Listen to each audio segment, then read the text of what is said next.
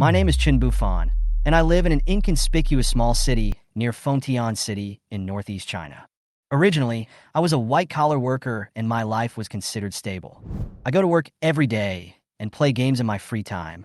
My life is comfortable and ordinary until a virus swept through and completely destroyed everything. The virus spread through the air, and zombies poured into the city like a tide, arriving without any warning or giving anyone a chance to breathe. The end of the world appears in the most tragic way. Fortunately, I have the habit of hoarding supplies, which allowed me to persist at the beginning. However, as time passed, there was never any sign of rescue. A month passed, and the scene before me became more and more cruel. Some people jumped off the building in despair, while others were chased and bitten by zombies and died tragically on the spot. What's more, they started fighting for a bag of food. The experience of women is even more chilling, and life worse than death has become the norm in their lives. Despair and fear eroded my will. Facing the food that was about to run out, I even laughed at myself. Since I'm going to die sooner or later, it is better to be bitten by a zombie. Maybe I can turn into them and get rid of this endless suffering.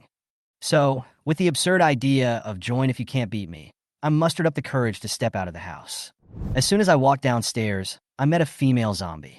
She was wearing sportswear and carrying a backpack, standing blankly in the corridor. Those empty eyes exuded a penetrating menace. I decided to let her take a bite, then go home and wait quietly for me to mutate. But I never expected that this female zombie would not act according to common sense. The first bite went straight to my most important part. The severe pain made me break out in a cold sweat, and before I had time to react, another male zombie jumped down the stairs. Hunger made me too weak to resist, and eventually, I was torn to pieces and died on the spot. But death did not bring an end, but opened up a miracle. I was reborn and even bound to an omnipotent system. This system is simply omnipotent. As long as I complete the generated tasks, it will not only provide weapons and supplies, but even cars. Even more bizarre is that I met the woman who made me reborn in my previous life. And at this moment, she has not yet turned into a zombie. At the elevator door, Lanine had both hands full of bags. Her left hand was filled with fresh vegetables and pork, and her right hand was holding a starch sausage with a bite taken out of it. She smiled and thanked me breathlessly.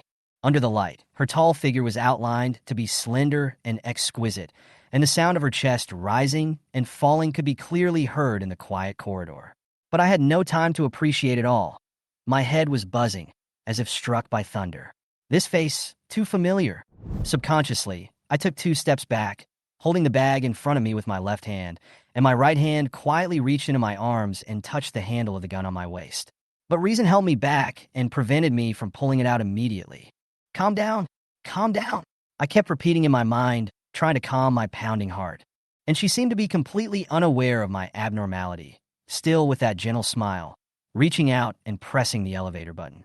She turned around, snorted softly, and continued to bite the starch sausage, with a look of satisfaction on her face, as if the crispy taste was the pinnacle of her enjoyment that day.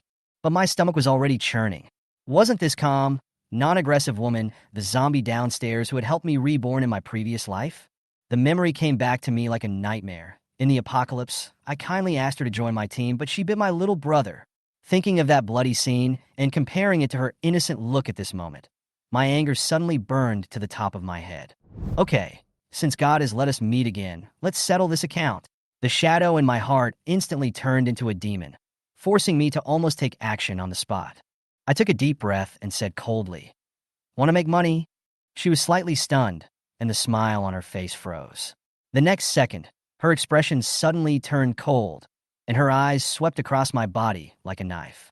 She was wearing a long skirt and subconsciously covered her exposed arms, and took a step back vigilantly. "What do you want to do? Are you crazy?" Don't get me wrong. I raised my phone. The balance on the screen was dazzlingly bright, and the numbers were clear as could be. 1 slap, 5,000 yuan.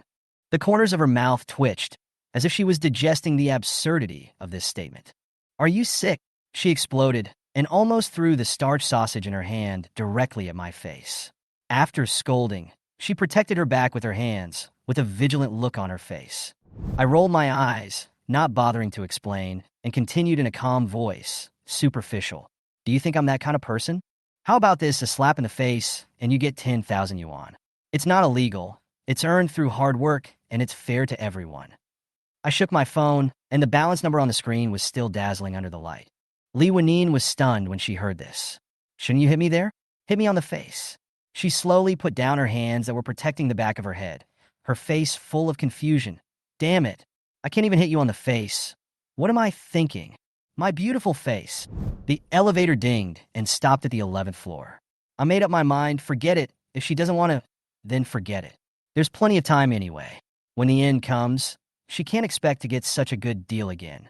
Just as I was about to remind her that she was there, she unexpectedly showed her phone and said in a tough tone, "You can slap me in the face, but you have to pay first."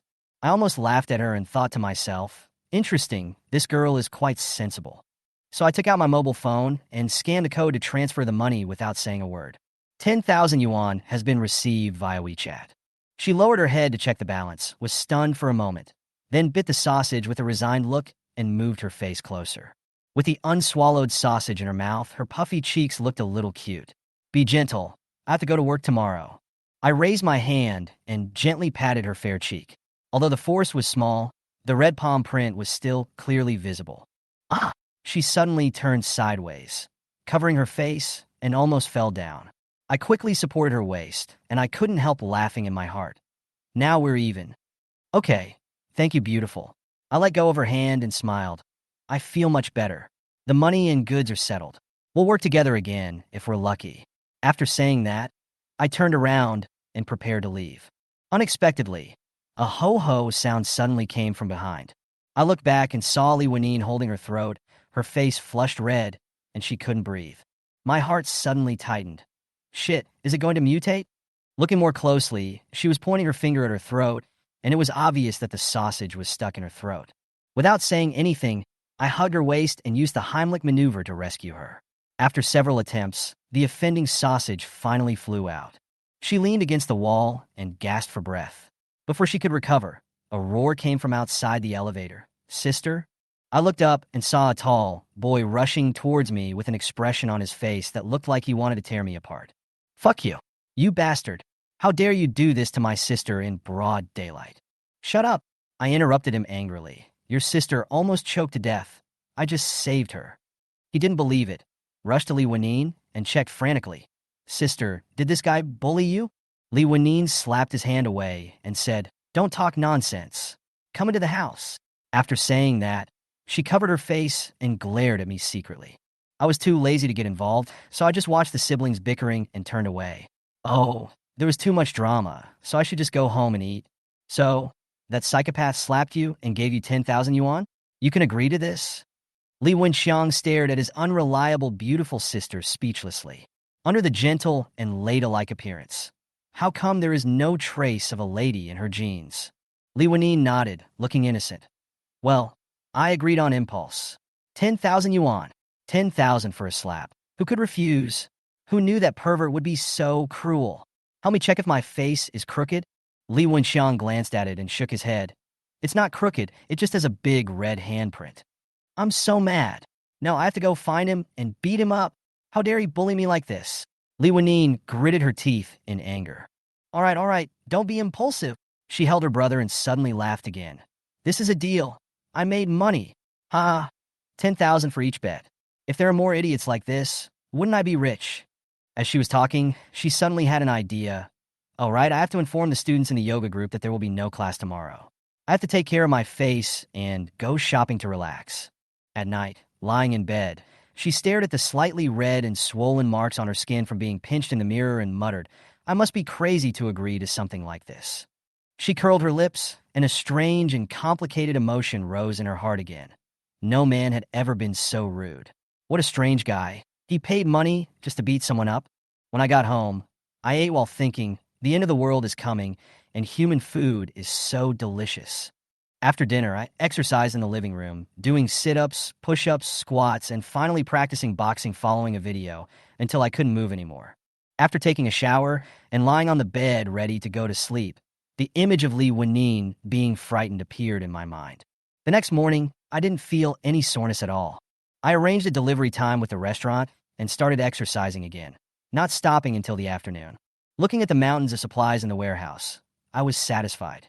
These are enough to last for more than 10 years. On the way home, I happened to meet Lanine and her brother. Each of them was carrying a bunch of things, obviously preparing supplies. I nodded secretly in my mind. That's quite sensible. This is what smart people do when the end of the world comes. My eyes fell on Lanine. She was wearing a chiffon short-sleeved top with jeans, which outlined her exquisite curves and made her walk gracefully. An idea popped up in my mind. Jeans are really a perfect match. 3 of them were walking together. Lanine and her younger brother Li Wenxiang were walking in front and didn't notice me following behind them at all. Sister, why are you buying so many things? The fridge is big enough to hold it all. Lanine said casually, but my ordinary face from last night came to her mind. I said buy more casually, and she listened to it for some reason. Why did she listen? Okay, you have the final say anyway. Li Wenxiang shrugged. The tall man always obeyed his sister. One reason was their good relationship, and the other was blood suppression. His parents had taught him to protect his sister since he was a child. When he made a mistake, he would just get beaten, but when his sister made a mistake, both his parents would beat her, and his sister would laugh happily beside them. Besides, his sister's genes are really hard to mess with. His father is a man from northeast China, and his mother is a woman from Sichuan. They are tough characters in a one-on-one fight, and they are invincible when they join forces. After beating them, he was able to summarize the results while drinking. Alas, he could only accept his fate. The brother and sister entered the elevator and pressed the floor button. Just as the door was about to close, it slowly slid open, and I walked in. The system panel displays the following data. Human. Lanine age. 22 height. 168 centimeters physique. Able to carry 70 kilograms of weight. Strong endurance appearance. 96. Focus level beauty. Favorability. 35 evaluation. Long-term fitness. Excellent physical fitness and strong endurance. Human. Li Wenxiang age. 19 height. 189 centimeters physique. Can carry 218 pounds. Extremely explosive appearance. 92 favorability. 20 evaluation. Has practiced Sanda for a long time. Has outstanding physical fitness and amazing strength. These siblings are truly the elite of humanity. I looked at their faceplates and was filled with emotion. They are both good-looking and have good physical fitness. In the past, I would have felt inferior to them, but now, with the blessing of the Golden Finger, I am extremely confident. However, the atmosphere suddenly became subtle. Li Wenxiang looked down at me, his eyes full of warning. I looked up in confusion. Boy, what are you humming about?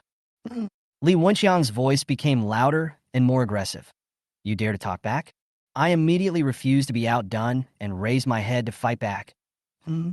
As a result, the elevator was filled with the low-frequency resonance of the 2 grown men's humming sounds. Li Wenxiang was furious. He pinched his waist and was about to curse, but his sister shouted, "Brother!" and he stopped him immediately.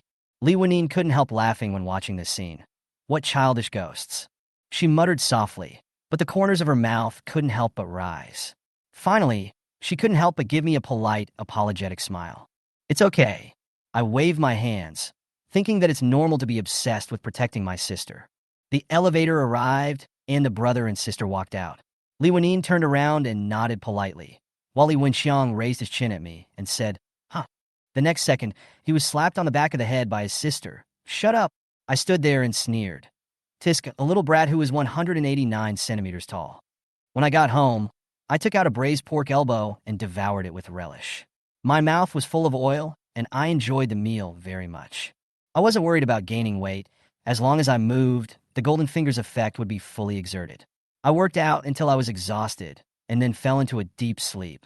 On the other side, the kitchen was filled with the sounds of bickering between the siblings. Sister, look at that boy. He's not big, but he's really brave. I admire him very much.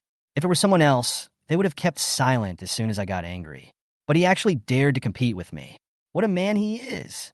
Li Wenxiang put his hands on his hips, looking righteous.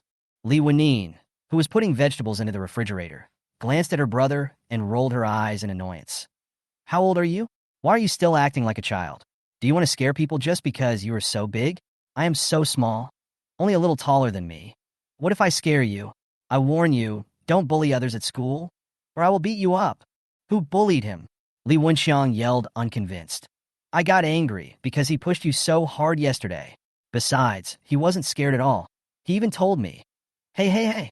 It hurts. Li Wenyin blushed, raised her hand and twisted Li Wenxiang's ear, saying in an anxious and annoyed voice, "What nonsense are you talking about? He was rescuing me.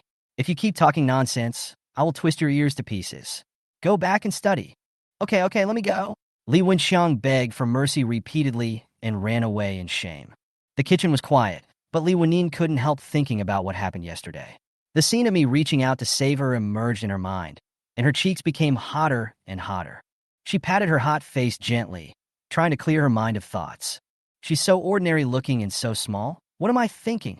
She muttered, turned around, and ran back to the bedroom, leaving behind a slightly red back. I got up at 5 in the morning, just as the sky was getting light. I changed into sportswear and went out for a run in the cool morning breeze. After an hour, my body was only slightly warm. I looked down at my arms and legs and couldn't help but sigh. This body is amazing. After coming back from running, I bought a bunch of hot buns, soy milk, and fried dough sticks, and had a delicious breakfast when I got home. After packing up, I took a taxi to the largest shopping mall in the city. This time, my goal was clear: to buy for free. The entire second floor of the mall is a supermarket with a wide variety of goods. I pushed the shopping cart and started shopping slowly.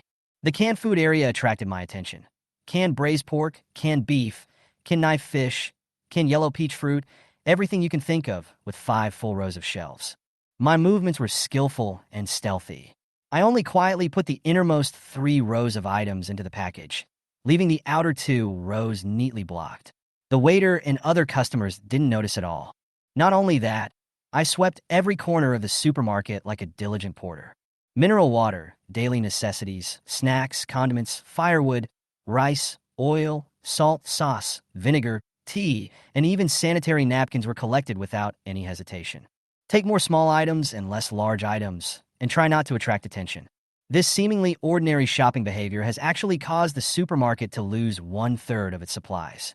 These supplies are enough for me to use for several years. When checking out, I pushed a full cart of goods towards the exit in broad daylight, appearing unusually calm under the camera. The next day, news of the supermarket's missing supplies spread, but was quickly overshadowed by the chaos of the Doomsday outbreak. The camera only recorded the scene of me reaching out to take the goods, without any flaws. At 3 o'clock in the afternoon, I went to collect today's trophies. 200 banquets and 500 lunchboxes were easily put into the package. Now I have 400 banquets, thousands of dishes, 1,499 lunchboxes, and 1,500 bottles of mineral water in my reserves, which occupy an entire grid. The mineral water snatched from the supermarket piled up into mountains.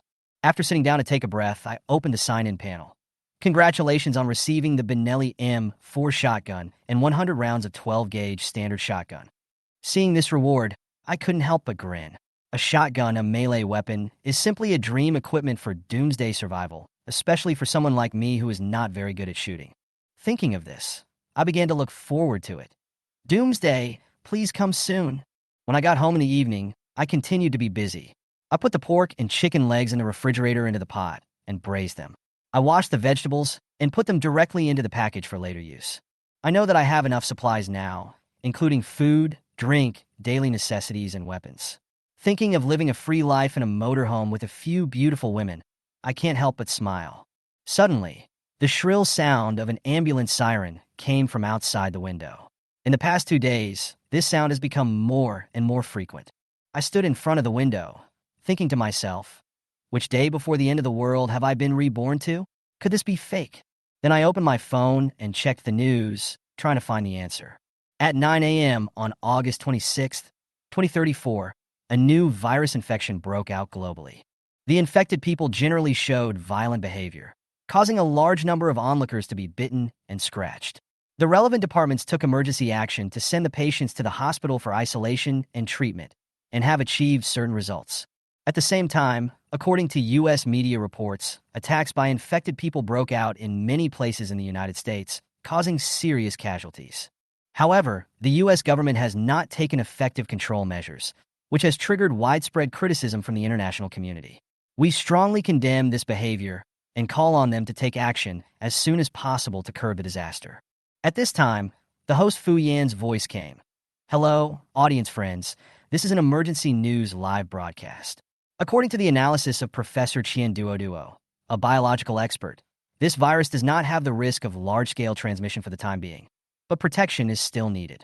The professor recommends that everyone wear a mask when traveling to prevent accidental infection. Now, please allow Professor Chen to explain further. The camera switched and Professor Chen Duo appeared on the screen with a serious but somewhat casual expression. Hello everyone, I am Professor Chen Duo. Let me briefly say a few words about the situation of this virus.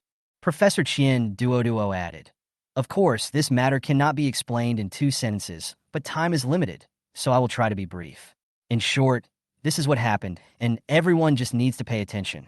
I will add more details on Weibo later, so please pay attention. Outside the screen, I let out a long sigh, my eyes full of helplessness. Experts are indeed experts. Such profound words are really hard for ordinary people to come up with. Well said. Don't waste your time next time. I turned off the live broadcast, and my expression gradually became serious. According to the existing intelligence, the zombies have appeared, but they have not yet erupted in full force. What is even more disturbing is that those potentially infected people who do not seek medical treatment after being scratched or bitten may become new hidden dangers. I looked down at the supplies and thought to myself, my supplies are enough to last for several years. With the gun in the package, I shouldn't have to panic. Neighbors hoarding food? No rush. Once I get my gun and go get food, anywhere can be my granary. After comforting myself, I opened the expert speech video again, but fell asleep unknowingly after 2.5 minutes. The next morning, in the mayor's office, Wang Shuqing sat behind his desk, rubbing his temples tiredly. He hadn't slept for 2 days and was deeply trapped in an unprecedented crisis. The incident started from a horrific biting incident that happened in a vegetable market 2 days ago. At that time, someone called the police to report that someone had lost control and bit someone else. When the police arrived, they found that this was not an ordinary dispute. The scene was bloody and chaotic. One seriously injured person had his abdomen torn and was unconscious. Several people who tried to stop the fight also had pieces of flesh bitten off to varying degrees. In the process of subduing the suspect, even a policeman was not spared and was bitten wildly. The victims were quickly sent to the hospital. The seriously injured ones fell into a coma, while the lightly injured ones were sent home after simple bandaging. However, things don't stop there. A day later, several similar cases occurred throughout the city. The bites became more frequent and shocking. Combined with the sporadic intelligence from abroad, it was suspected that a new virus was beginning to spread. The situation is critical. Wang Shuqing has not returned home for 2 consecutive days and has been in the office dealing with emergency matters. Ding, ding, ding. The phone on the desk suddenly rang, breaking the silence in the office. Hello? This is Wang Shuqing. Mayor, I'm Wu Gang. I'm in the hospital right now. There's an emergency. Wu Gang's tone was filled with fear. All those patients who were bitten just now have woken up, but they're crazy.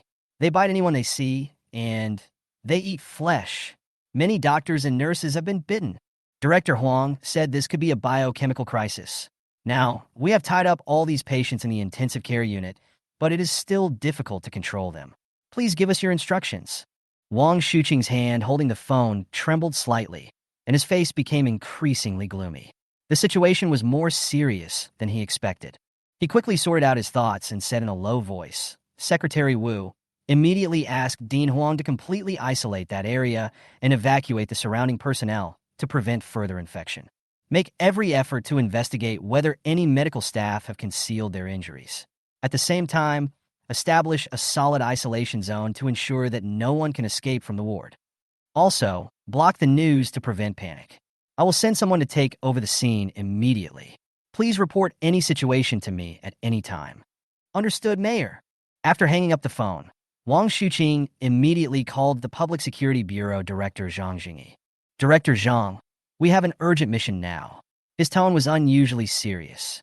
Immediately take the special police team to the central hospital and help seal off the scene. Make sure the patient cannot escape, evacuate the crowd, and protect the safety of medical staff. If you encounter an uncontrollable crazy patient, you can shoot him to death. Zhang Jingyi on the other end of the phone heard this and immediately realized the seriousness of the situation. Understood. I will personally lead people over and ensure that the mission is completed. Lao Zhang, bring enough weapons and ammunition. Be careful and don't get bitten. Don't worry, Mayor. After hanging up the phone, Wang Shuqing leaned back in his chair, with a serious expression. He then pressed the call button in the secretary duty room. Mayor, what do you want?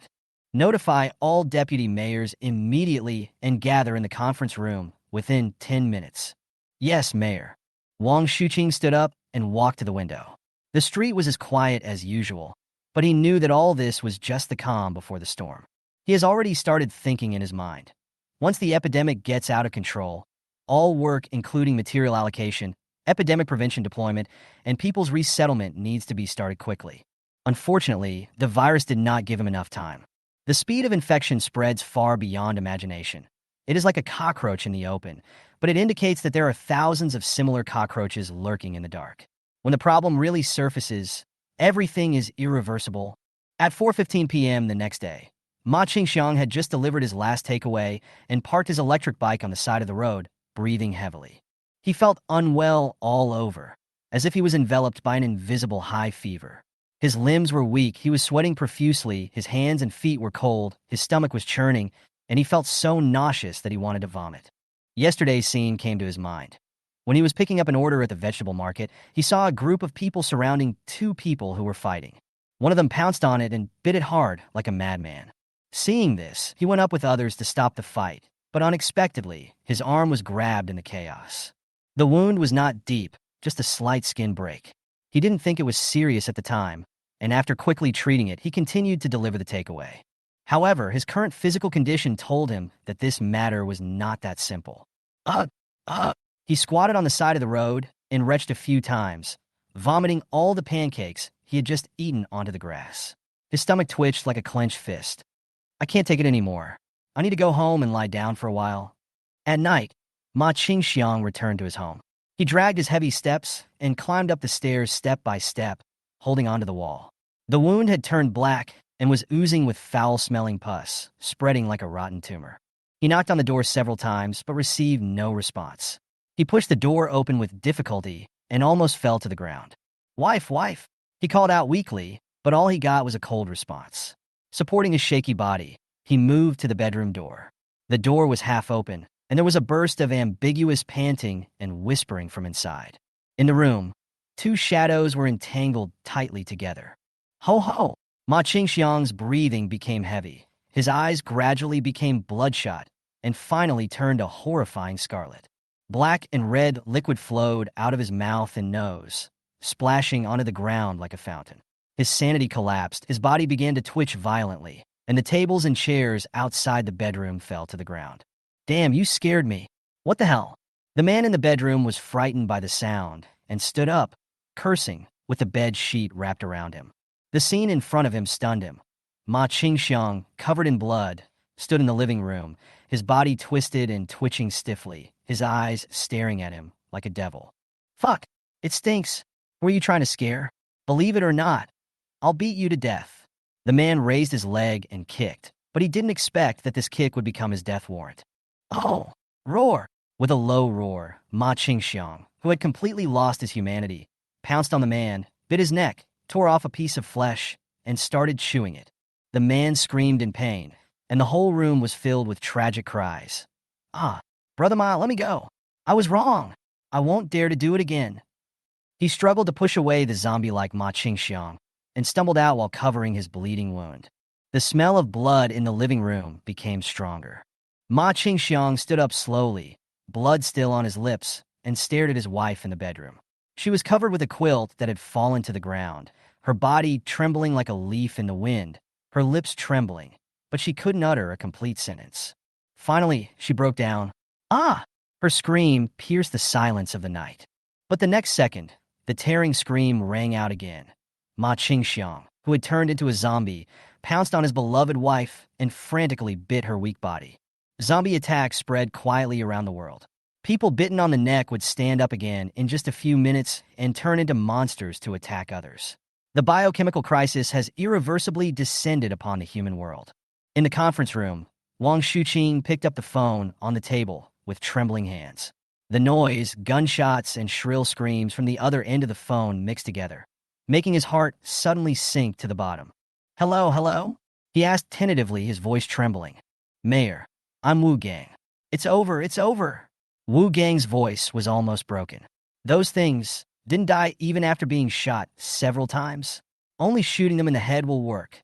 Moreover, they mutate too fast. People who are bitten change in just a few minutes. Not only those who are isolated in the hospital, but now the streets are full of them. We can't control it. We are finished. This world is finished. Wu Gang's cry was like a cold hammer, hitting Wang Shuqing's heart. His hands were shaking so much that he could hardly hold the phone. Others in the meeting room were also panicking and fidgeting. Where is Zhang Jingyi? Where is Dean Huang? Wang Shuqing suppressed his uneasiness and asked. They're all dead. Wu Gang's voice was filled with despair and sobs. The bodies have all been eaten. The first place where the outbreak occurred was the hospital where they were. Mayor, this virus is not only spread by bites. It has already spread in the air. In the air. Every one of us could be infected. Some people even became zombies naturally, without being bitten. What's wrong with you? Wu Gang, run. Wang Shuqing stood up suddenly, hitting the table with a loud noise. His eyes were already red. I can't run. I can't run. Uncle Wang. Wu Gang's voice began to become intermittent, and he seemed to be trembling with cold. I was also bitten. I was trapped in the hospital. It's so cold. Am I going to eat humans too? I don't want to eat humans. Wu Gang, hold on. Wang Shuqing's roar was filled with grief. However, a low gasp and a broken groan were heard from the receiver, followed by a dull gunshot. Wu Gang. The cell phone slipped from Wang Shuqing's hand. He fell back into the chair weakly, tears unable to help falling. Wu Gang was his right-hand man, promoted by him personally, and he was as close to him as a nephew. He thought that calling in the special police team would quickly control the situation, but he did not expect the virus to spread so quickly, let alone that it could be transmitted through the air. The atmosphere in the conference room fell into chaos. What should we do? The SWAT team is useless, and we don't have any troops stationed there. Garrison? Where are the garrisons? The whole of Fengtian, and even the whole country and the whole world, is in chaos. How can it be the turn of our little place? May the best be to you. Wang Shuqing closed his eyes tightly, trying to calm himself down. Just as he was about to speak, the door of the conference room was suddenly pushed open, and a terrified civil servant rushed in. My lord, many clerks have gone crazy and bitten many people to death. Wang Shuqing took a deep breath, his expression gloomy, but the final determination burned in his eyes. He stood up suddenly and shouted to everyone, Quick! Pick up any weapons you can find. Notify those who are still alive to gather in the cafeteria. There is food there, and it is our only defense point. We can only wait for rescue, or look for an opportunity to counterattack. As soon as he finished speaking, he led the way out of the meeting room. At 5 o'clock in the afternoon, I walked into the house carrying today's lunchbox. I put the lunchbox on the table and looked at my new Glock 17. This is my second one. In the apocalypse, one more gun means one more hope of survival. Ding! The phone vibrated, and the owners' group started another heated discussion, this time about the zombie rumors. Messages in the group were flooding the screen like snowflakes, and someone exclaimed, Is it a rumor? However, one person left a decisive message. I'm going to stock up on supplies. Some people even took a picture of the empty shelves, which made everyone even more panicked. I stared at the screen of my phone, frowning, and pulled aside a corner of the curtain to look at the gray sky. This atmosphere was indescribably depressing. I took a deep breath and asked the system, Can you detect the time when the Doomsday breaks out? System, 3. 3 days? I was stunned for a moment before I could ask in detail. System, 2. Wait, why did this change? My tone was full of nervousness and confusion. System 1. Are you kidding me? The anger in my heart suddenly rose up. System, here they come. They are coming. Just as he finished speaking, bang, bang, bang. A series of sharp banging sounds suddenly rang out outside the window, as if something was banging wildly. I live on the 12th floor and couldn't hear what people outside were shouting, but there was a mixture of screams, shouts, and car explosions, as well as shrill screams and unknown roars, like a disaster that was completely out of control. I gently pushed open the window and looked outside. The street was in chaos. People were running in all directions. Cars were running out of control, and fire and smoke were engulfing the street. The smell of blood and explosions was disgusting. I lit a cigarette, took a deep breath, and the smoke slowly spread out. I looked through the swirling smoke and coldly watched this hellish scene. Memories of my past life came to my mind. At that time, I cowardly chose to surrender, hoping to gain comfort, but I became bait for the zombies and ended up in a miserable way. But this time, I would not make the same mistake again. I had guns, supplies, and most importantly, the will to live. The tragedy on the street continued. Some people who tried to rescue their relatives and friends were eventually knocked down by the infected. Pedestrians who fled were quickly bitten and turned into a feast for the zombies in an instant. The sounds of screaming, gnawing, and breaking bones intertwined together like an eerie doomsday elegy. Ouch! Lanine had an easy day at work today, so she went home early to cook. She likes to do it herself, which is healthy and gives her a sense of accomplishment. While she was humming a song while washing vegetables, she heard a few loud bang-bang noises from downstairs. She was so scared that she almost dropped the vegetables into the sink. What's going on? She frowned, ran quickly to the window, and stuck her head out to look. The street was in a mess, with several cars crashing into each other. But what made her even more uneasy was the crowds of people gathered on the roadside. "What are they doing?" she murmured. At this moment, a shrill scream came from downstairs. "Ah, help! Don't bite me! No! It hurts!" The scream stopped abruptly, followed by strange chewing sounds and creepy bone-breaking sounds. Lanine froze in place, her hair standing on end. She tiptoed towards the door with trembling bare feet. She leaned close to the peephole and took a peek outside. That one peek made her completely collapse. Outside the door, two figures were pinning a man to the ground. Blood was splattered everywhere as they tore open the man's muscles with their hands like wild animals and stuffed the blood into their mouths. Disgusting blood was flowing on the bloody floor. One of them grabbed the man's intestines and stuffed them into his mouth, while the other end was hanging on the ground, dripping with foul-smelling feces. Ugh! Lanine covered her mouth and retched violently, tears streaming down her face. She shrank back suddenly, leaning against the door with her back, her face full of fear and her mind in turmoil. Are these people crazy? Why are they eating people? She quickly locked the door, rushed to the sofa, hugged herself tightly, and shivered. Holding the phone in her hand, she hesitated whether to send a message to her brother and parents. But then she thought that if there were monsters around them, would her message harm them? Calm down, calm down. She kept comforting herself, but her tears could not stop flowing. She bit her lips tightly, not daring to cry louder, for fear that the monsters outside would discover her presence. She didn't come to her senses until her lip was bitten and bleeding. Call the police. Yes, I have to call the police. She dialed 110 with trembling hands. After the phone rang a few times, a mechanical prompt tone came. No one answered. Lanine dropped her phone in despair and was on the verge of collapse. What should I do? What should I do? Am I really going to just sit there and wait for death? She muttered to herself, her thoughts in a mess. Or should I just let the zombies bite me and quickly turn into them? But I don't want to be ripped out of my intestines. And I don't want to poop. It's too undignified. She suddenly gritted her teeth and cursed in self-mockery. Lanine, are you crazy? In endless fear and delusion, she rushed to the window to see what was happening outside. On the streets, zombies swarmed in groups, and the smell of blood and corpses filled the air. Her heart sank. Brother, Mom, and Dad, what should I do? At this moment, a familiar smell of cigarette smoke rushed into her nose. She subconsciously looked around and looked up and saw the familiar figure on the balcony upstairs. It's him. Lanine was surprised and happy. This little man who left such a deep impression on her was actually still alive. Her face was filled with mixed emotions as she whispered, "Hey, psycho, pervert."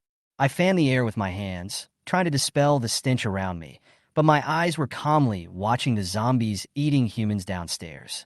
I knew that in this doomsday, if I couldn't adapt to the environment, no matter how many weapons and supplies I had, I couldn't save myself. The stench at the tip of my nose made me frown. It smells so damn bad. Suddenly, a familiar voice came to my ears. "Hey, you rascal." I was stunned for a moment, and then I looked down in the direction of the sound. I saw a tearful face with red eyes, but a hint of surprise. I recognized this face. It was her, Lanine. She looked like she had just been wronged, delicate but lovable. "It's you." I raised the corner of my mouth, curled my lips, and said, jokingly, "First, my name is not Hey. Second, my name is Chen Bufan." Lanine laughed at my serious look, and then asked nervously, "Chen Bufan, you are interesting. But those, are they really the zombies in the movie? You are not afraid at all. Are you scared?" I raised my eyebrows and waved my hands. "It's okay. I'm a bit nervous. I just feel a little disgusted by the smell. As I said that, I continued to fan my nose. Lanine looked at my disgusted expression and felt relieved for some reason. Even in such a chaotic scene, this man could still be so calm, which was really admirable. What about you? I asked. Are you scared and crying? Lanine's face turned slightly red, and she answered in panic. I am indeed scared. I just saw zombies eating people in front of my house. What is going on? I don't know. I shrugged, saying calmly, but judging from the situation, it's probably the end of the world. The end of the world, Lanine murmured, staring blankly at the chaotic scene downstairs. Looking around, the whole city seemed to have fallen into hell, with screams, blood, and fear everywhere. What should I do next? She asked herself in a low voice. Do you have any food at home? I suddenly broke the silence. Lanine came back to her senses after hearing the voice, and a grateful smile appeared on her lips. Yes. Thanks to you. Last time you reminded me that prices might go up, I stocked up some more, enough to last for several days. What about you? Do you have anything to eat? I nodded. Yes, but remember, the end of the world is coming. Pay attention to your safety at home, and never open the door to strangers. And dash. I paused and looked at her. You are so beautiful. There are more people who miss you than just zombies. As soon as the words fell, Lanine's face turned pale. She knew her looks very well, and she always attracted a lot of attention wherever she went. In peacetime, people can still rely on laws to restrain people. Now it's the end of the world. Who still cares about rules? Thinking of this, her eyes became red again, and she felt sad. Don't be afraid. I gave him a warm smile at the right time. How about this? Add me on the contact information. You can always contact me if you have any questions. Lanine looked up at me, feeling very complicated. Although this man seemed unruly, every time he was with me, he always gave me an invisible sense of security. Okay, I'll give you a chance, she said softly, stretching out her snow-white arm and handing over the QR code on her mobile phone. Are you targeting me too? She suddenly narrowed her eyes, her tone teasing. You found out. I scratched my head in fake embarrassment and chuckled. Yes, you're so good. Of course I have to seize the opportunity. You are sincere. Lanine was amused by him, and her fear seemed to fade a lot. The two chatted for a long time until their stomachs protested, and they went back to their rooms. After my counseling, Lanine calmed down a lot. Although she was still worried about her parents far away and her lost brother, she understood that only by staying alive could she have hope of seeing them. Back in the living room, I opened WeChat and saw the group chat was in an uproar. Everyone was cursing the street office staff for concealing the truth about the zombie outbreak. But the clerk had no idea, and she herself was also confused. Some people ran out to buy supplies. Some ran back quickly after going downstairs, and some simply turned into zombies and chased others on the streets to eat them. Baji, baji, baji. I was looking at the phone when a strange sound suddenly rang in my ears. I frowned. Who smacks their lips so loudly when eating? When I walked to the peephole, I saw a zombie who looked like an old lady holding a bloody arm and gnawing on it with gusto. It was really annoying. Suddenly, a bloody face suddenly appeared in front of the cat's eyes. The skin on the left side of the face was rotten into a ball, and the skin on the right side was almost peeled off, revealing red muscle fibers, and the eyeballs were hanging outside and swinging back and forth like a swing. It opened its mouth and sniffed at the door ferociously, as if it was looking for something. Oh my God! I was so scared that my hair stood on end, and my heart was beating like a drum. Immediately afterwards, the zombies banged on the door frantically. Bang, bang, bang. The sounds were deafening. I took a deep breath and forced myself to calm down. I ignored it. It was impossible for the security door to be broken open by several hands. I know that when zombies first mutate, they are very strong and fast, but their attention span is short. As long as you don't get close to the door and the smell can't get out, they will disperse after a while. I sat back on the sofa, took out a bottle of Coke and a roasted chicken, turned on my tablet, and played The Walking Dead. In reality, the zombies downstairs were chewing meat. On the screen, the zombies were chewing people, and I was chewing chicken feet. The scene was unexpectedly harmonious. Sean is my favorite character in the show, decisive, practical, and not a saint. It's a pity that he was taken off the air too early. I fantasized that one day I would have teammates like Daryl and Glenn, and smiled to myself. I hoped the enemies would all be the easy-to-talk, saintly type like Morgan. At 8 o'clock in the evening, the exercise in the past few days has not been in vain. My physical fitness has improved significantly. Height, 175 centimeters physical fitness. can easily lift 370 kilograms of weight strength, can smash the head of a zombie with one stick. I pinched the muscles on my arms and thought with satisfaction, it will be easy to hug girls in the future. Ding! A WeChat message came. It's Lanine. Lanine, are you asleep? Me. No, what's wrong? Lanine, the zombies outside have been screaming. I can't sleep because of the noise. I'm afraid they will suddenly rush in. Me. How about I go over and accompany you? We're acquaintances. You're welcome. Lanine, thank you for your kindness. After chatting for a while, Lanine mentioned her brother's situation. Lanine, he and his classmates are hiding in the school cafeteria. They are safe for now, but they are surrounded and can't get out. Do you think he will be in trouble? Me. Your brother has strong muscles. He can run away even if he can't win. There's no point in you worrying. Instead of overthinking, you should exercise and practice using a knife. Lanine, yeah, that makes sense. I then suggested that she spray the door with perfume to cover up her own smell. Lanine did as she was told, and the zombies quickly dispersed. Lanine, it really works. You are so amazing. Me, it's just a small matter, just observe more. Remember, zombies find people by smell and sound. As long as you cover up well, they can't do anything to you. Lanine, thank you, I'll go to rest now. You should go to bed early too, and be careful. Me, you really don't need me to accompany you? Lanine, no, thank you. Lying on the bed, I looked through the chat history and confirmed that Yin's family was safe for the time being, and I felt a little relieved. This conversation with Lanine actually made me feel a little more warm in the end times. Lanine lay in bed, my face unconsciously appearing in her mind. In the night of fear, she instinctively sought comfort from the familiar and reliable people around her. And my calm analysis and clever response actually made her feel a little charming. Strange, did I get some kind of idea? Lanine scratched her head, her mind in a mess. Ding! Libanin's favorability mes deu 70. I touched my chin and muttered to myself. Could this girl be in love with me? What kind of taste does she have? I looked down at myself. Hey, except for my ordinary appearance, everything else is not bad. My muscles seem to have become stronger. In order to stay in good shape, I didn't plan to go to bed so early and continued to exercise. With the help of the medicine, no matter how much I exercised, my body would not be sore the next day, and I could even continue high-intensity training. It was not until 12 o'clock in the night that I clicked on the sign-in for the new day. Congratulations on getting the AR-15 automatic rifle, 6x scope, silencer, laser sight, 30 rounds x6 magazine, small recoil, high accuracy, low noise. Seeing this reward, I couldn't help but smile. This gun is great, especially this 6-fold scope. It can see far and clearly. Excited, I quickly turned off the lights, closed the curtains, leaving only a gap, then pointed the gun out the window and observed. Although it was pitch black outside the window, the street lights and moonlight made the street blurry. Through the 6-fold mirror, the zombies were clearly visible. The zombies standing on the street looked even more terrifying against the dried black bloodstains on the ground.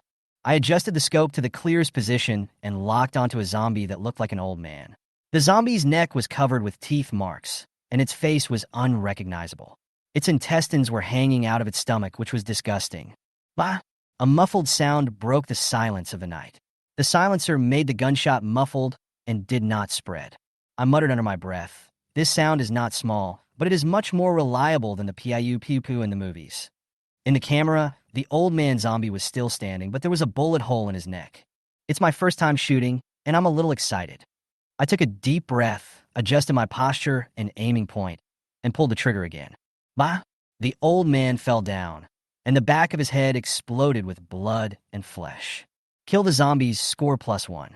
I laughed out loud with joy. Great! I opened the system interface and found that my points had become 101, plus 100 points for signing in. Just then I noticed that the mission had been updated. Clear zombies, 100. Reward, zombie virus antidote. When I saw the word antidote, my eyes lit up. With this thing, I won't be afraid of turning into a zombie, even if I get bitten. This must be done. With guns and bullets, I was confident. Just 100 zombies, no big deal. After I got familiar with the gun, my shooting skills became more and more accurate. From the initial single-shot test to the subsequent continuous headshots, more than a dozen zombies in the area in front of my building were cleared out, and the bodies lay neatly on the ground. Even when facing zombies on the street, I could hit the target with one shot, and with incredible accuracy. In just 1 hour, I emptied 7 magazines, a total of 210 bullets, and killed 105 zombies. The system interface displays points 206. I exchanged 210 bullets without hesitation, and after consuming 21 points, I had 185 points left. I exclaimed in amazement. It feels so good to have endless points to spend. The process of loading bullets was quite boring to me, and I lost my patience after only trying it twice. I opened the system and couldn't wait to receive the task reward. Zombie virus antidote. Inject after being bitten, before transformation, can detoxify, one-time use. Looking at the items in the package, I smiled with satisfaction. This is really good stuff. I relaxed, took a hot bath, and prepared to rest. I knew that the electricity and water would be cut off in a few days, so I had to prepare for survival as soon as possible. Chapter 9, Cleaning Up the Zombies in the Building. It was already 10 o'clock in the morning when I woke up. I downloaded a 3D map to my mobile phone. After opening it, the surrounding streets and buildings were clearly visible. It was very convenient. I ate a few buns and drank a bottle of soy milk. The mission was completed in the early morning. There is no mission today. I took a look at the zombies outside. They were rotting very quickly. I took an empty glass bottle and threw it onto the painted asphalt road. Snap! With a crisp sound, several zombies walked towards the place where the bottle was broken at a speed slightly faster than that of a normal person. Okay, it's getting slower and slower. Zombies are not actually scary, but their numbers are. Just in this county-level city, there are 500,000 people, and there must be 300,000 zombies or even more. For example, Fengtian City has a permanent population of more than 9 million, and there are countless zombies. They haven't even set foot on the ground. If an ordinary person is skilled, he can deal with a few of them by running around, as long as he is not surrounded. If he encounters a group of zombies and does not have enough firepower, then just run away. Chen Bufan's physical body is not good enough. He is just strong and has a quick reaction, but he has no fighting skills and only brute force, which makes him suitable for running away. Looking through the messages, the owners group are all asking about rescue, but unfortunately, there will be no rescue. The Doomsday has just begun. The atmosphere is still better, and humanity is still there. In a few days, food will be scarce and small groups will appear. Lanine also sent a message. Nothing happened. Chen Bufan knew that she was just scared and wanted to talk to someone, and now he was the only one who could accompany her. He didn't reply to the message. He was going to go out and clear the zombies in the corridor downstairs to practice his shooting skills and courage. He took 4 magazines, wrapped them tightly around his arms, and wrapped them with tape over and over again, countless times. This way, his forearms would not be scratched accidentally. He also put on a pair of fingerless leather gloves that he cut himself. Leather gloves are definitely better at preventing scratches than bare hands. I stuffed a ball of cotton in my ears because I was afraid that the loud gunshots and the narrow corridor would deafen my ears.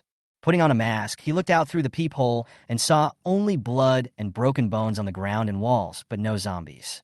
He knocked on the door twice and waited for a while, but there was no response. He must have gone somewhere else. I opened the door, made a small gap, and slowly pushed it open. I looked around and didn't see any zombies. I stepped out and saw blood and flesh all over the ground. My shoes could be seen leaving threads when I lifted my feet. Ugh, you! He immediately went back and sprayed some cheap perfume into the mask. That felt much better. He almost vomited into the mask. In his previous life, he always came out a month later.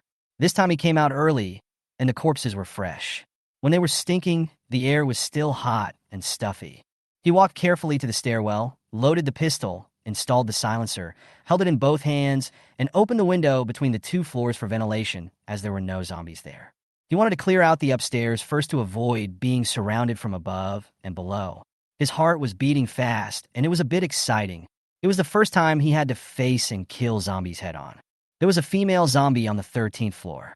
She was thin and had 1 arm missing. He didn't go up but knocked on the handrail of the stairs. Ding! The female zombie upstairs turned around and sensed Chen Bufan, then turned and walked towards him. She missed a step and slid down head first, landing just over a meter in front of his feet. Bang! A gunshot similar to that of a silenced AR-15 was heard, and a pool of flesh and blood exploded from the zombie's head. It's okay, the sound is not too loud. Holding his gun alert, he heard the zombies roaring from both above and below. He wanted to wait and see. Otherwise, he would be caught off guard when encountering them while climbing the stairs. Soon, another zombie fell from the upstairs and got stuck in the position where the first zombie died. He was shot and killed with one shot. At such a close distance, there was no need to aim. The zombie downstairs kept screaming for a long time, but didn't come up. Could it be that he is stupid and can't climb stairs? I ignored him and checked the 13th, 14th, and 15th floors carefully, killing another one and gaining 3 points. There was a house with its door open and no one inside. The house was very clean. In a photo frame on the TV cabinet, a couple was hugging each other happily. They were the 2 zombies that were killed at the beginning. The photo frame was closed. I opened the refrigerator and put the frozen food into the package. There were also a few pieces of thick-cut grilled steak. There were also rows of Coke and Sprite in the refrigerator, which I put away. He took a quilt from their bedroom, went downstairs, and covered the dead zombies from head to toe. One reason was to allow them to sleep in the same bed, even after death, and the other was that it was too smelly and he couldn't stand it both physically and mentally. From the 15th floor to the first floor, he killed 2 more zombies, a total of 5. Poorly Lanine, these 2 should have walked away from her house.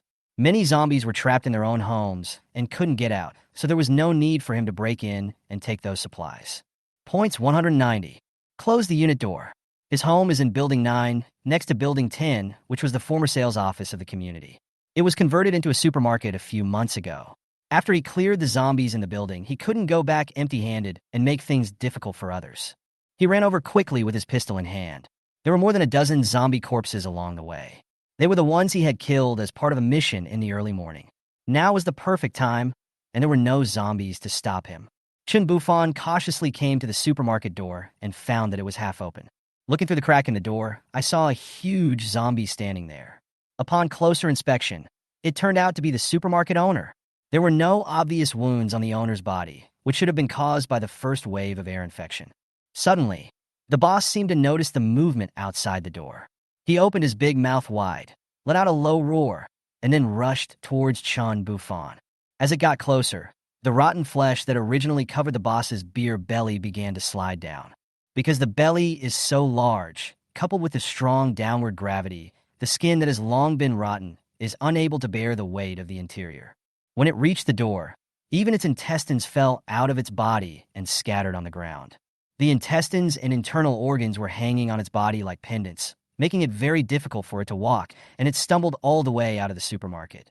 Seeing this horrifying scene before him, even Chen Bufan, who had seen a lot of the world and observed for a whole month longer than others, couldn't help but feel a little nauseous. Fortunately, Chen Bufan quickly came to his senses and noticed a shovel at the entrance of the supermarket. Chen Bufan thought that maybe he could take this opportunity to test his current physical condition, but he was also worried that shooting would attract other zombies. There is a group of more than 50 zombies wandering around at the entrance of the community. Moreover, he also planned to go into the supermarket to look for some useful supplies. He picked up a shovel, and when the zombie pounced on him, he bent down and lowered his body to avoid the zombie's outstretched arm. The zombie did not pounce on him, but took a step forward out of inertia. Before it turned around, Chen Bufan was behind it and kicked it hard in the knee. The zombie knelt there, and before it stood up, he aimed the shovel at its neck and shoveled it hard. Bang! The big zombie fell to the ground. Chen Bufan was very strong. Only some flesh was left on its neck. The spine was broken. Although the body was dead, the head was still alive, and its mouth opened and closed in primitive movements. He walked up with a shovel and shoveled it into the head again and again, smashing it into pieces. Call! The first time I fought zombies at close range, I felt very stressed. I used a shovel to build up my courage. Shooting with a gun and slashing with a knife give people different visual sensations. Shooting a bullet doesn't feel like a big deal, but slashing with a knife is much scarier than using a gun, and it is more likely to make people timid. Many survivors on the 2 buildings saw Chen Bufan going to the supermarket. They were amazed at his courage and admired his skills. He could knock down the head of such a huge zombie that was more than a head taller than him with just one move. What courage and strength did it take? Finally, seeing him ruthlessly smashing the zombie's head, it made people feel terrified and a little respectful at the same time. It's only the first day of the apocalypse, and such a cruel person should not be provoked. No one dared to call for help upstairs. They all knew that zombies were good at hearing sounds, so they should avoid bringing danger. No one was a fool. Only a few people waved their hands, trying to attract Chen Bufan's attention. Unfortunately, this guy didn't even look upstairs. There are disappointed people, but there are even more jealous people. On the third floor of Unit 1 in Building 10, very close to the supermarket, there is a couple in their 40s. You can tell from their looks that they are not easy to get along with. One looks ferocious, and the other has drooping eyes and looks like he is not a reasonable person. Seeing Chen Bufan ignored them and walked into the supermarket, they immediately started to curse. Of course, they cursed quietly. They didn't have the habit of hoarding food. They went downstairs to buy vegetables every day. Now, they had no vegetables to eat, only rice. Damn it, you idiot boy, ignored me. That's right, you don't even know how to save us. I'll deal with him when he comes out. We have nothing to eat, so there's no way he can find anything to eat. Chen Bufan didn't know that someone was thinking about him. He didn't see anyone else when he went in. There was a freezer next to the door. He put away all the cold soda and beer, as well as his favorite ice cream, leaving some that didn't quench his thirst. He went to the canned food area and took out more than half of the things and put them in a package, including instant noodles, various potato chips, various sausages, spicy strips, dozens of boxes of mineral water, various beverages, and toilet paper. He took more than half of each item, leaving a small half. He did not take everything because, firstly, he had no shortage of supplies, and secondly, if he took them all, his secret would easily be discovered. This is not a saint, so don't talk nonsense. In the future, when you have more points, you can draw an unlimited amount of dishes with 100 points. I took most of the sanitary napkins, and I didn't know what the daytime and nighttime ones were, so I picked the ones that were 400 centimeters long or longer. I thought about Lanine's perky buttocks, and I thought the big ones would definitely fit. I was right. He took out a backpack, put a bunch of snacks and a few cans of food in it, put it on his back, walked out of the supermarket, and prepared to go home. Chapter 10 Brother Fan. Not far from the supermarket. Snap, snap, snap. A pile of broken beer bottles were not far from him. Chen Bufan's face fell. He was so bad on the second day. Looking back, I saw the couple on the third floor, silently winking at each other, waving their arms and legs, and twisting their bodies with a look of smugness on their faces. These two are so shameless. I looked around, but couldn't find anyone else. More than 20 zombies in the distance were attracted by the sound. Chen Bufan looked up at the two psychopaths and greeted them kindly. Fuck you too. The man was angry, but no one dared to scold him. How dare you curse at me, kid? You are so powerful, but you don't come to save me. Do you have any manners? That's right. We're all neighbors in the same community, but you only care about eating by yourself. Can you eat enough? If you don't rescue us, then no one will be eaten. Chen Bufan put down his backpack, took out a sausage, tore it open, and ate it, which made the two people upstairs so angry that they shouted and tried to attract more zombies. Jealousy makes people crazy. While eating, he reached into his backpack and pretended to take something. Then he took out a pistol from the package, loaded the gun, and with a cold expression and pursed his lips, he fired a burst of bullets at the chests of the two people on the third floor. Bang, bang, bang, bang, bang, bang, crack. The two people on the third floor screamed miserably a few times, and then there was no sound, and the area around them was full of bullet holes. Survivors screamed all around. Who would have thought that someone would dare to kill someone on the second day? And he even had a gun. They all saw him use a gun. Why did he have a gun? It's the end of the world, and Chen Bufan will not tolerate those who want to harm him. Those who harm me must die. Lanine was running on the treadmill. Yesterday's chat with Chen Bufan made her realize that it would not be easy for a woman to survive in the Doomsday, especially a beautiful woman. She didn't want to be eaten, nor did she want to be toyed with by a group of men, so she worked hard to exercise. I don't ask to be able to beat zombies or bad guys. I just ask to run faster than my teammates and bad guys. As long as my legs are fast, no one can hurt me. She has a good body proportion, long legs and big steps, and she exercises every day. She feels that most people can't outrun her. She was panting. Her yoga clothes were soaked with sweat. Her hair was stuck to her cheeks. Her face was flushed from the exercise, and the sweat flowed down her slender neck into the white and tender ravines on her chest, disappearing without a trace, leaving only traces that were extremely sexy. Hearing the banging sounds, she hurried to the window to see what was going on. Unexpectedly, it was the bad guy upstairs. She didn't see him kill anyone, and seeing his backpack, she thought he had gone downstairs to find supplies.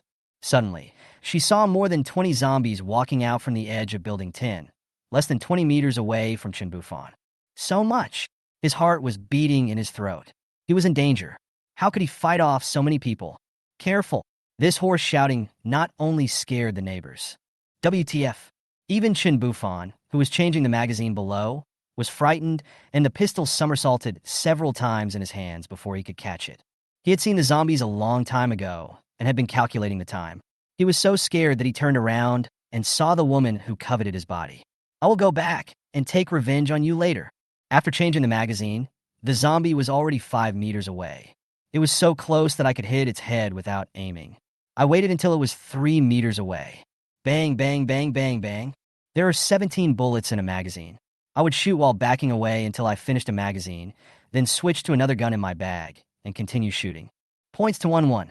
21 zombies fell together. Flies were flying around, and the stench was overwhelming. She looked upstairs, and many heads shrank back. Only a dazzling white woman was left looking at her. She waved at her, indicating that she was fine, and then went home.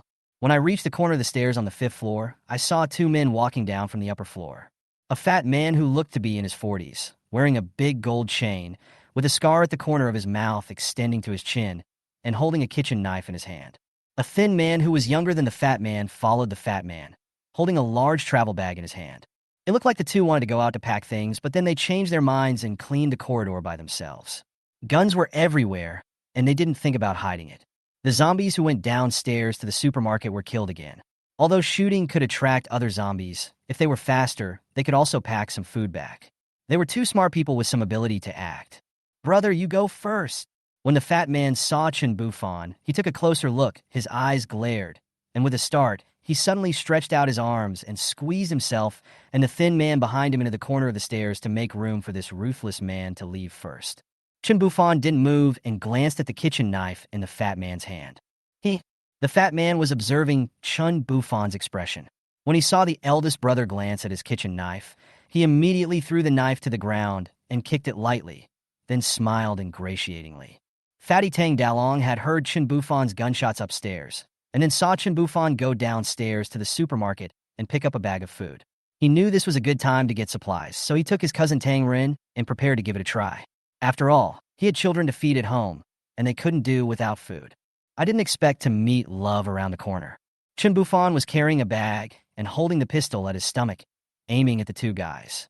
He waved the pistol at them and said, "You two go first." He couldn't turn his back to strangers. Hey. Ok. The two fat men walked slowly down the stairs, hugging the wall closely. They glanced at Chen Bufan cautiously with their eyes fine, then grinned and laughed. With a height of 1.8 meters and a fierce appearance, he now looked like a fool. "Take the knife away." "Oh!"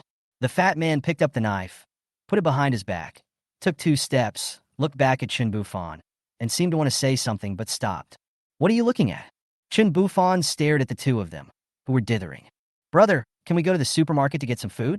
There's nothing to eat at home." The fat man looked at Chen Bufan's eyes. Although the man in front of him looked younger than him, whoever had more strength was the big brother, so he could just call him that. The thin man hid behind the fat man, peeking out with his head timidly. Casual. "Thank you, brother." The fat man nodded and bowed to thank him, and the thin man also did the same, and the two of them went downstairs quickly. Watching the two people go downstairs, they ran away quickly. This fat guy is quite perceptive. The fat man and the thin man downstairs went to the supermarket carefully. It was safe on the way, but when they passed by the pile of corpses, they were frightened. In the supermarket, "Brother, take canned food that has been stored for a long time, and some sugar, toilet paper, and sanitary napkins, so that women don't get it all over the place." "I see, Brother Dalong. Why did you ask that kid just now? We could just come down and get it." "He's not here." "You idiot. I tell you to eat more nutritious food to improve your brain. You keep chewing those spicy noodles every day. Even though I'm fat, I have wisdom in my head and worldly wisdom in my stomach." All the zombies along the way in the supermarket were killed by others. They don't care whether we take them or not, but we can't help but ask.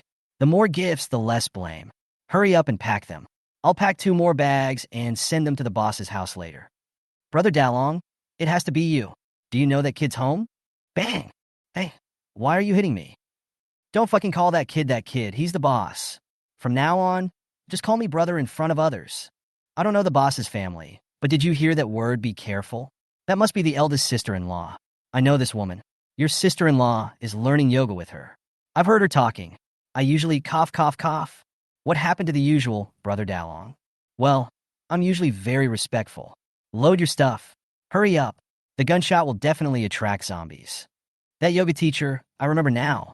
I think she is the best looking one here, right? That look, that figure, that temperament, those little movements, the skinny guy looked obsessed. Fatty Tang Dalong was watching his cousin in this state, his face turning increasingly green and the scar on the corner of his mouth trembling. He was wondering whether he should just kill this stupid brother right here and there, so that he wouldn't betray him in the future.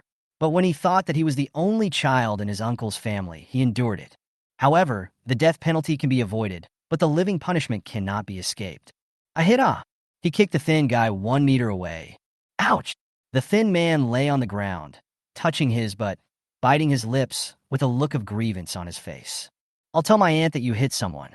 I'm going to beat you to death. Don't cause trouble for me with your mouth. The man just now had a gun. Do you want to die? How dare you talk about his woman? And you have that disgusting expression.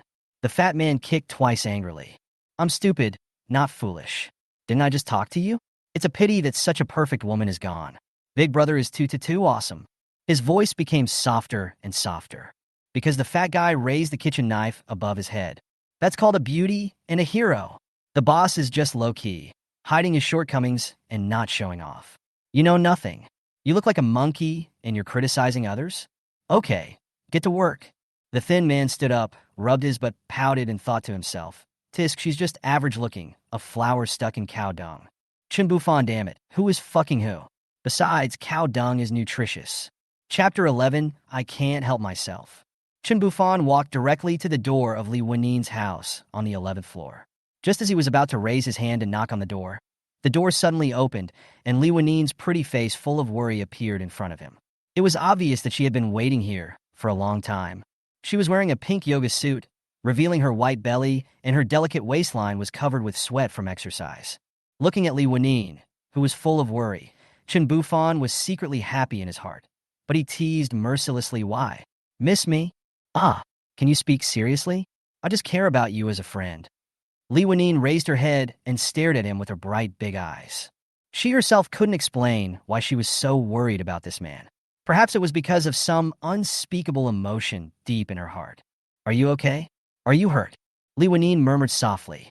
No, I'm not hurt at all. You care about me so much, do you like me? No, it's just my friend's concern. Then why are you blushing? Who blushed? Impossible. Li Wennin touched her increasingly rosy face with her hands. Chen Bufan looked at the shy woman and couldn't help but lower his head and kiss her. Their lips touched lightly, and Li Wennin opened her eyes wide in shock, unable to believe what was happening before her eyes. Her mind went blank in an instant, and she completely lost the ability to think. The body struggled subconsciously for a few times, and then stopped moving. She involuntarily stretched out her arms and hugged the man's neck tightly, her whole body pressed against him like a pendant, and she closed her eyes. A few minutes later, at this moment, Li Wennin's face was as rosy as the sunset, her cheeks were as red as the sunset, and her eyes were blurred. She was still in a state of bewilderment. After she came to her senses, she stared at the man who dared to take advantage of her with complicated eyes, thinking to herself, how could he be so bold? Li Wennin had been well protected since she was little, and had never had such an intimate behavior with any man. This sudden intimate contact was a first for her. However, is this all happening too fast? It seems like they have known each other for a short time. I shouldn't have opened the door. I knew you had bad intentions, but I still foolishly walked into your trap. How could you treat me like this? Li Wennin stared at the hateful man in front of her with shyness on her face, feeling indignant in her heart. He was so rude that he dared to kiss himself without any scruples. It's the end of the world. You care about me, and I like you. If we don't get together soon, what will happen if I die someday? Chen Bufan hugged her waist. At this moment, she was weak and powerless, unable to pry open his strong hands. She said naively, we have only known each other for a few days. Since you are not injured, why don't you go back? Regardless of her words, his hands remained firm. She could feel his body temperature and his pounding heartbeat. This heartbeat seemed to be contagious, causing her heartbeat to speed up as well. Chen Bufan pushed the woman into the house like a scoundrel and closed the door. He pressed the woman against the door and looked down at Li Wennin's panic-stricken expression. No, it's developing too fast. Let's get along a little longer. I do like you a little, but we can't do this. Hey, did you hear me? Li Wennin panicked and put her hands in front of Chen Bufan's chest. Although she had a little affection for him, This was too fast, wasn't it? She wasn't ready yet. How could this happen? Lanine, you are such an idiot. Why did you open the door? Now you are going to be eaten up. I have something faster. She spoke again. Don't do this, I beg. But before she could finish her words, her lips were blocked again, and she could only whimper twice. She knew very well that this scoundrel had definitely taken advantage of her, and since she couldn't resist, she was going to start enjoying herself. Taking advantage of the gap, Lanine gave up struggling and tilted her head to one side helplessly. I obey. I obey you, okay? I'm going to change my clothes. I was sweating all over when I was running just now. You have to clean up too. Your clothes stink. Then you go first, I'll pack my things. Seeing that he had succeeded, Chen Bufan let go of her with a smile. Okay. Lanine glanced at him with her beautiful eyes, then hurried away holding her clothes to take a shower. Chen Bufan looked at the house. The layout was the same as his, but the decoration was better. There was a scent in the house that was the same as the one on Lanine. There were many photos in the house. There was an older couple he had never seen before. They should be her parents. The man was tall and strong, and the woman was petite and pretty, but without exception, they had good genes. Chen Bufan squatted in the living room, took out the snacks and sanitary napkins from the package, and placed them on the coffee table. The sound of running water in his ears made him think of wild things. In the bathroom, Lanine's face was flushed as she prepared herself mentally. This bastard was too impatient. He asked for my contact information yesterday, and now he wants me today. It's pitiful that I was worried about him out of kindness, but I didn't expect that he was a man-eating tiger. The world has changed. Anyway, I have a good impression of him. It would be nice for us to depend on each other in the future. I am so beautiful. As long as I don't hold him back, I don't believe he would be willing to leave me. 20 minutes later, the bathroom door slowly opened, and Lanine, wrapped in a bath towel, walked out gracefully. She was like a newly blossoming water lotus, fresh and elegant, with the heat rising like light smoke as she walked, making her look even more otherworldly, elegant and charming. Her jet-black hair cascading down to her waist like a waterfall made her snow-white, and delicate shoulders look even more delicate and tempting. Below the delicate collarbone, the edge of the bath towel is outlined with a charming curve, as if it is about to burst out at any time. The slender waist and plump buttocks perfectly present the graceful S-shaped figure. Chen Bufan stared at Lanine intently. His eyes never left her from beginning to end, and he was reluctant to even blink. What's wrong? Lanine looked at Chen Bufan and Pig Brother with interest. Lanine, you are so beautiful. You are the most perfect woman I have ever seen. Hearing this, Lanine couldn't help but smile, but she couldn't hide the smug look on her face. She raised the corners of her mouth slightly and said, "Go in and take a shower. I have prepared a new bath towel for you." After that, she walked towards the sofa. He was secretly delighted and was obviously quite pleased with Chen Bufan's praise. Chen Bufan didn't say anything, but rushed into the bathroom and was out in less than 5 minutes. Lanine sat on the sofa with her legs crossed, her feet swinging leisurely, and she looked at Chen Bufan, who came out in surprise. You just rinse it and it comes out. Men take showers quickly. Chen Bufan sat gently beside Lanine, stretched out his arms, and slowly embraced her slender and soft waist. Lanine seemed a little shy. She lowered her head slightly. Her eyes were a little evasive. She didn't dare to look him in the eye, and her eyes drifted left and right from time to time. He couldn't help but hug Lanine tightly in his arms. The two looked at each other, and their faces got closer and closer. Chapter 12, I Care About You. 3 minutes later, Chen Bufan leaned against the headboard and looked straight ahead. Lanine pursed her lips tightly, her face flushed red, and lay in his arms, one hand drawing circles on his abdominal muscles. That's impossible. How so? Seeing Chen Bufan's hopeless look, Lanine couldn't help laughing. Is this what you mean by faster? I'm concerned about you, and I'm afraid you're in too much pain. Chen Bufan's voice sounded like an emotionless machine. How thoughtful. Thank you very much, Yi. If you didn't laugh, I would have thought you were telling the truth. Chen Bufan turned his head and pouted. Chen Bufan blushed a little.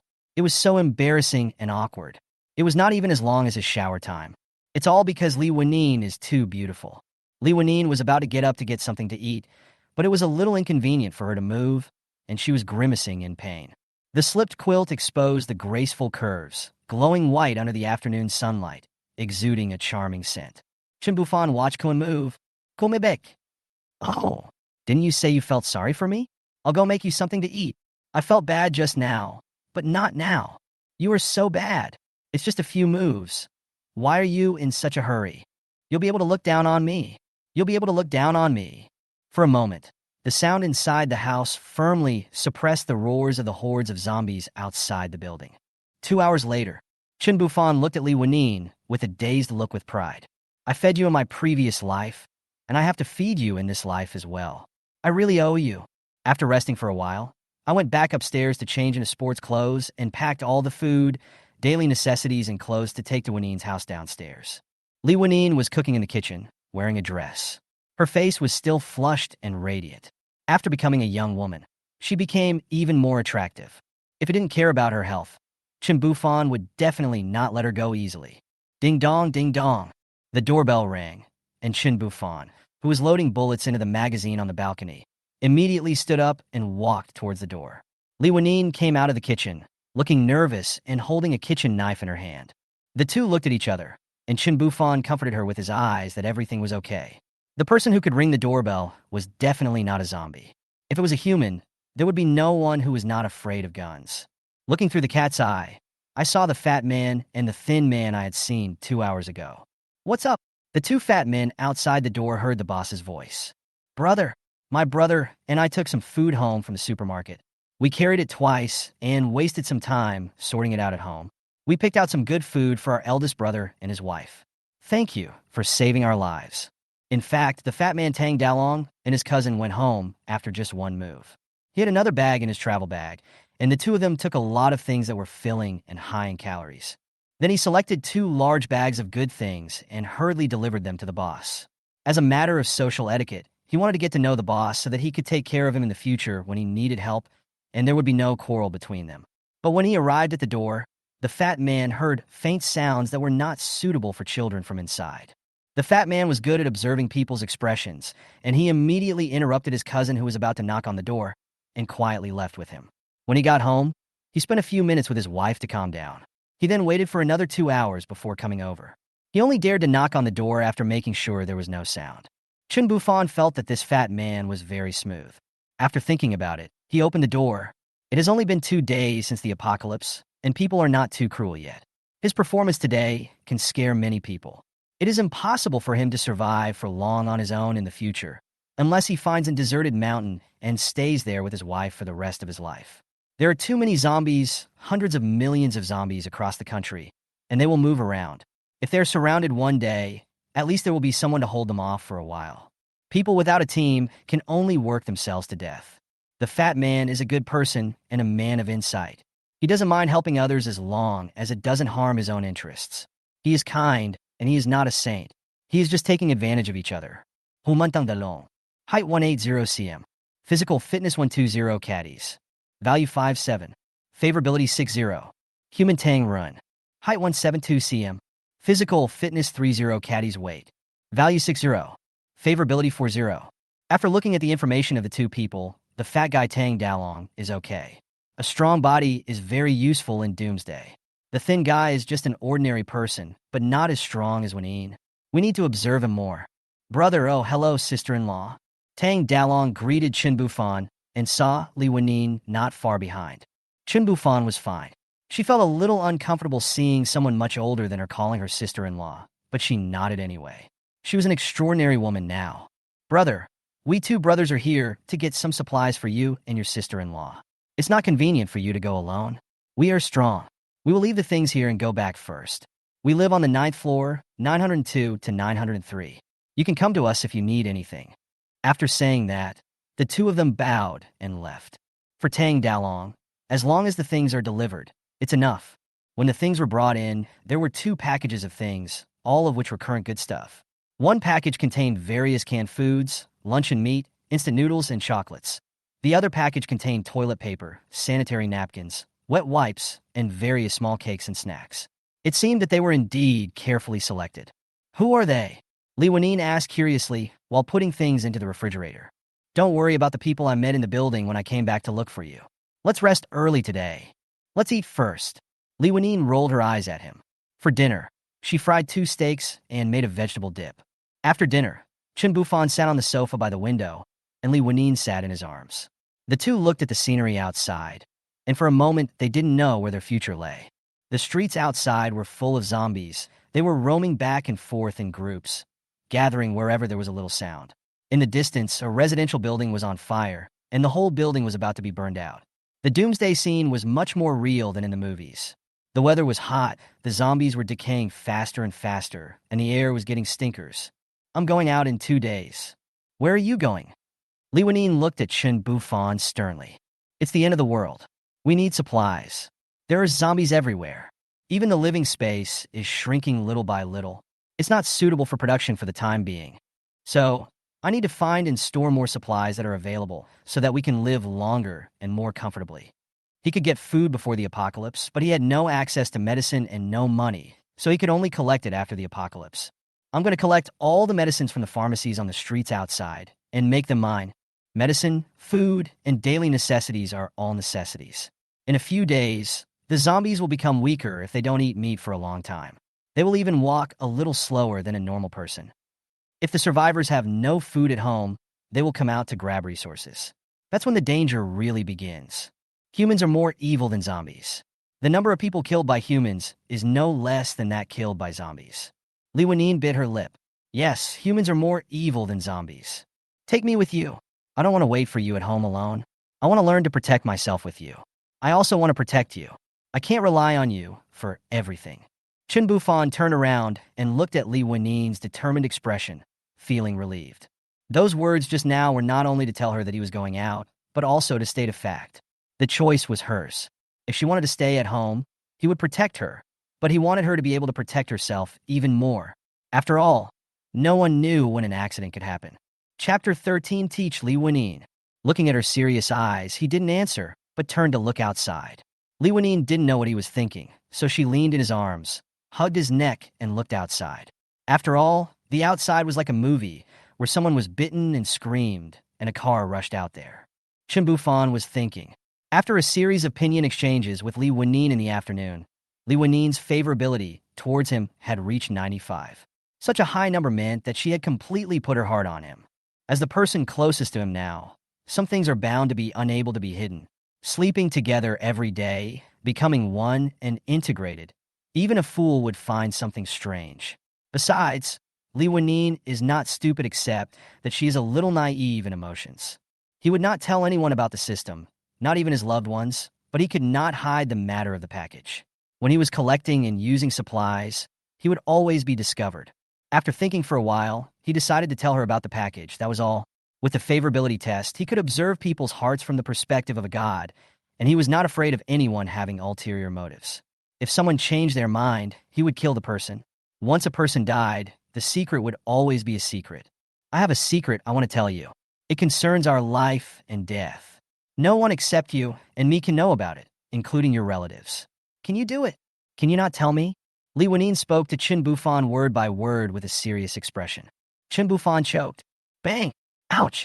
If you hit me, I'll cry for you to see. Be serious.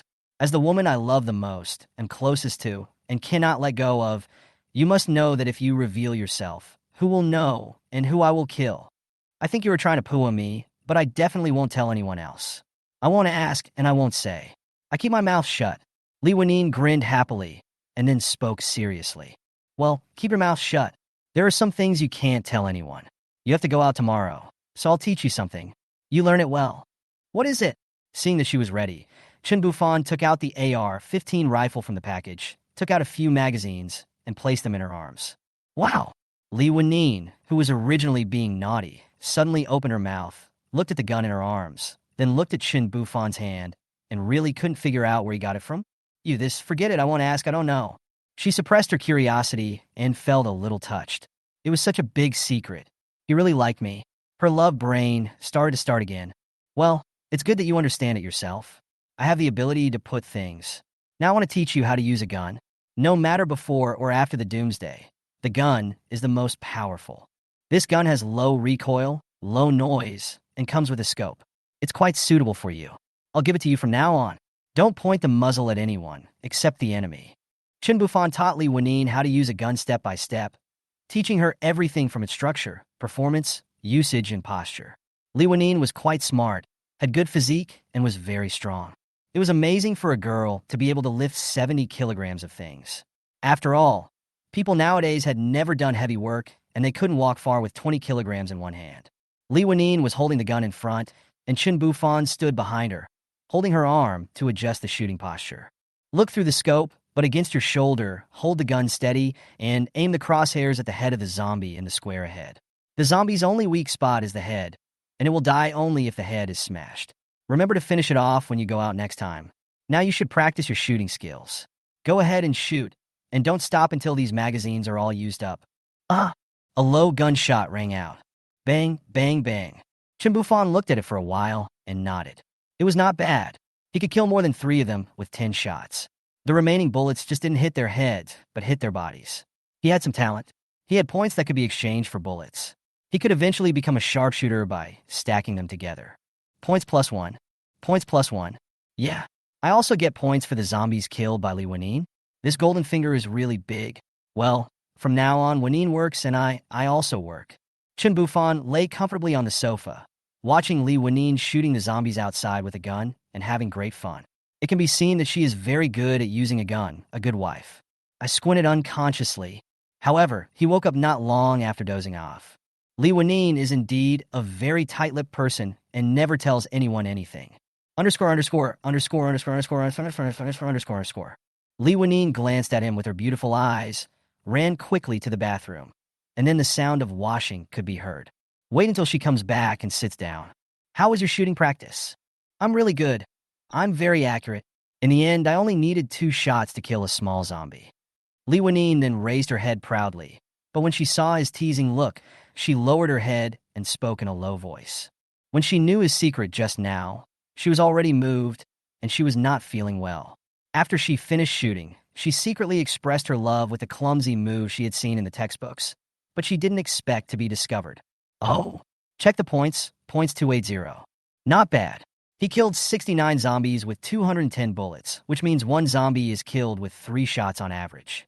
You have to know that some bullets were wasted at the beginning. He has talent. You have to know that he learned quickly only after he was given drugs and his reaction ability became stronger. Replace 210 rounds of bullets. Points 259. Come on, load the magazine with bullets, and then continue practicing. Chen Bufan threw the bullet and let her load it herself, then sat beside her and admired the beauty until her face became redder and redder. Chapter 14, Go Home and Try Again. September 1st, 2034, 8 a.m. Time flies. 5 days have passed since the Doomsday broke out, and it has been 3 days since Chen Bufan has been with this beautiful female neighbor. Since moving into Lanine's house, he has taken her to exercise every day, day and night, trying to strengthen each other's physique. Although this period has been hard and tiring, it has benefited both of them a lot. The effect of Chen Bufan's medicine was almost over.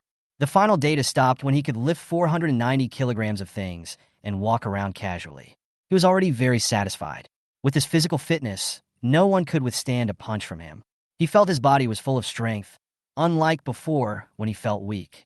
For an ordinary person, if he can carry 100 kilograms and walk, he is considered to have good physical fitness.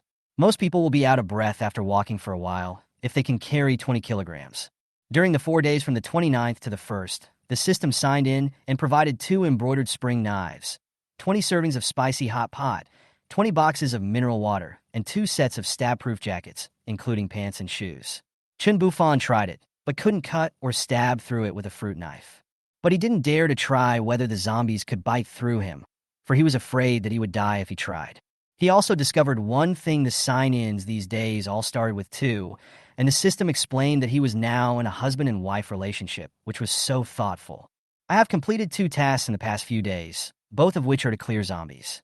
It happened that Lanine finished them while practicing shooting and got 2 bottles of zombie virus antidote, a total of 3 bottles. The points have also become 600, which is deliberately rounded up. After the 2 finished their meal, Chen Bufan gave Lanine a Glock 17, 3 magazines, and a Sichuan knife. The Sichuan knife was system-enhanced and extremely sharp.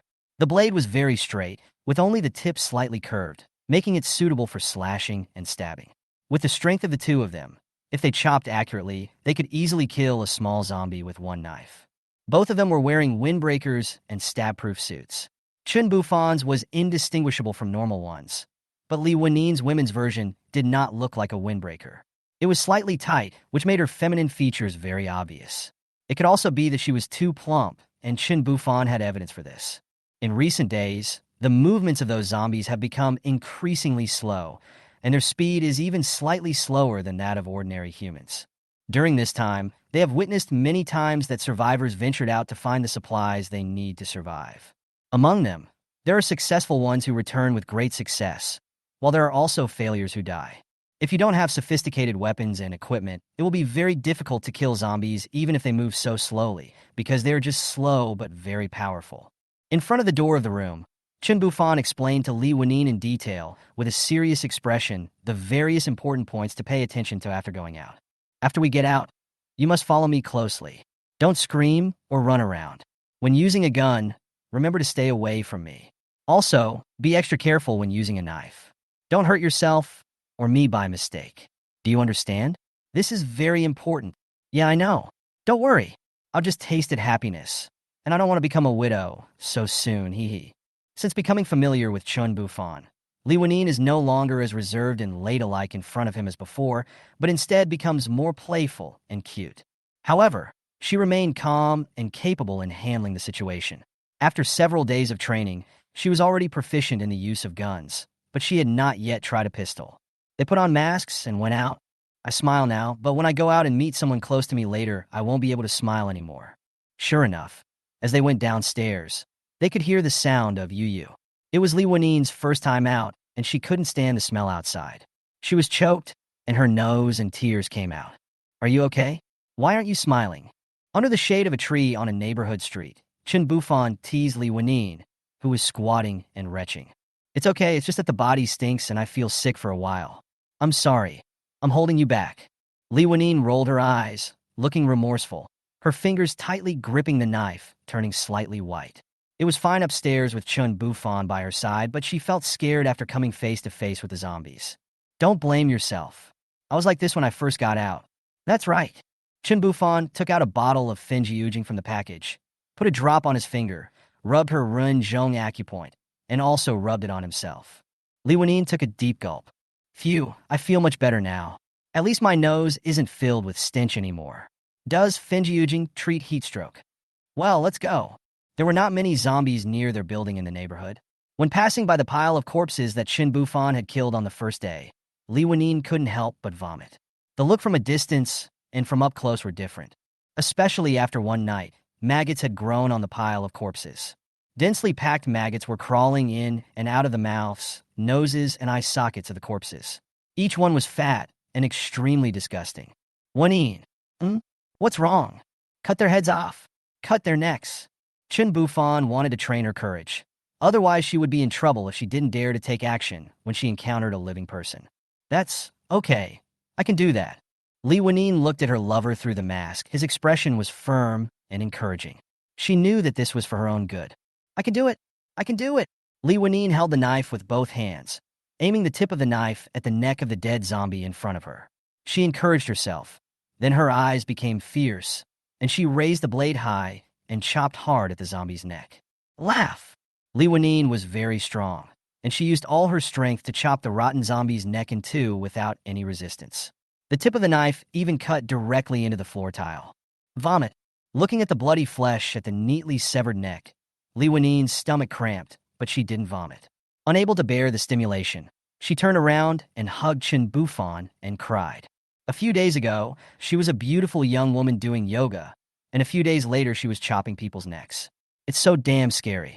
Chen Bufan hugged her, patted her back, and looked around vigilantly. To be honest, he was also disgusted. The feeling of being stabbed by a knife was different from that of being shot by a gun. The impact of the severed limbs and the bullet holes was obviously different. It was too scary. He endured it and didn't show it. He couldn't embarrass himself in front of a woman. The last time he embarrassed himself was when he first... After a few minutes, Li Wennin wiped her tears after venting her anger, picked up the knife, and went to chop off other heads. Chen Bufan looked at this strong woman with admiration, thinking she was a good teammate. The two men had two knives and chopped off heads all over the ground. The two men's fear of chopping humanoid creatures was also reduced a lot.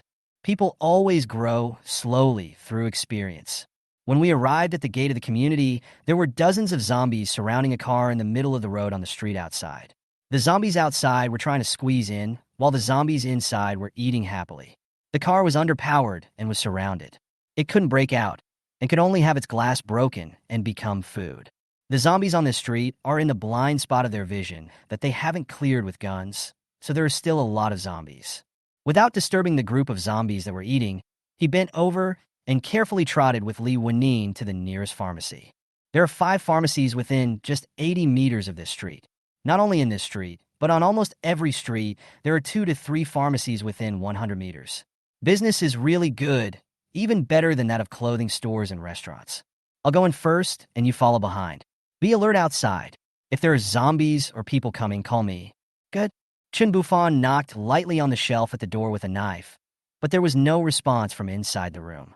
This store usually has only one salesperson. When the apocalypse broke out, he was still working. When I went in, there were no zombies and no salesperson. I checked carefully, and there was really no one. Hey, the salesperson ran away. Lanine, there's no one in this pharmacy. The salesperson ran away. Huh. Brother Fan, quickly put away all the medicine. Are there enough medicines here? It's enough, but who complains about having too much stuff? Yeah, they're all ours, so hurry up and collect them. Chen Bufan walked back and forth several times, first putting all the commonly used medicines into the package, including medicines for fever, cold, cough, and inflammation, various vitamins, health products, medicines for bruises and injuries, patches, iodine, gauze, and some oral liquids for replenishing qi and blood. He didn't know if they were effective. When looking at medicines in a pharmacy, the first thing you should look at is the simply packaged medicines at the bottom of the shelf, such as the various small white bottles and various combination packs. These are definitely good medicines, while the fancy ones at the top are all junk medicines that are made to make money. After collecting the medicines on the shelves, I went to collect the medicines in the warehouse at the back, opened all the cabinets, and took out all the stock. When he reached a cabinet near the door, Chen Bufan's eyes lit up. Lanine, come here. What's wrong? See which one you like? What is this? You're so boring. Lanine threw the box into his arms and rolled her eyes at him. You childish guy. Hey. Brother Fan, look at the gate of the residential complex across the street. Chen Bufan turned his head and saw a group of about 10 people entering the supermarket at the entrance of the community opposite. The team was composed entirely of men of all ages. Each of them carried a backpack and had a variety of weapons, the most powerful of which was a boning knife. However, although this group of people were brave, they were still inexperienced. One group of people rushed in and only cared about loading supplies without checking whether there was any danger in the house. In a blink of an eye, only half of them ran out, and the screams inside attracted the zombies on the street outside. The screams over there made them feel safe all of a sudden. Both of them felt a little sad. What a damn doomsday. Let's go. The zombies in front have been led away. There is a small supermarket and a barbecue restaurant over there. Let's go in and take a look. It's been 5 days since the apocalypse. Can we still eat the food in the barbecue restaurant? The power hasn't gone out yet, so the freezer should be okay, right? Let's go in and take a look. Chen Bufan knew that there would be a power outage on the 7th day of the apocalypse, which would be tomorrow, and chaos would begin. Chapter 15, Jianzhou Barbecue. This is a Jianzhou barbecue restaurant. The store is not big. Outside the door, Chen Bufan saw 7 zombies inside. It seemed that they were eating when the outbreak occurred. 3 of the zombies inside should be diners, 2 were dressed as waiters, and the remaining 2 should be chefs. Among the zombies, 1 waiter and 1 diner had no marks on their bodies. It should have been transmitted through the air, and they turned into zombies directly. The other zombies had signs of being bitten. There was also a corpse lying on the ground. Its body had been almost eaten. The flesh and blood on its limbs had been eaten away and turned into bones thrown aside. The place is too small, and there are 7 zombies. It's hard to show your skills.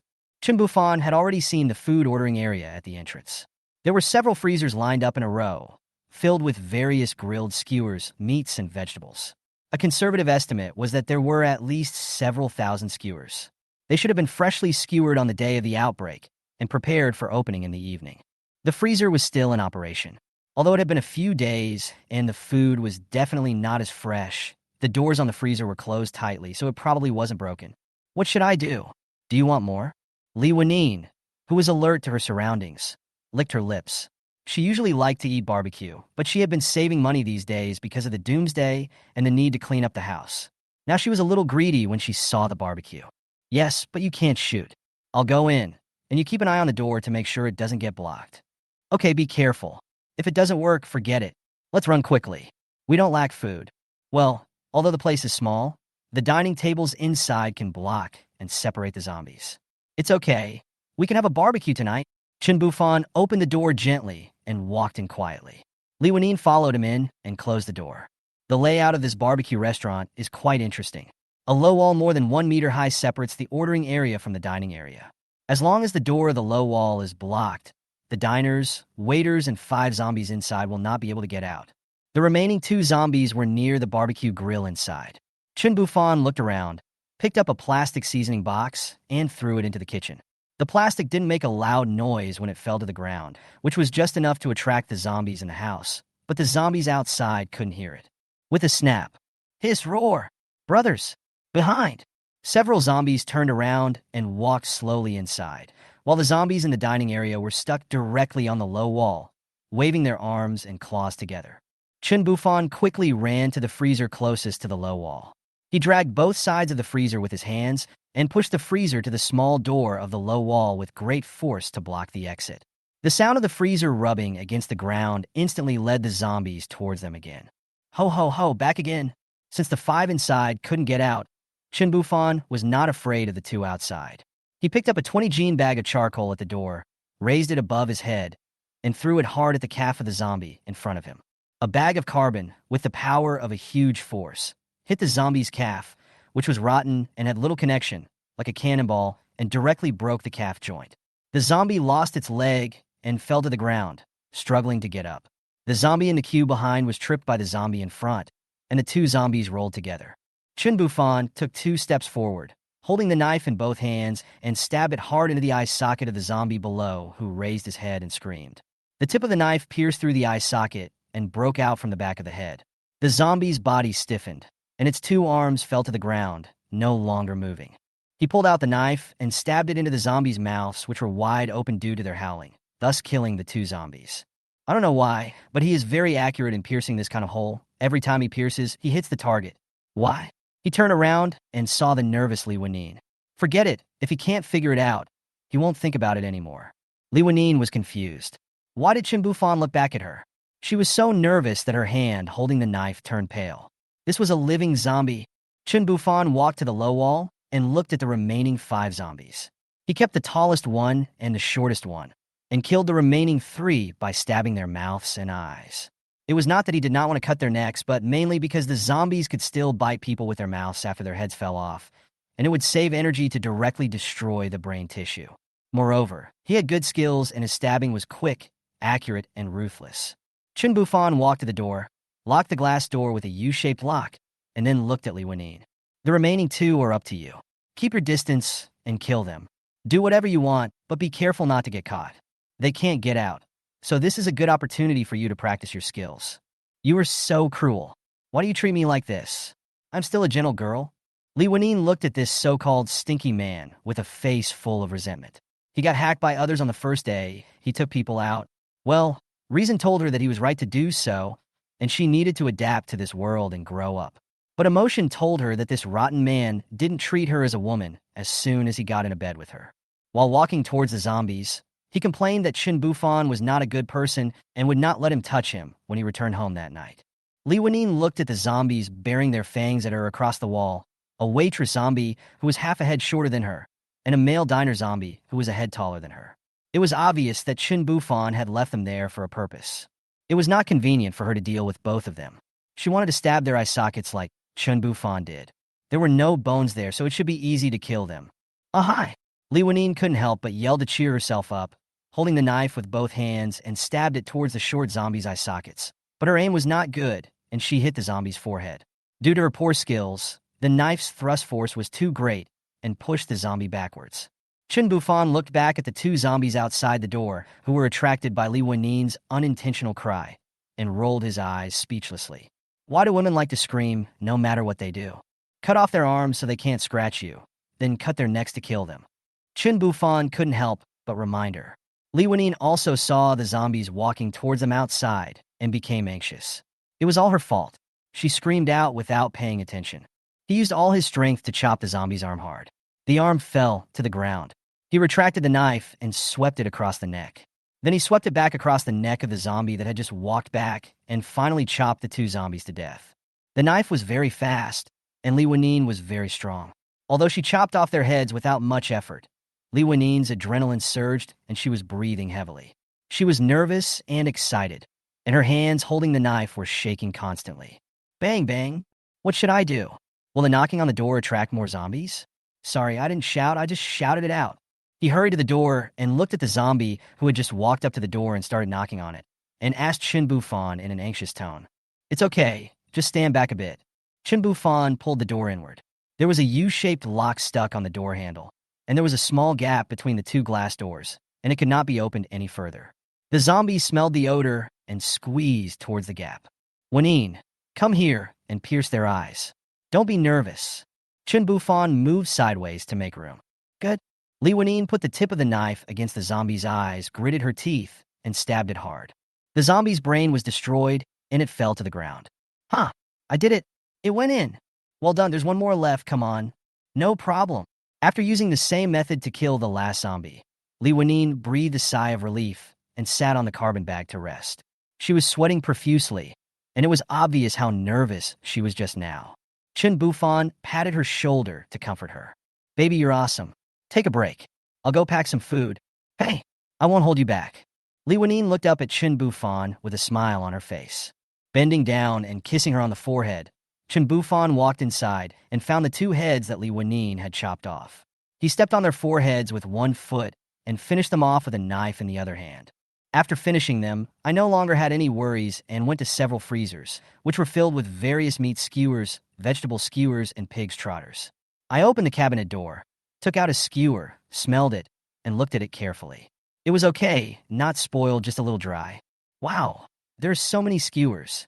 I like lamb skewers, kidney skewers, coriander and dried tofu rolls, and solid eggs. You have a strong taste, don't you? Chen Bufan looked at Li Wanine's greedy look with amusement. Of course, how else could I fancy you? Li Wanine looked at Chen Bufan provocatively, leaving Chen Bufan speechless. Chen Bufan packed all the edibles he saw into the package and put away all the charcoal, as well as various alcoholic beverages, barbecue condiments, and dipping sauces. It's done. Let's have barbecue tonight to celebrate our growth. Yeah, great. The two smiled at each other and celebrated quietly. Chapter 16, Supermarket Survivors. In the small convenience store next to Jianzhou Barbecue, a few dusty survivors were sitting in the aisle between the shelves in twos and threes.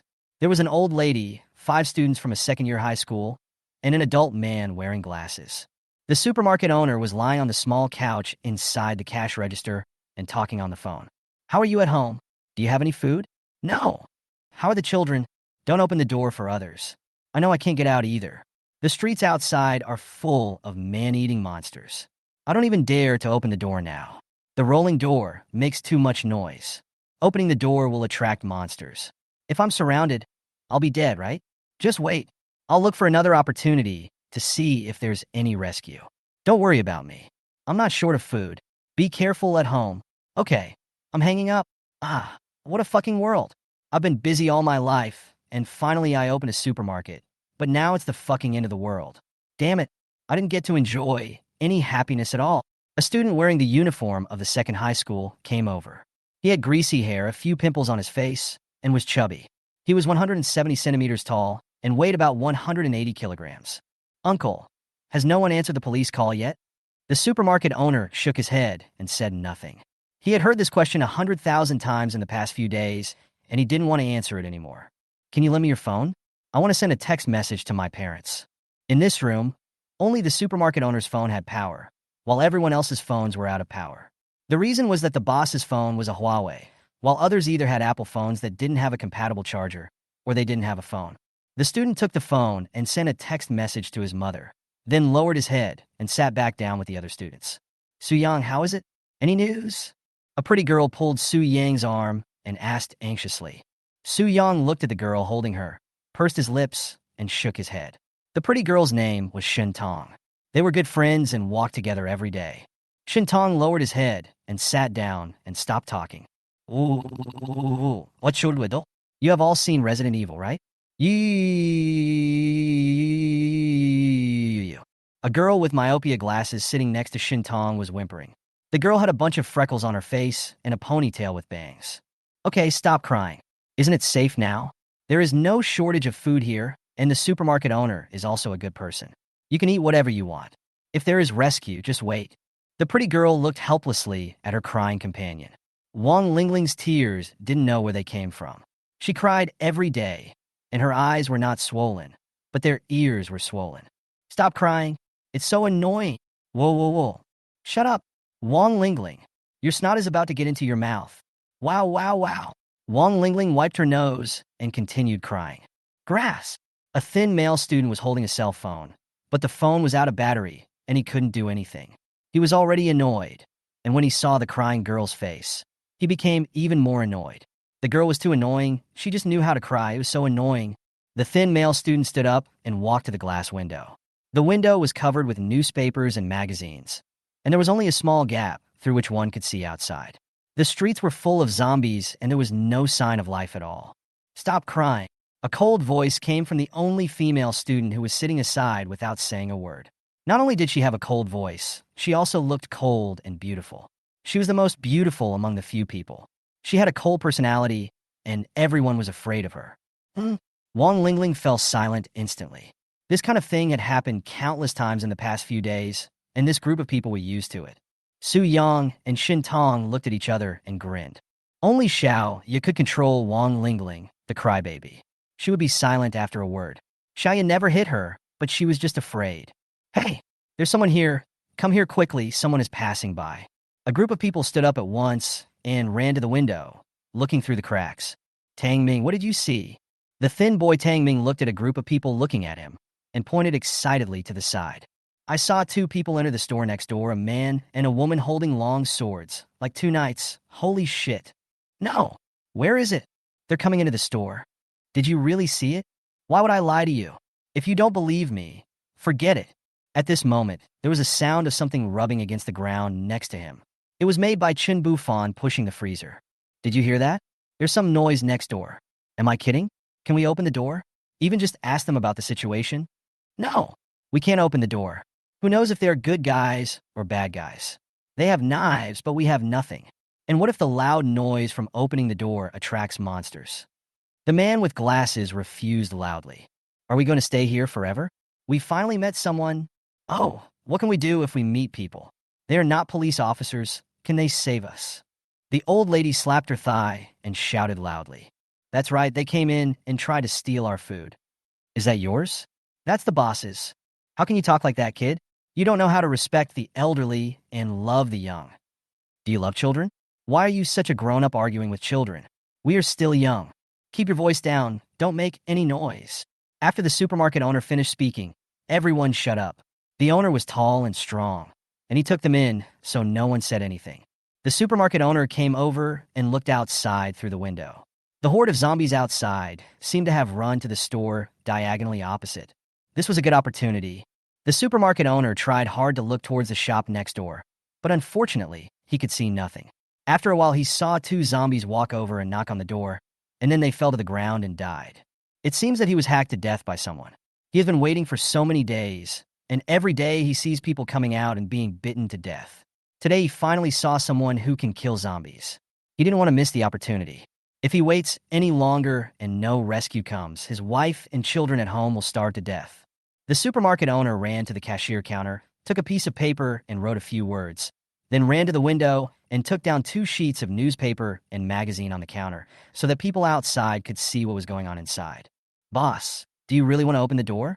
What if we are surrounded by zombies? We will die. The man with glasses pulled the supermarket owner's arm and stopped him from opening the door. The old lady also joined in the conversation. Yeah, there's so many monsters outside. Why did you let people in? Ouch. We are going to be killed by you. The supermarket owner laughed angrily. If I hadn't taken you in, you would have all become shit. You have been eating and drinking at my place for so many days, but you are not grateful, and you treat me as your own home? If you two say another word, I'll throw you out? You don't have any family out there, right? I have a family here. If you keep whining, get out of here. This is my supermarket. The supermarket owner scoffed at the two of them. The old lady and the man with glasses turned pale and red, then red and black. It was wonderful. Several students were nearby. Su Yang and Shin Tong were laughing happily. Wang Lingling was holding Shun Tong's arm, wiping her tears and sniffing. Xiaoyu was holding her arms and looked at them indifferently, only sarcastically, while Tang Ming's face his contempt shot onto both of their faces. The supermarket owner holds the paper in his hand, waiting for people from the store next door to come out, praying that they will like his supermarket supplies. As long as he knows the information from the outside, he doesn't want it any more in the supermarket. They take as much as they like. He has to go home. The food at home is gone, and he has to give up his wife and children. It's hard to be a man, but it's even harder to be a man who has a family. Chapter 17, Zombie Killing. Chen Bufan and Li Wenin carefully collected the supplies of the barbecue restaurant.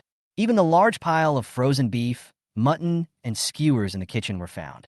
The two of them were grinning from ear to ear, mainly because the free food was so delicious. Li Wenin looked at the empty shop and sighed at the man's ability to carry things, which was simply a magic weapon for the Doomsday. Fortunately, this man was hers. She didn't need to carry supplies, she just needed to carry this man. She was a little depressed when the man succeeded in the past few days, but after a few days of getting along, she was not depressed at all. This man is so nice. She looked at the man with a beautiful smile. If she had only liked him a little bit a few days ago, she might be even more deeply in love with him now. She had this little man in her heart, no, a big man. Let's go to the supermarket next door. Chen Bufan picked up the knife and looked at Li Wenin, who was smiling frivolously in confusion. What was she thinking? Why didn't she leave? Oh. Before the two of them even reached the door of the convenience store, they saw a group of people lined up in a row through the window, clinging to the glass tightly and baring their teeth, laughing like idiots driven crazy by the apocalypse. Oh my God! Chen Bufan stretched out his hands to protect Li Wenin behind him, and the two of them took 2 steps back in fear. They thought the zombies were about to come out. After looking carefully, I found that a group of little fools were pointing at the paper in the hand of a big fool with their claws and teeth, meaning seeing the words is like seeing the person. Fuck, that's scary. Oh. The two of them looked at each other, and Chen Bufan walked forward and glanced at the group of people. There were no zombies, they were just stupid. We have no ill intentions. We were trapped on the day of the accident. Can you come in? We want to understand the situation.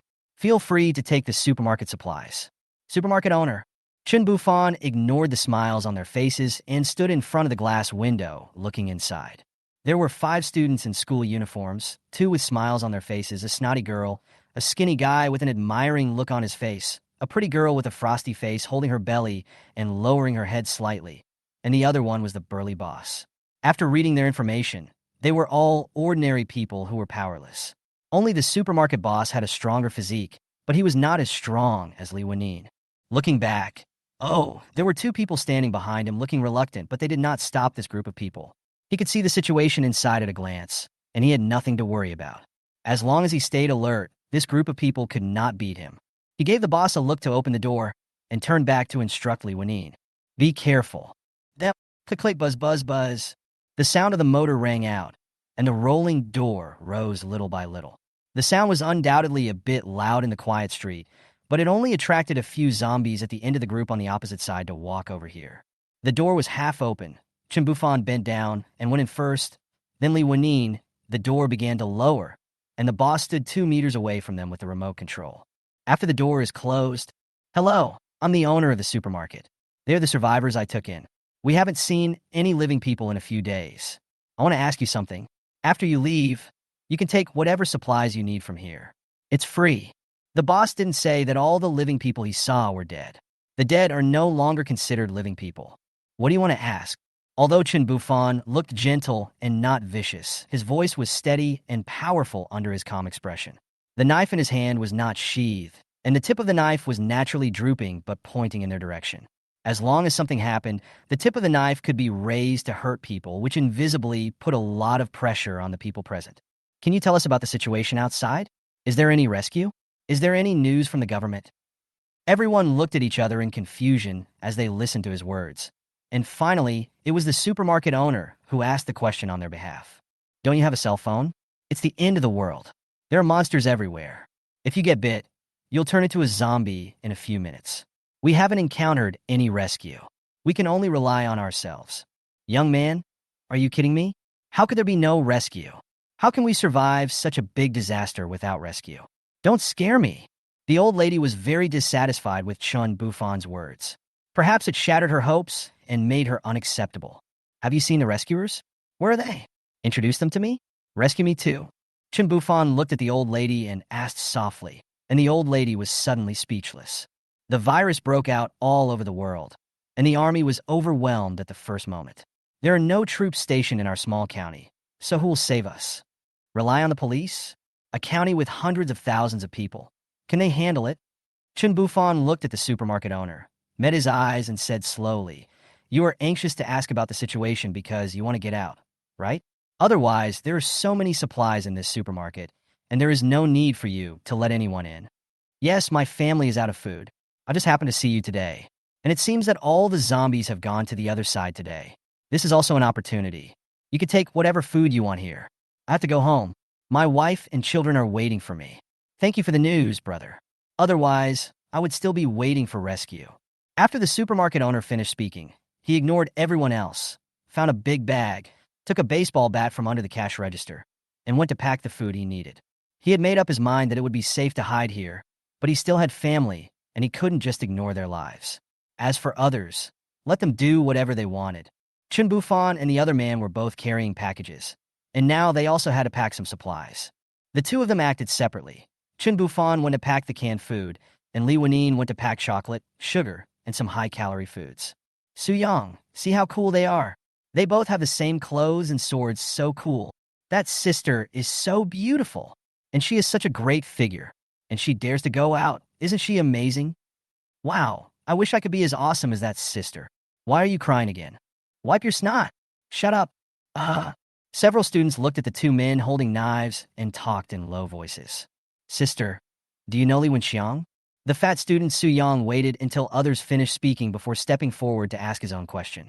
He was Li Wenxiang's roommate, and they had a good relationship, but he didn't like sports, so they didn't play together on weekdays. They only played King of Glory together at night. He had seen a photo of Li Wenxiang's sister on Li Wenxiang's phone.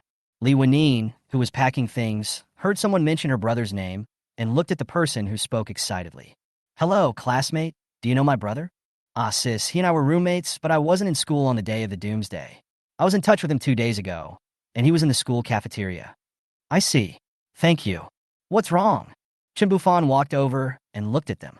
These classmates knew my brother, but they were not in school on the day of the Doomsday. Li Wanine's face was full of worry. Although they contacted each other every day, he was not around after all, and she was afraid that something unexpected might happen.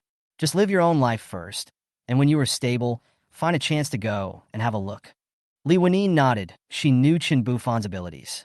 Chen Bufan looked at the backpacks of several students, which were still filled with books, and shook his head.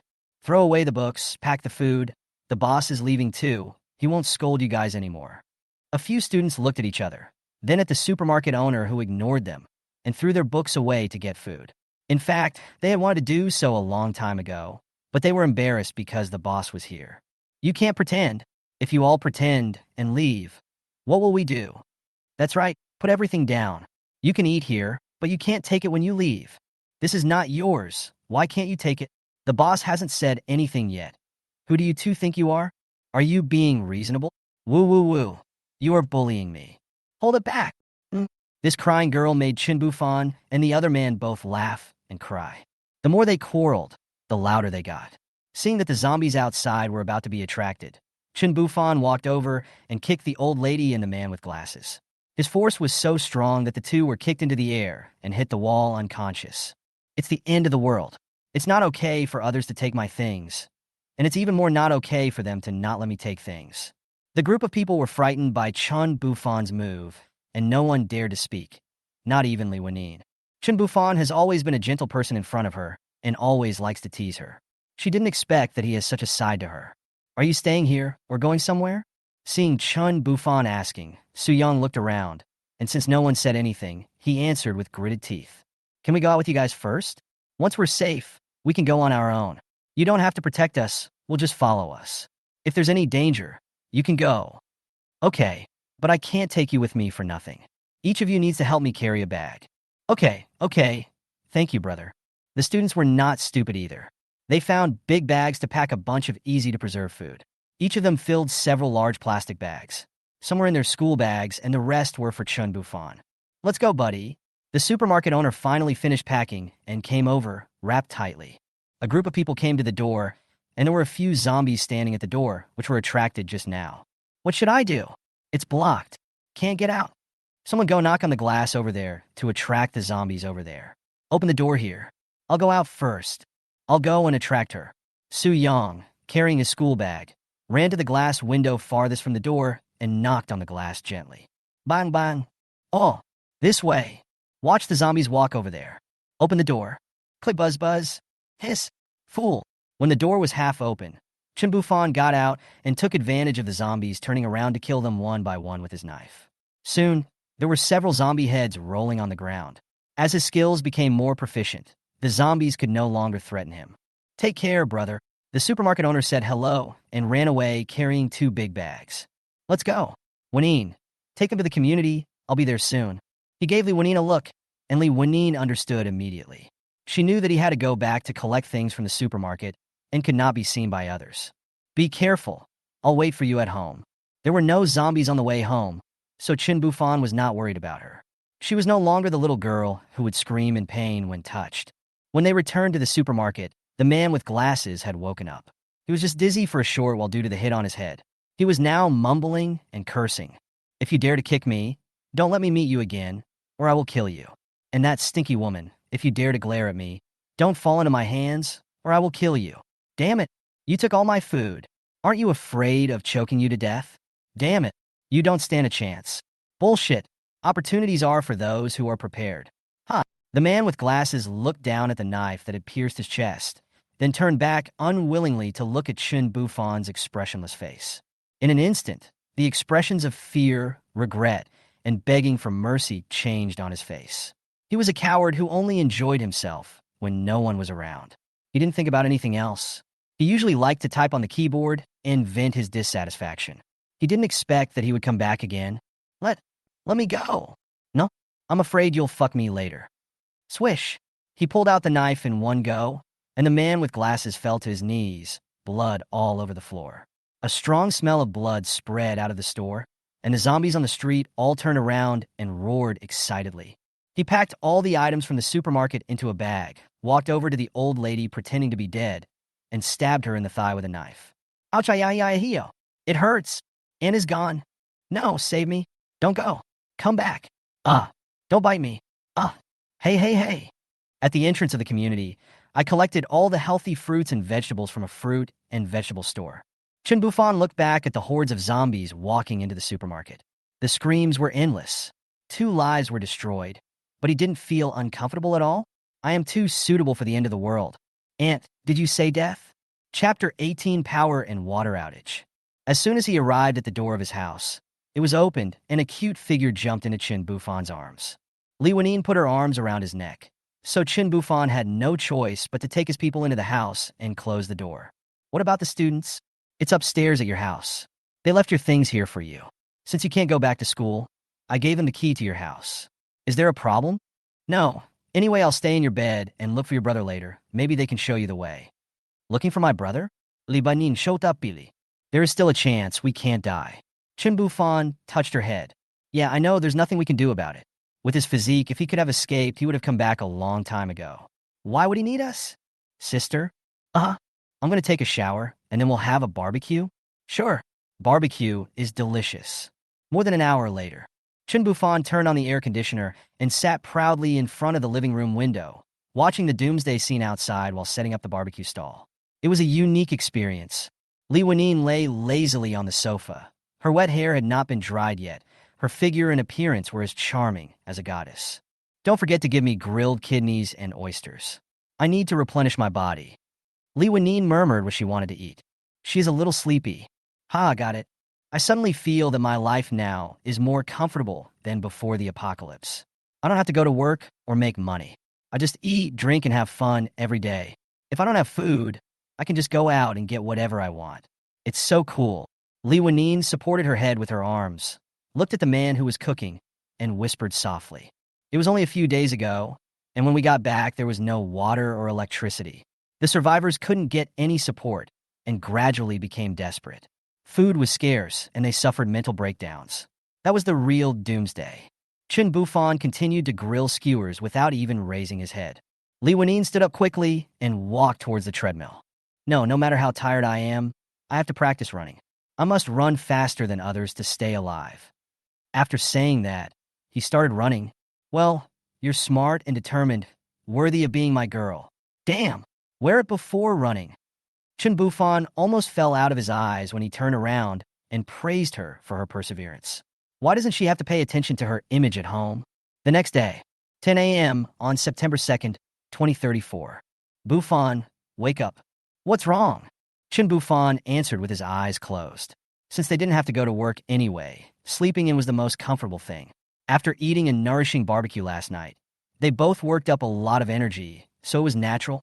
But not only were they not tired, they also had rosy complexions, which showed how good their physical fitness was. The power is out. There's no water. What should I do? What can we do? It's been a week since the apocalypse, and there's no one to maintain it. It's good enough that the power just went out. So I can't take a bath anymore? Then won't I become a stinky woman? Hey, it's okay. No matter how smelly you are still the most beautiful. You said there would be a power outage yesterday, and it happened today. Are you really awesome? Or are you just a jinx? I finally feel like the end of the world is coming. Meet your Doomsday. After breakfast, Li Wanine did yoga. He sat by the window. He liked to sit by the window and look at the scenery outside. System sign in. System, why don't you sign in yourself? I'm afraid I'll forget you. Congratulations on winning 2 seafood sets. It's okay. Is this seafood decent? I won't eat anything that has nuclear contamination. System, who are you looking down on? The country of female teachers has polluted the ocean, but I can still give you decent seafood. Okay, don't bother me while I'm reading a novel.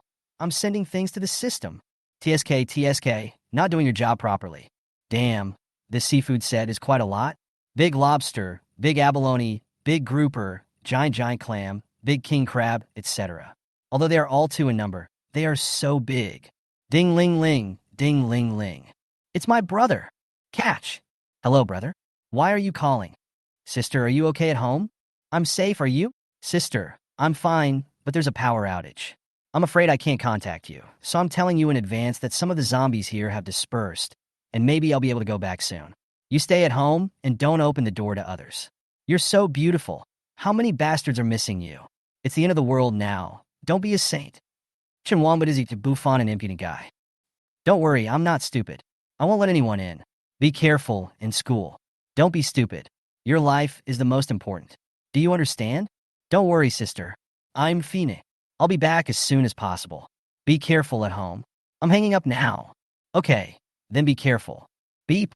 Bufan, why do I feel a little panicked? Chen Bufan looked at the newly updated tasks in the system interface and discovered the truth.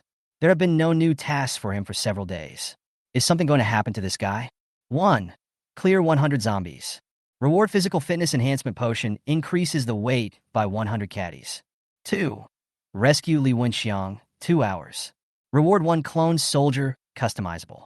Don't worry, we'll go to the school later. Come, there's a group of zombies over there. Beat them up, but only hit their heads. Li Wanine walked to the window with a heavy heart and pouted. She always felt uncomfortable in her heart. This situation had not happened in the past few days. I always feel like something is going to happen. I'm so panicked. What's going on? Looking at the pink little mouth that was pouting so hard that you could hang an oil bottle on it, Chen Bufan sighed that women's feelings are really powerful. He felt something was wrong as soon as he answered the phone call. Hand her the AR-15. Here's a gun. Kill all 100 zombies first. Then I'll take you to find your brother. Why? I was panicking, and I was playing with that thing. Listen to me, dear. Chen Bufan nodded towards the ground below. Oh. Bang bang bang after I fu gun shot. Are you really going to school later? Bang bang. Points +1. Hit him well. He's your brother. Why don't you go? But it's too dangerous. He's as strong as a calf, and he hasn't come back yet. How can we, like little chickens, get him out? I can't let you take risks. He's not your brother. I don't want you to be in danger. How about I go by myself later? I'll check the situation and come back. I'm very powerful now. Li Wanine's eyes moved back and forth, looking very serious. TSK. Humph. Chen Bufan's face hurt from trying to hold back his laughter. Do you have such a mind? You're still trying to be clever with me. Your mind is not as big as a Milky Milk. You're pretending to be an elephant with a pig's nose and a green onion in front of us. Okay, stop talking nonsense to me. You are my woman and he is your brother, so he is my brother. How can I ignore him? Besides, it's impossible for the two of us to be the only ones alive at the end of the world. As the saying goes, two fists are no match for four hands. Our family together is stronger than anything else. I know. I'll do as you say. Lanine looked at him, and her smile became more cunning and gentle. Chapter 19, Manga number 1, Off-Road RV. Accompanied Lanine to practice shooting for a while. He looked at the mission time, and there were more than 60 minutes left. The school was only 1,000 meters away from his community. If he drove there, he would arrive in 2 minutes. If he took Lanine in an RV, even if he couldn't rescue people, at least they would be safe in the car. Although he wanted to save people, he couldn't put himself in danger. They got up quickly, put on their clothes, put all the guns and bullets in place, and wiped the knives. The 2 knives would not stick to blood, but they had to wipe them whenever they had time, otherwise they would not feel comfortable. Let's go, lady? Lanine walked out of the bathroom with some inconvenience, but it did not delay her actions. She tied her hair into a high ponytail, held a knife, and had a Glock 17 on her waist. She looked heroic and had an extraordinary temperament. Look at you. You need to learn moderation. There should be a limit to everything. You need to be self-disciplined. Now you are limping? If it delays saving your brother, you can't complain. Oh, you're so annoying. I really want to stuff your mouth with a plunger. Who told you not to stop? Are you going to leave? Lanine rolled her eyes while gritting her teeth. Huh? Isn't that a rare time for you to take the initiative? Go upstairs and ask a student to lead the way. I don't know where the school cafeteria is. Then what? Then just follow me. Don't you know my strength? Okay, you're the best. Su Yang, what should we do next? When Xiaoya's stomach is better, let's go out to find supplies together. It seems that the situation outside will not get better for a while. Our family is not here, and we can't go back. If we don't find food, we won't survive. 5 people were sitting or lying in a row on the sofa upstairs. Xiaoya was holding her belly and lying on the imperial concubine seat. Shin Tong was holding his legs. Tang Ming was picking his feet. Su Yang was eating snacks. Where was Wang Lingling? Oh, wiping away tears. Tang Ming picked at his feet, nodded, and praised after hearing Su Yang's words. Yes, we must become stronger. It's the end of the world. It's exciting to think about it. The brother and sister yesterday were so powerful, and I want to be like that. Tang Ming, ooh. I don't know if the end of the world is irritating or not, but your feet are too irritating. How long has it been since you washed your feet? Wang Lingling kept wiping her tears beside her. She has a body that likes to shed tears. I can't control my tears even if I feel the slightest emotion or stimulation. Ahaha, isn't this a power outage? Haha, I'll put it on right now. Tang Ming scratched his head in embarrassment. Wang Lingling saw his hand scratching his feet and then scratching his head, so she quickly rubbed it aside. Su Yang and Chen Tong grinned in disgust. Chen Tong looked at Xiaoya, who was lying frowning, and reached out to rub her belly gently. Xiaoya, how are you? Are you feeling better? Xiaoya's face was pale and bloodless. She had dysmenorrhea, and every time it was heavy and painful. Much better than yesterday. You lie down a little longer, and I'll boil you some brown sugar water. Although the power was out, luckily there was still a gas tank. Thank you, Shin Tong. You're welcome. Every time I feel pain, I just drink some hot water with brown sugar. You wait while I burn it. Dong dong dong.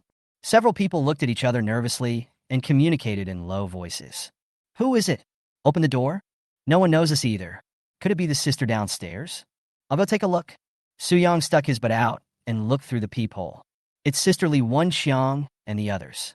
I opened the door. Good. Brother, sister, you are here. Su Yang opened the door and stepped aside to let the person in. We are not going in. We came here to ask you to help lead the way. We want to go to the school cafeteria to find Wen Xiang. One person is enough. Who of you can go? No pressure. Chen Bufan had already talked to Lanine and asked her if they went. He would take them with him when there was a team in the future. If they didn't go, they were not the same kind of people, and they would go their separate ways in the future. Chen Bufan didn't care. What he wanted was teammates, not a burden. I'll go. Tang Ming raised his hands excitedly. He admired them when he saw them yesterday, and he would not miss the chance now. Let me go. I'm more familiar with the cafeteria. Tang Ming, you stay here. Forehead.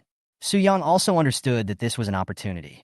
If they had someone to follow them, they might be able to hang out with Wen Xiang's sister and the others in the future. Compared to going with a few of them, It would be more reliable to be with these two people. Moreover, although the man who stayed with Li Wenxiang's sister was not very good-looking, a beautiful woman like Li Wenxiang's sister was willing to follow him. So he must have some strengths, right? And if he went, it would be safer than Tang Ming. Judging from his body shape, who could know the situation in the cafeteria better than him? Li Wenyin looked at Su Yang's body shape, then turned to look at Chen Bufan and saw him nod. Okay, let's go. Su? Several people in the room were a little worried. After all, they all knew the situation outside. If they were separated, they didn't know if they would ever see each other again. Even Xiaoya, who had been lying down, sat up. Shall we go together? The cold voice trembled a little. She had a stomachache. Yes, let's go together. There is strength in numbers. Wang Lingling looked around at her good friends and was so moved. They had such a great friendship. Ouch! Shut up, asterisk. Looking at those people, Li Wenyin was also very envious. Only people of their age could have such pure friendship, right? Don't worry, that little beauty isn't feeling well. Just take care of her at home. We're just going out to check. It's okay. But just one person. Chen Bufan's voice. Well, asterisk 4. A few people didn't dare to speak. Yesterday, Chen Bufan kicked 2 people away. They were deeply impressed. Walk. Chen Bufan turned around and went downstairs. Li Wenyin gave Su Yang a look and followed him down. Su Yang. Shin Tong held the bowl and looked at Su Yang with worry on his face. It's okay. Who is more familiar with me in the cafeteria? Don't act like this. Moreover, Li Wenxiang is so powerful, and his sister and brother-in-law are also so powerful. There is nothing to worry about. Don't worry. Just lock the door and don't open the door for others. Just stay here, and if I come back late, don't go out to look for me, lest I have to look for you when I come back. Whoa!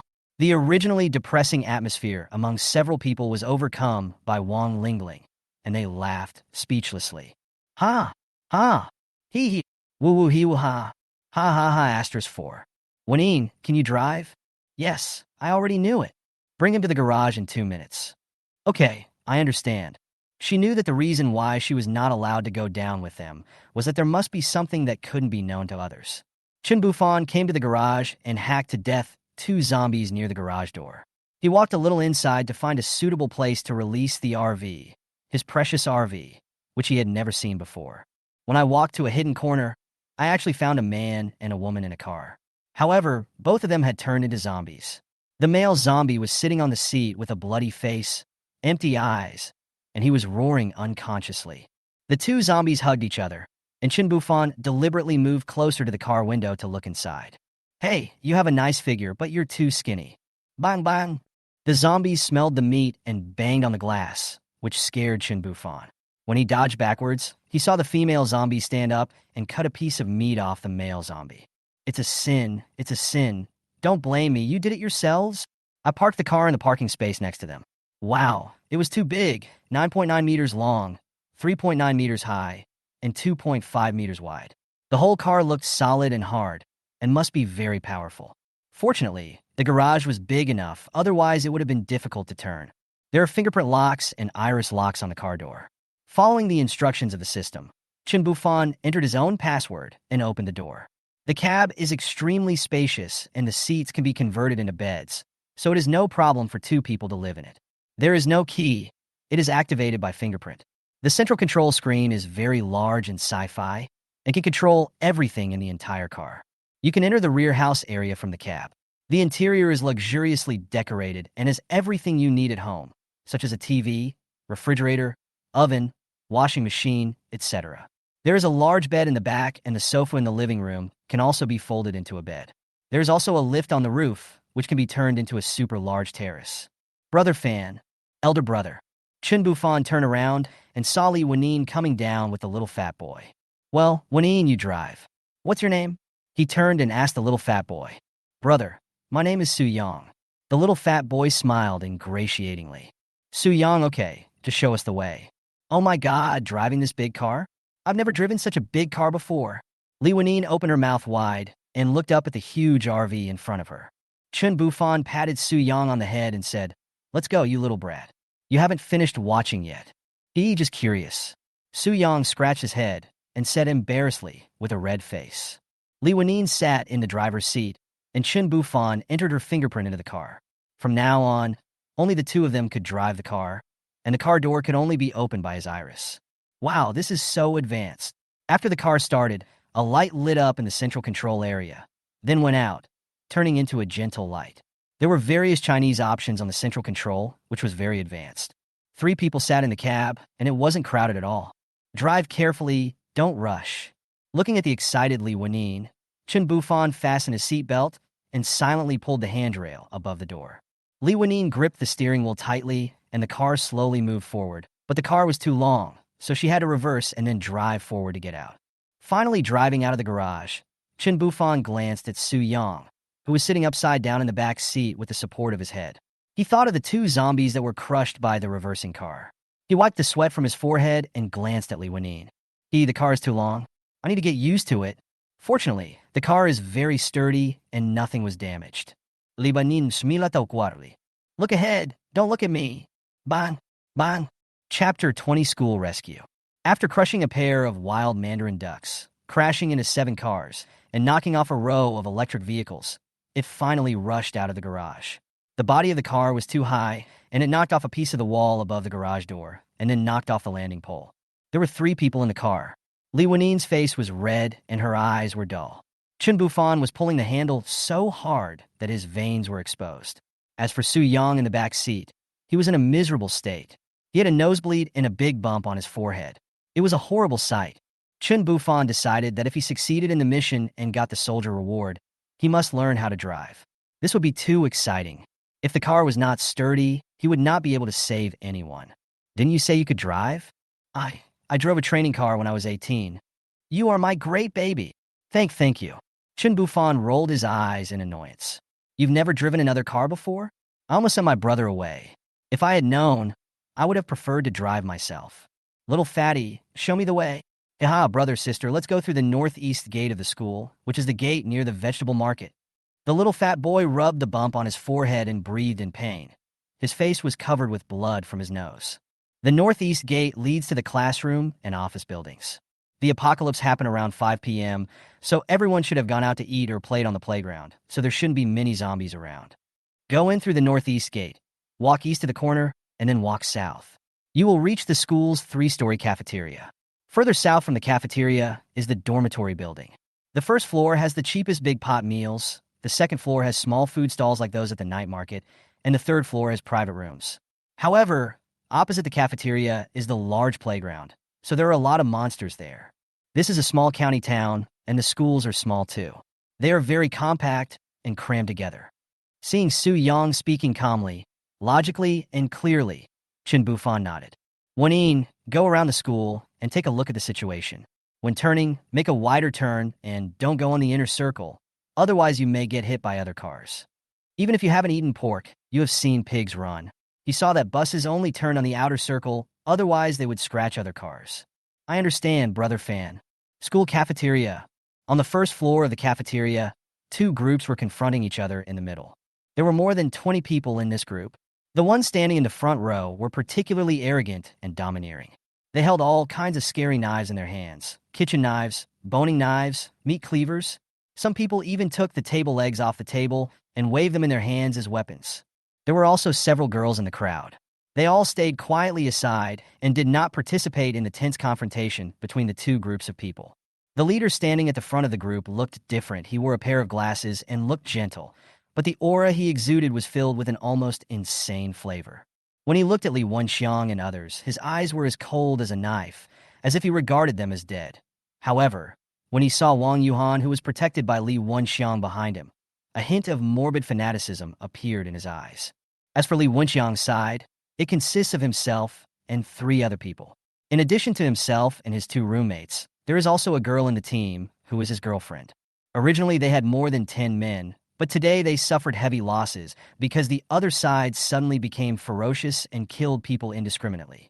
Not only did several people die, but many people also ran to the other side in order to survive. On the day of the Doomsday, Li Wenxiang was eating on the 2nd floor with his girlfriend and roommate. The people around them suddenly started eating cannibalism. He protected his girlfriend and roommate while killing zombies and saved many classmates. Finally, they formed a team and killed many zombies on the 1st floor together. Many people died, but many were also saved. The group of people on the opposite side rushed down from the third floor, took down the first floor together, and closed the door. Things had been peaceful these past few days. Occasionally, the leader would come over and talk to his girlfriend. He knew that they had known each other since childhood, so Li Wenxiang didn't take it to heart. There was a power outage this morning, and the internet was also down. The people on the other side suddenly attacked and injured people, treating them as if they were human beings, which led to the current situation. Li Wenxiang, hand over Wang Yuhan, and I won't make things difficult for you. You are quite skilled. The current environment needs people like you. I don't mind letting you follow us and survive together in this doomsday. The leading man pushed his glasses on his nose with his left hand and held a knife in his right hand. He spoke in a calm voice, as if it was a matter of course that he wanted other people's women, as if this was the way it should be done, and he didn't take anyone seriously. The followers behind him either had a playful smile on their faces or a mocking expression, as if they were giving you a thumbs up. Su Cheng, do you want me to be your dog like those people behind you? Besides, Henin doesn't like you. Li Wenxiang could not hide the anger in his eyes. This group of people suddenly started killing people, and several classmates who had fought side by side with him were killed. After these words came out, the gentleman Su Cheng's face did not change, as if he didn't hear it. But the people behind him were not happy. What do you mean by a dog? You are the dog? Li Wenxiang, you are looking for death. Idiot, who are you calling a dog? Kill him. Shame on you. Su Cheng raised his hand, fell silent, and looked at Li Wenxiang angrily. Wang Yuhan, if you don't come over, they will all die for you. Su Cheng, I never liked you. Why did you do this? They were all classmates, and they fought zombies together a few days ago to stay alive, and you just killed them like that. Wang Yuhan pulled Li Wenxiang's hand away and looked at Su Cheng with tearful eyes. Whether you like me or not, you must be by my side. Even if you die, you must die in my arms. Su Cheng looked at Wang Yuhan morbidly. Wang Yuhan had a pure first love face, a slender figure, well-proportioned curves, and fair and smooth skin. At the moment, her eyes were blurred with tears, making her even more lovable. But it doesn't matter. Even if she is ugly, she must be his. He has liked her since she was a child. He is narrow-minded and can only have room for her. After the end of the world, his possessiveness becomes stronger, and he must snatch her away. Yuhan, we grew up together. We would share any delicious food with each other. I thought we would grow old together. When we were little, you were always my bride when we played house. You said you would marry me. That was just a game when we were kids. How can you take it seriously? I treat you like a brother. Wang Yuhan was shocked. She didn't expect this to be the reason. It was just a game of playing house when they were young. What did they know at that time? Even the girls on Su Cheng's side curled their lips at Su Cheng. What a sick man. He didn't want to live well in the end of the world, but was playing house with women here. Was he crazy? But they couldn't do anything about it. These people were reckless before the end of the world, and now they were even more lawless. Yuhan, you've changed since entering high school. Is it because of this boy? It doesn't matter. I'll just kill him. Su Cheng looked at his Yuhan with disappointment. Don't hurt Yuhan, kill them. As soon as he finished speaking, before the people around Su Cheng could move, his roommate Lu Xiangdong, who was standing next to Li Wenxiang, hit Li Wenxiang on the back of the head with a stick. Li Wenxiang's shocked expression barely showed up when he fainted and fell into Wang Yuhan's arms. Wenxiang! Wenxiang! Wake up! Wenxiang! Wang Yuhan hugged Li Wenxiang and cried. Fuck!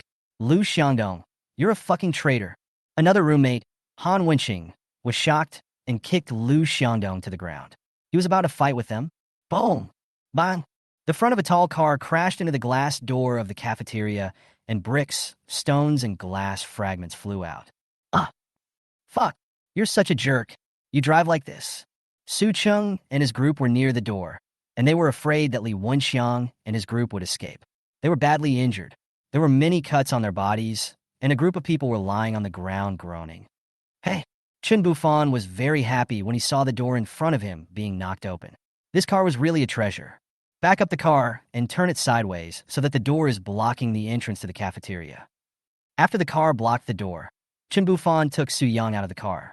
The people inside looked at them with surprise, anger, or confusion.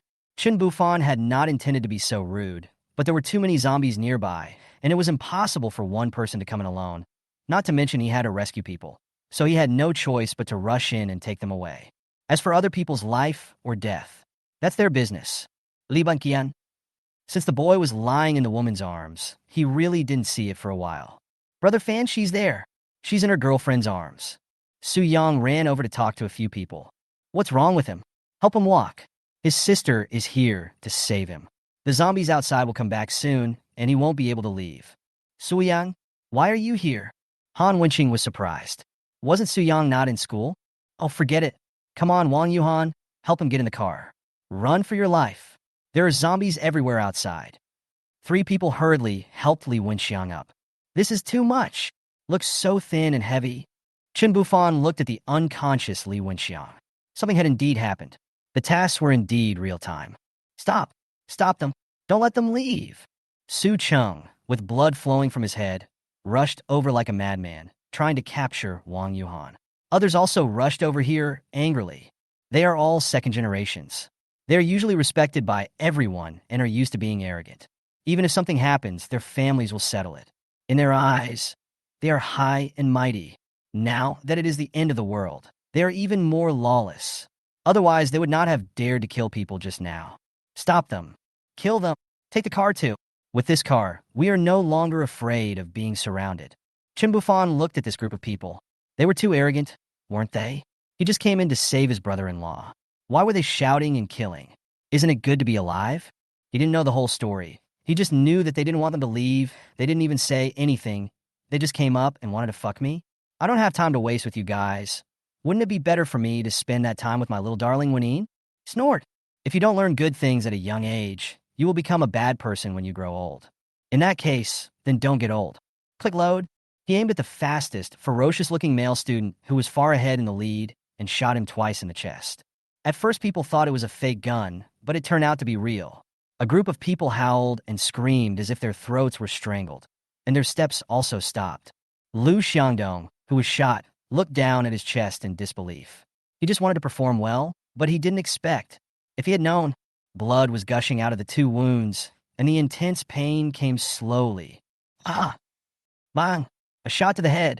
For a moment, the huge cafeteria was silent. Chapter 21, Arrogance. Everyone stared with wide eyes at Lu Xiangdong, who was lying lifeless on the ground, then looked up in horror at the man who was pointing the gun at them with a smile on his face. Why did he have a gun?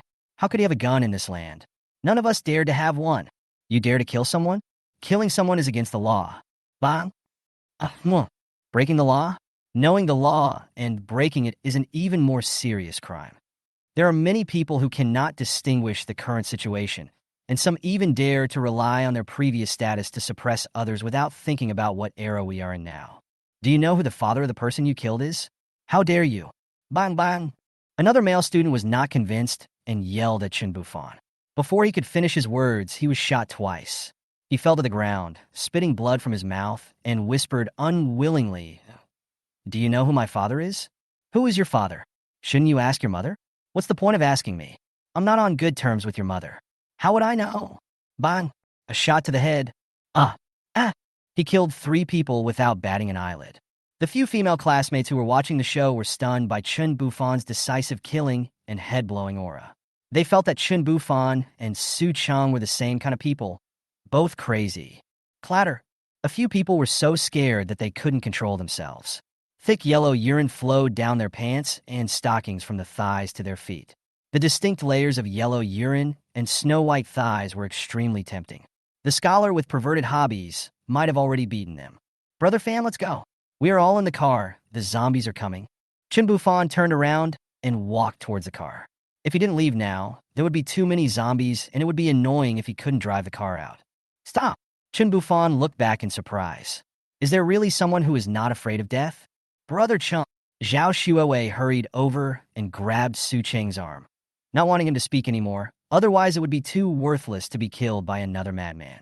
As the saying goes, there is life. There is hope. This county town is so small, they might not be able to find such a big car. Get out of here! Su Cheng's eyes were red, and he pushed Zhao Xuewei, who was pulling him to the ground. His eyes were already red, and he couldn't let Yuhan disappear from his sight. Zhao Xuewei fell to the ground, looking at Su Cheng like a madman, as if he were a fool. Su Cheng, you are so pretentious. You really treat a woman who you have played house with a few times as your wife. Childish. Sick. Don't you even know who has the final say? If your father wasn't the deputy mayor, I would not be able to hang out with a fool like you. Anyway, it's the end of the world, and the deputy mayor is useless. Go and get yourself killed. Leave Wang Yuhan here. Otherwise, no one will be able to leave this cafeteria today. Huh. Su Chung yelled, staring at the car with bloodshot eyes. Unfortunately, he couldn't see the people in the car, and the people in the car didn't come out to look at him. Seeing Su Cheng's favorability minus 100, Chen Bufan laughed to death. What a fool, right? I have a gun. What do you have? Are you sick? Bang bang. 2 bullets hit the 2 lenses of the glasses accurately, and the bloodshot eyes turned into 2 holes with blood flowing out. Oh, arrogant! He glanced at the crowd and saw that everyone kept their heads down and kept silent. Seeing that no one dared to say anything, he gave him some fun and got in the car and left. After Chen Bufan and his group left, the people in the cafeteria breathed a sigh of relief. It was the end of the world and everyone was no longer normal. Why were they so cruel? There was a big hole in the damaged cafeteria door, and from inside one could see groups of zombies outside. A small number of them were chasing the car, while a large number of them were attracted by the smell of blood and were walking towards the cafeteria. The remaining people in the cafeteria fled in panic. Some of the male students who usually played well together formed their own teams and ran away, without paying any attention to the remaining girls. The girls were at a loss, so they all ran to the girl who was knocked down and hurriedly helped her up. Sister Shuawei, what should we do? Those guys ran away on their own. Yes, Sister Shuawei, where are we going? There are monsters outside. Those guys are usually so selfish. Why would they care about our lives in such a dangerous situation? Sister Shuawei, we will all listen to you. Zhao Shuawei was helped up. She frowned and rubbed her plump and round buttocks. She raised her hand and saw blood. She gritted her teeth in anger and said, "Damn it, you're sitting on broken glass and you've cut a gash in my butt? Ah, Sister Shuawei, you're bleeding. It's okay. You hold on to me. I have an extra hole on my butt now, so it's inconvenient for me to walk. Let's go out of the school first. You carry your bags and walk in the opposite direction of the car." Puff. Haha, 2 eyes. Laugh at you. Li Qianqian, go. Oh, okay, Sister Shuawei, let's go. After saying that, 2 girls supported Zhao Shuawei on each side, and the remaining girl picked up a few long-looking knives and put on one of their backpacks. They hurriedly ran out of the cafeteria. Fortunately, the zombies were moving slowly now. Passing by Su Cheng's body, Zhao Shuawei looked at his body with gritted teeth and kicked him hard several times. Kick you, you stupid idiot. Kick you, you stupid idiot. I told you to push me. I told you to play house. Ouch, my butt. Hiss, hiss. Sister Shuawei, please go away quickly and stop kicking me. The blood on your butt is blooming. Li Qianqian, who was carrying a bag on her back, screamed. Damn it, let's go. Find a place to change your pants first. You guys are so coquettish. The little sister who was supporting her blushed. There was nothing they could do. They were so scared that they peed. But the men also peed themselves, so it was not shameful. Li Qianqian, who was following behind, looked at Li Man and Lu Xian in front of them. They had wet their pants, and their stockings were still dripping with urine. Zhao Shuawei had injured her butt and was bleeding. They were all wet. They were walking with their butts sticking out in awkward postures. She couldn't help but laugh softly. Hee hee. The 3 women in front turned around and glared at Li Qianqian, waving their fists. Several women found a house with an open door and no one inside in a residential building near the school and hid there temporarily. Phew, finally safe. You 2 should take off your pants and clean up your clothes. You 2 sluts have been driving me crazy all the way here. Humph. Li Man and Lu Xen immediately took off their pants and stockings, and for a moment the air was filled with a strong smell of urine. It was certain that they were getting irritated. Fortunately, they had spare shorts and pants in their bags. Sister Shuawei, please lie down on the sofa. I'll check your injuries. The 3 girls squatted beside her and looked at the wound on Zhao Shuawei's buttocks. TSK, TSK. What sexy panties. Roll. It's still very soft. Lu Xian pinched it. Fuck, if you don't treat my wound, I'm going to die. Li Man's face was almost pressed against his buttocks when she suddenly reached out and pulled off a piece of glass. Ah! Zhao Shuawei's upper body suddenly leaned back and she screamed. Her buttocks were tightly pressed together. Sister Shuawei, we pulled out a piece of broken glass. It's okay. The wound isn't big, but we can only give you a band-aid. We don't have any other medicine. Li Qianqian and Lu Xian looked at Li Man reproachfully. You are too rude. You were not careful and pulled it out in one go. It hurts so much. Li Man carefully put a band-aid on it and patted it out of habit. Bang! All right, fuck you. Zhao Shuawei turned her head and stared at Li Man. Chapter 22, Clone Trooper and Ning. The next morning, September 3rd, 2034, 7 a.m. Chen Bufan opened his eyes and looked at Li Wanine, who was sleeping soundly on his arm beside him. A smug smile appeared on the corner of his mouth. He lowered his head to smell the fragrance of her hair and kissed her pink face. Li Wanine opened her eyes and rolled her eyes at him, then closed them and fell asleep again. She had taken care of her brother last night, and now she was tired and sleepy and needed to catch up on some sleep. After returning from school yesterday, I put Li Wenxiang in his own bedroom and checked him. I found a wound on the back of his head. Since there was no doctor, I just applied medicine and simply bandaged it. Li Wenxiang's girlfriend Wang Yuhan and his roommate Han Wenqing live with the 5 students upstairs. They all know each other, and boys live with boys and girls with girls, so they just squeeze together. There was no water or electricity, so I took out a bottle of mineral water to wash up. The RV was parked downstairs with unlimited water inside, but he was too lazy to go down. Sitting on the sofa, he took out 2 servings of rice, a plate of 4 happiness meatballs, and a bowl of vegetarian soup with 10 wolfberries thrown into the soup. He needed to pay attention to his health. No matter how good his physical fitness was, he couldn't stand excessive drinking. Mimi spun around happily. He ate such greasy food so early in the morning because he was hungry and had to replenish himself. He took a bite of the 4 happiness meatballs, and it was full of meat aroma. Chen Bufan loved meat, and it satisfied his craving. After he finished eating all the meatballs, he ate a whole roasted chicken to feel comfortable. His physical fitness was good, and his appetite was big. I went to check on my brother-in-law, and he wasn't awake yet. I put my hand under his nose to check, and there's breathing, so he's alive. He returned to the sofa and received yesterday's reward, a bottle of potion that can increase physical fitness by 100 kilograms. It is a weakened version of the one he fought. He is not going to fight this one. He is very satisfied with picking up 500 kilograms of items. Among humans, he is already the top. Among zombies, he will die if he is bitten. But he has medicine, hey.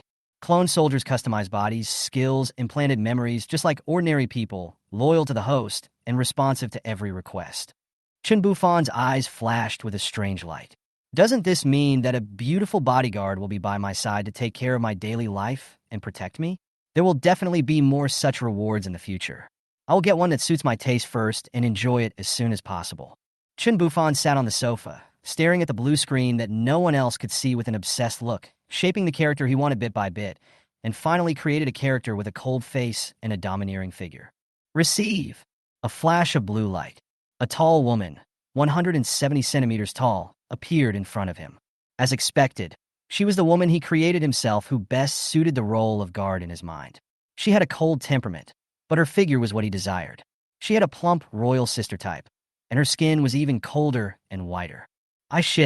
System, can you give her matching clothes? How can I save my face if someone sees this? This is too much. While Chen Bufan was angrily scolding the system, he stared at the new character from top to bottom. Hello, boss. Puff. Okay. There was another flash of blue light next to him, and a black women's suit appeared, revealing underwear from inside to outside, as well as a pistol with several magazines and a dagger that was slightly longer than a dagger. It's okay. The weapon comes with the basic ones. Put on this suit quickly. Yes, master. Call me boss from now on. Okay, boss. Chen Bufan didn't miss a single frame of her getting dressed. Let me give you a name. Seeing that you have a cool face, tall, and graceful figure, I will call you Optimus Prime from now on. When the girl heard this, she narrowed her peach blossom eyes and couldn't help but raise her hand on her hip to lift up her clothes to get the gun. She hooked her fingers and put them down again. She was very conflicted. If it wasn't Chen Bufan, she must shoot him dead. Don't you like it? Then, Megatron? Bumblebee? Starscream? Corvus? Do you have any serious illness? The girl pursed her lips and turned around silently to look out the window, facing Chen Bufan with her buttocks sticking up her suit pants, and clenched her fists, unclenched them, and clenched them again. It's true that I'm a clone, but I'm not a fool. Huh? Okay, I'm just kidding. I created you to protect my peace. I'm not good at naming, so I chose a homophonic name. Your skin is as smooth as cream, so you can be called a Ning from now on. A Ning? That's good. Better than Optimus Prime. Huh? Okay, do whatever you want. Just keep me safe when you go out next time. Okay, boss. Human and Ning. Height 170 cm. Physical fitness able to carry 500 caddies. Value 9.7.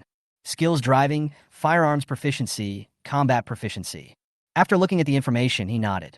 I have someone to drive from now on. I almost got killed by Lanine when I went out yesterday. And Ning, can you drive any car? Boss, let alone cars, I can drive anything including planes and tanks. Well, that's great. I'm rooting for you. The boss is very satisfied, and you will be his secretary from now on. Thank you, boss.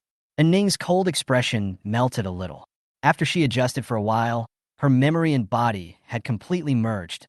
System, sign in. System, colon. Chen Bufan felt a sense of resentment at being disturbed. Congratulations to the host for obtaining 20 walkie-talkies, with an effective range of 10 kilometers and a standby time of 15 days. How convenient. System, I usually ignore you, so you just read novels? System, don't you want to read the novel to see you beat Lanine? When did I hit her? How did you do that? System, then I heard a pop last night. Please, please. I won't see you off.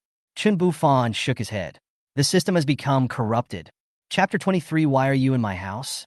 The system has no tasks today, not even a task to clear out zombies. Is it because there aren't many zombies nearby? Bufan, when did you get up? Have you seen my brother? Chen Bufan turned around and saw Lanine, who was wearing pajamas and had a curvaceous figure, rubbing her eyes and walking out of the bedroom. I've been up for a while. Your brother is still asleep. Are you hungry? I'm a little hungry and very tired. And Ning saw her coming and wanted to step forward, but was seen by Chen Bufan. He waved his hand gently and retreated back to the windowsill, pretending to be invisible. Lanine walked over in a daze and sat beside him, leaning in his arms, arching her head and squinting her eyes comfortably. Chen Bufan put his arm around her shoulders and saw that she was so confused. She was not alert enough. She didn't even notice a stranger standing next to her. When the Doomsday came, she was protected by Chen Bufan without any vigilance. He gave her a great sense of security. He tickled her. She dodged. He tickled her again. She raised her head and pouted in displeasure. He pointed to the window. See what was going on? Lanine looked ahead in confusion, and a tall woman in a suit with a cold face came into her sight. She looked at her, and she looked at her. The two top women just looked at each other like that. Oh my God, who is she? Lanine's eyes widened suddenly, and her soul came back to her. She immediately became alert, squinting her eyes and staring at Chen Bufan, and then at the girl. Her chest began to rise and fall rapidly, and her face gradually bulged. Chen Bufan, you've only been seducing me for a few days, and you've got such a top-notch woman? Look at her breasts, they're just a little smaller than mine. Look at her legs, they're so long. Look at her cool face, it's too tempting to conquer her, right? Slurp. So fairy, so tempting, this bastard. Tell me, who is she? Where did she come from? What do you want to do? Lanine wanted to stand up from Chen Bufan's arms, but he held her still, and she couldn't move. She could only look at him with a pout. Looking at this pink little mouth, he couldn't help but take a bite. Lanine looked up in disgust. Her name is Ning. She used to be a soldier. She knows how to shoot, drive, and fight. She will be responsible for driving and protecting us in the future. That's all. Lanine looked into his eyes. I don't want to do it. Chen Bufan was calm. Lanine leaned her head close to Chen Bufan's ear and whispered, Rogue, do you think I believe you? Do I need to be so beautiful to protect you? You can't hide your little thoughts. I think we have only been together for a few days. You are tired of me? Do you still want me? Lanine felt more and more aggrieved as she spoke, tears falling down her cheeks. This bastard, it's only been a few days, and he's already looking for another woman. I'm a yoga teacher who can do all kinds of poses. Isn't such a top-notch woman enough for you to play with? Whoa, annoying. Don't cry. How can I not want you? You are my favorite. She really protects us. Really, I have absolutely no improper thoughts about her. Chen Bufan hurriedly began to quibble. Hearing that there was no improper intention, the two women rolled their eyes, and no one believed it. Lanine likes a Ning just for her looks, not to mention that he is a stinky man. Do you think I'm stupid? She's so pretty. Maybe one day she will be taken care of by you. I just showed some concern for you at the beginning, but you acted like a rogue and took me away. Lanine felt a little uncomfortable. Her man was also a playboy. There is no man who is not a playboy. In fact, Lanine was mentally prepared. Now, it was the end of the world. She had followed him for the past few days and knew his strength. He could lead people to survive well in this world. How could she be the only woman with such a strong man? Beautiful women are a vulnerable group. let alone the end of the world. Even in peacetime, there are more than one woman in power. She had also read novels, where a pack of noodles could be exchanged for a woman when resources were scarce. Moreover, he had abilities similar to space. So which woman wouldn't want him? She didn't want to leave him. Although she was with him only because she liked him as a person, she felt happy after knowing the secret. She is crying now because she likes him. She is throwing a tantrum to let him know that she is unhappy and to vent her feelings. Even if she cannot be controlled, she should not accept any woman as an example. If you give me something that has been eaten by a pig, I will not eat it. Be good, don't cry. You are my first woman. You are different in my heart. We have been dependent on each other since the end of the world. You will always be the one I value most. Well, be obedient. Chen Bufan gently wiped her tears. Lanine was indeed different to him. She was his first woman, and it was also the first time for both of them. The first time would be deeply impressed no matter whether it was a man or a woman. Even if he had more women, none of them would be as important as Lanine. Besides, they were true love. Let her accompany me to the car downstairs. I want to take a shower, Lanine said with red eyes and wiping the tears from her face. After venting, my temper feels better. Humph, just wait and see how I'll deal with you when I come back. There won't be a drop left. Chen Bufan breathed a sigh of relief and nodded to Ning. Lanine took the initiative to hold Ning's hand, and they went downstairs together. Lanine also entered the iris of the car door when they came back yesterday, so they could go in. Li Wenxiang's bedroom. Li Wenxiang, who had been in a coma for a day, woke up. He opened his eyes and saw the familiar bedroom. He was shocked. Didn't he confront that madman Su Cheng in the school cafeteria? How could he be in his own bedroom? Could it be? After I died, I was reborn? Li Wenxiang lay on the bed with his mouth corners raised. I was reborn. He remembered that a few days after the apocalypse, Su Cheng dared to kill someone in order to snatch his girlfriend Wang Yuhan. Before he died, he saw that it was his most trusted roommate, Lu Xiangdong, who attacked him. He was actually Su Cheng's man.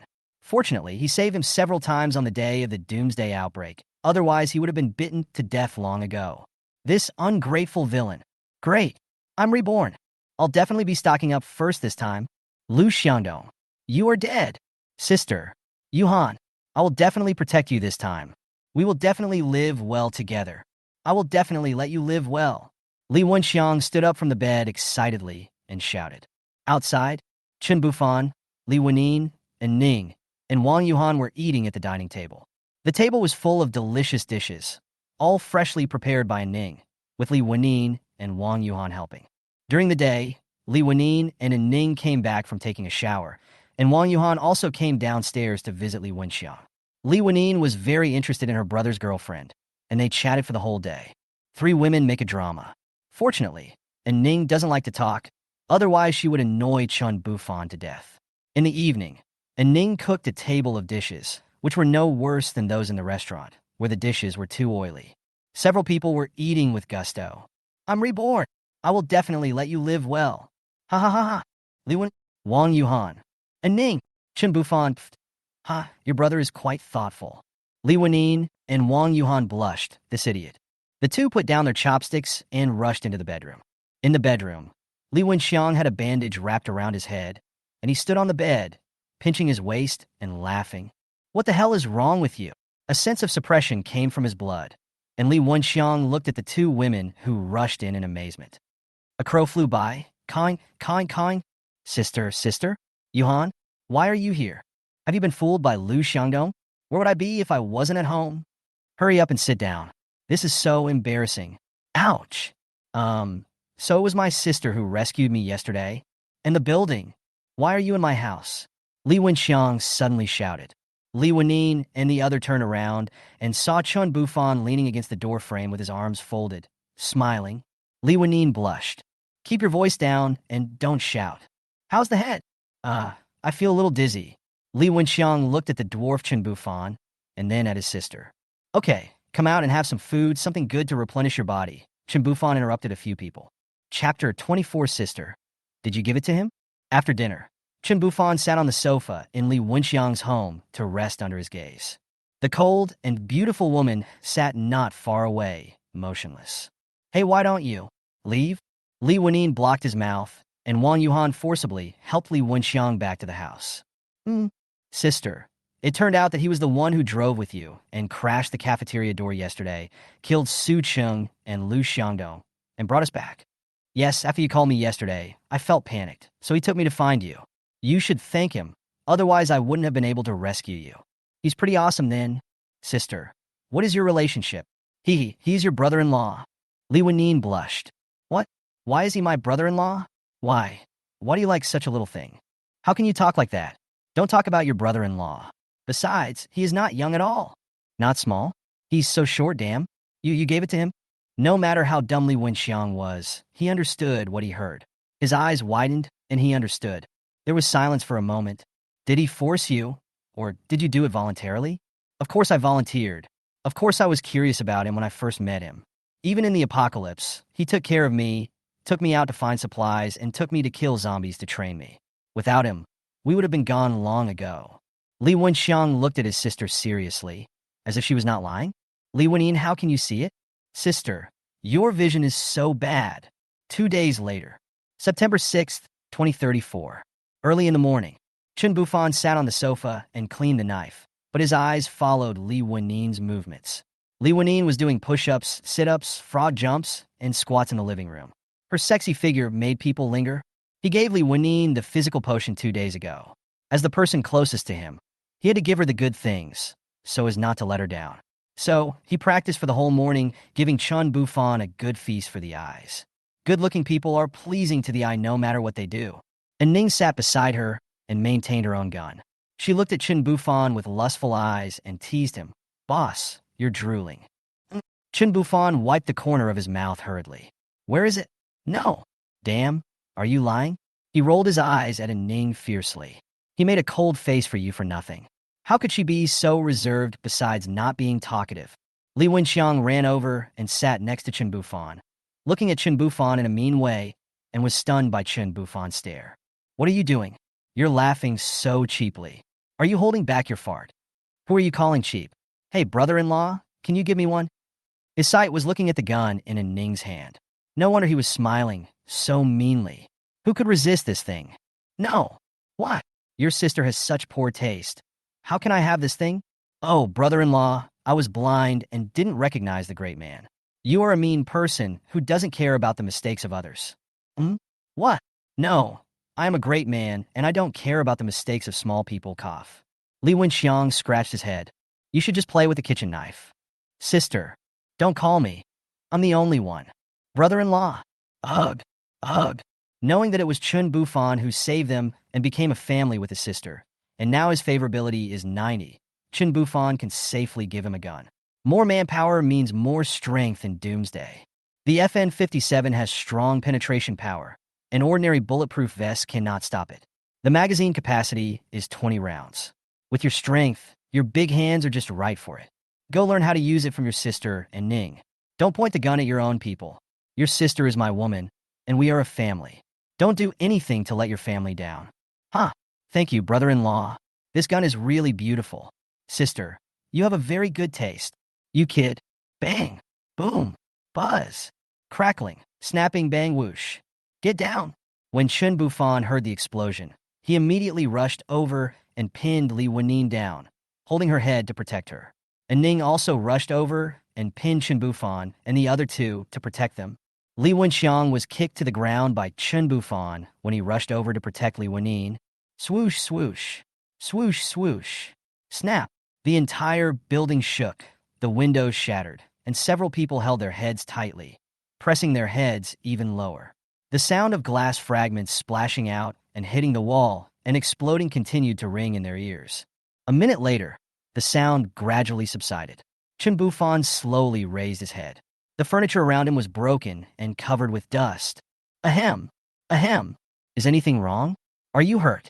Chen Bufan carefully helped Li Wenyin up and carefully checked her body for any wounds. Brother Fan, I'm fine. Are you okay? Li Wenyin touched Chen Bufan's whole body in panic.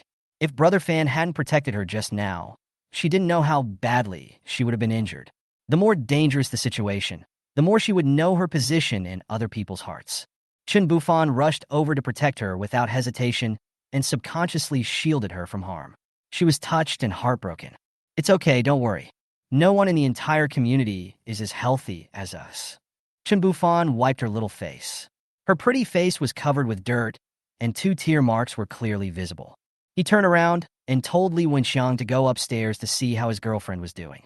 As a result, the boy had a small cut on his face and looked at the 3 people standing together with resentment. You saved one by one and kicked me aside. That's too cruel. Stop being so mean.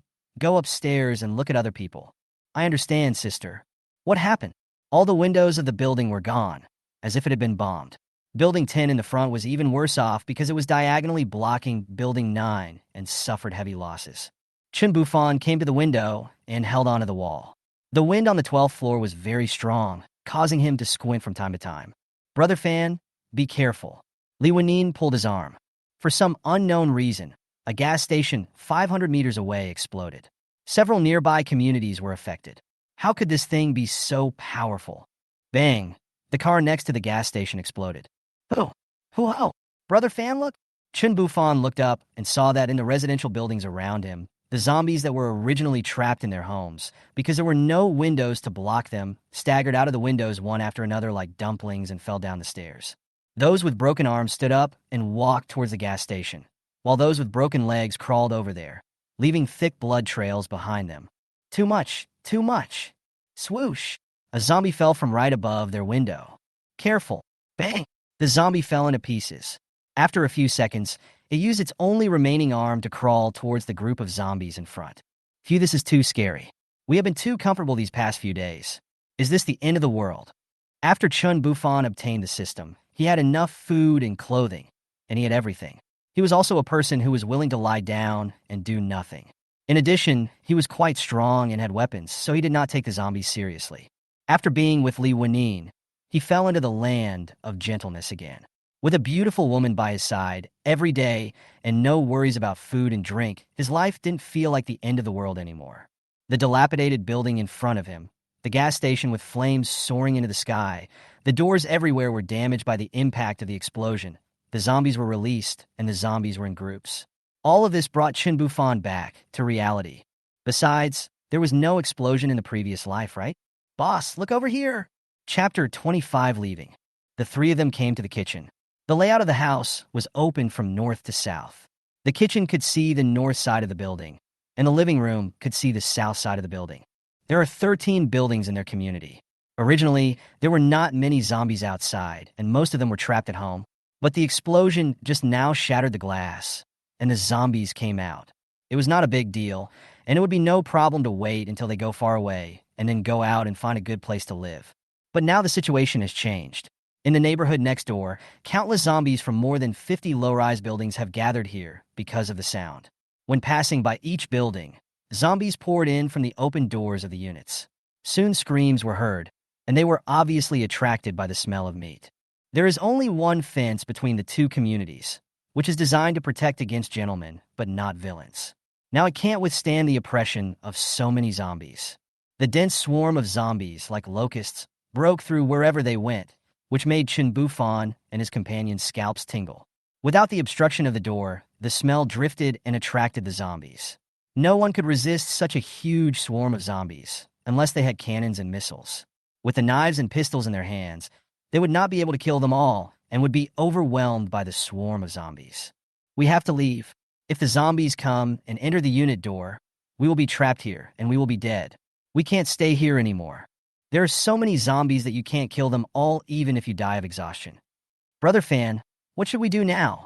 Where do you want to go? We will follow you. Pack your things and go downstairs to the RV. You'll be safe inside. The RV is explosion-proof and collision-proof, so zombies can't break it open. I'll go upstairs to call for help. Get your weapons ready.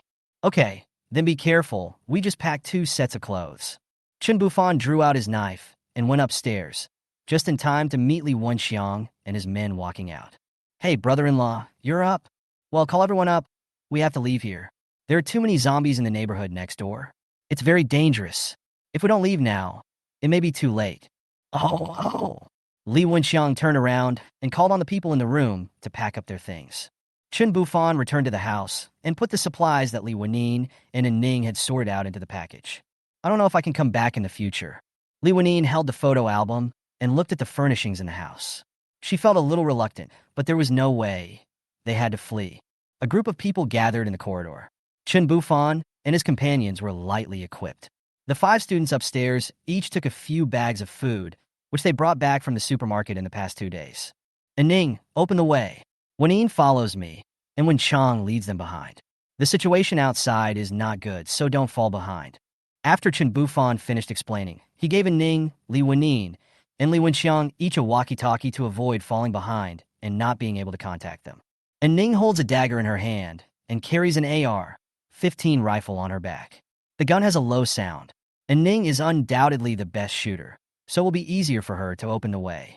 You two, put your hair into a bun instead of a high ponytail. No one can save you if you are dragged down by a zombie. Oh, thank you, Brother Fan. Shin Tong and Wang Lingling immediately tied their hair in a hurry. Let's go. A group of people led by Chen Bufan and Ning opened the way and walked down the stairs. The further they went down, the louder the sound of fighting became.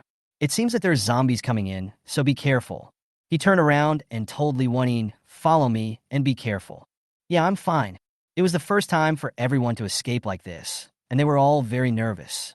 They were gasping for breath and sweating profusely. The group went down to the 3rd floor and found their way blocked by a group of people. The men in front were holding pot lids as shields and kept pushing the zombies. The zombies were attracted by the flesh and blood and howled excitedly, and even their movements were a little faster than usual. Ah, help me, help me. Since everyone was in a high position, it was not very convenient for them to bend their bodies to defend themselves. In addition, the situation was urgent. Faced with so many terrifying zombie attacks, everyone was in a panic to deal with them. Tang Dalong was behind the shield formation, holding a stick with a fruit knife tied to the top of the stick. He was stabbing at the zombies below with gritted teeth and sweat all over his forehead. Suddenly, a zombie that was pushed down and lying on the stairs grabbed a man's calf below. The man was pulled down and screamed in fear. He threw away the things in his hands and desperately grabbed the people above with both hands, hoping to grab something. Then he grabbed Tang Rin's leg tightly and brought Tang Rin down. Tang Rin. Tang Dalong grabbed Tang Rin's clothes and pulled them back desperately. Tang Rin sat on the ground and grabbed the man's hand, trying to pull the man back. All the zombies lowered their bodies and scratched and bit the man. Soon the man was covered with wounds. The smell of blood stimulated the zombies even more. They bit off a piece of meat from the man and put it into their mouths. Some zombies directly used their sharp nails to dig into the man's stomach, tearing it open and pulling out the intestines and internal organs and stuffing them into their mouths. Ah, it hurts. Help. Help me. Vomiting blood. I don't want to die. The man screamed and begged for mercy at first, but he finally vomited blood and died little by little. Tang Rin, let go. He can't be saved. Get back quickly. Tang Dalong grabbed his brother and yelled anxiously. Woo-woo. I let go a long time ago, and now he's holding me with both hands. Fuck. I can't pry him apart. As the 2 men pulled back hard, the man was suddenly pulled into 2 pieces. The fishy internal organs, greasy and disgusting fat mixed with blood flowed all over the ground. From the perspective above, a section of the spine with distinct joints could be seen. Ah, what the hell? Ah, what the hell? Let me go. Ah, let me go. I'll kick you to death. Tang Rin was so scared that he screamed and vomited while kicking the man in the face with his feet. Ho ho! Ah! He couldn't kick his hands open no matter how hard he tried, so he had to use his hands to pry them open. He didn't expect that the dead man suddenly opened his eyes, roared, and came towards him to bite. All this happened very quickly. In a flash, he could only watch the half-dead zombie bite him.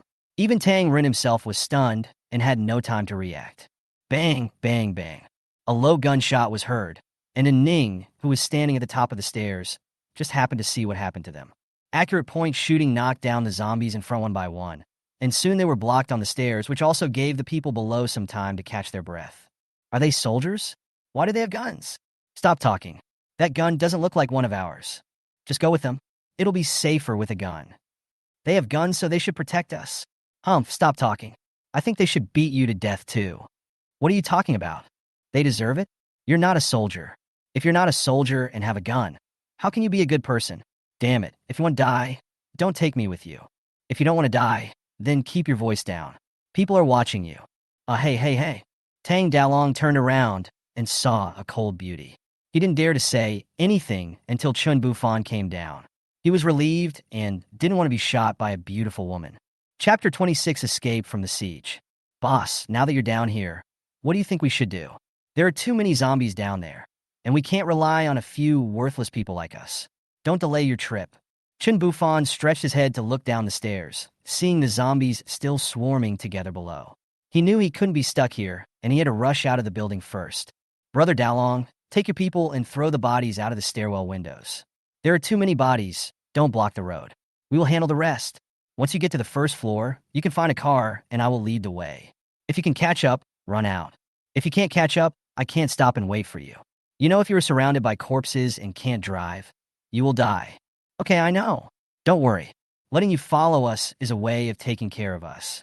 We are not people who don't know what is good for us. After saying that, he turned around and led people to move the bodies. Hurry. Everyone, don't just stand there. Throw the bodies down and make way. A group of people were busy moving the body, and the stairwell was too small to accommodate several people working at the same time. And Ning, you clean up the zombies outside the unit door.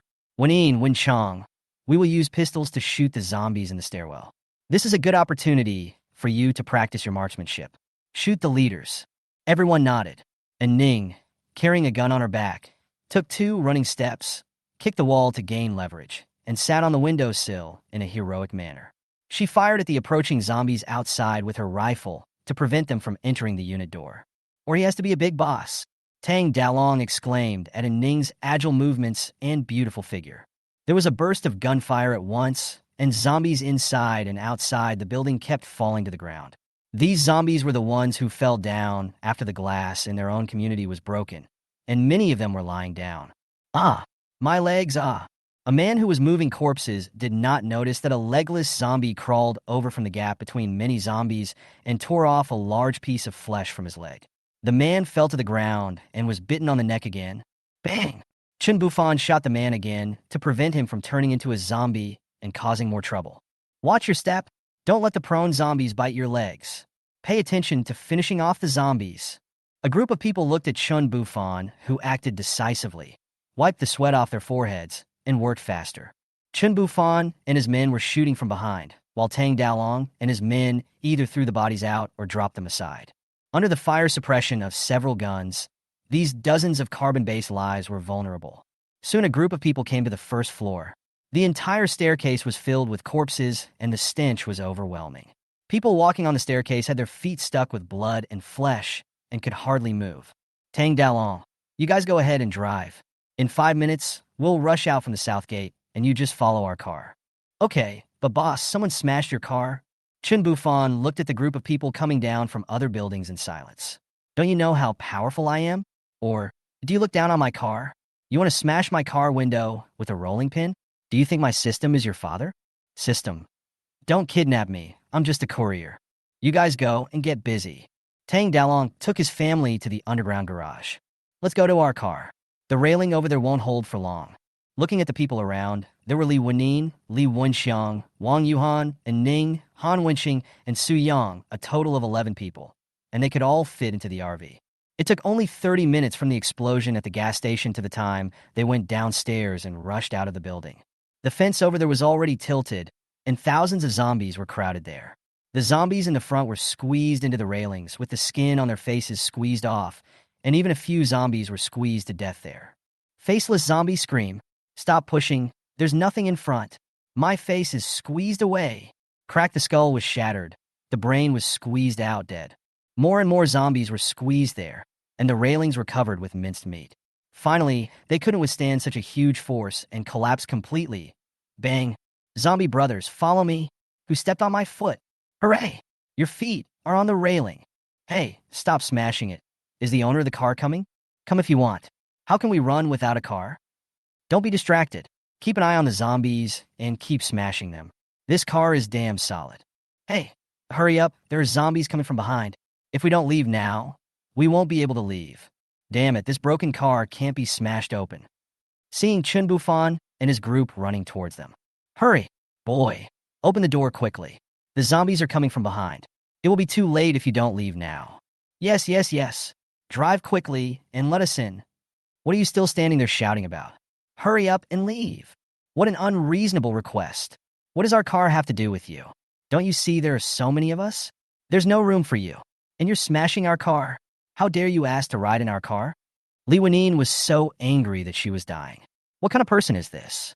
He smashed other people's cars and took it for granted to ride in the car. Does he have any shame?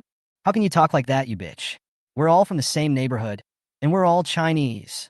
Can't you help me? Stop arguing. Let's go. The zombies are coming. Don't leave without us. An old man took a kitchen knife and chopped on the tire. Unexpectedly, the tire was not damaged and it bounced back, causing him to fall. Ouch, old man, ouch. You're hurting people.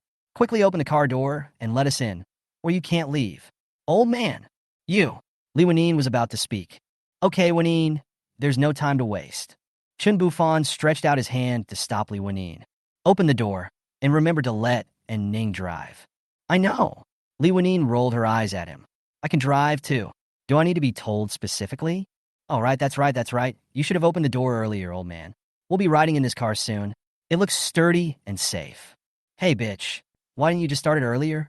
A passerby and supporting actor scanned Lanine with lustful eyes. Not only does he want to get on this big RV, I also want to drive a small car inside the big RV. What a figure, wow. Ha ha ha. Oh, that's funny. After Lanine opened the door, they got on the bus one by one.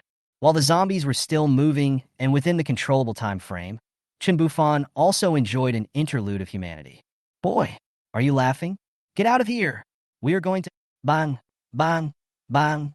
A series of gunshots rang out, and every bullet was not wasted, all hitting Passerby A. Passerby A was shocked. He didn't expect the guns in their hands were real. They were the owners of the northernmost building in the community and were being chased south by the zombies. They happened to pass by this car and took a fancy to it. Chen Bufan and his group were in the southernmost building, so they didn't know that this group of people actually had guns. Because Chen Bufan and his group did not rely on having guns to do evil things in Doomsday. Passerby A died unwillingly. They had 2 knives and went to other people's homes to steal food and other people's wives, but you had guns and did nothing. They didn't even know. Hate it. I'm dead. My son.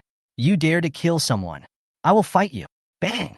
The person who fired the shot was Li Wenxiang. His hands were shaking and his eyes showed fear, reluctance, anger, and a little satisfaction. The old lady's eyes were wide open. There was a bullet hole on her forehead and a big hole on the back of her head. Red and white bullets were all over the old man's face. Unfortunately, the FN-57 had too strong penetrating power. When the bullet passed through the old lady, it also hit his head. The family was reunited again. Good job, but don't dwell on it, let's go. A group of people got on the bus and sat down, closing the door. Boss, they are behind us. In the rearview mirror, a row of cars gathered behind the RV, and the last car had already started honking its horn, looking extremely anxious. Walk. The RV started, and several zombies hit the RV with all their might, but it was useless and a lot of rotten flesh fell off. Dirty my car, damn it. Go ahead and hit them to death. Just wait and see. And Ning curled her lips, and the car flew out. Chen Bufan desperately grabbed the handrail. Fuck you. You don't have to drive like this. I haven't fastened my seat belt yet. Yamadio. Dozens of zombies blocked the way, but they were knocked away and crushed without any resistance. If it was a car, it would definitely not be able to move. Chapter 27 Separation. The convoy stopped at a fork in the road 5 kilometers away from the community. There were 2 fewer cars than when they first came out. I saw in the rearview mirror that the 2 cars were either nervous or had a problem. Just as they rushed out of the community, one of them turned in a hurry and crashed into another abandoned car. The glass was broken by zombies, and it was eaten. The other car was in a similar situation. It was surrounded by the zombies and couldn't get out even though its engine was smoking. Boss, if it weren't for you, we might have been stuck in the building and couldn't get out. Here are a few packages of supplies that we found these days. We thought we could just wait at home to see if there was any rescue, but we didn't expect the gas station to explode and destroy our home. Tang Dalong and Tang Rin came over with a few bags of things, with a wry smile of nostalgia on their faces. It took a lifetime to have a home of their own, and now that home is gone, they don't know where their future lies. Thank you for saving my life, big brother.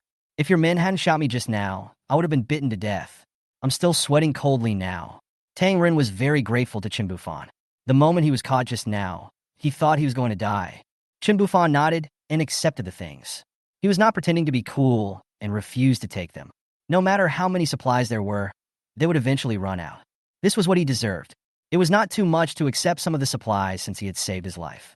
Any plans? He admired Tang Dalong very much. He was brave enough to take on tasks and had good handling abilities. He was a good helper.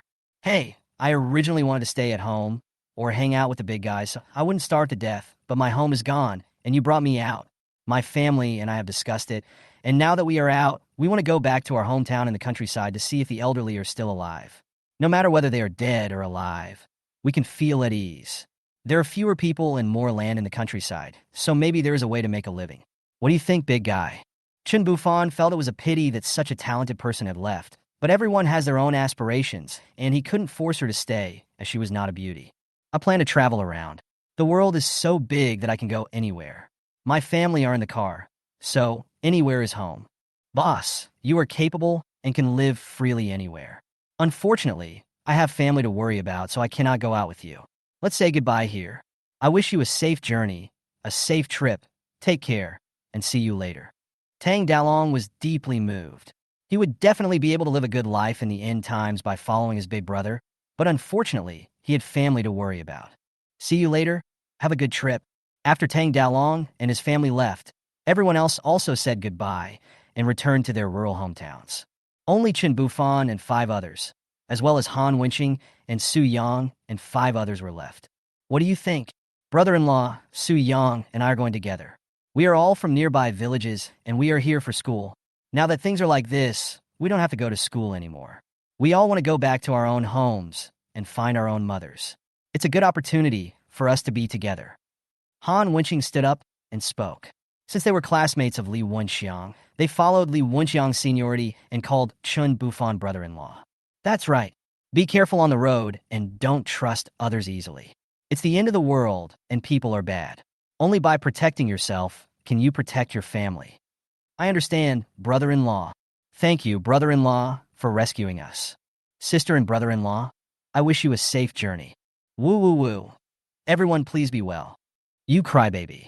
Come on, stop crying. There are cars everywhere. Just find one and go. I hope everyone can survive. Good luck to you, bro. The same to you. Li Wenxiang also said goodbye to his roommate. He originally wanted to take his roommate with him, but his parents were not far away.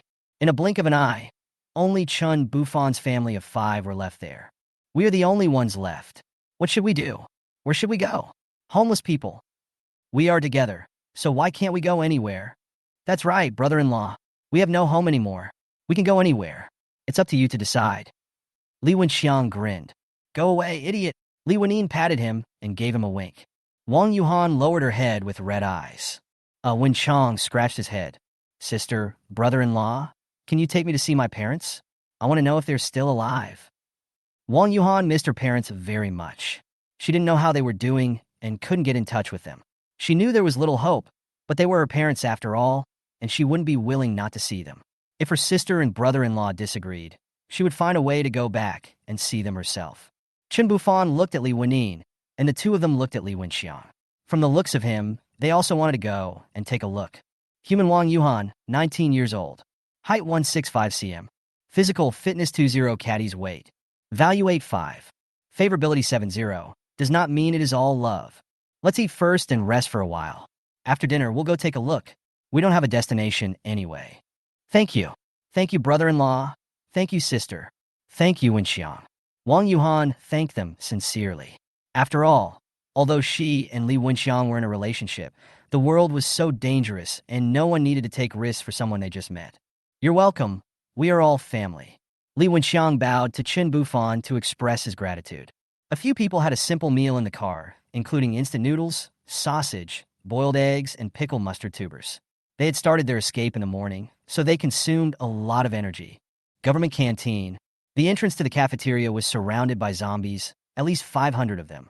The zombies at the entrance were banging on the glass door of the cafeteria frantically, and a grid-like iron bar rolling door fell inside the glass door. This group of zombies were attracted by the sound of the gas station explosion today and wandered out from other residential areas. When they passed by the government cafeteria, they were attracted by the smell of the people inside and surrounded it. There were dozens of people in the government canteen. Fortunately, there was a lot of rice, flour, grain, and oil in the food warehouse, which allowed this group of people to hide for so many days. At this time, A group of ragged survivors were moving tables and blocking the door as the last line of defense. Mayor Wang, it looks like we are doomed today. With so many zombies, that door will be broken down in no time. Yeah, I thought I would retire in a few years and enjoy a peaceful life, but I didn't expect something like this to happen before I die. There's no point in saying anything. We're not the only ones like this. Let's think about how to die comfortably. If we're eaten bite by bite, what's the difference between that and being tortured to death? I've only been a little greedy in my life, but I don't deserve this. Hey, Laoli, why are you saying this at this time? What? You're about to die, and you're still afraid to talk about this? Since ancient times, what was the purpose of being an official? Isn't it to change your family status? Oh, what a pity, what a pity. A group of people looked at this corrupt official who had exposed himself in silence. What can we say? Is it better to think about how to live? It's really embarrassing to be associated with people like you. Think about how we spend our whole lives serving the country and the people, and so on. Wang Shuqing looked at this group of people who usually dressed neatly, but now were dirty, greasy, smelly, and their clothes were tattered, and he shook his head. Don't think too badly. There are 2 doors in total. When the glass door breaks, we can use weapons to kill zombies through the net door. If we are safe, everyone will be happy. If we lose, we can kill as many as we can. It will be the last thing we can do for the country and the people. Wang Shuqing held a boning knife in his hand. The blade was slender and sharp, just right for stabbing the eye socket. While gesturing, he talked to the group of people who were about to give up. Hey, I don't know how Xiaoyu and Yuan are doing. Are they still alive? Chapter 28, Fierce Battle in the Cafeteria. More than 40 people in the government cafeteria. At this time, under the leadership of Wang Shuqing, they stood in front of the gate, looking nervously at the group of zombies that were about to break through the door. After a few days of apocalypse, the zombies had rotted very badly in the hot weather. If you got closer, you could even see the fat maggots in their mouths and eye sockets. Every time a maggot crawls into a zombie's mouth, the zombie will move its mouth and eat it into its stomach like a snack. Some female clerks could not bear such a disgusting scene. They cried with fear on their faces, making the already smelly room even more smelly. Some people even stepped back silently, protecting everyone in front of them. Finally, it lived up to everyone's expectations. Crack, crackle, snap. The zombies, attracted by the smell of meat, finally broke the glass door. They collectively took a step forward with their teeth bared and got stuck on the iron railing door. Everyone instinctively took a step back. Wang Shuqing looked at the block zombie, gritted his teeth, walked around the table, ran forward, pushed away the zombie's outstretched arm with one hand, aimed the knife at the zombie's eye socket, and stabbed it hard. With a puff, the zombie fell down as if a switch was turned off. Sure, come here quickly. Stab them in the eyes. There's still a chance. The people behind him finally got some courage after seeing him successfully kill a zombie. I'll fight you. Keep your voice down. I also tried my best, Dash. The door was not very wide, and several people stood at the door, using the weapons in their hands to hit the zombies on the head. After a while, they killed a few people. But soon, someone was accidentally grabbed and pulled to the front, pressed against the door, and the zombies bit their necks and shoulders, tearing off fresh flesh and blood, which they chewed in their mouths. They hadn't eaten flesh and blood for a long time. The man whose neck was bitten was speechless, his face full of fear and tears. He tried hard to reach out to the hand behind him, wanting someone to save him. But everyone knows that once bitten, there is no way to save the person. Don't be afraid. Someone come and hold it, or we will all die. Wang Shuqing walked to the side of the bitten man, looked at his pleading eyes, and dared not look into his eyes. He said in a trembling voice, Xiao Wang, I'm sorry, you can't be saved. After saying that, he stabbed a knife into his eye socket. Firstly, to give him relief, and secondly, he was afraid that he would turn into a zombie, which would put the people in the house in danger. For the sake of everyone's life, he had no choice but to do this. Kaka, what's that sound? What's wrong? Get out of the way. The rolling door is about to fall. There were many corpses pressing on the rolling door, and the zombies behind were trying desperately to squeeze forward, and the door had reached its limit. Snap, bang, bang, bang, bang. Retreat quickly, push all the tables forward to block the zombies, and kill them with long weapons, quickly. A group of people quickly pushed the table to the front. At this time, the door also fell down. Oh, roar! Zombies rushed in, stretching out their arms across the table to grab. Some people in the front row bent their bodies and pushed the table with all their strength, while people in the back desperately chopped the zombies. Chen Bufan's car was parked at the back door of the city government. In front of it was a leisure square, which had been occupied by zombies. They could only park at the back door and then find a way to enter the municipal building to find Wang Yuhan's father. It was a lucky coincidence that as soon as they parked their car, they saw a group of zombies crowding at the door of the cafeteria at the back door and trying to get in. It looks like someone is trapped inside. There are zombies everywhere around, and we can't use guns. Chen Bufan looked at the blocked cafeteria door.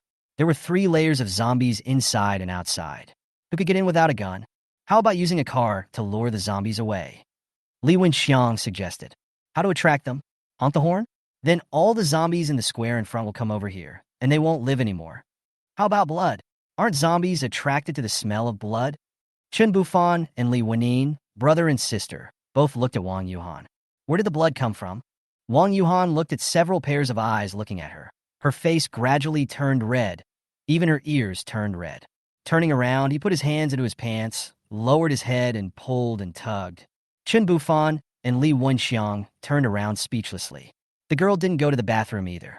Li Wenyin smiled and stood in front of the 2 men. Okay. Wang Yuhan looked at Li Wenyin with a red face holding the sanitary napkin. What should I do? Chen Bufan turned around, stretched out his hand, and took it. Oh, that's a big amount, hey. Wang Yuhan covered her face and ran to the bathroom to quickly put on another pad. She had just come, and it was the time of the rumbling noise. Oh, you're such a nasty person. Li Wenyin knocked Chen Bufan down. Okay, just wait. Chen Bufan held a knife in one hand and a blood pad in the other, and quietly walked to the back of the group of zombies in the cafeteria. Standing on tiptoe, he looked at the chaotic situation inside. Kill. Stop it, come on. Save me, I don't want to die. Ouch, it hurts. I'll fight you. It's quite lively. Chen Bufan opened the blood pad, and a strong smell of blood came out. Come and have a look. It's fresh and hot. The zombies behind the group of corpses heard the sound, raised their heads, turned their heads, and flared their nostrils, carefully smelling the smell of blood.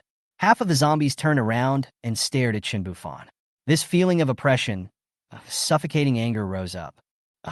This kind of scene, Thai pants are hot. Hi you. How are you? Chen Bufan swung his knife horizontally, and a row of 4 or 5 heads flew out. He then swung his knife back for another row, and then ran away. Roar! Ouch! Oh, roar! A large group of zombies followed Chen Bufan, and the rest continued to attack the cafeteria.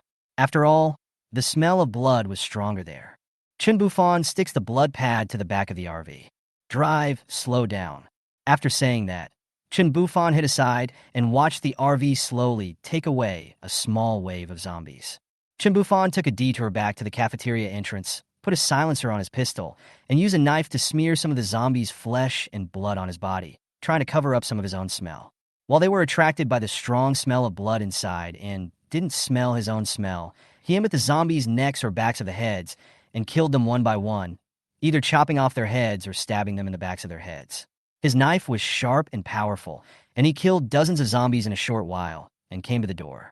More than 20 survivors have died in the cafeteria, and the zombies keep coming, making it impossible to withstand them. Although the zombies are moving slowly now, they are very strong and can grab people and drag them away. Some people were injured without knowing it, and suddenly they turned into zombies and bit others back. The survivors inside have become desperate. There are too many zombies. Several older ones are already sitting on the ground recalling their lives. Wang Shuqing was breathing heavily and pushing hard against the table. He could no longer swing the knife. If he hadn't felt a little regretful, he would have died long ago. Chapter 29, Wang Shuqing. Wang Shuqing made his last struggle while leaning against the table. He felt very sorry that he might never see his daughter again. His daughter was pretty, sensible, and good at studying. He wanted to wait for her to grow up and get married. He had promised his daughter that, but unfortunately, he could not do it. He was really out of strength. He looked up and saw that half of the people were gone. The remaining people were no longer able to stop it. Suddenly, what did he see? A deputy mayor and 2 people were hiding in the kitchen at the back. He looked at them in disbelief. What time was it? If you were attacked by zombies, could you still survive? Wang Shuqing sighed in disappointment. If a person does not work for his own benefit, he will be punished by heaven and earth. He just didn't expect that someone would be so sneaky when their life is at stake. Do they have to wait for the black and white impermanence to put chains on them before they struggle? He slowly sat down on the ground, using his body weight to block a table. Next to him lay the girl who usually greeted everyone politely and loved to smile. She was bitten to death by a zombie while trying desperately to protect herself and others. The one who bit her to death was also a person who was infected by zombies while trying hard to stay alive. In such an apocalypse, dying would be a relief, right? The force on the table suddenly loosened, and the screams of fear and crying in his ears stopped abruptly. The dozen or so remaining survivors looked behind him in fear and surprise. Wang Shuqing turned back in confusion. The zombie that was trying hard to push the table open to eat him was stabbed in the back of the head by a sharp steel knife. The sharp blade broke through the forehead. The zombie had lost its life and drooped its body without falling. It was hard to believe how much strength the owner of the knife had to use a knife to fix a corpse there so firmly in the air without any shaking. Wang Shuqing and the others stared in amazement as the knife was pulled out of the zombie's head bit by bit and finally disappeared into the wound. The body lost its support and fell to the ground with a thud. The sound seemed to echo in everyone's hearts. Without the zombies blocking his view, the owner of the knife finally revealed his face. He held a knife in one hand and a gun in the other. His clothes were covered with blood and rotten flesh splattered by the zombies. The man had a blank expression on his face, and his eyes, without a trace of emotion, slowly scanned the people present. Everyone who was swept away was intimidated by the man's appearance and aura. They were too scared to look him in the eye. Even if they were curious, they only dared to take a quick glance and then lower their heads. Behind the man, the ground was covered with corpses and blood, with severed heads and limbs. Chen Bufan invisible pretense is the most deadly. Does anyone know Wang Yuhan? Chen Bufan's plain voice sounded in the silent atmosphere, like a drop of ink falling into the water and quickly spreading around. Everyone looked at Wang Shuqing, who was sitting on the ground. When Wang Shuqing heard his daughter's name, he wanted to stand up excitedly, but he had been exerting force for a long time and now felt a little weak. He struggled for a while but failed to get up. I know him. I know him. A fat, big-eared, middle-aged man ran out of the kitchen quickly and looked at the man in front of him with excitement. She killed so many zombies regardless of the danger and came to the kitchen to look for someone. She couldn't be here to seek revenge, right? And he really knew Wang Yuhan. Such a beautiful girl. It was reasonable for her to be with a powerful man to save her father in the Doomsday, right? Hero, I know Wang Yuhan. Are you here to help her save people? Then let's go. Take me to find her. She must know me. The fat pig wanted to come up and pull the arm away, but he didn't dare to. Chen Bufan's body covered with rotten flesh was too disgusting and too smelly. He didn't want to touch that rotten meat. He didn't notice that the two younger students who were with him did not run out with him. Instead, when they saw Chen Bufan, they quickly squatted down and hid. The two of them squatted on the ground, not daring to make a sound, trying hard to reduce their presence. They were the boys who had escaped from the high school cafeteria. They had intended to come to the government to look for their father, but they were unexpectedly blocked in this cafeteria again. What was even more frightening was that the man who had killed their leader in the cafeteria of the second high school came to this cafeteria again. Big brother, why do you always pick on the cafeteria? Whoa! If they get out alive this time, they swear that they will never go into the cafeteria again in this life. At this time, the remaining people gathered together to seek a sense of security, looking at the man who had just hidden in the kitchen with contempt. Not only did you not dare to kill the zombies, you didn't even move the table. Now that rescuers have come, you ran out to talk. You also said you knew Wang Yuhan, but as you still needed? Wang Shuqing finally got up and looked at his former colleague angrily. You know my daughter? What were you doing just now? How could you know her? Push that shameless man aside and look solemnly at the man who kills zombies as easily as killing chickens. Hello, I'm Wang Yuhan's dad. Where's my daughter? Is she okay? Exhausted, Wang Shuqing trembled as he asked about his daughter's condition. To be able to risk one's life in this world to find someone who knew his daughter is either out of great love or great hatred. If he came for revenge, then it is unknown whether his daughter would still be alive. Even if he died with a clear conscience. If there is no hatred, then it must be someone who has taken a fancy to his daughter.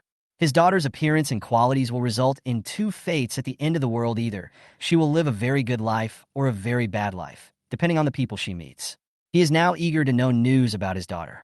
Oh, that's quite a coincidence. Your daughter offended our boss's brother-in-law. I'm here to arrest you. Let's go. Your daughter is in our hands. Wang Shuqing's face turned pale. It was the end of the world. Without legal sanctions, evil was bound to rise. But no matter what, he had to see his daughter, even if they had to die together. When the man next to him heard that she was seeking revenge, he didn't dare to say anything. It was a good thing that her father was here. Otherwise, he would have arrested me. The remaining survivors didn't dare to speak. They had been thinking about whether they could follow this person, but now who would dare to do so? Can you still walk? There are very few zombies around now. You can walk now, otherwise you won't be able to walk soon. Looking at Father Wang's weak legs, he asked politely. If he couldn't walk, he would call for a car over. But I couldn't support or carry him, because he had no interest in old men. This is also a message to the group of survivors. I will not take you with me, so you should leave quickly. But, okay, I'll go with you. Please don't embarrass my daughter. You guys should go home quickly and run. After Wang Shuqing turned around and gave instructions to the rest of the people, he staggered after Chen Bufan, shuddering at the sight of the corpses all around him. It's too powerful, my daughter. The middle-aged man behind rolled his eyes and followed quietly. Chen Bufan felt it, but it didn't matter. It was hard to persuade the damned ghost with kind words, so he didn't mind sending him to report. Chapter 30. The government has requisitioned your car. Following Chen Bufan through the zombie corpses, we arrived at the back door of the government building. A 4-meter-high RV stood there. From the appearance and the blood and flesh stains on the body, one could tell how strong this car was. Even with so much blood and flesh stuck to it, there was not a single dent on the surface. Dad! Daughter! Wang Shuqing looked up and saw a little head sticking out of the car window. Who else could it be but his daughter Yuhan? Wang Yuhan rushed out of the car door and hugged his father tightly. Daughter, I'm glad you're still alive. So glad. Dad, where's Mom? Have you contacted her? No, we hid in the cafeteria on the day of the outbreak. There were monsters outside the whole time, so we couldn't contact your mother, and we couldn't get out. Okay, let's get in the car and go. It's not safe here. Thank you, brother-in-law. Thank you for saving my dad. Wang Yuhan thanked him gratefully. She thought she came to see him for a good cause, but she didn't expect that she actually rescued her father. What a coincidence. Let's go. Brother-in-law? The boss of the boss's brother-in-law? Wang Shuqing knew the reason after just a few words. Dad, what tongue twister are you talking about? Wang Yuhan looked at her father in confusion. It's okay, let's go. Please wait. The three of them had just taken 2 steps when they heard a shout from behind. When they turned around, they saw the greasy man and the survivors standing next to the car. Seeing that everyone's attention was drawn to him, the greasy man pretended to be mysterious and tidied his clothes. After tidying up, he looked at Chen Bufan in a serious manner. Excuse me, where is your boss? Gah, I have something I want to inform him of. What is it? Hey, young man, forget it. I won't bother with you. Tell your boss that I am the deputy mayor here. The epidemic is very serious now. In order to better deal with the epidemic, I have to requisition your car for office use. When the epidemic is over, the government will return your car, and if there is any damage, it will be compensated according to the price. Deputy Mayor Zhang Tao was talking nonsense in a serious tone. Oh my God! And you're still compensating me at the price? What a good leader. That's right. Go and inform your boss. This is an urgent matter. It will be bad if monsters come over soon. Come here, and I'll give you the key. Just throw it over here. Get lost, you coward. You're like a toad, lying on your feet.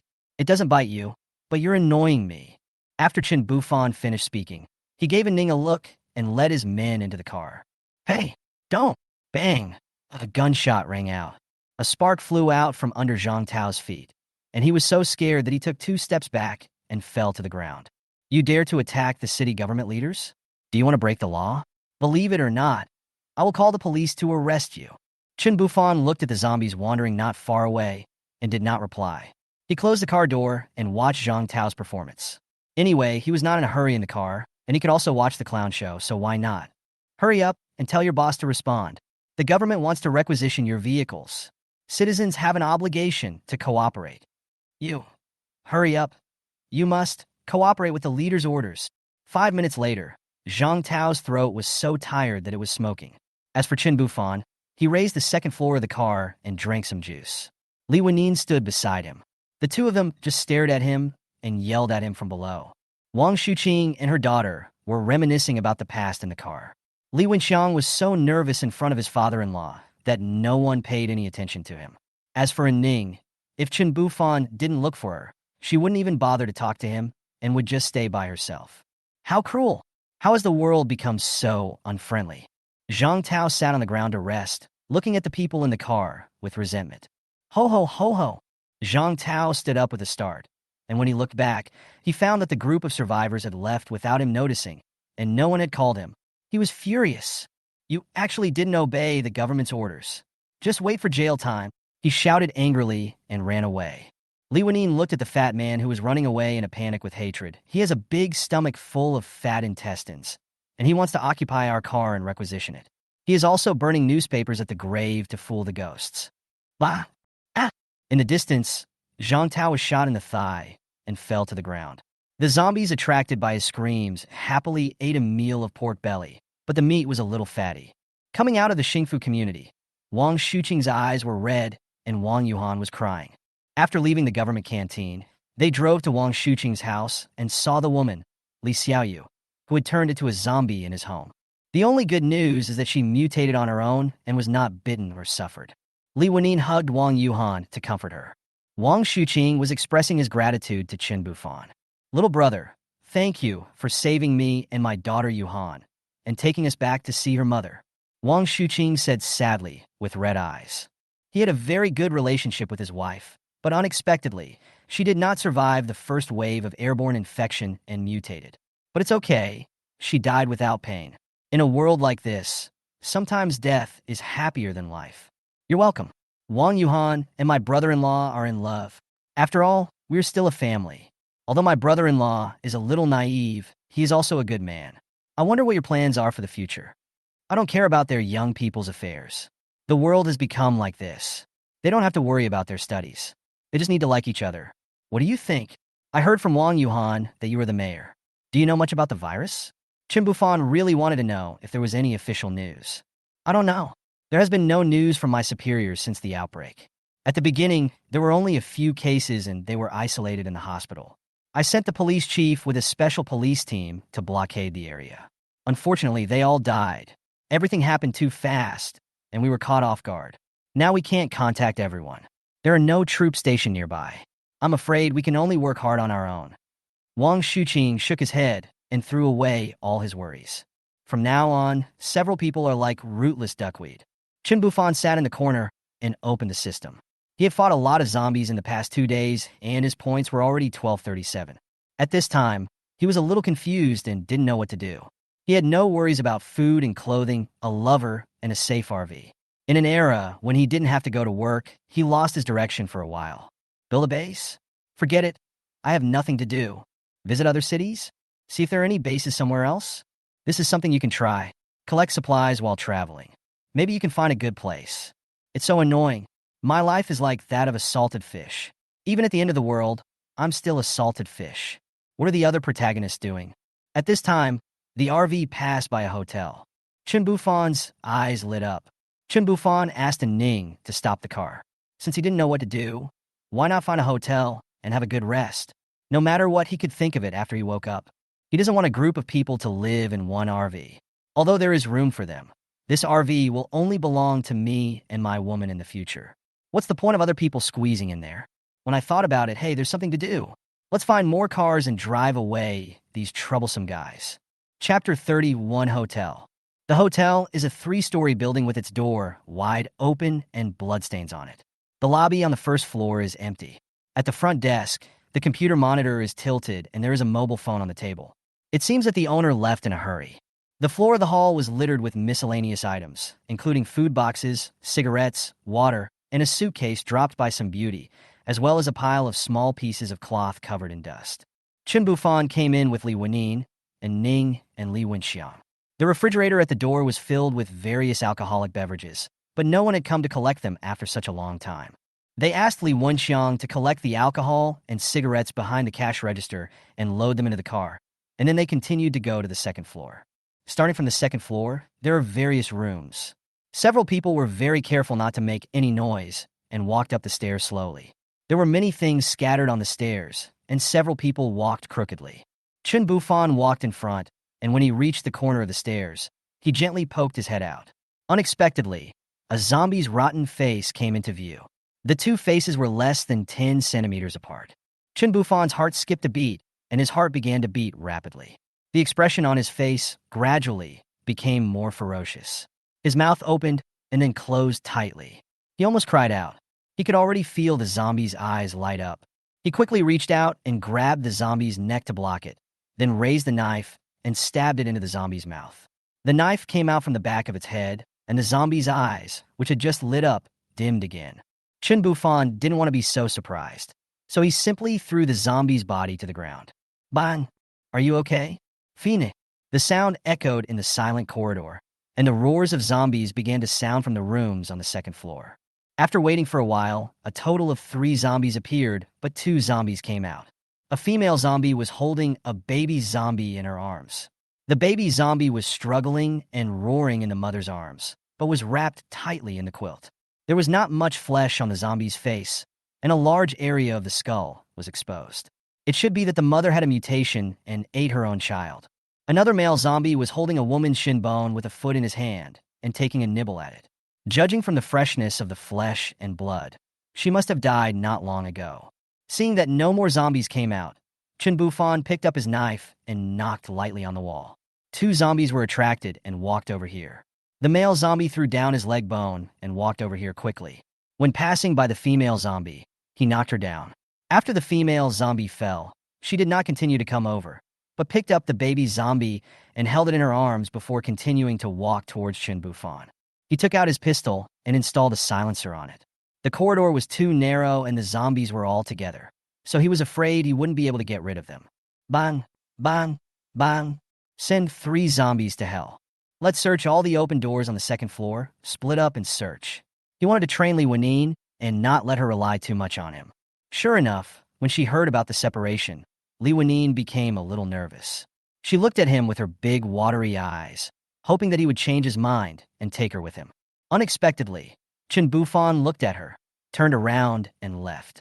Several people had guns in their hands, so he was not worried about Lanine. As long as she overcame her fear, with her strength and weapons, ordinary people could not defeat her. He couldn't let her rely too much on others. It was important for her to become strong herself. The 3 of them checked every room. There was no one in the open rooms, only the rooms with closed doors. They could hear the zombies screaming, but the zombies couldn't get out. "Boss!" And Ning poked her head out of her room and called him. This room was the room where the male zombie had just been. Chen Bufan walked into the room and found the bodies of 2 women. One was a female zombie, who was about the same age as the male zombie, and the other was a female human corpse who was not wearing any clothes and whose legs had been eaten by zombies. Looking at the scars on her body, it was clear that she had been abused before she died. After cleaning the second floor, they went to the third floor. The layout of this hotel was very simple, with a long corridor and guest rooms on both sides of the corridor. Outside the innermost door of the corridor on the third floor, there were 5 zombies knocking on the door. This door was different from ordinary guest room doors and looked sturdy. The 3 of them walked slowly towards that room and looked carefully at every room they passed by. They found that every room had been cleaned up, but there are more human corpses than zombies. "Let's go? I feel something is wrong here." Lanine looked at Chen Bufan. To her, no matter what happened, their safety was the most important. There was no need to live here. After all, there were places to live everywhere. After listening to Lanine's words, Chen Bufan also felt that it made sense. Since this hotel had unknown risks, there was no need to gamble with his own safety. Many people died in the Doomsday, and there were places to live everywhere. Then let's find another place. The 3 of them turned around and were about to leave. The door at the end of the corridor suddenly opened without any warning. With a loud bang, the heavy door panel hit several zombies hard, knocking them back repeatedly. Immediately afterwards, several shirtless, muscular men holding sharp machetes rushed out like tigers out of a cage. They slashed with their knives in a clean and neat motion, and in the blink of an eye, all the zombies were killed. After finishing the fight, several of them quickly dragged the body into a nearby room. Then, 2 more people came back and carried out a naked female corpse from the house. As her face was covered by hair, her features could not be seen clearly, but judging from her figure, the woman was quite plump. Her snow-white skin was covered with purple and blue scars, and her arms hung limply, She had obviously lost her life. At this point, the three of them suddenly realized it turned out that there was a group of people hiding here who enjoyed abusing women. A hint of hostility rose in Chen Bufan's calm eyes, and Li Wenyin and Ning, as women, were even more angry. After all, no one wanted to suffer such inhumane treatment in the future. Compared to Li Wenin's glaring eyes, Ning was still able to keep a cold expression, but her heart was equally filled with anger. The three of them silently put their hands holding the pistols behind their backs, fearing that the villains would notice something unusual and hide in the room and never come out again. Chapter 32, Cleaning the Hotel. The two people who were carrying the body suddenly saw three figures in front of them. Due to the power outage, the corridor was dark. The others had already gone into the house by the time they were carrying the body out, so now only the two people carrying the body were walking out of the corridor. They were not afraid when they saw the human figures. In their eyes, a single zombie was not as powerful as a human. Besides, they had already cleared out the zombies on the third floor, so they were not afraid of a sudden attack. The two men looked at each other, and without even taking up their weapons, they just carried the person and walked a few steps forward. Shit. It's really top-notch. Yes, she's even prettier than the woman we just caught. Absolutely amazing. The two men were tall and strong, over 180 centimeters tall. When they walked over and looked at the three people, they actually ignored Chen Bufan. Their eyes were fixed on Li Wenin and in Ning's faces, looking left and right, but unable to see enough. Li Wenin and in Ning. Both of them are peerless beauties with a system score of over 90. One is gentle and the other is cold. They are two types of top powerhouses that will confuse anyone who sees them. I can do it again. You are so useless. There are not many women left. If we capture these two, the boss will be happy and will definitely give us the one he just captured. The two men smiled cunningly, as if the three men were already in their pockets. It's not that they didn't see Chen Bufan, but they didn't take this man seriously. They were not good people before the end of the world. Fighting was just a small matter. They did a lot of bad things in secret. Besides, who do you think you are? Why do you bring two stunning beauties with you? A man is innocent unless he is in possession of a treasure. There is a way to die.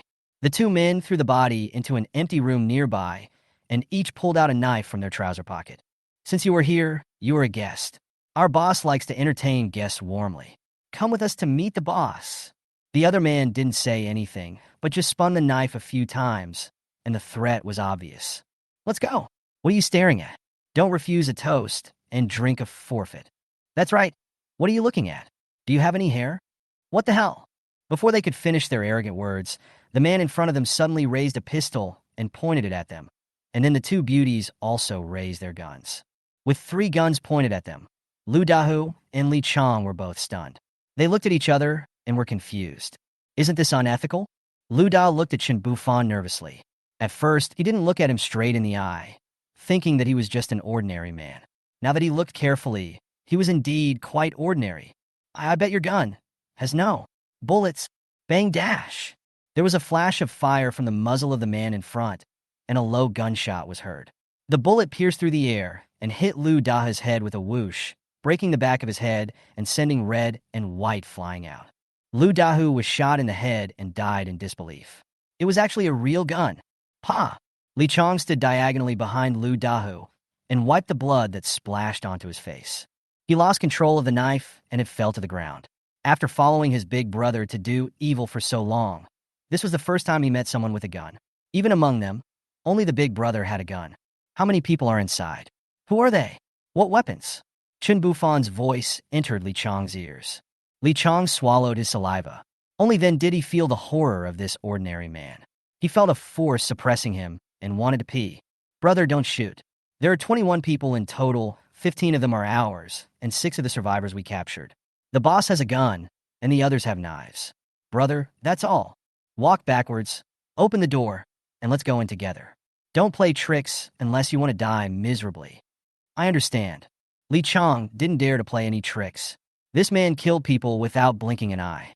Lu Dao just said a word to him. No, he was beaten to death before he could finish saying a word. His cruelty was no less than theirs. He knew best what kind of people they were. They dared to kill people in peacetime, let alone at the end of the world. Chen Bufan and his two companions walked forward with guns raised, while Li Chang raised his hands in surrender with a fawning look on his face and stumbled backwards. Bang, bang, bang. A naked man inside the door was leaning over the peephole to look out, but he could only see the back of Li Chang's head blocking the peephole.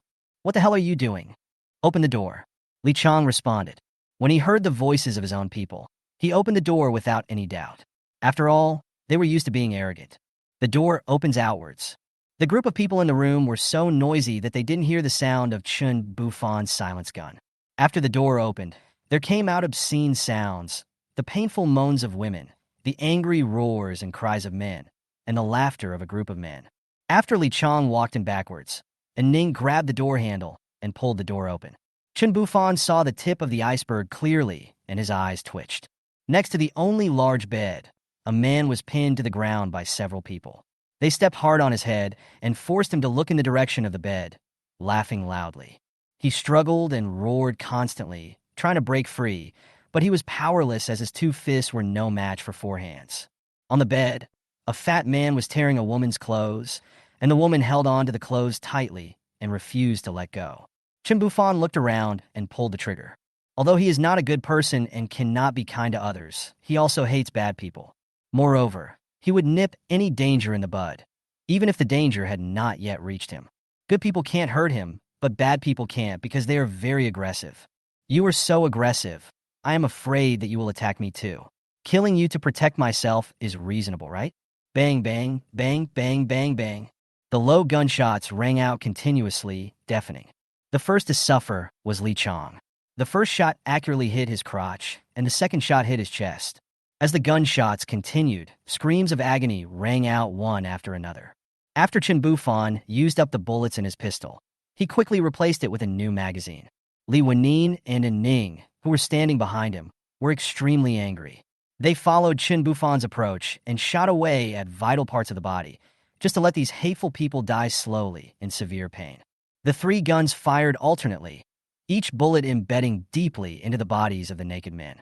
Except for the man who was pinned down, everyone else had collapsed to the ground, unable to move. "Gosh, it hurts. It hurts so much. Have mercy. Let me go. I don't dare anymore. Please." They covered their wounds tightly, with extremely distorted and hideous expressions on their faces. They thought this day would come, but they didn't expect it to come so soon. Chapter 33, Who are you? Why do you want to kill us? Bang!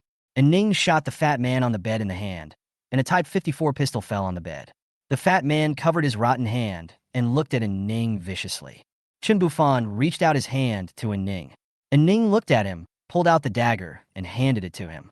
Chen Bufan walked up to a wailing man, and as he pleaded for mercy and shouted, he stabbed his treasure with a sword. The men present looked at Chen Bufan in horror. They had already imagined what would happen to them in the near future, but they never expected that such a day would come. "Ah, fuck you. Damn your whole family." He pulled out the dagger and stabbed it into his thigh, then pulled it out again and stabbed it into his kidney. "Let me go. Please let me go." Did these women beg for mercy like this? Chen Bufan did not stop until he had chopped off all the man's fingers and cut his tendons in his hands and feet. Then he gave the dagger to Ning. "Don't you feel good touching it? I will make sure you can never touch it again. Cut their hamstrings." "Okay." And Ning agreed to Chen Bufan's every request. She was very angry, but she would not show mercy. Continuous screams echoed in the room again and again. Chen Bufan glanced at the women lying there numbly and motionless. He did not comfort them, nor did he pay any attention to them. A decent woman would not feel better after experiencing such a thing with just a few words of comfort, and an indecent woman did not need comfort. The man who was pinned to the ground has already hugged the woman who had just been bullied on the bed in his arms. The woman was frightened and did not react. The man burst into tears. He hated himself for not being able to protect her. He hated that. I walked to the bed and looked at the fat man, who didn't say a word even though his hand was broken. Chen Bufan stared at him calmly, and he also stared at Chen Bufan grimly. Human Wang Yong. Height 171 cm. Physical fitness 80 caddies weight. Value 49. Favorability 100. Who are you? Why are you against me? Wang Yong asked this question in a trembling voice. He was not afraid, but just in great pain. He did not know Chen Bufan, so why did he come to kill them? Chen Bufan, does your hand hurt? Does the gunshot wound on your body hurt? Wang Yong's face was grim. Who are you? I have no grudge against you. Why are you trying to mess with me? Chen Bufan, what about them? Do they have any grudge against you? Why you want to play with them like this? After hearing Chen Bufan say this, he already knew that this was a nosy person. But after taking a look at the two women with guns and thinking about the character of his men, he decided that this person should not be nosy. It doesn't matter. He knows he's going to die today, so he doesn't pretend anymore. Wang Yong, I have no grudge against them, but who told them they were pretty? Who told them they were weak? In a world where the strong prey on the weak, what's wrong with playing with them? Won't they be eaten by zombies when they get out? Chen Bufan, that's right. You said it very well. It's a world where the strong prey on the weak. Unfortunately, now I'm stronger than you guys. I'm going to start playing with you, but you may not like my way of playing. Wang Yong's face was ferocious and his eyes were fierce. He wished he could eat Chen Bufan, but they couldn't move. And Ning's technique was very good. She had cut off everyone's wounds thoroughly. Now they could only feel helpless and furious. Chen Bufan looked at Wang Yong and said softly, "Hey, don't look at me like that. I just did what you think is right. So why are you angry? What is there to be angry about? Now the only target is you guys. The weak should be bullied, right?" Chen Bufan turned around and went out, pulled a zombie corpse from another room, picked up one of their knives, and picked some flesh from the zombie's body. "Don't come over here. You devil. I don't want to become a zombie. I don't want it. Go away." Whoa. No. Chen Bufan smeared the flesh and blood on the knife onto the terrified man's wound bit by bit. He smeared a lot, and even cut another cut on his neck to make the attack faster, and smeared the flesh and blood of zombies on it. He wiped out 3 people in total. You devil. You devil. The people in the room looked at him in fear. It was too cruel. Was he going to turn people into zombies? No. Do you want him to eat us? Devil. Once they mutate, they will slowly eat you all. It will be fun. After saying that, he ignored them and looked at the women who had come to their senses. You guys go. Several women looked at him with gratitude, and then the light in their eyes dimmed. Where else can we go? They killed our husbands and relatives and insulted us. I don't want to live anymore. I don't want to live anymore. Thank you. Can you shoot us to death? I don't want to feel any more pain. The woman looked at Chen Bufan with a relieved smile on her face, but her eyes were numb and there was no desire to survive. Although the other 2 women didn't say anything, their eyes expressed basically the same meaning. Bang, bang, bang. Chen Bufan respected their choice and shot each of them in the head in front of their grateful eyes. Okay, can I kill him? Chen Bufan turned his head and saw the man who was forced to watch his wife being insulted looking at him dully. You can vent your anger, but don't let him die too easily. The man smiled at him gratefully, stood up shakily, climbed onto the bed, and under Wang Yong's angry gaze, raised his fist and hit Wang Yong in the face. He punched left and right, until Wang Yong's face was swollen and his fists were broken. Wang Yong was a little unconscious. He then used a knife to cut his thighs and arms until Wang Yong was unrecognizable. He then stopped. His benefactor said that they should not let them die too comfortably. The man got out of bed, and his wife had recovered. The 2 of them kowtowed 3 times to Chen Bufan. They did not want to die. He and his wife wanted to join Chen Bufan's team. They would never be able to repay the benefactor for saving their lives. I just don't know if the benefactor will take them under his wing. Benefactor, can my husband and I follow you?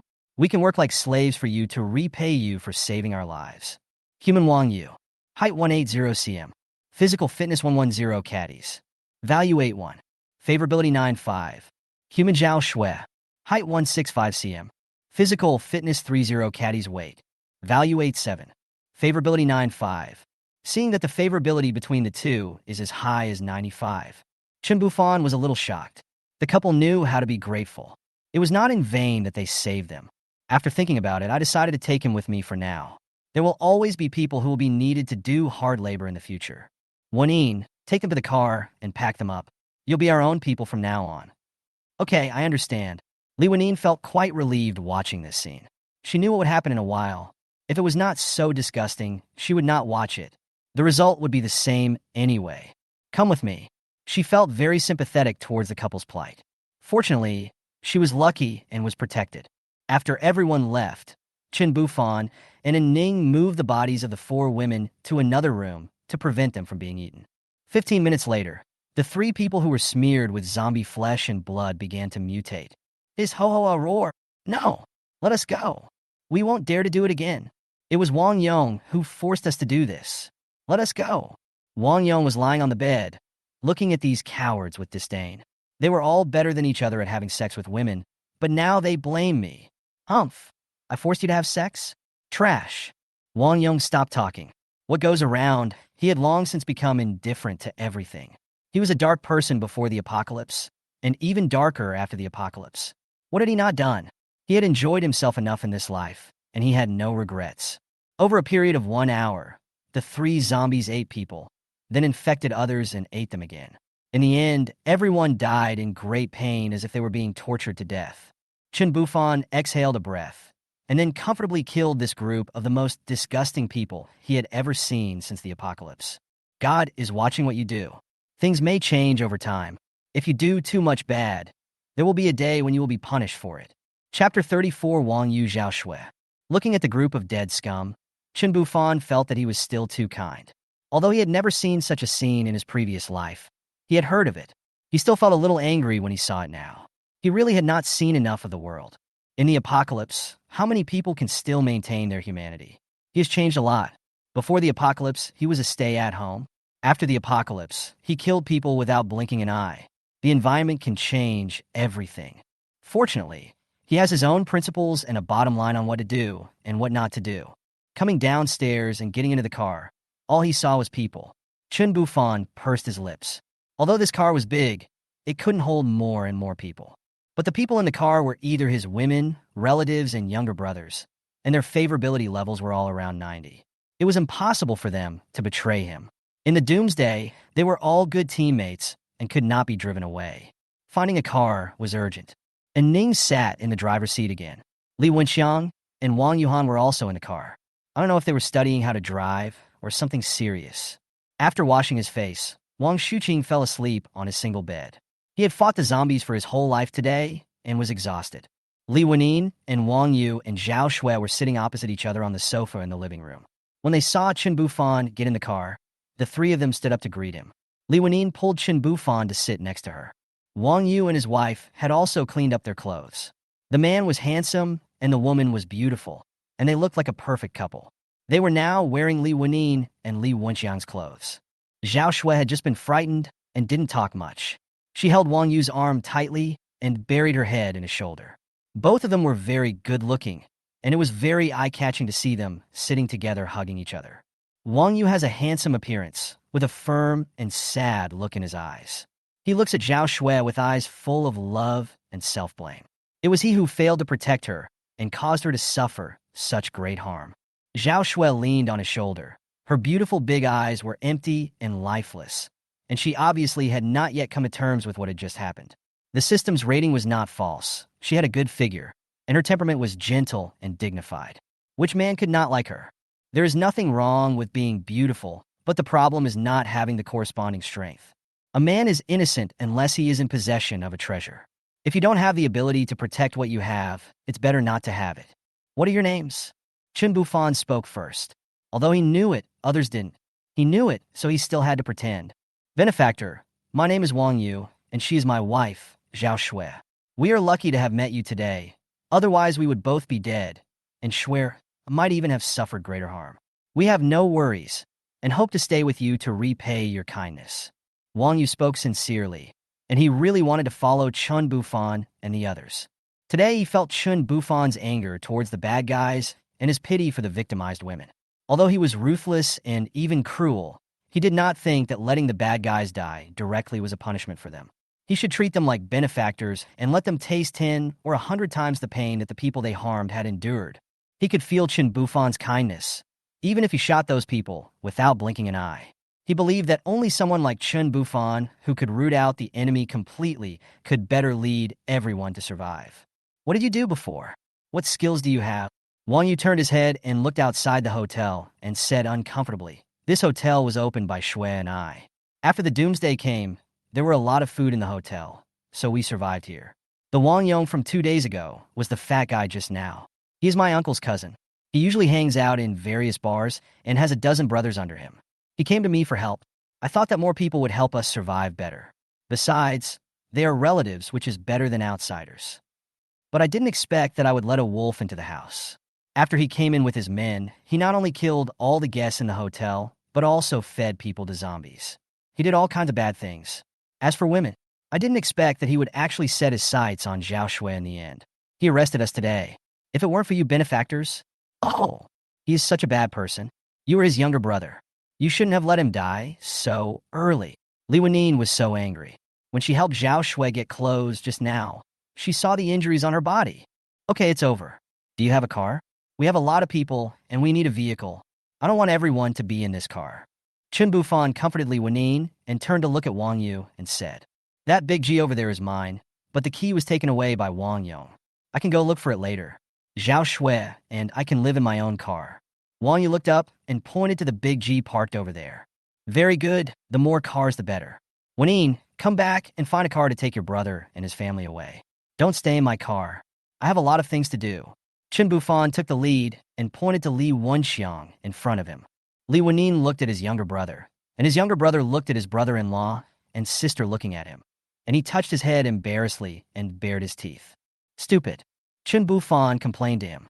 Ouch! Li Wenyin hit him speechlessly. My name is Chen Bufan, and this is my girlfriend Li Wenyin. You can talk to her if you need anything.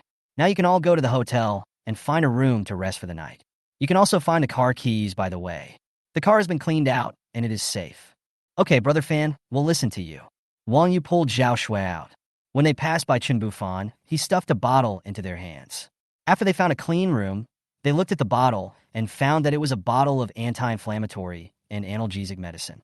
Brother Fan and the others are all good people. Shui, take the medicine. After that, we'll have a good rest. We will live a good life with Brother Fan and the others. No one will dare to bully us anymore. Wang Yu hugged Zhao Shui and comforted her carefully. After everyone got off the bus and went to rest somewhere else, Chen Bufan and Li Wenyin sat together. Seeing that Li Wenyin was in a bad mood, he could only comfort her. Don't think too much. There will be more and more such things after the apocalypse. Instead of making yourself feel bad, you should think more positively and adapt to this world. I know, but I didn't expect that my own relatives would harm my own people. Li Wenyin looked at him in confusion. Just like before the end of the world, taking advantage of the familiar is always the most profitable. Chen Bufan said indifferently, sometimes the people who are the cruelest to you are the relatives who know you best. Forget it. Let's not talk about it anymore. Let's go to bed early. We have things to do tomorrow. Good. Li Wenyin leaned in his arms, her face blushing. Chapter 35 things are getting more exciting. September 7th, 2034. The next morning, the sunlight slipped into the RV through the window and shone stealthily on the bed. Chen Bufan was lying on the bed with a smug smile on his face. With his improved physical fitness, he could do everything with ease. The body is the capital of revolution. What happened last night was like a dream. Even now that he had woken up, it was still replaying in Chen Bufan's mind, making it harder for him to suppress the smile than a heavy machine gun. Chen Bufan was in a good mood today. He had never dreamed that he would be treated like this in his life, so he did not disturb the system. He signed in by himself and got a gun that he used to like the most. Seeing the gun put him in a better mood. Barrett M82A1 semi-automatic heavy sniper rifle, caliber 12.7 by 99 millimeters, ammunition capacity 10 rounds, equipped with magazine 6. Chen Bufan is very familiar with this gun. When he played Crossfire, this was the gun he must buy. It has strong penetrating power and high damage. He used it many times to snipe through doors and kill people.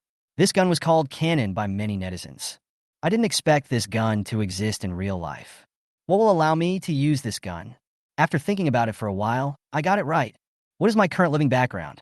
In a doomsday environment where zombies are rampant, the gun in his hand is simply a waste of talent when facing these fragile zombies. After all, for carbon-based life forms, they are vulnerable to the power of this gun. If it is equipped with armor-piercing incendiary bombs, it will be a high-performance anti-material ammunition designed specifically for destroying targets such as armored vehicles and fighter jets. After thinking about it, could it be that there will be a new zombie character? A new version?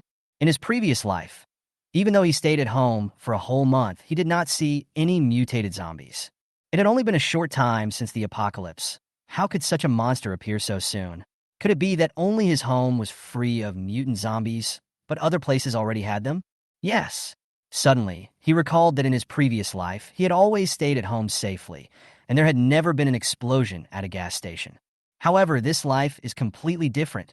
It was the explosion at the gas station that made him realize that things had gone off the original track. At that time, he wondered why he had never experienced such a thing in his previous life, but later he gradually forgot about it due to his busy schedule. Everything has changed. This is no longer a simple repetition of history, but a brand new beginning. That's right, in his previous life, he had no idea that the end of the world was coming. So he hardly went out in the days before the end of the world, and naturally had no chance to meet Li Wanine. But this time the situation was very different. Not only did he get to know Li Wanine, he also made sufficient material preparations in advance. In the few days before the end of the world, he went in and out frequently every day. I don't know how many times this little butterfly of his has stirred up the world. If so, then the world will become more and more exciting.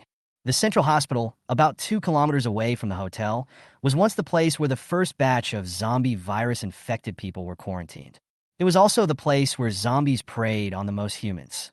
After all, people at that time had not yet realized the huge crisis lurking therein. At this moment, there stood a giant zombie that was over 3 meters tall. His skin was bluish-gray in tone. His arms were thicker than Li Wanine's slender waist. His muscles were tangled, bulging, tall, and hard, with blue veins crisscrossing like a spider web. With every step he took forward, the bottles and jars on the ground would tremble and jump. The corners of its mouth were stretched to its ears, and strands of fresh, minced meat were attached to its exposed gums and sharp fangs. Its face was occupied by dense, lumpy muscles, and its eyes were squeezed so that only a tiny bit of space was left. The clothes on the upper body were also torn. Obviously, the clothes did not hold up during the evolution process. Ouch! Roar! After casually killing a zombie that was blocking the way, he continued to wander around. Every step made a bang, bang, bang sound. On the 3rd floor of the hospital's inpatient department, a dozen people hid in Ward 3002.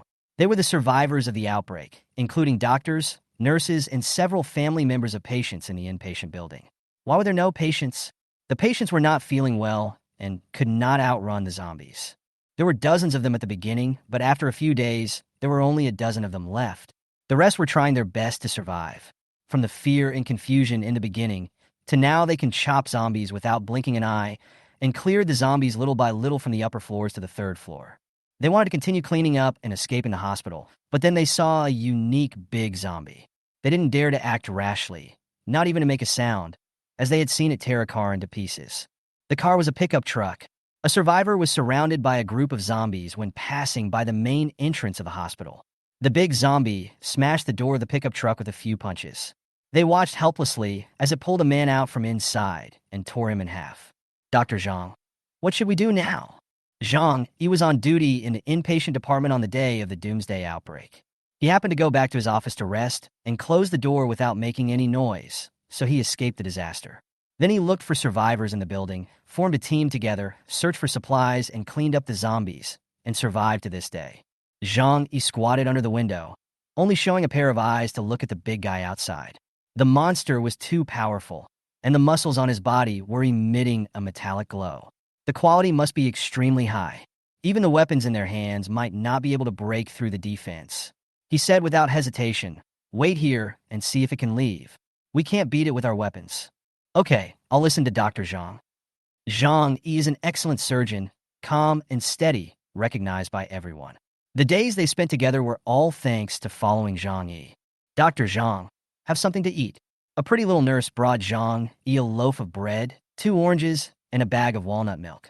The little nurse is called Lin Qingqing. She is very beautiful, with big, bright eyes that look very lively. She is from the south, has a slender figure, and has a light voice that is very pleasant to listen to. At this moment, she was squatting next to Zhang Yi, and the tight protective clothing showed her figure to the fullest. 2 family members of the patients among the survivors nearby looked at each other, exchanged dark glances, and then looked away. "Thank you, Qingqing." Zhang Yi thanked with a smile. "You're welcome." Lin Qingqing smiled sweetly, and then continued to get food for others. Their food was in the hands of several guards, who were now in charge of logistics. A dozen people ate breakfast cautiously. After so many days of doomsday life, they had become accustomed to quietness. Chapter 36, Searching for a Vehicle. Chen Bufan's team gathered together, and after everyone enjoyed a hearty canned breakfast, Chen Bufan announced today's goal to the public. Due to the large number of people and the scarcity of vehicles, It was no longer realistic to continue squeezing in his small RV. From now on, this RV will only be used by him and his female family. Chen Bufan put forward his own suggestions. It is not difficult to find trucks and vehicles with large passenger capacity. Vegetable and fruit supermarkets will be equipped with vans to meet transportation needs. As for the problem of transporting people, we can go to the nearby bus station, where each large bus can accommodate dozens of people. There are cars everywhere now, and we can find the one that belongs to us. Wang Shuqing nodded and said, yes, the passenger car is taller, better than a commercial vehicle, but more cars require more oil. A tanker truck? Wang Yue, oil tankers are hard to come by. They don't stay at gas stations all the time. Li Wening, then let's find buses and trucks first. They are enough. Now the main thing is to transport people. Seeing that everyone present nodded in agreement with this proposal, Chen Bufan made a prompt decision. Since everyone agrees, let's split up. I'll take Lanine and Ning to the bus station, and you guys will search for trucks nearby. If you encounter a solitary zombie, take the opportunity to practice killing zombies, but pay attention to your own safety. If the situation is not good, return to the hotel quickly. Everyone had no objection to this arrangement. After all, they knew very well the capabilities of Chen Bufan and his companions. Not only did they have guns, but they also had an RV as a solid backing. All they needed to do was find a truck nearby, and there wasn't much risk. After being distributed several walkie-talkies, everyone set off on their journey. The hotel is not far from the bus station. It can be said that the entire small county town has a limited area. No matter where you are, the distance between each other will not be too far. The responsibility of driving fell on Ning's shoulders. Chen Bufan and Li Wening sat in the co-pilot seat and the back seat of the cockpit, concentrating on loading the guns and ammunition in their hands. Not long after, they arrived at the entrance of the bus station. This bus station was just built 3 years ago, and the walls were made of transparent glass. Standing outside the door, one could clearly see the scene in the waiting hall. Looking around, I saw that the hall was filled with zombies, at least 200 of them. Although the number was not huge, for such a small county town, so many zombies were almost filling the entire waiting hall. Because the main entrance is a revolving glass door, and there are flow-limiting railings for checking luggage, the zombies are trapped inside and find it difficult to escape. The buses were parked neatly at the back of the passenger station. Chen Bufan signaled Ning to drive straight through the gate barrier and rush into the station. Anyway, no one was in charge now, so who would follow the rules? Just hit them. After arriving at the parking area at the rear, rows of buses came into view, including small buses that could accommodate more than 20 people, as well as large buses that could carry more than 50 passengers.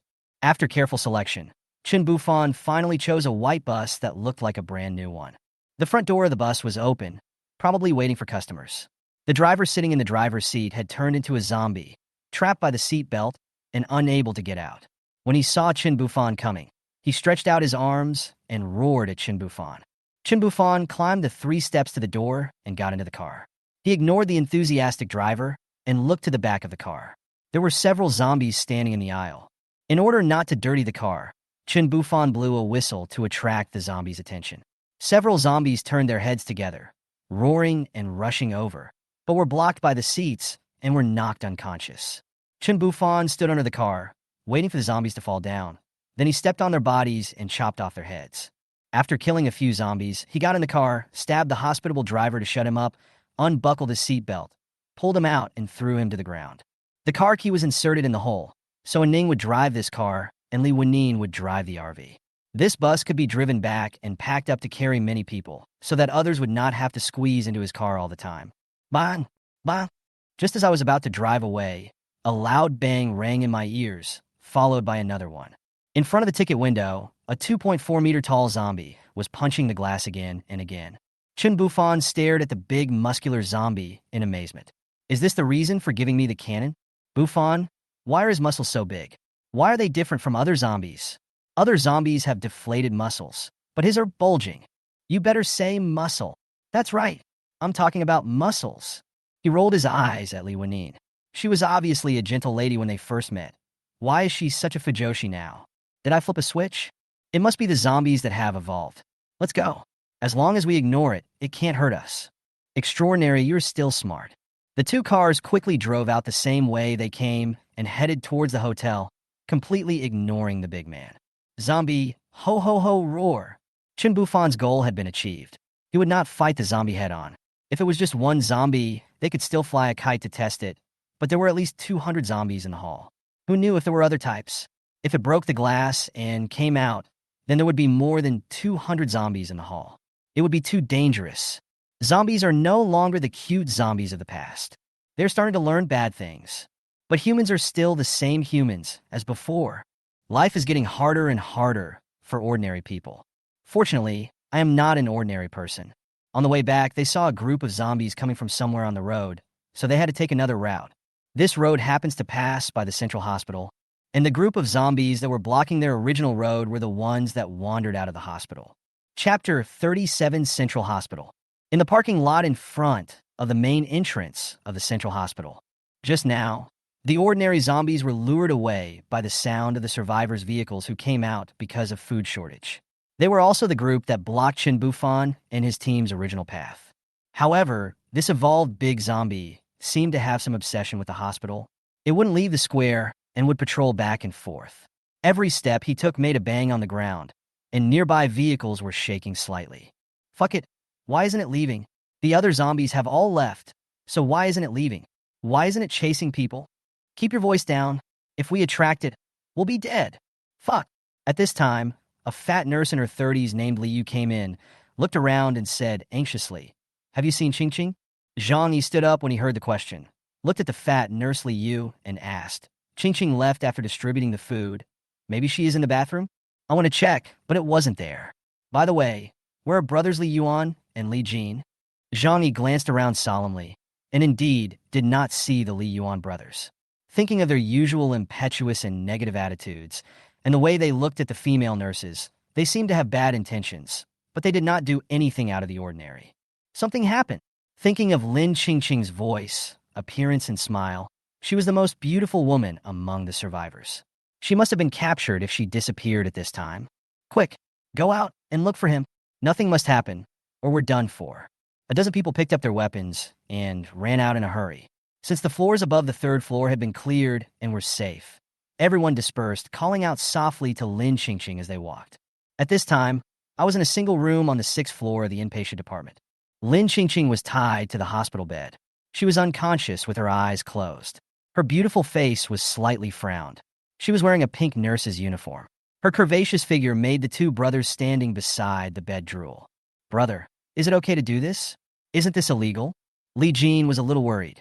What if the world recovered? Why not? There has been no rescue for so many days. Where's the law? Even if there is, can't we just feed her to the zombies? Humph. The two brothers looked at Lin Qingqing. Their breathing gradually became heavier. The younger brother Li Jin took a step forward and took off her socks. Looking at her pink feet, he smelled them intoxicatedly. Ugh! Li Jin grabbed his feet and his expression changed. He looked at his brother with an incredible expression and said, "Brother, why is it different from the legend? Aren't girls' feet fragrant? Why are they so sour? Ha, you idiot. We haven't washed for days." Li Yuan looked at his brother's stupid look and laughed out loud. Lin Qingqing, who was lying on the bed, had her feet grabbed. She woke up little by little, opened her eyes dazedly, and felt a pain at the back of her head. She wanted to rub her head with her hands, but found that she couldn't move her hands. She woke up and turned her head back and forth. She found herself tied to the bed. Li Yuan was watching her beside the bed, and Li Jin was squatting at the end of the bed holding her feet. "What are you going to do?" A light voice sounded, and Li Jin was so scared that he loosened his feet and stepped aside, lowering his head and not daring to look at her. Li Yuan was not in a hurry when he found out that Lin Qing was awake. He looked at her with a smile and said, "What are you doing? Isn't it obvious? Tell me what we want to do." "Huh? We brothers have been eyeing you for a long time, so don't resist. From now on, we brothers will protect you, and you can follow us and enjoy the good life." Ha ha ha. Lin Qingqing looked at them in disbelief. Why were they still thinking about these things at this time? It was hard for them to even survive. "You are shameless. It is illegal to do this." Lin Qingqing's angry rebuke sounded like coquettishness to the brothers' ears, and her light and ethereal voice softly touched their heartstrings. "There is no law now. We are the law. Brother, come on together." After Li Yuan finished speaking, he called out to his younger brother and stepped forward to attack. His younger brother no longer cared about anything else and took a step forward to take action. "No, I haven't showered in days." I'm so dirty and smelly. So filthy. It's okay. We two brothers will clean it up for you. I pooped. A lot. Li Yuan was so disgusted by her. Damn it. You can't get away today, even if you poop like a flower. After saying that, he pulled the clothes on her chest. Ah, I will die with you. I will lure the big guys down here. Let's all die. Lin Qingqing saw that these two beasts were not going to let him go. She didn't want to live anymore. Let's all die together. Although she felt sorry for the others, she couldn't care less. She couldn't let the beasts harm her. Ah, ah. After that, he started to shout one after another. Don't mention it, his vocal range is quite high. Bitch!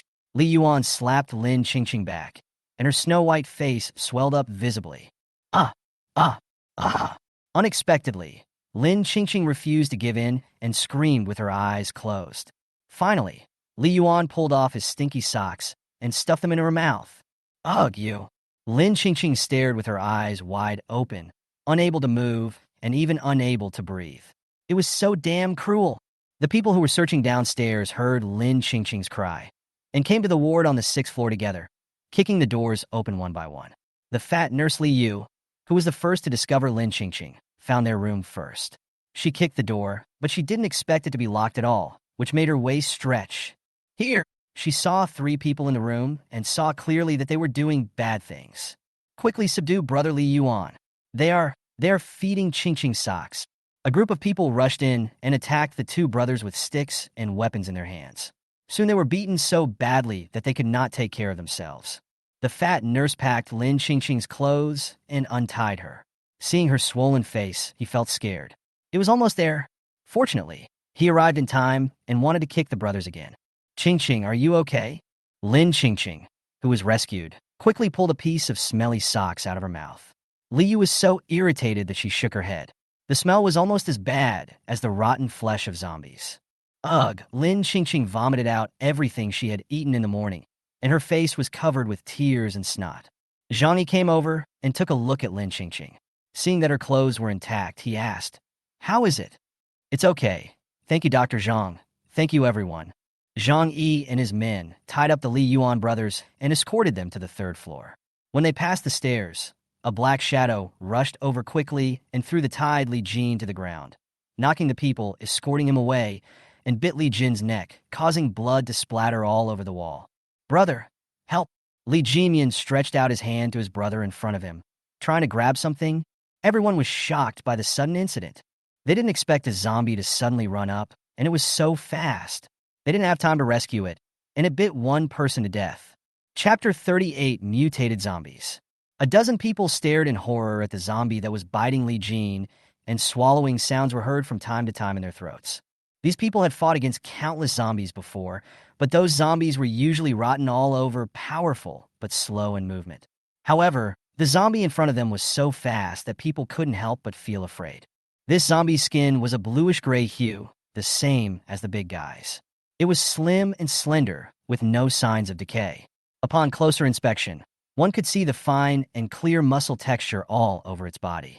Not only that, its nails were also sharper than those of ordinary zombies.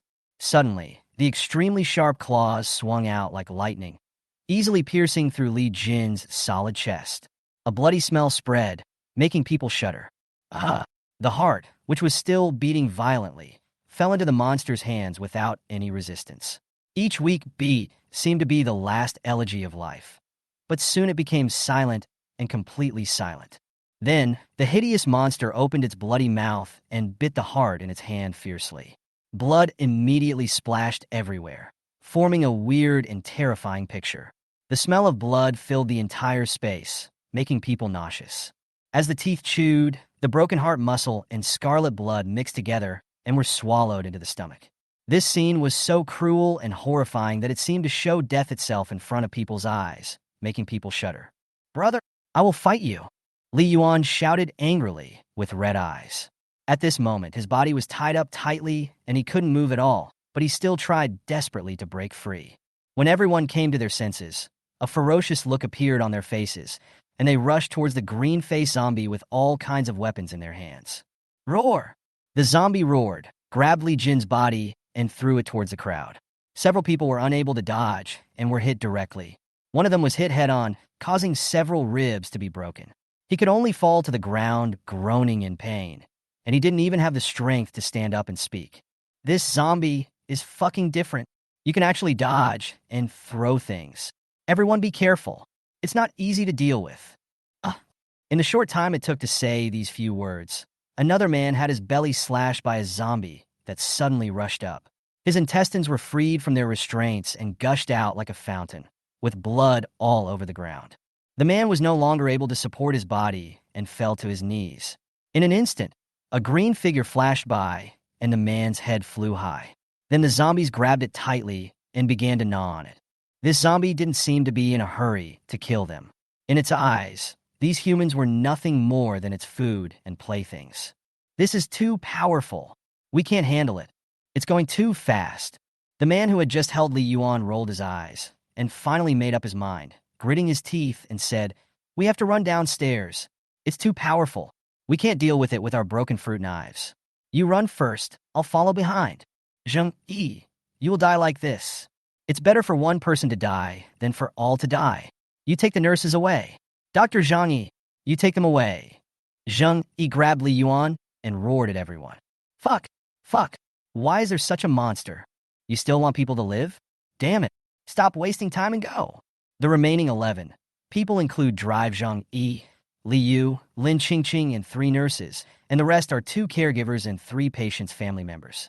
Zhang Yi looked at Zheng Yi and Li Yuan, whom he was holding tightly, and he already understood what Zheng Yi wanted to do. Although this was inhumane, there was nothing he could do.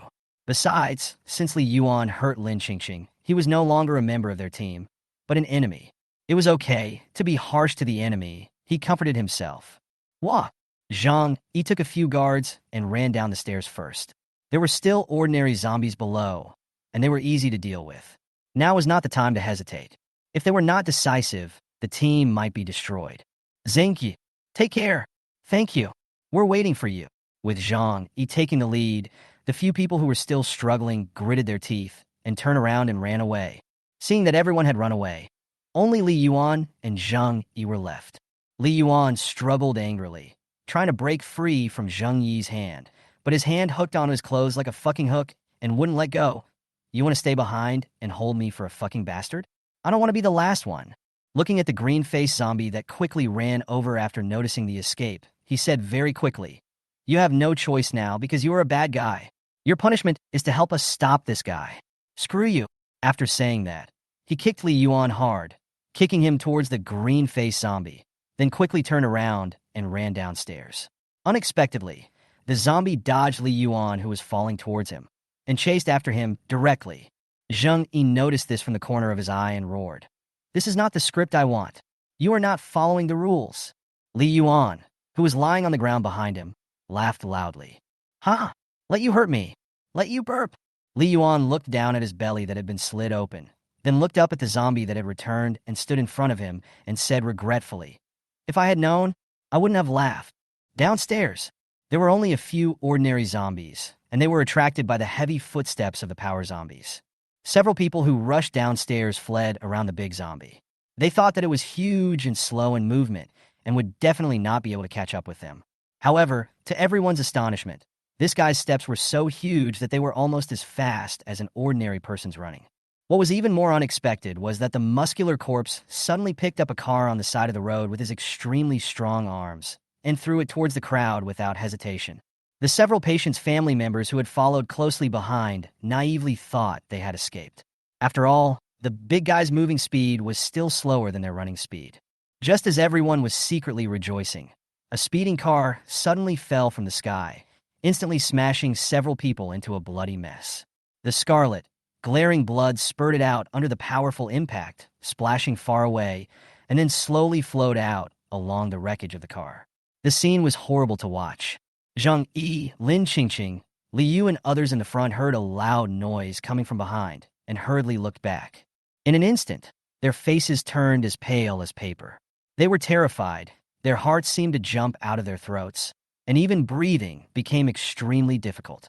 Too overbearing. It will be hard for humans to survive in the future. Run, I don't want to be smashed into a pulp.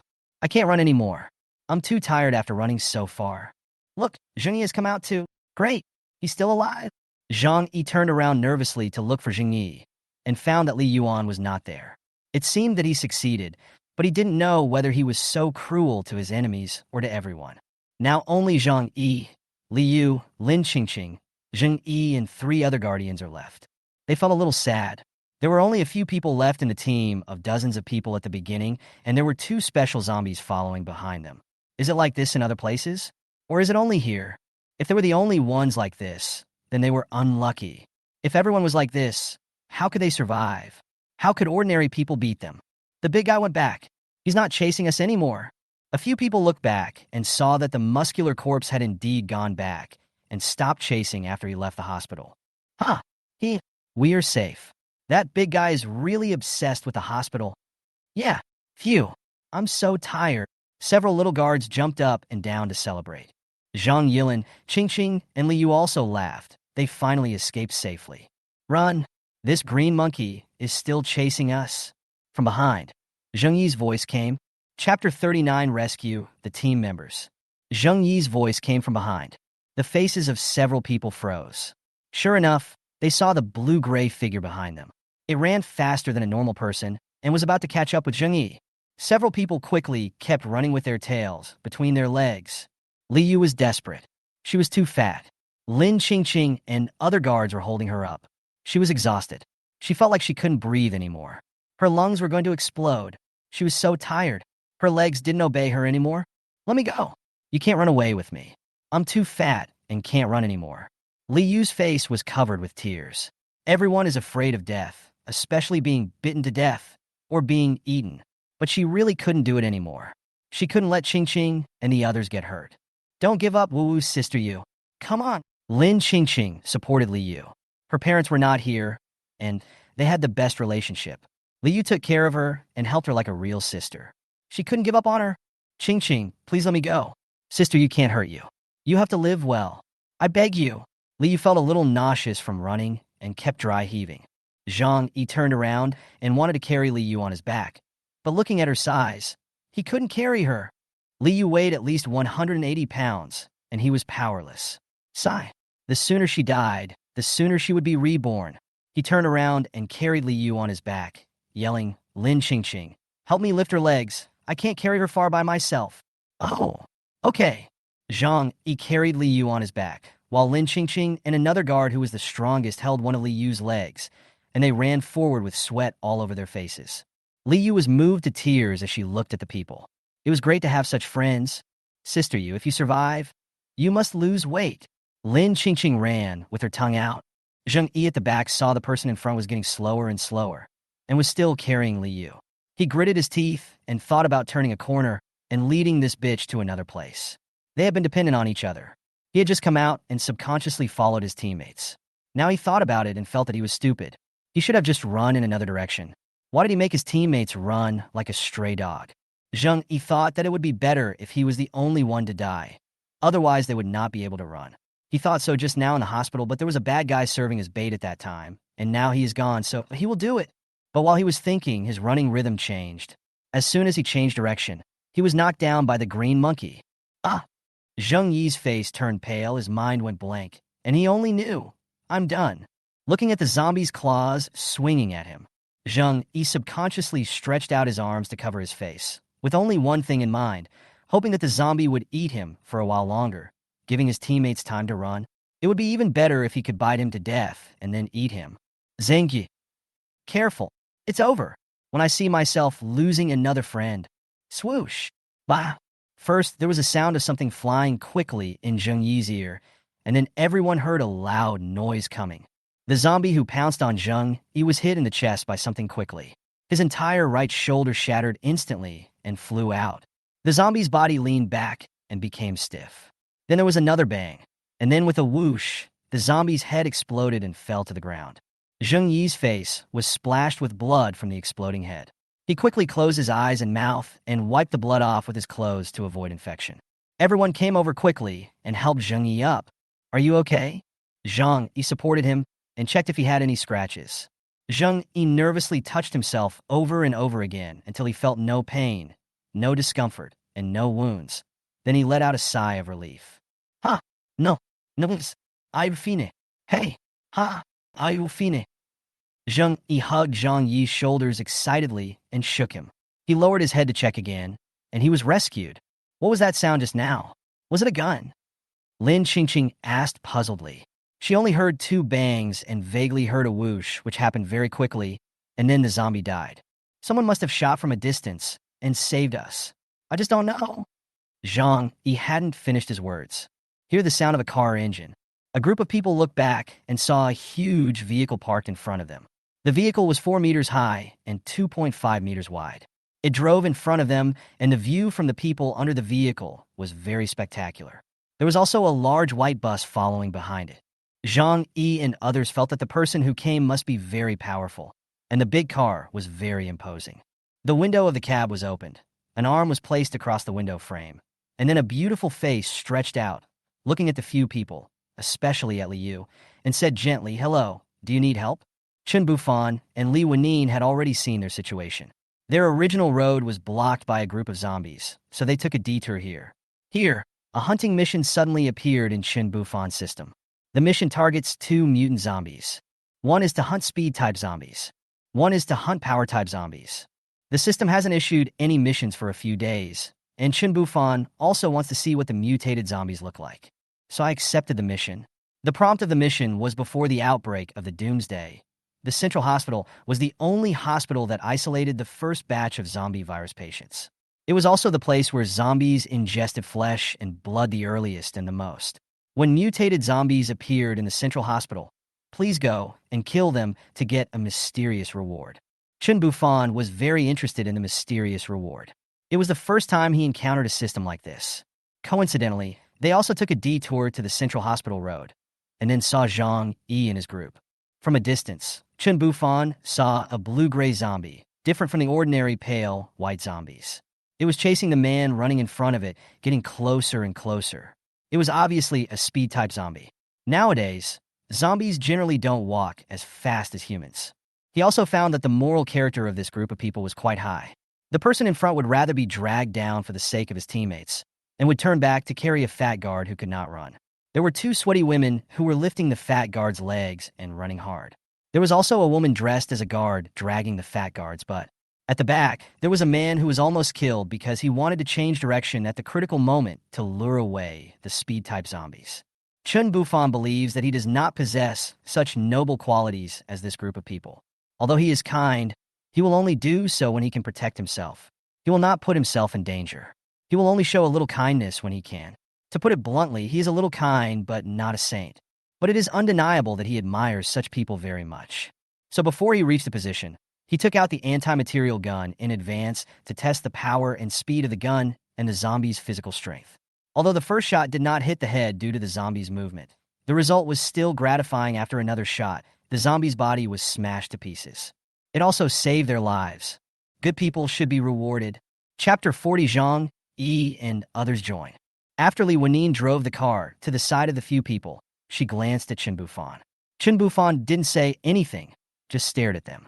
She found that every time she met a stranger, Chen Bufan always liked to stare at people like a pervert. When he saw her and her brother in the elevator, he did the same thing, so she thought he was reading their faces. Li Wanine also learned his habit and looked at several people carefully. They all looked kind, and there was no one who made people feel bad at first sight. Although the old saying goes that you can't judge a person by his appearance, there is also a saying that appearance reflects the heart. Some mean people also look crooked, which is quite accurate. Chen Bufan was indeed looking at their information, so he didn't say anything. He had to look at the favorability of strangers, and if it was extremely low, he would be prepared. But he didn't expect Li Wanine to think he was a pervert. Li Wanine had a good impression of these people. She saw clearly what had just happened. When their lives were threatened, they were able to stand firm and not give up. This quality is rare in Doomsday. Bufan, have you made up your mind? Do you want to take them with you? Although Li Wanine thought those people were good, she still wanted to hear his opinion. When you marry a chicken, you follow the chicken. When you marry a dog, you follow the dog. Besides, she thought Chen Bufan was very good at fortune-telling. Chen Bufan was shocked. What? How did Li Wanine know that he was looking at their information? He turned his head and glanced at her. Seeing her innocent eyes, she didn't look like she had discovered his system. Little did he know that Li Wanine always thought he was reading people's faces. It looks pretty good now. Chen Bufan thought they were indeed quite nice and had a good impression of everyone.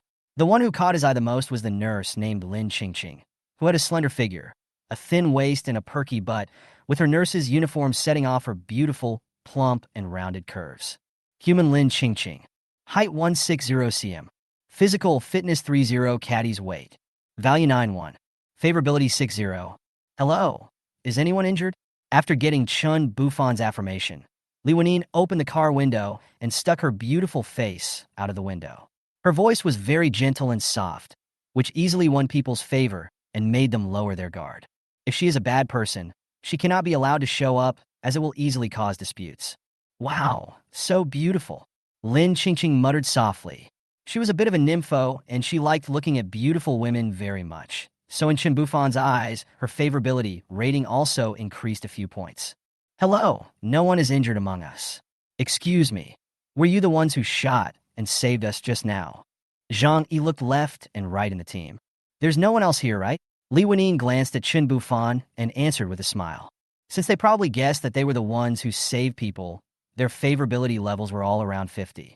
After Lanine spoke to them for a few words, he found that their favorability levels were rising little by little. Lanine only needs a smile and a few words to increase other people's favorability towards her. Her talent is amazing. Thank you for saving us. Are you an official organization? No, we are survivors too. We passed by here and saw that you didn't give up on your teammates when you were in trouble, so we're here to help you. Do you have a destination? If not, you can get in the car first. We have something to ask you. Lanine said sincerely. Zhang Yi and the others looked at each other and whispered to each other. What should we do? Although they saved us, we don't know who they are or why they have guns. Zhang Yi said cautiously. They have guns and saved us, so they should be good people, right? Otherwise, couldn't they just force us with guns? Is there any need to ask? And that beautiful lady is very gentle and pretty. Lin Qingqing. Qingqing is right. They have guns, so they don't need to ask us. And we really can't run anymore. Li Yu's face was pale. She was exhausted. She was so fat that every step she took was several times more stressful than others. Even if they want to harm us, what can we do to resist? Look at that zombie's head. It's all broken into pieces. Our heads are not as hard as that zombie's. Zhang Yi muttered in a low voice. Little did they know that what they thought were whispers had been heard by Chen Bufan and Lanine. They had both taken potions to improve their physical fitness, and all aspects of their bodies were no longer comparable to those of ordinary people. Moreover, the improvement in their physical fitness was an all-round improvement, including the functions of various organs.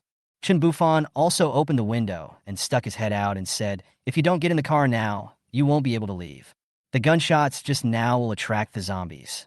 You don't want to keep running, do you? If you get on the bus, there is only one person on this bus. We have something to ask, and the rest of you go to the bus behind. Before he could answer, he retracted his head and looked at Lin Qingqing under the car in surprise. Why are you here on a blind date? How come your favorability rating dropped when you saw me? In this damn world, shouldn't strength be respected? Chen Bufan looked up at the sky. After hearing the man's words, Zhang Yi and others looked around hurriedly. Sure enough, there were several zombies dragging their slow steps towards this side. After Zhang Yi took a quick look around, he quickly said to the others, how about I go to this car? How about you guys go to the back? Okay, Dr. Zhang, you're the most calm person here. The rest of us are very impatient, and I'm afraid we won't be able to explain clearly. Yeah, Zhang Yi nodded, then got on the front car, while the others ran towards the bus at a high speed. At this moment, Ning in the bus had already learned about Chen Bufan's arrangements through the intercom. Squeak! Following a sharp sound, the bus door slowly opened. A guard rushed to the car first and pulled Li Yu up with him. Li Yu was fat, and his legs became weak after running for just a short while. When she saw that the driver was a woman with a stern face, she couldn't help but feel a little surprised, thinking that all the women in this team were so beautiful. They were so beautiful. Wow! Hello! Hello! Lin Qingqing stepped onto the ladder and got into the car. When she looked up, she saw a cool and beautiful woman looking down at the car door. Her face turned a little red. Although her sexual orientation was normal, she was still very excited to see such a beautiful woman. The goddess in front of her did not speak, but just nodded slightly. Her cold and elegant temperament was perfectly grasped. And Ning only smiles when she is with Chen Bufan. To others, just nodding is already very polite. Zhang Yi got in the car last and greeted her. She didn't even nod, just blinked, turned around, and closed the door. A few people sat in the back and behaved themselves. Wow, this team is amazing. The female characters are so beautiful.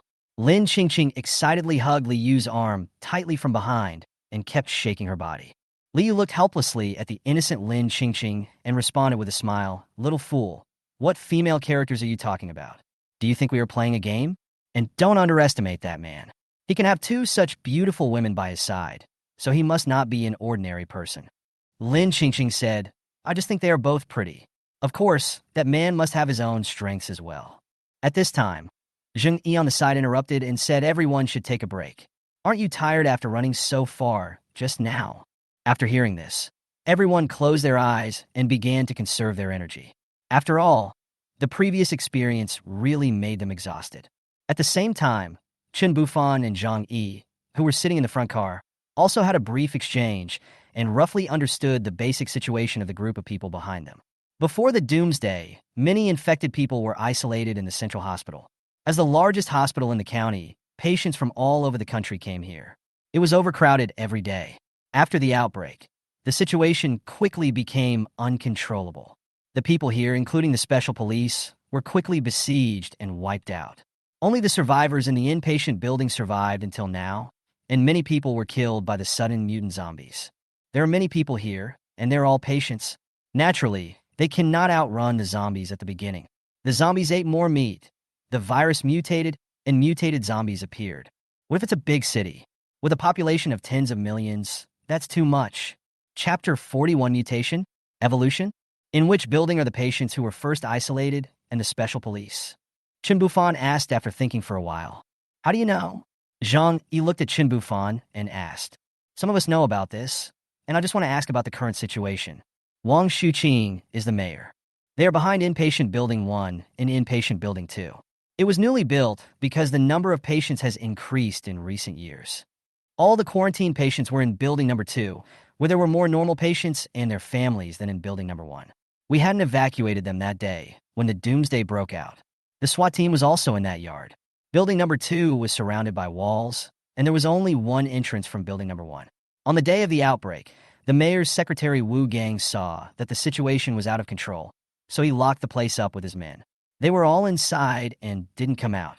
Have you ever seen a powerful zombie? Zhang Yi's face turned pale, as if he remembered something. What are you doing? It's in the square in front of Building 1 of the inpatient department. It can pick up cars and throw them out. Several of us were smashed in a pulp by it, but it has a peculiarity. For some reason, it will go back once it leaves the hospital. Otherwise, the one chasing us just now would not be a small one. Chen Bufan's heart tightened.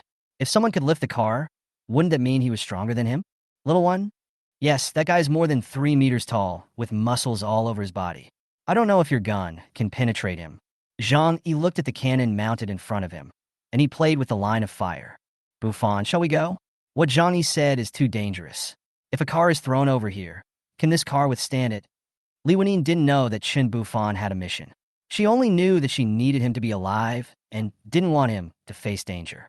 Chen Bufan did not reply to Li Wanine's question and asked again, is it fast? Zhang Yi considered for a moment. It walks a little faster than a normal person because it has big steps, but it can't catch up if we jog. Chen Bufan said no more. A person with great strength has a low speed. Ordinary people can outrun him, so they certainly can outrun him.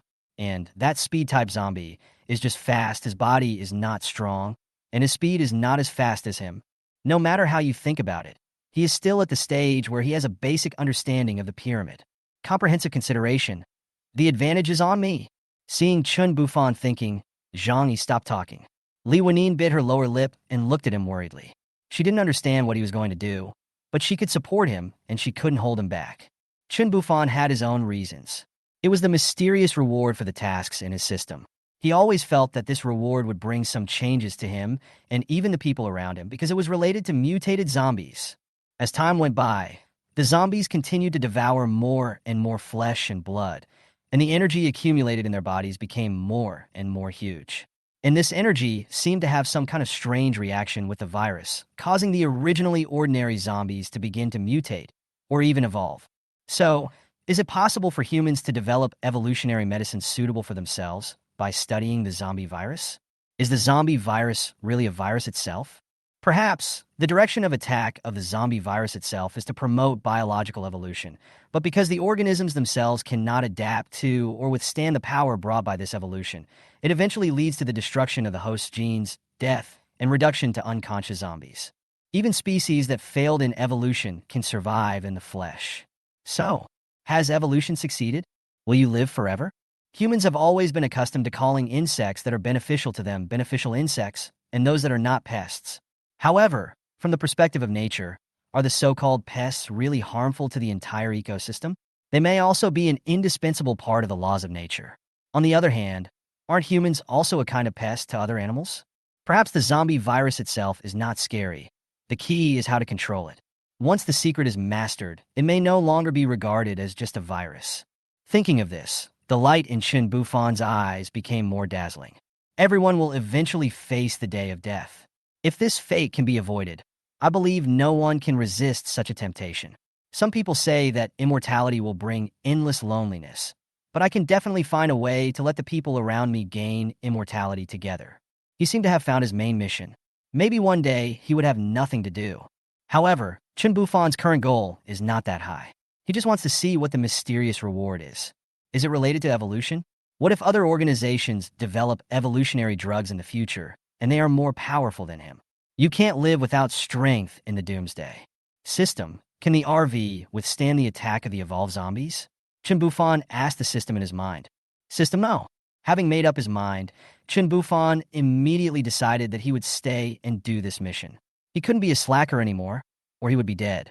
He initially thought that zombies would not evolve and that he was strong enough, but now he had to find a way to evolve. Others were making progress, but he was not, and sooner or later he would be eliminated. He was not going to have such a comfortable life anymore. Zhang Yi, you should go to the back car first. Good. After Zhang Yi got off the car, Chen Bufan looked at Li Wanine. Just as he was about to speak, Li Wanine stood up, rushed to him, and gave him a hug. You have your things to do, and I have mine to do. Just know that if you need me, I'll be by your side, and I won't delay your work, but you must be careful, okay? Li Wanine said to Chen Bufan with tears in her eyes and a smile. Looking at the sensible and well-behaved Li Wanine, Chen Bufan just kissed her lightly. Don't worry, I'm just doing something for our future. I won't joke with my own life. Chen Bufan looked at her little face, suddenly leaned close to her ear and blew a breath, making her feel uncomfortable all over, and then said, besides, I haven't had enough of the shameless days with you and a Ning. Li Wanine blushed, and she fanned the heat off her face with her hands and said to him, then come back soon, and Ning, and I will be waiting for you at home. Chen Bufan's eyes lit up. Great.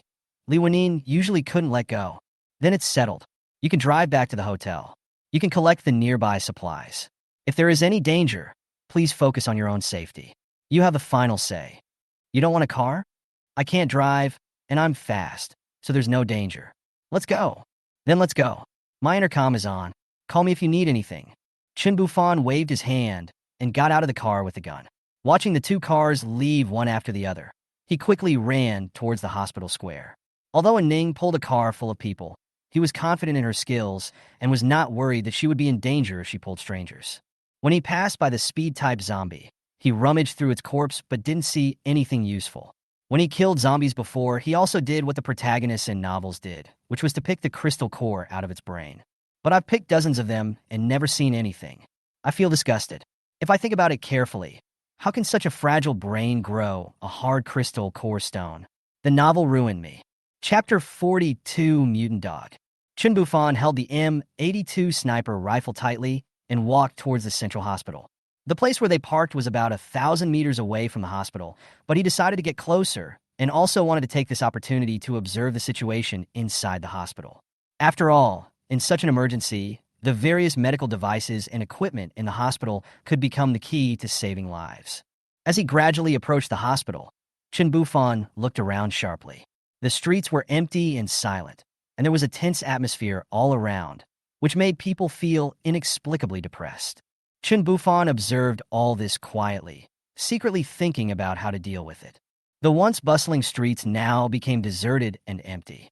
The doors of shops on both sides of the road were closed, and the bustling scene of the past no longer existed. The reason was that the government had ordered the street to be blocked on the day of the Doomsday, prohibiting anyone from entering or leaving. However, Since there were a large number of patients and medical staff gathered here, it was not easy to transfer them all safely in a short period of time. Many patients were weak and had difficulty moving. Therefore, a considerable number of these zombies wandering the streets are wearing hospital gowns. They must have been patients of this hospital before they were alive and became what they are now after being infected with the virus. Seeing them staggering and looking hideous is really creepy. At this moment, a pale-faced, hollow-eyed zombie girl slowly turned out from the intersection. Her originally cute face was now covered with hideous scars, and she let out a low roar from time to time. The zombie girl twitched her nose slightly, as if sniffing the surrounding air. Suddenly, as if she had noticed something, she walked slowly towards him.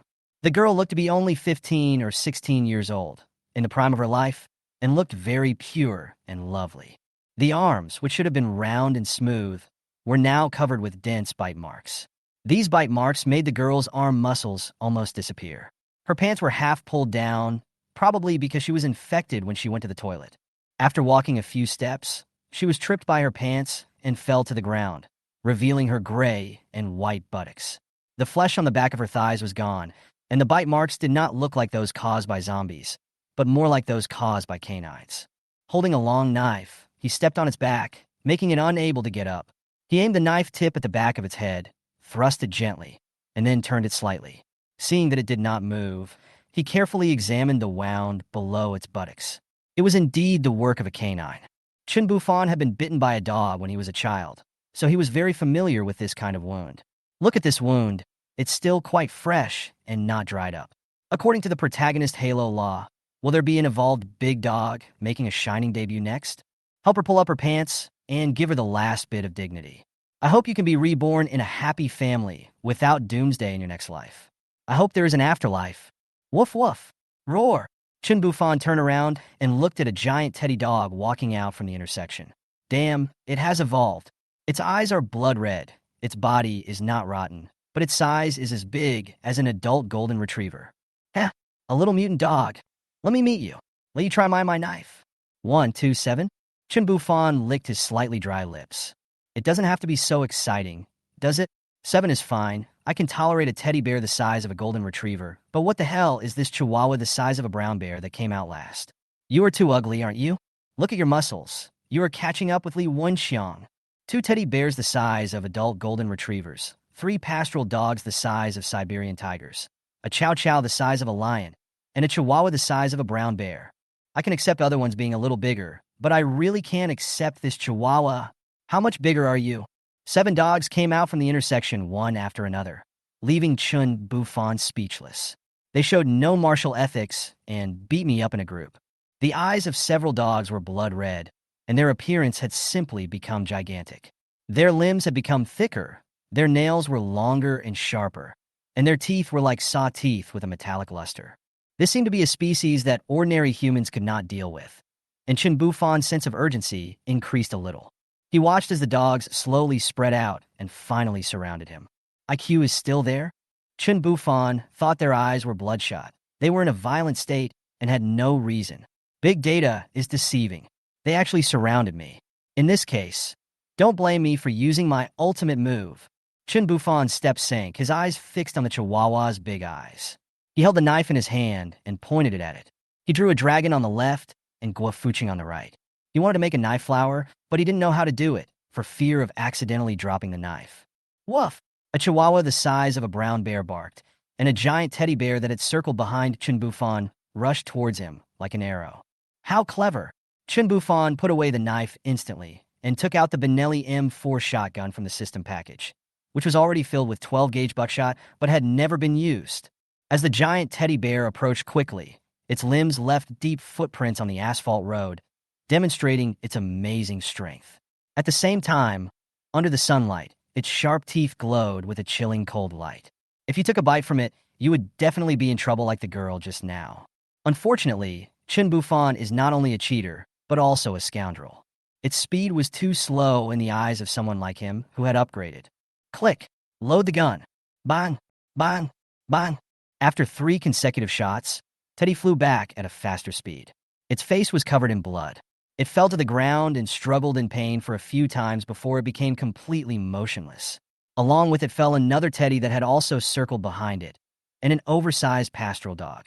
After shooting Teddy away, Chen Bufan rushed to the other two dogs behind him and shot each of them in the face. He killed them before they could react, then switched to a knife and continued to draw a dragon while watching the Chihuahua in front of the three dead dogs. Three of the little brothers were killed in an instant, and the Chihuahua's eyes became even bigger. It couldn't figure it out. What kind of knife could make such a loud noise? It had seen bipeds holding knives, but it had never seen a knife like this. The remaining four dogs all lowered their bodies and growled, fully alert. Chihuahua is not willing to give up. Being bullied was a thing when it was a child. After growing up like this, it has never lost. But this biped is a little weird. Its eyes became redder and its growl became louder. The three dogs nearby also became more and more frantic as it growled. This was the prelude to an attack. Woof, woof, woof. Let's go together. The four dogs rushed towards Chen Bufan together. Just as Chen Bufan was about to change his gun to attack them again, he saw the brown bear Chihuahua run forward one step and stop to protect the three dogs in front of him, then turn around and run even faster into the intersection he had just come out of and disappeared. Chen Bufan was so shocked that he was stunned. He had no time to change his gun and had to fight the three dogs with a knife. A Tian Yuan that is the same size as two adult Siberian tigers and a Chow Chow that is the same size as an African lion. He has great power, but not as fast as Chen Bufan. He dodged a yellow field cat's attack by leaning sideways and slashed his knife at its neck. The yellow field cat reacted quickly, lowered its head, and opened its mouth, letting his knife scratch its teeth. It suffered no fatal injuries. Only a few teeth were chopped off, and after falling to the ground, it kept licking its mouth to ease the pain. Chen Bufan didn't expect that this dog was so smart that it could use its teeth to block his knife. Otherwise, the knife would have cut its neck. Before he could think too much, the Blackfield had already rushed to his side and bit his thigh. He took a step back, quickly stretched out his left hand to grab its neck, and lifted it up directly, letting its body leave the ground. He put the tip of the knife in his right hand against its neck and stabbed it in little by little. Hey, Tianyuan screamed and struggled continuously until the tip of the knife pierced his brain. His body twitched a few times and then completely collapsed, with his limbs drooping weakly. Chen Bufan let go of his hand, and the black dog's body fell to the ground with a thud. He bent his left arm, stretched out the knife with the blade facing upwards, and wiped the blood off the knife. Chen Bufan killed several dogs fiercely, which made Chow Chow and Huang Tianxin timid. They lowered their bodies, tucked their tails between their legs, slowly retreated, turned around, and ran away quickly. There are already zombies all around attracted by the gunshots and dog barking. Looking at the four dog corpses on the ground, their bodies were not rotten like zombies, so he didn't know if they could be eaten. Then he remembered that they might have eaten zombie meat. He was a little confused. After hesitating for a moment, he chopped off the broken dog heads and put the rest into the system package. Don't waste it. Give it to others later. Looking at the zombies around him, he threw the bloody dog head into the distance. The zombies were attracted by the strong smell of blood and slowly chased in the direction of the dog head. Chen Bufan walked quickly into an unattended 24-hour store next door, planning to wait for the zombies to go away before dealing with the power zombies. Chapter 43: Power Zombie. Chen Bufan stood inside the store, watching through the glass door as this small wave of zombies moved farther and farther away from him. He was not strong enough to be afraid of these dozens of zombies, but he needed to conserve his strength. Who knew if he could defeat these power-type zombies? After watching the group of zombies leave, he turned around to observe what kind of store this was. He had just come in after seeing that there were no zombies inside. The store was very small, just a few square meters. There are only a few vending machines in the house. After he finished looking at the items in the store, Chen Bufan's old face blushed a little. Usually, when he passed by such a store, he would just look inside curiously. Often when he saw something in the picture, he would quickly turn his head and look around to see if anyone noticed him. Then he would pretend to leave as if nothing had happened. He never had the nerve to come in. I didn't expect that he would rush in. I quickly looked around and looked out the door. I saw that it was deserted and there was no one outside. Chen Bufan rubbed his hands, took a deep breath, and looked at the items in the cabinet. Call! Excited hearts, trembling hands, a group of kids are so embarrassed. Ha ha ha! A creepy laugh was heard outside the door. The zombies in the distance collectively trembled, turned their heads, and looked around, but found nothing unusual, so they continued to wander away. Why is this place so spooky and scary? It scares the zombies to death. Bang, bang, bang. After smashing all the cabinets and putting everything inside into the system package, Chen Bufan walked out of the store contentedly and turned to look in the direction of the hotel. Suddenly, I want to see his babies soon. Just as he was about to step towards the hospital square, Chen Bufan caught a glimpse of something strange not far ahead. Looking closely, I saw several hideous-looking zombies lying on the ground, circling around the speed-type zombie they had killed. They stretched out their sharp claws and desperately tore at the chest of the speed-type zombie, as if they were looking for some kind of food. Chen Bufan thought to himself, could it be that the key part of the zombie's evolution and mutation is not the brain, but the heart? However, this body has long lost its vital signs, so how can its heart function normally and provide energy to the whole body? Out of curiosity, he decided to go back and find out what was going on. Coming closer, Chen Bufan raised his knife and quickly chopped off the heads of several zombies. Then he squatted down and carefully observed the body of the speed zombie in front of him. Its skin was extremely hard, and the zombies just now had not successfully torn it open. So Chen Bufan clenched the long knife in his hand and used force to cut open its chest. His knife was sharper than the zombie's claws. He found the heart and carefully cut it open. Unexpectedly, in the center of the heart, there is a foreign object hidden, a piece of soft, milky, white meat. This piece of meat is crystal clear, with liquid flowing inside. It shines faintly like crystal in the sun, and also emits bursts of fresh fragrance. It has several milky white silk threads connected to the heart. It seems that it relies on these lines to provide energy to the whole body. Chen Bufan took it out and held it in his palm, staring at it. A strong desire surged in his heart, as if there was a voice deep in his soul urging him to swallow it quickly. However, reason told Chen Bufan that he couldn't take risks easily. After all, he knew nothing about this mysterious object, and no one could guarantee whether swallowing it would bring adverse consequences, or even turn him into a zombie. After weighing the pros and cons, Chen Bufan finally gave up tasting this tempting delicacy and planned to wait for the system to release the mysterious reward before conducting further research. He quickly put it into the system package. Otherwise, he was afraid that he would not be able to control the strong desire. Enduring the stench, they dug open the chests of several ordinary zombies nearby, but did not find the milky white core. It seemed that only evolved zombies had it, and evolution required enormous energy. The zombies that had not eaten flesh and blood were even degenerating their own body functions. So how could they have such an advanced thing? Wipe the knife clean on the zombie's clothes. Chen Bufan fanned his nose with his hands, endured the stench in the air, and walked towards the hospital step by step. About 200 meters away from the hospital, there were 2 residential buildings. This location was ideal for using guns to snipe the power zombies. He didn't want to fight him in close combat. When he arrived at the residential building near the roadside, he found that the doors of the units were all open. The inside was a mess, and it was unusually quiet, with only the sound of cicadas outside the door. I don't know if anyone is still alive. Chen Bufan stepped onto the stairs carefully and walked upstairs quietly. When he reached the 3rd floor, he found that the door of a house was not completely closed. Through the crack in the door, he saw a female corpse that was already highly decomposed in the living room. The woman was probably in her 20s with an obvious dent on her head. She was holding a child in her arms, who was also badly rotten. The corpse was crawling with maggots and flies, which was disgusting. Rotting pus was flowing all over the floor from the body, and the whole room was filled with a pungent smell. Pushing open the door, the house was in chaos. Obviously, it had been robbed. The child's little hands were still tightly grasping his mother's chest, and it seemed that he died of extreme hunger before dying. Chen Bufan walked around the poor mother and son and came to the window of the living room.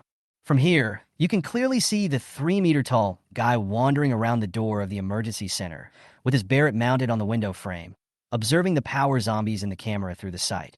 It's so huge. Bang! Bang!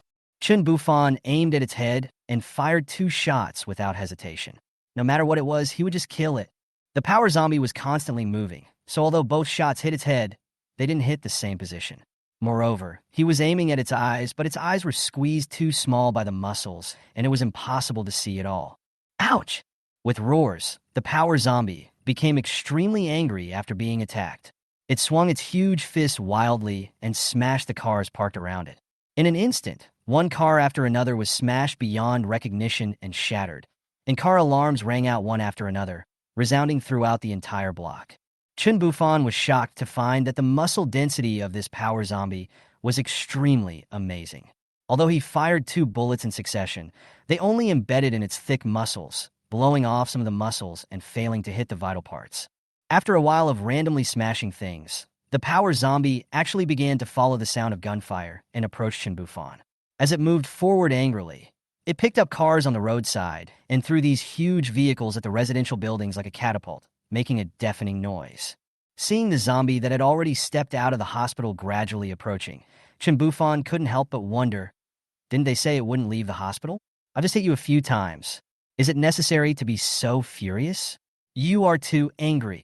As soon as he finished speaking, Chen Bufan quickly changed his shooting strategy, no longer aiming at the head, but aiming the gun at the zombie's knee joint. You know, the knee is not protected by thick muscles like other parts. Bang, bang, bang. 3 crisp gunshots were heard, and the bullets accurately hit the zombie's knee joint, instantly breaking its leg. The zombie lost its balance like a collapsed mountain. Its huge body slammed forward and fell heavily to the ground with a dull crash. However, even after falling to the ground, this tenacious zombie still struggled to get up. Seeing this, Chen Bufan fired several shots without hesitation, completely breaking its arms and making it completely unable to move. At this moment, the zombie could only lie there. Although he still wanted to struggle to get up, his limbs were all broken and he could not find any support points. He could only stay where he was. Chen Bufan put away his gun and prepared to replace it with a new magazine, ready to deal with other situations that might arise. Chapter 44, Trapped in the Tide of Corpses. Just as Chen Bufan was about to change the magazine, suddenly, a sharp roar came from behind him. He turned his head quickly and saw a zombie stretched out its arm and grabbed his shoulder tightly, and then stretched out its smelly head and bit his neck fiercely. Chen Bufan was so frightened that he broke out in cold sweats and his heart beat rapidly. He hurriedly turned sideways and at the same time quickly stuffed the magazine he had just taken into the mouth of the zombie that was trying to bite off his throat with his right hand and pushed back with all his strength to increase the distance between him and the zombie. Then he kicked the zombie hard in the abdomen, knocking it to the ground. Taking advantage of this opportunity, Chen Bufan took 2 quick steps forward, and then without hesitation, stomped hard on the head of the fallen zombie with his feet. Damn it! I'll stomp you to death! I'll stomp you to death! How dare you scare me? Once, twice, 3 times? He continued to exert force and stomped on the zombie's head for more than 10 times until he completely crushed it. After completing all this, Chen Bufan hurriedly took 2 steps back, holding onto the window and gasping for breath. The sudden situation just now was too thrilling and left him with lingering fears. I was careless. I almost died out just now because the gunshots were too loud and he was fully focused on dealing with the powerful zombies in front of him. He didn't notice the threat from behind. He wiped the cold sweat from his forehead, took off his pants, quickly urinated, and shook himself. Damn, I'm scared to death. However, at this moment, the creepy howls of zombies were heard again outside the window. Chen Bufan leaned against the glass and looked out, and suddenly found that a large group of zombies came from nowhere and surrounded the entire residential building. These zombies were so dense that there was no end in sight, and the number was beyond imagination. What's worse is that Chen Bufan could even clearly hear the sound of zombies climbing the stairs.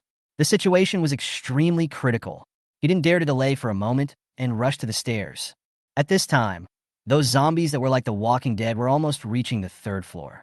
Seeing Chen Bufan's figure getting closer and closer, these monsters became more and more excited. Their hideous and terrifying faces were horrifying, and it was the first time in Chen Bufan's life that he felt such intense fear that his hands and feet became a little weak. Damn it, way to survive. Facing the densely packed and hideous zombies, Chen Bufan drew out his knife without hesitation and chopped them continuously. However, he did not dare to use the gun easily, for fear that the zombies that came later from downstairs would swarm up after hearing the gunshots.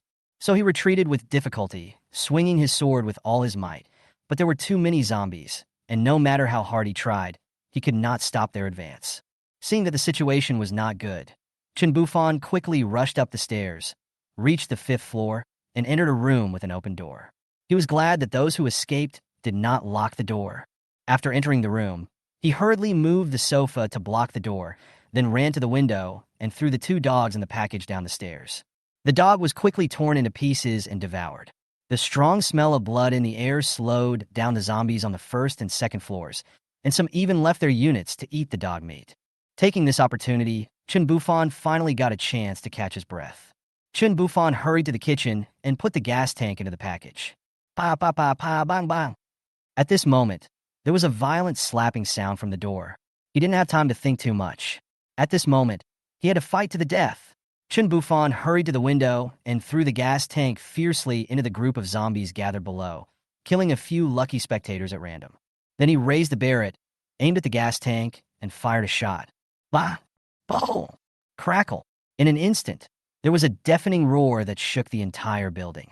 The glass shattered, and Chen Bufan huddled tightly in the corner, covering his ears with both hands.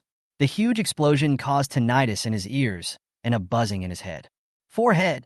Wait until the sound disappears and the building stops shaking. Buzz! Chen Bufan rubbed his buzzing ears and dizzy head. He felt that the world was completely quiet except for the sound of cicadas chirping in his ears. His senses were several times stronger than those of ordinary people. The sound of the explosion was too harsh for him, and even the smell of stench was smellier than that of others. He stood up shakily as if he had a concussion. Although his ears were buzzing, he could still hear some sounds. After a moment of shaking, the zombies in the building crawled to the door of his room on the 5th floor one after another. Bang, bang, bang. The sound of zombies banging on the door was even more numerous than before. This door was not a solid anti-theft door, but an old door panel made of just a layer of iron sheet. The door was shaking, and dust began to fall off the wall where the door was fixed. It wouldn't be long before the door could no longer withstand such violent knocks. Looking downstairs, I saw that the place where the gas tank exploded was a horrific sight. Corpses were lying all over the place. Blood, flesh, and broken limbs covered a large area, and black blood was all over the ground, emitting a strong, fishy smell. The area within 200 meters was filled with zombie corpses and remains. Countless incomplete zombies with only parts of their bodies were crawling on the ground with difficulty. There were also many zombies with flames all over their bodies. They were crowded in the group and burned other zombies. The scene was filled with a foul smell like roasted bones. And more zombies are still gathering in this direction. Chen Bufan was unwilling to be trapped in the building, so he risked his head out of the window, anxiously looking for a chance to escape. Fortunately, he found that there were 1 or 2 air conditioning outdoor units installed on the outer wall of the building on each floor. He carefully observed the distance between these outdoor units and silently calculated whether he could successfully jump over them. Suddenly, there was a loud bang, and the door collapsed to the ground. Countless zombies howled and rushed in like a tide. You ate 3 of the 4 dogs? You got it for free. Without time to think, Chen Bufan quickly climbed up to the window and threw another dog into the house as bait, letting the dog's corpse help him buy some time. Then he gritted his teeth, jumped up, and jumped onto the air conditioner outdoor unit near the right side. He stood on the outside plane, gasping for breath, trying to calm his inner fear, but the dizziness caused by the altitude made it almost impossible for him to stand. However, he had no choice at this moment. If he didn't fight desperately, he would only die. So, he suppressed his fear of heights, turned around, and slowly jumped towards the air conditioner on the 4th floor. Then, he took a deep breath, aimed at the external unit on the 3rd floor, and jumped with all his strength. Unexpectedly, one side of the support of the external machine was already old and could not bear his weight at all. In an instant, the entire external machine fell down with a bang, and Chen Bufan fell with it. At this critical moment, he waved his arms desperately, trying to grab anything that could save his life. Finally, with a burst of severe pain, a deep wound appeared on his arm, but he also successfully grabbed the remaining support frame and avoided the tragedy of falling directly to the ground. Chapter 45. Li Wanine leads the rescue team. His heart hurts, it hurts, it hurts. Fuck, I didn't expect that the protagonist like me would die here. I haven't used my treasure with Yinyin and Ningning yet. What a pity. I'm really going to be pissed off. Chen Bufan held the bracket of the air conditioner with both hands, his body hanging in the air. There was a hideous wound 10 centimeters long on his right arm. Blood was flowing out like a fountain. Drops of bright red blood slid down his cheeks and soaked the clothes on his chest. It's so itchy. I'm really fed up. No one is helping me scratch it. Ha ha ha. The blood flowed slowly through his body, bringing a strange, itchy sensation. On the ground below, a group of hideous zombies looked up at him, opened their mouths, and howled miserably. They stared greedily at Chen Bufan's dripping blood, scrambling to stretch their necks to catch it. My goodness. In your eyes, I am Tang monk's meat? Chen Bufan was surprised to find that the physical condition of the zombies that drank his blood had obviously improved, and their originally sluggish breath became vigorous. Could it be that my blood contains higher energy after evolution? Chen Bufan speculated in his heart. Hey, can you please stay away from the fire? We are about to be roasted. At this moment, he noticed that the power zombie in the distance was still lying on the ground struggling. And what about him? Hanging here and struggling. Chen Bufan sighed. It's really the will of heaven. No one should bully anyone else. At this moment, above Chen Bufan's head, another group of zombies crowded by the window. They waved countless rotten arms, trying desperately to reach him. The zombies rubbed their arms back and forth on the wall, rubbing off a pile of rotten flesh infested with maggots that emitted a disgusting stench. It was extremely disgusting. The ones above want to eat my flesh, and the ones below want to drink my blood. This is really too much. Humph. As long as I bleed to death, my physical strength can keep me hanging here until I dry up. Let's just wait and see. There was no place to stand nearby, and the windowsills were full of zombies. He looked down at the zombies drinking blood on the ground, and he didn't dare to jump in. There were thousands of zombies, and he wouldn't be able to get out even if he jumped in. Diving would definitely get high scores. Looking at the walkie-talkie that fell to the ground and was crushed to pieces by the zombies, Chen Bufan sighed speechlessly. He held the stand with one hand, but his injured hand was unable to hold it firmly. Lanine, Brother Fan, is leaving first. Don't cry when I leave. You are such a smart woman. You will definitely be able to live well. Brother Fan wants to discuss something with you.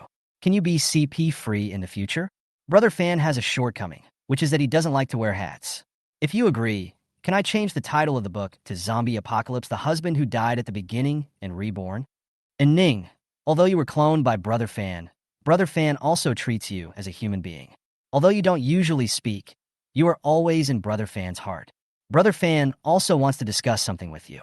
Your white tiger is raised by Brother Fan. You are not allowed to give it to others. And Ning assists your sister Lanine. Why don't you two live together? Li Wenxiang, forget it. It's better not to mention it. Chen Bufan's blood was flowing more and more. His face was getting paler and paler, and he was mumbling nonsense. He was hanging on the shelf like a hotel sign. Huh? My RV. Chen Bufan is anemic, and his vision is a little blurry. After Li Wenyin and Chen Bufan separated, she led the team back to the hotel, but since the end of the world, she has never been separated from Chen Bufan. This sudden change made her feel extremely uncomfortable, because she had always been very dependent on Chen Bufan. If he was not by her side, she would always feel uneasy. During these few hours, she saw the people in the team successfully obtain trucks and various supplies under the leadership of Wang Shuqing and Li Wenxiang. Logically, she should be happy about it. However, this was not the case. As time passed, she became more and more panicked, and even had a bad feeling. Her heartbeat was as rapid and powerful as a drum, as if it was about to burst through her chest. She really couldn't endure such a long wait any longer.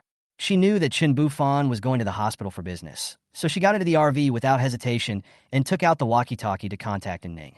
But just as she was about to speak, Ning's serious and cold voice suddenly rang out, "Open the door." Li Wenyin quickly opened the door and saw Ning step into the car and sit directly in the driver's seat. Ning turned to look at Li Wenyin and said, "We must go find Brother Fan immediately." Li Wenyin responded, "Actually, I was just planning to contact you. I don't know why, but I was so flustered." Ning stopped talking after hearing this. Before she started the car engine, Li Wenyin suddenly called her and then conveniently contacted Li Wenxiang, Zhang Yi, and Lin Qingqing with the walkie-talkie in her hand, and told them to bring the first aid kit found in the pharmacy and gather at the RV. After everyone arrived, they rushed towards the hospital. On the way, a burst of explosions reached my ears. Li Wenyin and others drove the RV faster towards the hospital. On the way, they encountered a group of zombies and had to take a detour. Finally, they arrived at the place where they parted with Chen Bufan. The people in the car stared at the thousands of zombies in front of them, dumbfounded and in disbelief. Zhang Yi said in horror, "What on earth is going on? There weren't so many zombies when we left." Lin Qingqing, carrying a first aid kit, interrupted, "No, these zombies look so familiar. Look, there are so many people wearing hospital gowns behind the zombies, and there is also a group of special police. Could it be that the zombies in Building 2 of the inpatient department have escaped?" Zhang Yi responded, "There can't be so many people there." Li Wenxiang analyzed that's probably where it ran out from, and then mixed with the other zombies. In fact, this group of zombies came from the Rose Garden community near the hospital. Someone was getting married in the community that day, and they invited people to perform in the community square, so the number of zombies was huge. At that time, Chen Bufan was fighting with the power zombie, who threw a car and knocked down the wall.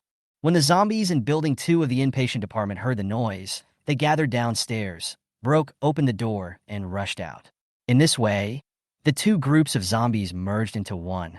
In the final analysis, it was just Chen Bufan's bad luck, and he brought the trouble upon himself. At this moment, Li Wenxiang suddenly shouted loudly, "Sister, look at the location on the third floor above the zombies." Li Wenin and Ning, Zhang Yi, and Lin Qingxing looked over and saw a man hanging on a frame with both hands on the outer wall of the third floor. Who else could it be if not Chen Bufan? At the same time, Chen Bufan looked up dazedly and saw their RV.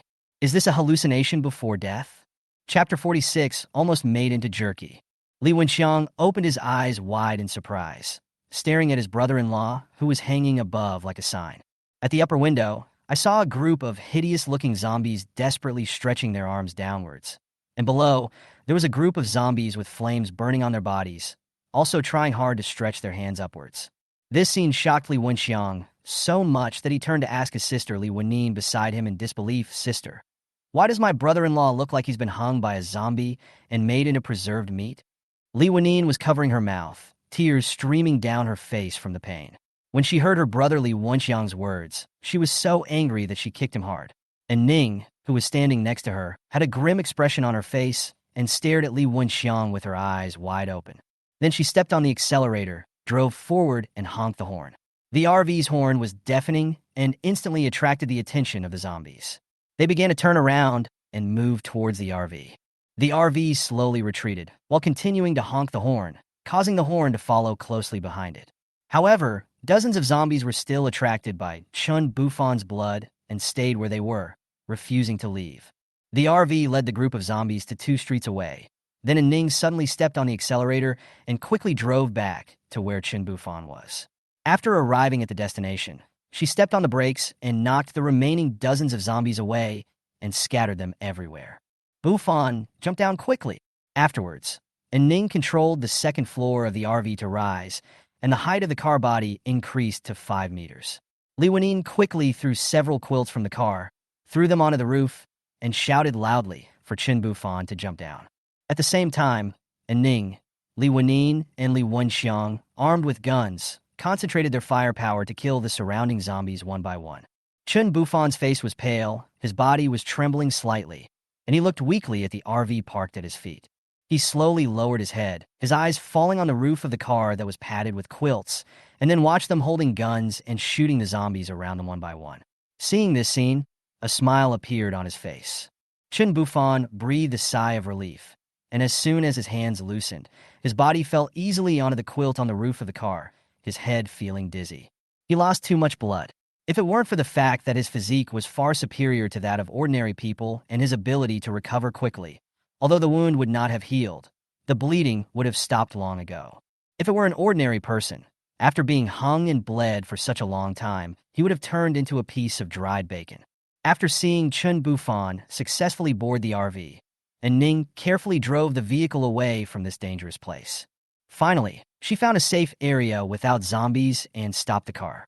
Then, she quickly went to the second floor, grasped the edge of the roof tightly with her hands, and used the strength of her arms to complete a beautiful pull-up movement, successfully climbing onto the roof.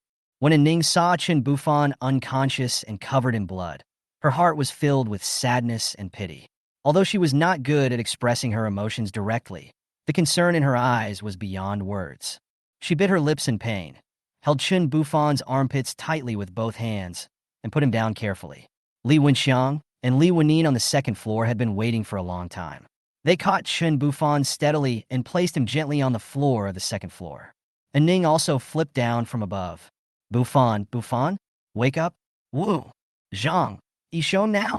Li Wenin stared at Chen Bufan, who was covered in blood and whose life or death was uncertain, and she was so distressed that she could hardly breathe. She was extremely anxious and hurriedly called Jang Ida asked the only doctor to check Chen Bufan's injuries. Li Wenxiang supported his sad sister and took a step back to watch Zhang Yi examine Chen Bufan. Zhang Yi checked Chen Bufan's body and found no bite marks on his body, except for a very long and deep wound on his arm, and then looked at the blood on his body. Zhang Yi stood up, and Li Wenin immediately stepped forward, looked at him and asked, "How is he? Is he okay?" Zhang Yi replied in surprise. "There is only a wound on his arm. He lost too much blood. His life is not in danger. The wound needs to be sutured, but he is in good health. Just hang a small amount of saline and glucose to replenish his water and nutrition. When he wakes up, he can eat more red dates, celery, pork liver, and other high-iron foods. But in the current environment, it is not easy to find food. Oh, by the way, the wound is a scratch and he needs a tetanus shot. Disinfect his wound, close it and bandage it, and give him a tetanus shot." And Ning said to Chen Bufan from the side. "But his wound is very deep and he has lost too much blood. It will be bad for the wound if it is not sutured," and Zhang Yi insisted on his own expertise. "Just do as I say. He has a good physique and you don't have the conditions right now." And Ning interrupted him without raising her head. "Well, okay." Zhang Yi wanted to argue after hearing what he said before, saying that even if he had a good physique, the wound had to be sewn up, but when he thought about the current conditions, there was nothing he could do. Li Wenin looked at Ning. She didn't know how good Chen Bufan's physique was. As for whether this way of treating the wound was okay, she had to get confirmation from Ning. And Ning felt Li Wenin looking at her, walked to her side, and whispered in her ear, "He has a good physique, no need for stitches. He will be fine in 2 days. Believe me, I won't hurt him." Li Wenin looked up at her. She didn't know where Ning came from. She suddenly appeared beside him. She usually didn't care about anything else, and just stayed by Chen Bufan's side to protect him. Moreover, the relationship between the three of them was special. She nodded and believed it. When Zhang Yi saw Li Wenin nod, he did as she said. It was his professional habit, and the family members agreed. After Zhang Yi finished cleaning up Chen Bufan, Li Wenin decided to wait here for Chen Bufan to wake up. She didn't know whether he had finished his work or not, but it was safe here for the time being. She would let him decide after he woke up. After using the intercom to pass a message to the people in the hotel, Li Wenin asked others to find a place to rest in the car. She just stayed beside Chen Bufan and watched him. Needless to say, Ning had never left his side unless Chen Bufan gave her a task. The weather in September was not cold. The two women, one sitting next to him and the other standing beside him leaning against the railing, did not speak, but their eyes never left Chen Bufan. As Chen Bufan's face gradually turned rosy, Li Wenin felt relieved and held his hand, waiting for him to wake up. It was already dark when Chen Bufan woke up. He opened his eyes a little, but did not move his body. He squinted and moved his eyes around. He only opened his eyes when he saw Li Wenin beside him. Wenin and Ning. Chen Bufan's throat was a little dry, and he was a little thirsty. He had lost too much blood and had been hung on the rack and smoked for a long time. He almost turned into bacon. "Bufan, you're awake. Are you feeling unwell?" Li Wenin said in surprise. And Ning also walked over and looked at him without saying anything. "I want to drink some water." Chen Bufan's voice was a little hoarse. And Ning turned around and poured water without saying a word. "Where are you now?" "When we came back to look for you, we saw you were surrounded by zombies, so we led the zombies away and rescued you.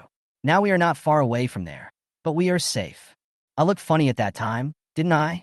Chen Bufan said self-deprecatingly with a crooked mouth. "Pucci, when Chang said you looked like a sign hanging there, and also like bacon smoked and roasted by zombies."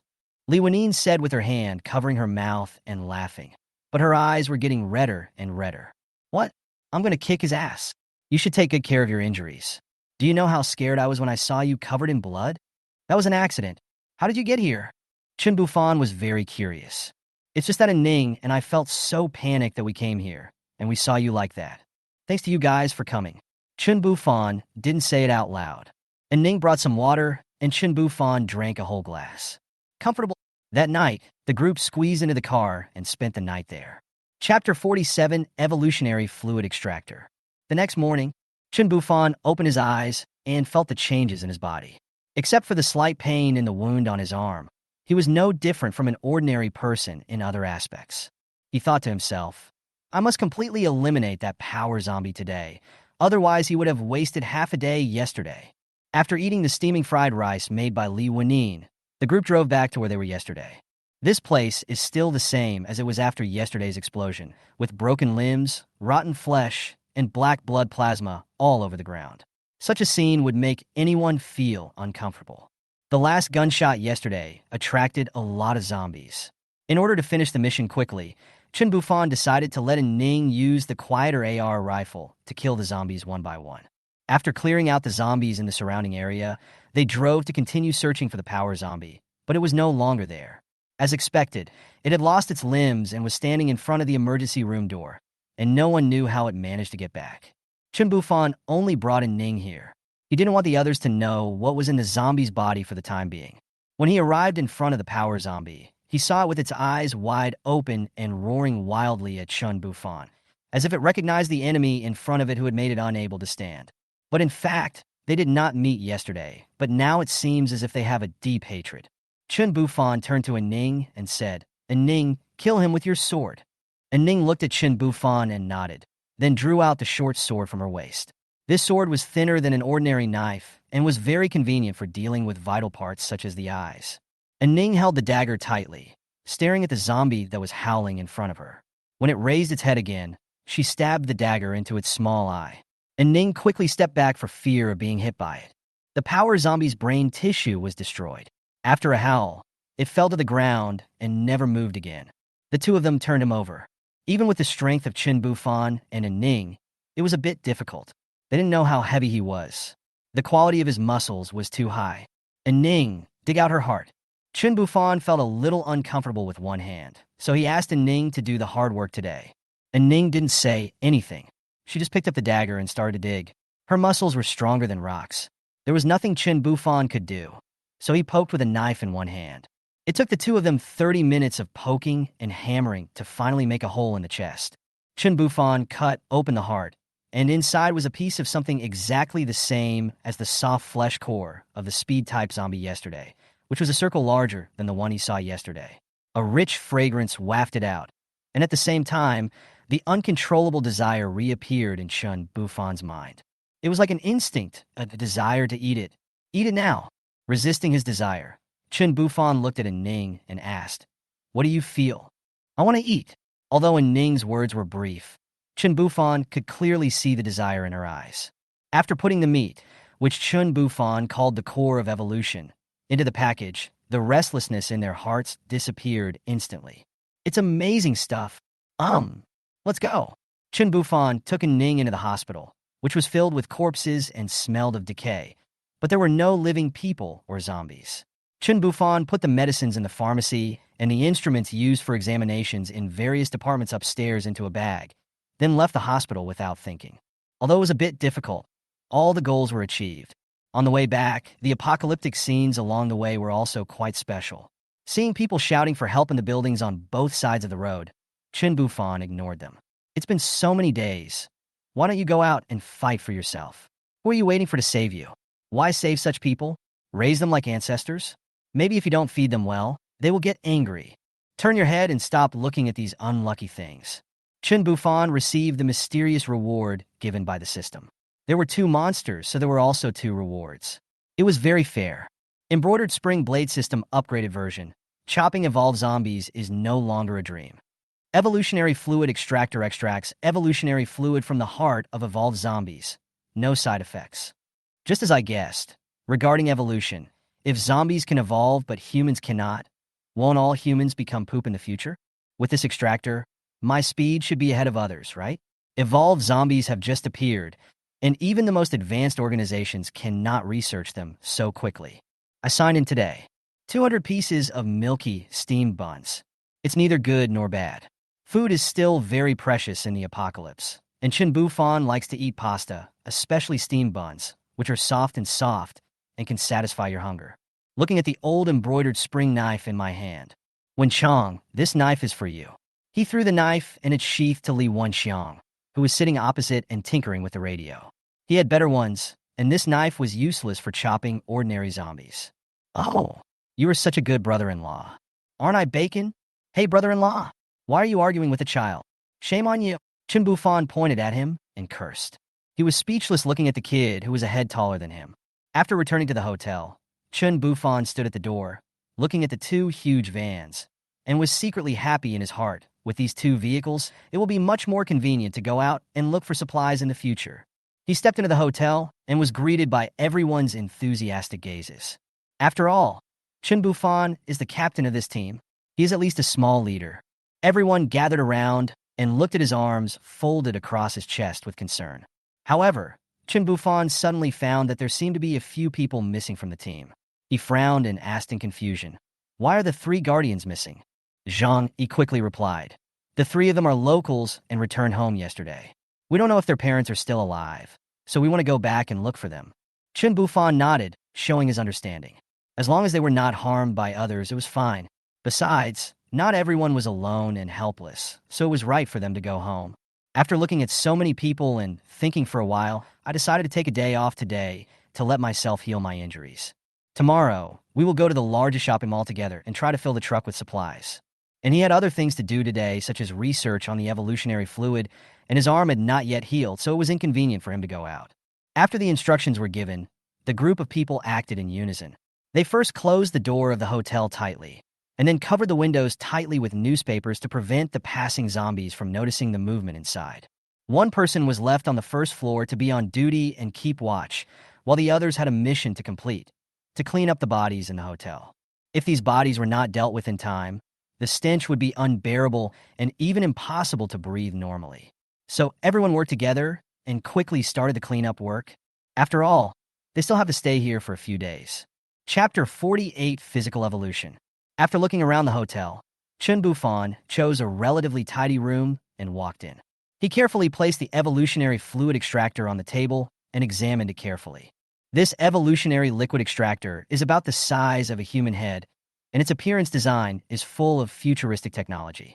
But Chen Bufan feels that it is actually more like a high-end juicer that is carefully crafted and well-sealed. There is a hole on the top, which must be where the evolution core is placed. And on the side, there is a round hole, which is of the same thickness as the physical injection that Chen Bufan had used. There is only one eye-catching green button on the entire surface of the instrument, which looks a bit simple and rustic. Chen Bufan gently placed the core of the speed zombie into the hole above. A baffle quickly popped out from inside the instrument, sealing the hole. Then, he pressed the green button without hesitation, and in an instant, a low mechanical roar came from the instrument.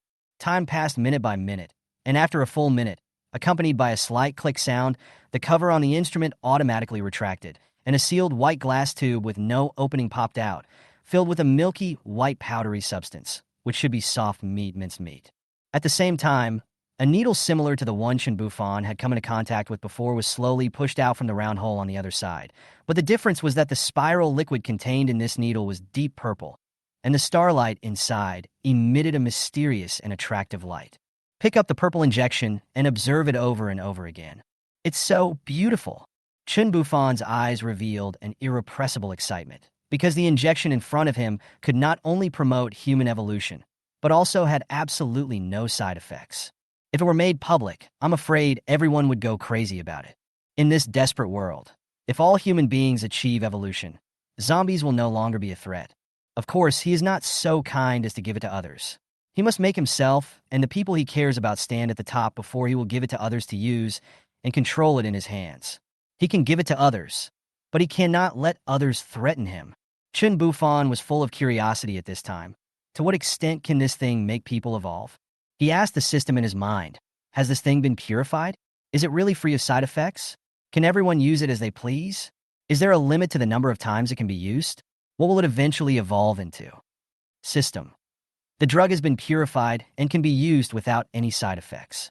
Everyone can use it freely, and the final result will not exceed the human body's limit. Chen Bufan no longer hesitated and decisively inserted the needle into his arm. Watching with his own eyes the purple liquid slowly recede into his body. For a moment, he seemed to be dragged into a strange world that belonged only to him. He could not hear anything. His body began to heat up, and his bones felt as if they were being pulled in pain. Chen Bufan was sweating all over and gritted his teeth to endure it. After a few minutes, another severe abdominal pain came. No, he couldn't bear this. Chen Bufan's expression changed. I'm going to spray. After quickly rushing to the bathroom and hearing a lot of noise, Chen Bufan came out refreshed. At this moment, He deeply felt that his body had undergone a transformation. His eyes became extremely sharp and could see farther. His ears also became extremely sensitive and could hear the slightest sound around him. Not only that, his whole body was filled with an unprecedented feeling of freshness and comfort. Even the wound on his arm that had caused him so much pain before was miraculously no longer painful and had even begun to heal and form a scab. It seems that the increase in physical fitness is not all external manifestations. The internal organs and even the healing ability have also improved a lot. What was even more surprising was that he found that his height seemed to have grown slightly, and his body proportions had also been significantly improved. His arms had become a little longer, and his legs seemed more slender. He waved the long knife casually a few times, and immediately noticed that his entire body movements became more coordinated and natural. Compared with the past, he was completely different. The feeling of powerlessness when using the knife was gone. Instead, he felt free to control it as he pleased. It's so refreshing. Immediately afterwards, he successfully purified the core from the power zombie and obtained a bottle of thicker and deeper purple liquid. This liquid looks like a poison, but Chen Bufan knows very well that it is a magical potion that can change the power of the human body. Faced with such a precious and rare treasure, he resolutely injected it into his body without any hesitation. As the medicine gradually absorbs into the blood, a powerful and wonderful feeling surges into the heart, making people intoxicated and unable to extricate themselves. After just a few minutes, the previous abdominal pain symptoms did not appear this time, perhaps because the toxins in the body had been completely eliminated. After strengthening again, he truly felt the shock brought about by the rapid improvement of his own strength. His current self can definitely defeat his previous self easily. In the room, he tried to use his newfound strength to his heart's content. His explosiveness, speed, and reaction ability were far beyond anything he had ever experienced before. Ha ha ha ha. This transformation made Chen Bufan laugh out loud. He should be the first among humans now, right? After all, such a rare and precious evolutionary potion is probably not easy to obtain. He has a system to sign in every day, but he has never signed in for such a thing. Hurry up and go to the RV to take a shower. Lanine is busy leading people. She is now capable of taking charge of things on her own. Although everyone knows that she is Chen Bufan's woman, they are usually very polite to her. But her own strength should not be underestimated. For example, now, a group of people stared at her in amazement as she picked up the zombie bodies in each hand and threw each body weighing more than 100 pounds out of the window without even breathing. Others had to lift their heads and feet and push the things out with great effort. So everyone admired this woman and began to be willing to listen to her instructions. Looking at Chen Bufan running towards the RV, why does he seem a little taller? He also seems to be different. After taking a shower, Chen Bufan went to the rooftop to get some fresh air. From here he could see the surrounding scenes, the groups of zombies on other streets, burning cars, fleeing people, and zombies chasing people. And Ning was holding a gun and shooting zombies here. Whenever there was a zombie at the intersection, she would kill it to ensure the safety of the street where the hotel was located. This also allowed Chen Bufan's points to continue to increase. His points were almost 3,000, and he could not use them all up. Chapter 49, Big Merchant. Big Merchants. As the largest supermarket in the county, the supplies inside are very rich. The first floor sells clothes and shoes, the second floor sells electrical appliances, and the largest supermarket is also here. Before the end of the world, Chen Bufan stole things here for free.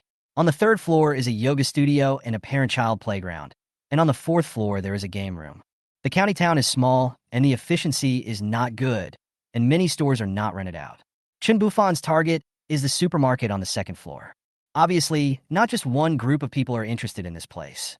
A fierce melee was taking place at the entrance of the supermarket on the second floor. There was a group of people in the crowd. If Li Wenxiang was present, he would definitely be able to recognize them. They were Zhao Shuowei and others who had escaped from the school cafeteria. At the same time, another group of people, led by a strong man, besieged and harassed Zhao Shuowei. They surrounded them without attacking, frightened them from a distance of 3 meters away, wasting their mental and physical strength. It was obvious that they cooperated well and did these things many times. Neither side had sophisticated weapons and equipment. Most of them were just baseball bats, sticks, and the like. Relatively speaking, the sharper weapons were nothing more than various types of kitchen knives and fruit knives. This supermarket is quite large, but because the flow of people is relatively dispersed, the zombies are scattered around. Any survivor with a little courage can come and have a share, as long as they are not surrounded. Zhao Xuewei and her group had lived here for several days. However, today, this group of uninvited guests suddenly rushed in from the north gate of the supermarket. They first cleared out the zombies there, and then entered the supermarket to transport supplies. It was also at this time that they encountered Zhao Xuewei and others. In this Doomsday, bad men naturally won't have any good thoughts when they see women, not to mention that Zhao Xuewei and the others are young and beautiful. Especially Zhao Xuewei, who has fair skin and beautiful looks. Although she is not very old, she has a gorgeous look like a queen, and her figure is voluptuous and sexy. Her legs are longer than those men's lives. The other people also have their own characteristics. How can the bad guys who are not subject to law not be excited? He didn't care how dirty and smelly the women were, he just wanted to force himself on them, because they were not clean either. Zhao Xuewei and the others naturally refused to comply, so a conflict broke out between the two sides in an instant. If the strong man had not stopped killing them and only wanted to capture them alive, Zhao Xuewei and the others would probably have lost their lives by now. At this time, several women were holding various fruit knives they found in the supermarket. The four of them were huddled together with their backs against each other. They hadn't taken a shower for a few days, and the weather was hot. The women all had a mixed smell of sweat and perfume on their bodies, and their hair was greasy. However, compared with the group of people opposite them who hadn't brushed their teeth for a few days, they were incredibly clean. Sister Xuewei, I'm afraid we're in danger today. I'll fight them in a bit. You guys should find a chance to run away. Even if you end up being fed to zombies, it's better than being insulted by them. Li Qianqian was carrying her backpack. Her hair was greasy in wisps. The others were no worse, and they all whispered to Zhao Xuewei with despair on their faces. There are so many of them. Where can we run? And I won't abandon you. We haven't been afraid of zombies in the past few days, so why should we be afraid of these stinky men? There was a wound on Zhao Xuewei's originally beautiful face. It was caused by being pushed down and scratched when she was chopping zombies 2 days ago. However, despite the scar, she not only did not look ugly, but also made her look more wild. Li Man looked at the dozens of men surrounding them in front and behind and asked tremblingly, Sister Wei, are they really a few stinky men? I see so many. Depend on. Lu Xian suddenly turned around and put the knife on Zhao Xuewei's neck, who was facing away from her. She hugged her tightly and shouted to the man opposite, I surrender. I helped you catch them. Please don't hurt me. Please. Ha! So fun. It would have been great if we had done this earlier. There are so many of us. We will definitely serve you well. I'm scared. Ha ha. It's good to be scared. Ha. Ha ha ha ha. He. The man opposite laughed triumphantly, spewing foul language, as if he was about to eat the lambs. Zhao Xuewei gritted her teeth and tilted her head to angrily scold Lu Xian. What are you doing? Are you stupid? How could they let you go? How could you do this? Li Man and Li Qianqian turned around and looked at Lu Xian in disbelief. How could you do this? We are sisters. You disappoint us so much. Lu Xian, let go of Sister Wei. The two of them shouted to Lu Xian in great grief and anger. Lu Xian shook her head with tears on her face and said loudly, Sister Wei, Man Qianqian. I'm sorry, but I want to live. I don't want to die. Please forgive me. I'm sorry. Lu Xian used the game they usually played when they were bored to give signals to her sisters. Fortunately, they had been together for many years and had a tacit understanding, so the other three understood instantly. After shouting, get up, Lu Xian hugged Zhao Xuewei without hesitation, turned around quickly, and pushed her hard towards the man who was heading towards the elevator leading to the first floor. Zhao Xuewei took advantage of this force and rushed forward. At the same time, Li Man, Li Qianqian, and Lu Xian all became stern and stopped crying. They followed Zhao Xuewei closely. Just as the knife in Zhao Xuewei's hand accurately pierced the neck of the man who had opened his arms and a lewd smile on his face, ready to catch her, the sharp blades of the three of them had already pierced into the chests of several men who blocked their way like lightning. As several injured men covered their wounds and screamed, and under the astonished and terrified gazes of a group of men, they struggled to push away several injured and fallen enemies and ran straight towards the elevator. While these men were still in shock, confusion, pain, and even screaming, they had already reached the first floor and were about to rush out of the building. These men never dreamed that 1 second ago they were laughing wildly and watching with relish the drama of the little white rabbits betraying each other. And the next second, these little white rabbits who were crying pitifully and filled with grief and anger suddenly turned into extremely ferocious snow wolves and bit several of their companions to death in an instant. They stared at their disappearing figures with their mouths wide open.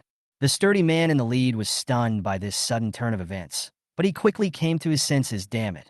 I was tricked by a few little girls. I'm going to strip them naked and feed them to the zombies. Kill you. Feed the zombies. Feed the zombies. Beautiful women can be deceiving. Hey, feed them all to the zombies. The man roared madly with anger. He chopped around with a knife. Not satisfied yet, he chopped at the body of the man who was stabbed to death by Zhao Shuwei lying on the ground, until the body was chopped to pieces. He looked up at his brothers who were looking at him in horror. He became even angrier. Why are you still standing there like an idiot? You are so stupid that it embarrasses me. Hurry up and chase them. Catch them all. Hurry up, fuck. Give it to me, fuck, go. Go. The man opened his arms, pointed at Zhao Shuwei and the others' backs with red eyes, and roared crazily. Yes, yes, boss. The younger brothers who came to their senses looked at the crazy boss and rushed down to chase the women who were about to go out. The eldest boss was called Wang Hailong. He was the president of a logistics company before the end of the world. He had hundreds of people and dozens of logistics trucks under him. He was also a well-known figure in this small county. When he was young, he liked a beautiful woman. After they got married, she gave birth to a daughter for him. He treated this woman with all his heart and treated her well. He gave her whatever she wanted and even made her hand in her homework on time every day. But he didn't expect that the daughter he raised for 20 years didn't look like him at all and was always teased. As a result, when he did a test, it turned out that it was not his child. The woman he loved even noticed something and took his daughter and all his savings with the wild man to run away. His little brother saw them and brought people to catch them back. He tortured them in every way. He even fed the adulterer and the adulteress to the zombies after the end of the world. He spared his daughter's life. After all, he raised her for 20 years. Let her die on her own. So he gets angry when he sees a beautiful woman, especially a beautiful woman who deceived him. Who? Damn it. He took a few deep breaths and chased after him. Chapter 50, your name is Wang Hailong. Wang Hailong roared in rage, kicked the glass door on the first floor, and cursed, you idiots. You can't even catch a few women. How can I have such incompetent men like you? However, he stopped talking before he could finish his words, because the scene before him left him dumbfounded. Some of his younger brothers were lying on the ground, holding their stomachs and groaning, while the rest were kneeling there in a row. The girls he wanted to capture were standing steadily behind a group of people. There was no fear on the girls' faces, and they looked at the leader with eyes full of admiration. There were 5 cars parked in front of the door, one of which was a huge RV that was 10 meters long. Next to it was an equally slender bus and 2 huge trucks. In comparison, the G-Class looked as small as a toy in front of them.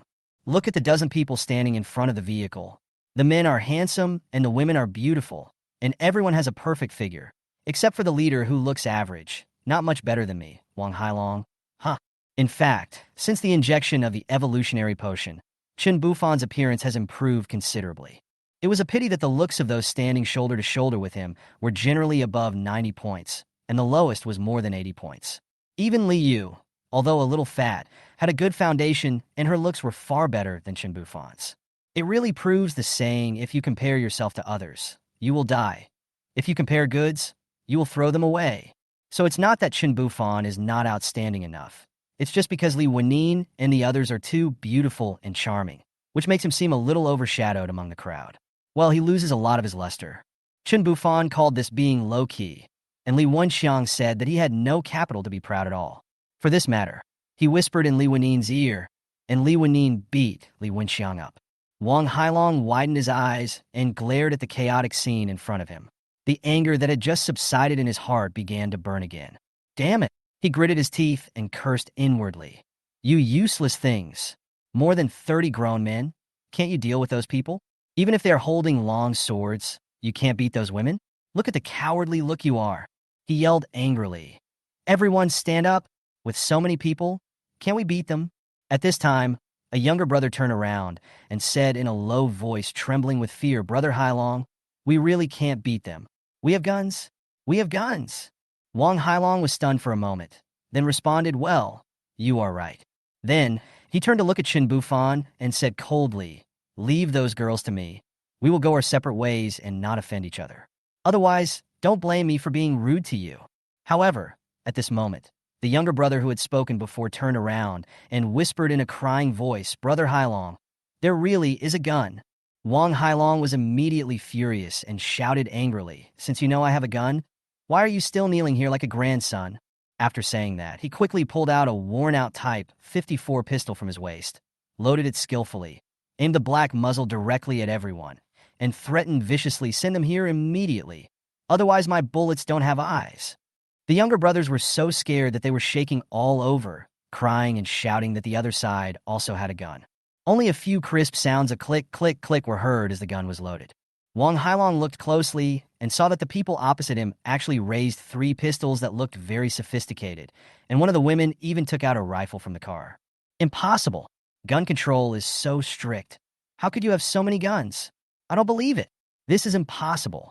Just then, a zombie was called over by Wang Hailong's shout. And Ning turned around and shot it without even aiming. Bang! A low gunshot rang out, and the zombies fell down.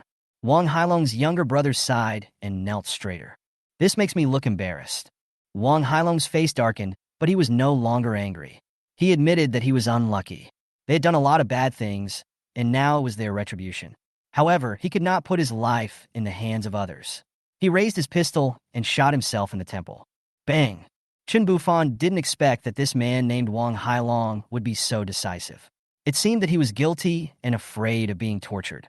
Chen Bufan turned around, faced his teammates behind him, spread his hands and said, all right, the free labor force is here, let's get started. Then he turned his gaze to the group of men who were kneeling on the ground with their backs straight. The corners of his mouth slightly raised, revealing a barely perceptible smile, and he said softly in a faint tone, if anyone doesn't obey and doesn't work hard, he will be killed.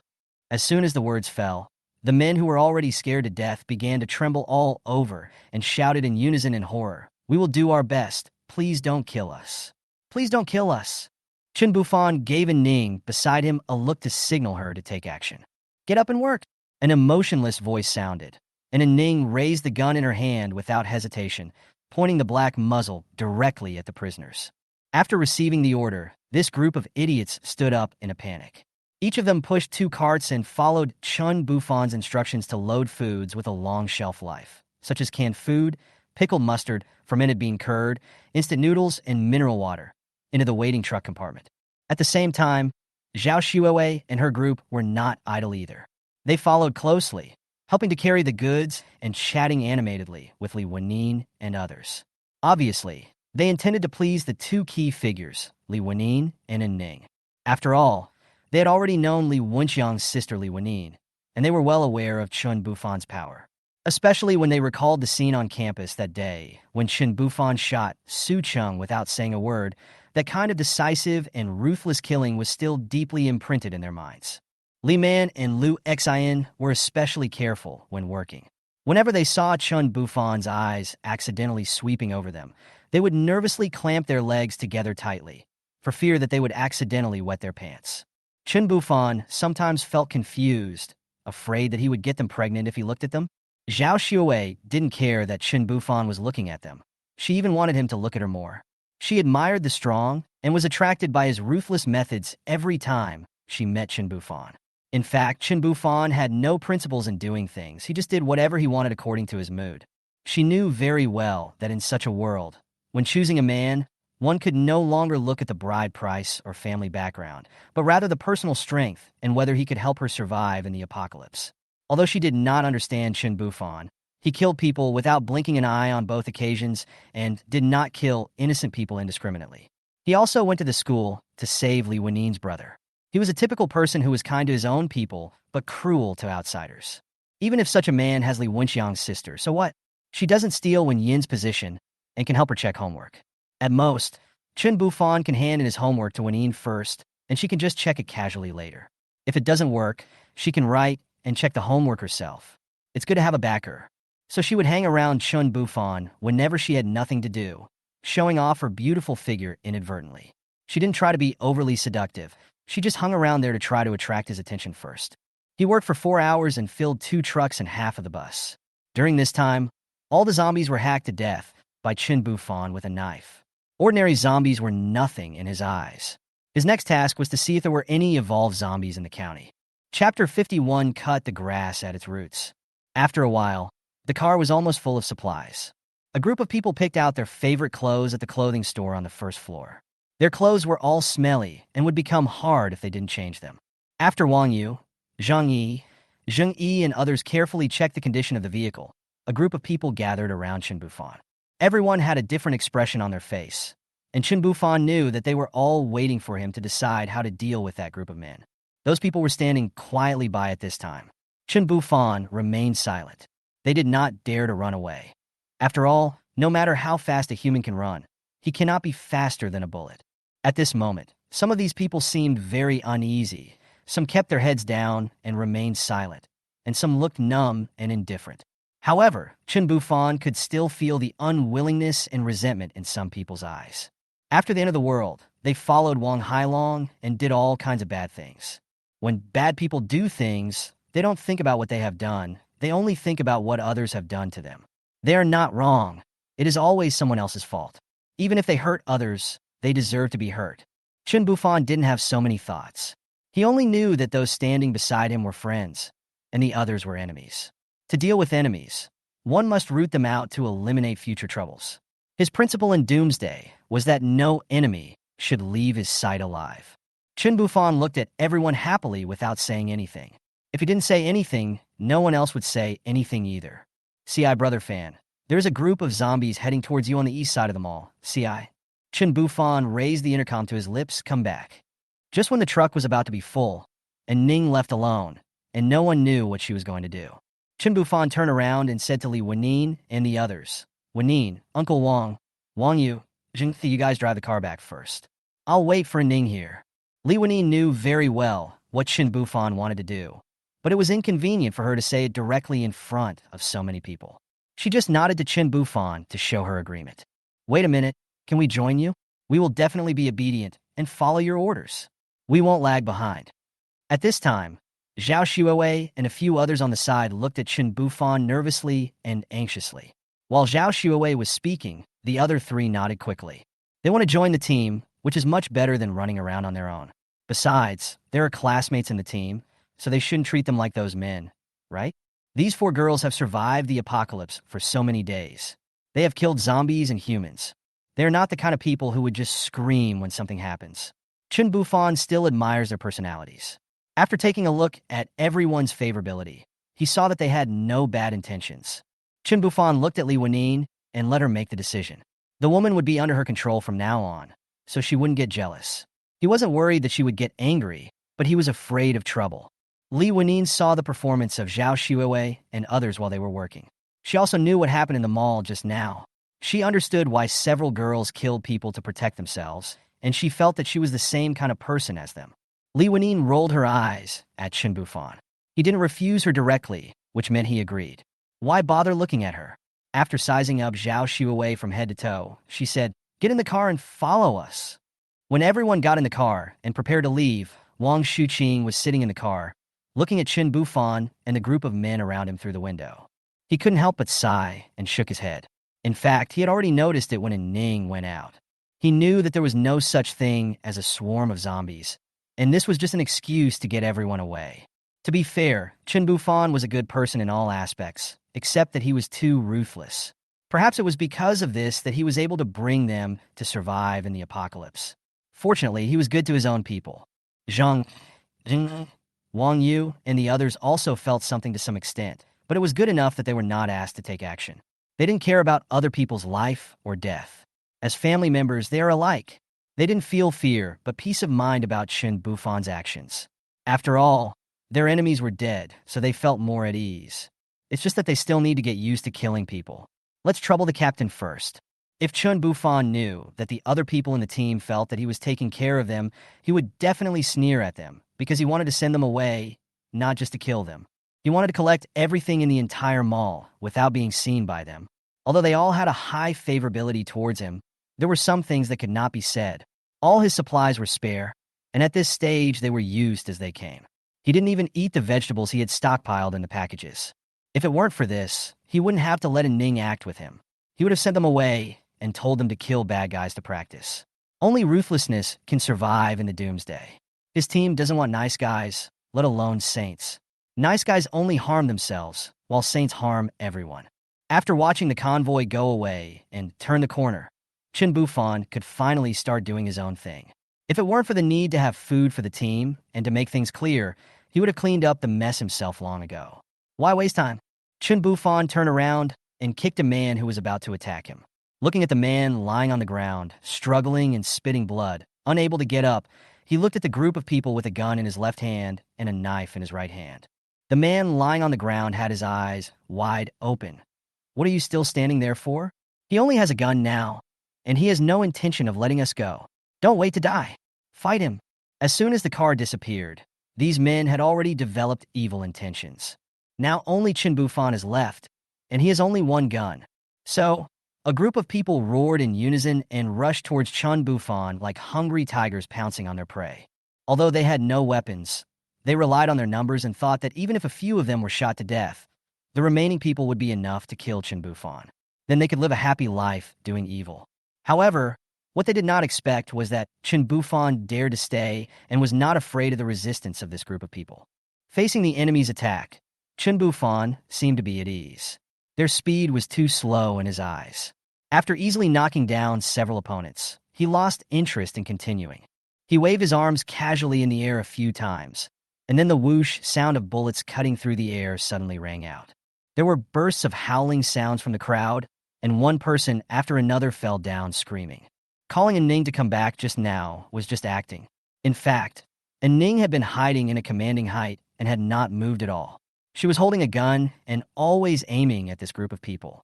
Ever since he was hung and roasted on the third floor for most of the day, Chen Bufan no longer acted impulsively. The extreme pain was really unbearable. People only grow up after being hurt. Seeing his companions being shot and killed one after another, someone finally felt a deep fear. They realized that they had encountered a more vicious and brutal person this time. These people originally enjoyed torturing and playing with others, but they never thought that the man in front of them would not even bother to use those methods. In his eyes, he didn't even consider them as human beings, and didn't even give them a chance to survive. Chapter 52, Spring Breeze, blows no life.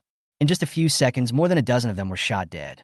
The remaining people were terrified and knelt on the ground begging for mercy. Some of them were so scared that they pissed and shit all over the place, crying miserably. Please let me go. I just joined them today and have never done anything bad. Everything was done by them. That's right, we really didn't do it. Please forgive us. Please give us a chance to live. We promise we won't dare to do it again. I have children to raise at home. I can't die. Wang Hailong forced us to do it. If we don't do it, he will kill us. Chen Bufan did not give a signal to stop shooting, and a Ning naturally would not stop either. With her superb marksmanship, the magazine filled with 30 bullets in her hand was more than enough to eliminate these people. When the last man tried to escape, the long knife thrown by Chen Bufan nailed him firmly to the hard ground. Chen Bufan slowly approached the man who was lying on the ground and was turning his head with difficulty to look at him. There was blood foam at the corners of the man's mouth, and his mouth opened and closed, as if he wanted to say something, but the severe pain and the blood that kept flowing out of his mouth made it impossible for him to utter a complete sound. Chen Bufan pulled the long knife out of the man bit by bit with an expressionless face. As the blade rubbed against the flesh, the man's body trembled in extreme pain.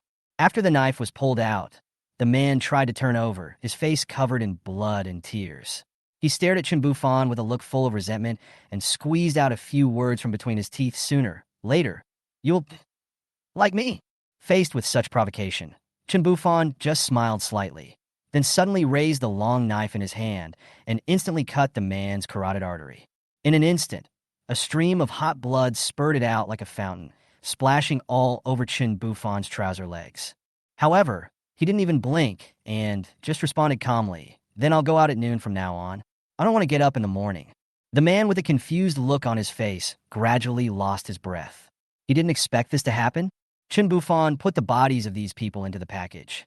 The dog's body helped him a lot when he was surrounded by the group of zombies. Of course, these could not be wasted. They were all fresh and high-quality fish baits. The surroundings returned to peace, and from the dilapidated streets, there were occasional howls of zombies attracted by the smell of blood. And Ning came down from the roof of a nearby building, and while running towards this side, she continued shooting, killing the zombies that were attracted here one by one. And Ning looked at the blood on Chen Bufan's trouser leg and looked at him with worried eyes. "I'm fine, it's not mine, let's go." Chen Bufan scratched her hair that was messed up when she ran and took the lead into the big merchant house. After entering the mall, Chen Bufan spent a full 2 hours packing all but 1/10 of the items in the mall into his system package. This mall is so huge, and the supplies are piled up like mountains.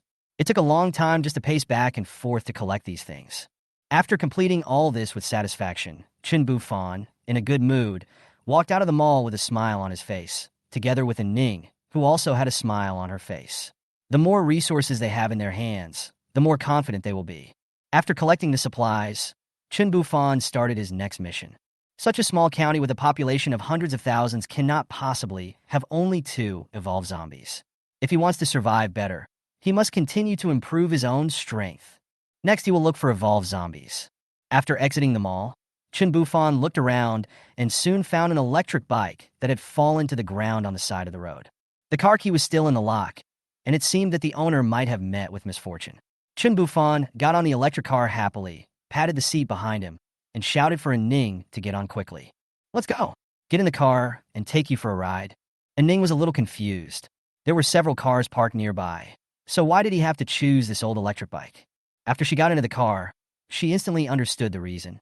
She saw Chen Bufan suddenly step on the accelerator, and the car rushed out like an arrow, and then suddenly slammed on the emergency brake. However, no matter how the speed of the car changed, and Ning's long and strong legs tightly clamped the seat, and her body did not move at all. Seeing this, Chen Bufan tried several times in succession, but failed every time. "Oh, find a normal woman next time. This one is too powerful," Chen Bufan muttered softly. In the end, he had no choice but to give up this childish prank. Suddenly, he felt something soft against his back, and when he turned around, he saw that it was a Ning who saw his frustrated look and couldn't bear to see him like this. So she sat forward and pressed her body against his back tightly, hugging his waist. "Hey, that's thoughtful." Chen Bufan smiled happily and drove out faster. Chapter 53, Searching for Evolved Zombies. Chen Bufan rode his electric scooter, speeding through this dilapidated and devastated city. He was concerned about the situation near his home, especially the location where the gas station explosion took place. At that time, the crowd of corpses there was so dense that it was creepy. He wondered what it looked like now. During the ride, Chen Bufan was pleasantly surprised to find that the electric bike was more convenient than a car. Not only did it make almost no noise while running, but it would never get stuck in traffic. Thinking of this, he immediately decided to take a Ning to the street where electric bikes were sold and buy all the brand new electric bikes in the store. When they arrived at their destination, in addition to collecting electric bikes, they also collected electric tricycles that were being sold nearby. Faced with the occasional zombies, the 2 men easily dealt with them with swords in hand, and these ordinary zombies were simply unable to withstand their attacks. Something is wrong. However, after collecting electric vehicles from several shops, Chen Bufan noticed something unusual. The number of zombies on this street was unusually small, and the ground was littered with corpses. Chen Bufan squatted on the ground and looked at the corpse on the ground. "Be careful. We might encounter evolved zombies." Whether it was humans or zombies, all of them had cruel signs of having their hearts and brains dug out. Chen Bufan's heart tightened, and he quickly turned around to remind a Ning beside him to be careful, as they might encounter evolved zombies. And Ning rubbed her chest and nodded to Chen Bufan, indicating that she understood. Just now on the road, Chen Bufan had played a trick on her, and her chest was hurt. She gripped the dagger tightly in her hand and held it in reverse in her palm, carefully observing the movements around her. As they continued to move towards the next door, they passed a narrow and dark alley, and suddenly a strange chewing sound came from inside. Chen Bufan and a Ning looked at each other tacitly. Then Chen Bufan took a deep breath, stepped forward without hesitation, and a Ning followed closely behind. Before entering the alley, Chen Bufan turned back again and whispered, "Be careful." Then he slowly drew out his long knife, gripped the hilt tightly, and walked carefully towards the depths of the alley. Although he knew that there must be danger ahead, Chen Bufan had no choice, because as time goes by, those zombies will only become more powerful. If one day even he can't deal with them, that will be the time he dies. Not far into the alley, they saw a man sitting against the wall. The man had a distorted and hideous face. His body was covered in blood, and there was a big hole on his head and chest. From his expression and weird and twisted limbs, it can be seen that he suffered great pain during his lifetime. In front of this man, there was a giant zombie kneeling that was 2 meters tall. It was kneeling on its knees, holding a heart in its hands and taking a big bite out of it. Scarlet blood splattered everywhere, and the strong smell of blood filled the air.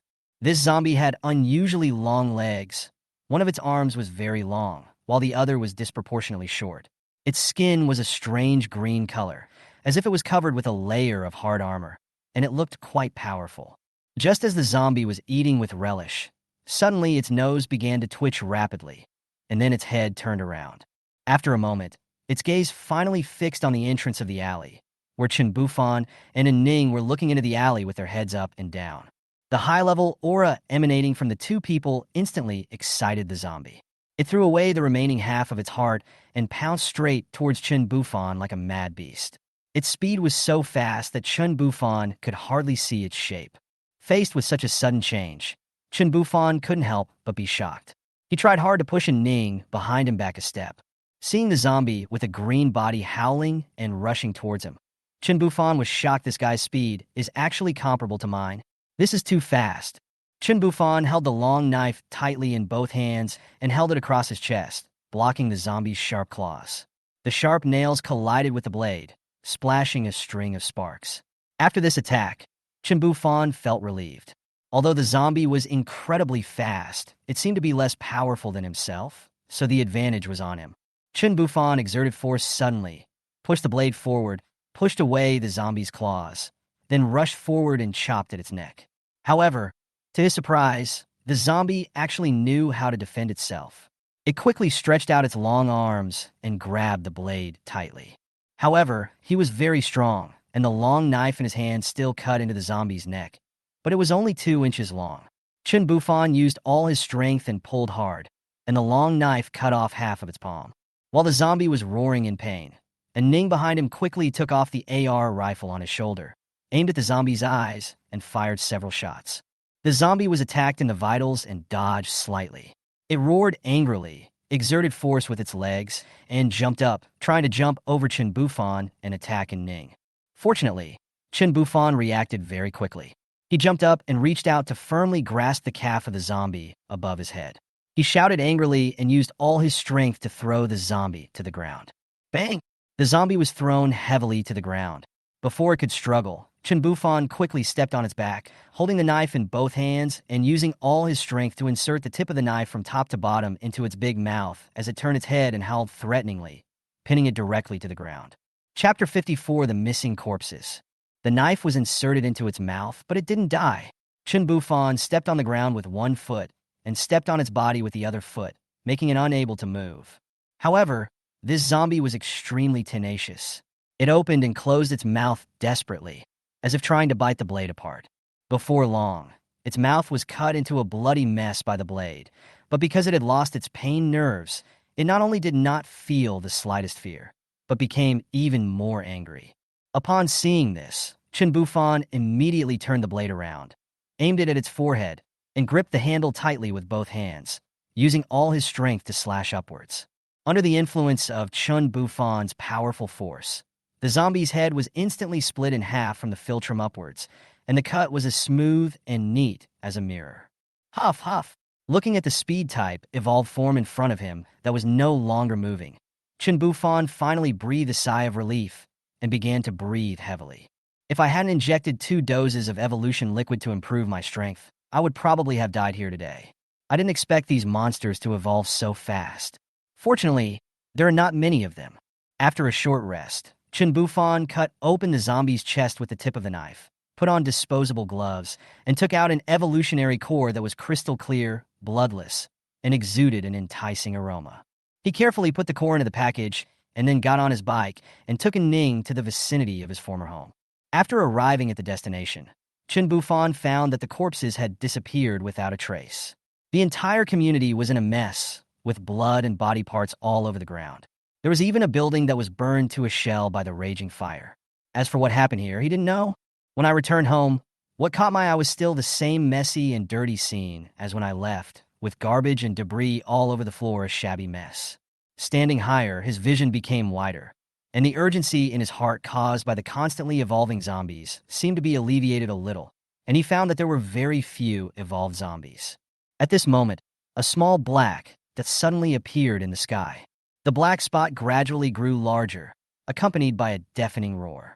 Every time it passes a place that seems to have signs of human life, it will scatter a pile of white leaflets like snowflakes.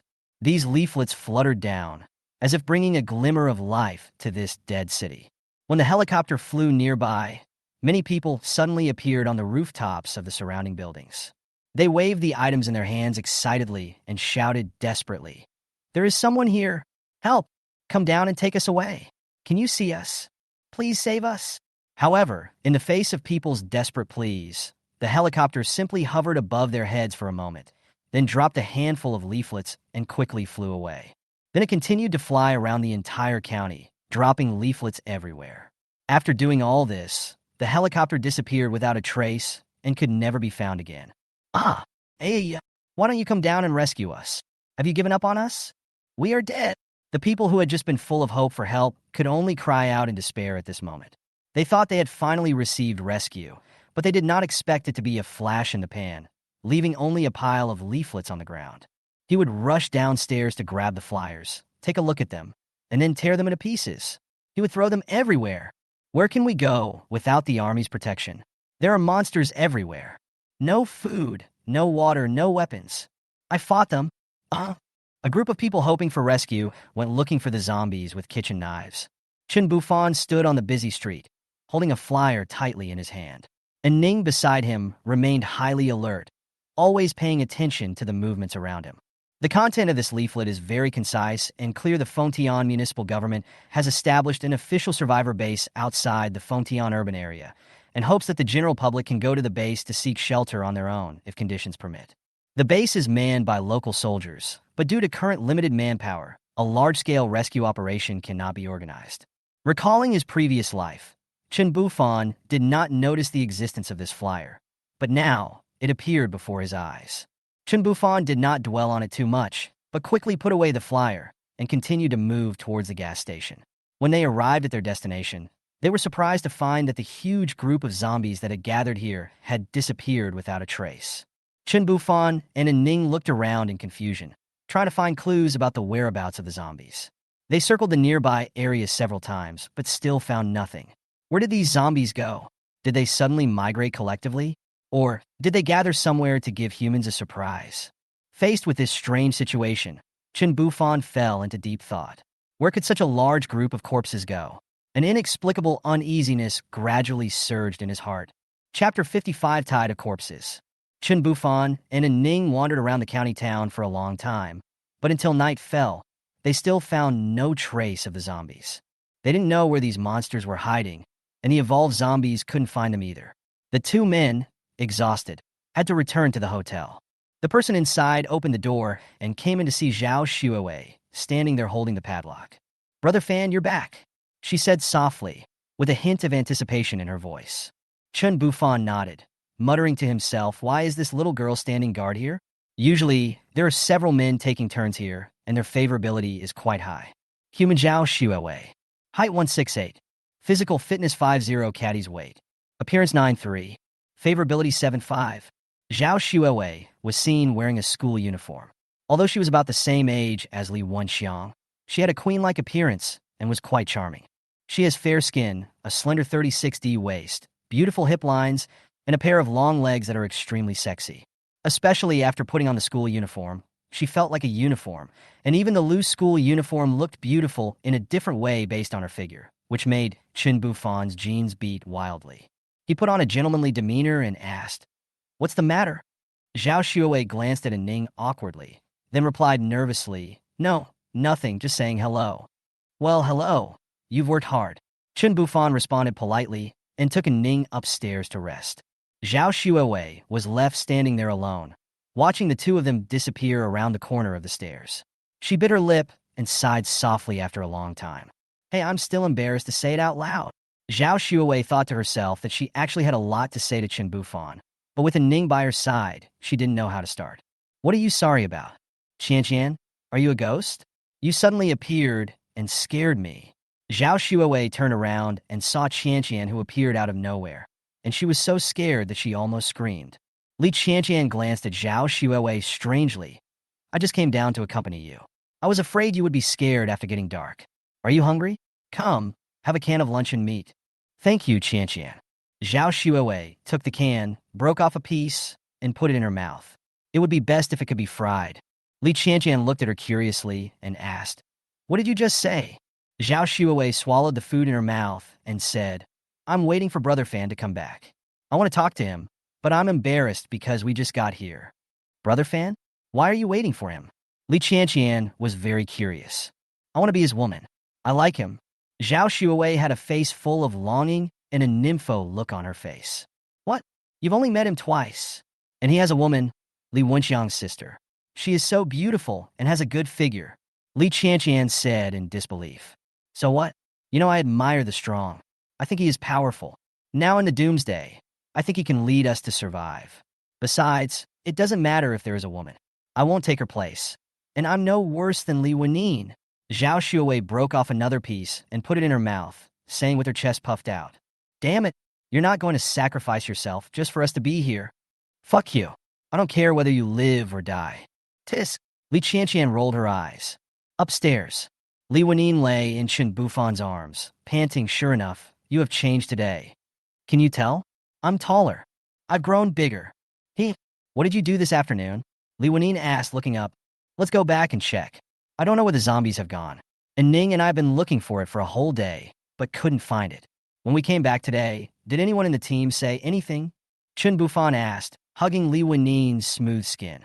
In the afternoon, we saw a plane picking up a few leaflets. They saw an official base and chatted together. Will we go to the base? Li Wanine replied while drawing circles on Chen Bufan's chest and stomach. You can go check it out later. I have things to do now. What is to be done? To do? Hey. In the next few days, Chen Bufan went out every day to look for evolved zombies. He went around the whole county and only saw one powerful zombie, the one at the bus station. Chen Bufan lured it out and killed it easily. It had not yet evolved completely and could not withstand Chen Bufan's beating, so it dropped its core and died.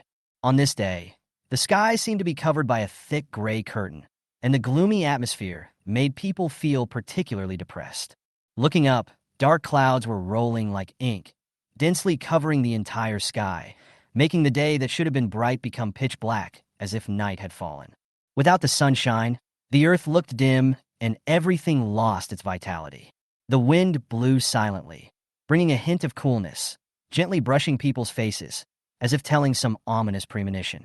Seeing that it was getting dark, Chen Bufan didn't go out again. He sorted out the things he had been given for signing in over the past few days, and gave Wang Hailong's broken 54 rifle to Wang Shuqing. He signed it 2 days ago and got 2 guns and 2 M249 pineapples. The rest were various foods. When they had nothing to do, Chen Bufan and Li Wanine and Ning cooked a small meal for them. They could eat as much meat and vegetables as they wanted, which made them very greedy. Usually, they ate supermarket supplies and canned food with others these days. Magnetic. Captain, something's happening. Chen Bufan quickly grabbed the intercom and responded, What happened? At this time, Zhao Shuawei's crisp and anxious voice came from the intercom. These days, she is particularly passionate about this job. Every day, she stays alone on the roof with a walkie-talkie in hand, never leaving. Captain, I see a large number of zombies appearing in the distance. The number is shocking. Wait for me, Chen Bufan said as he rushed to the roof. Hurry up and gather everyone together, he added. Chen Bufan arrived at the rooftop. Zhao Shuawei ran over in a hurry, grabbed his arm tightly, and shouted anxiously, Brother Fan, come and take a look. Chen Bufan picked up the binoculars he had obtained when signing in without hesitation and looked in the direction Zhao Shuawei pointed. The scene before him was jaw-dropping.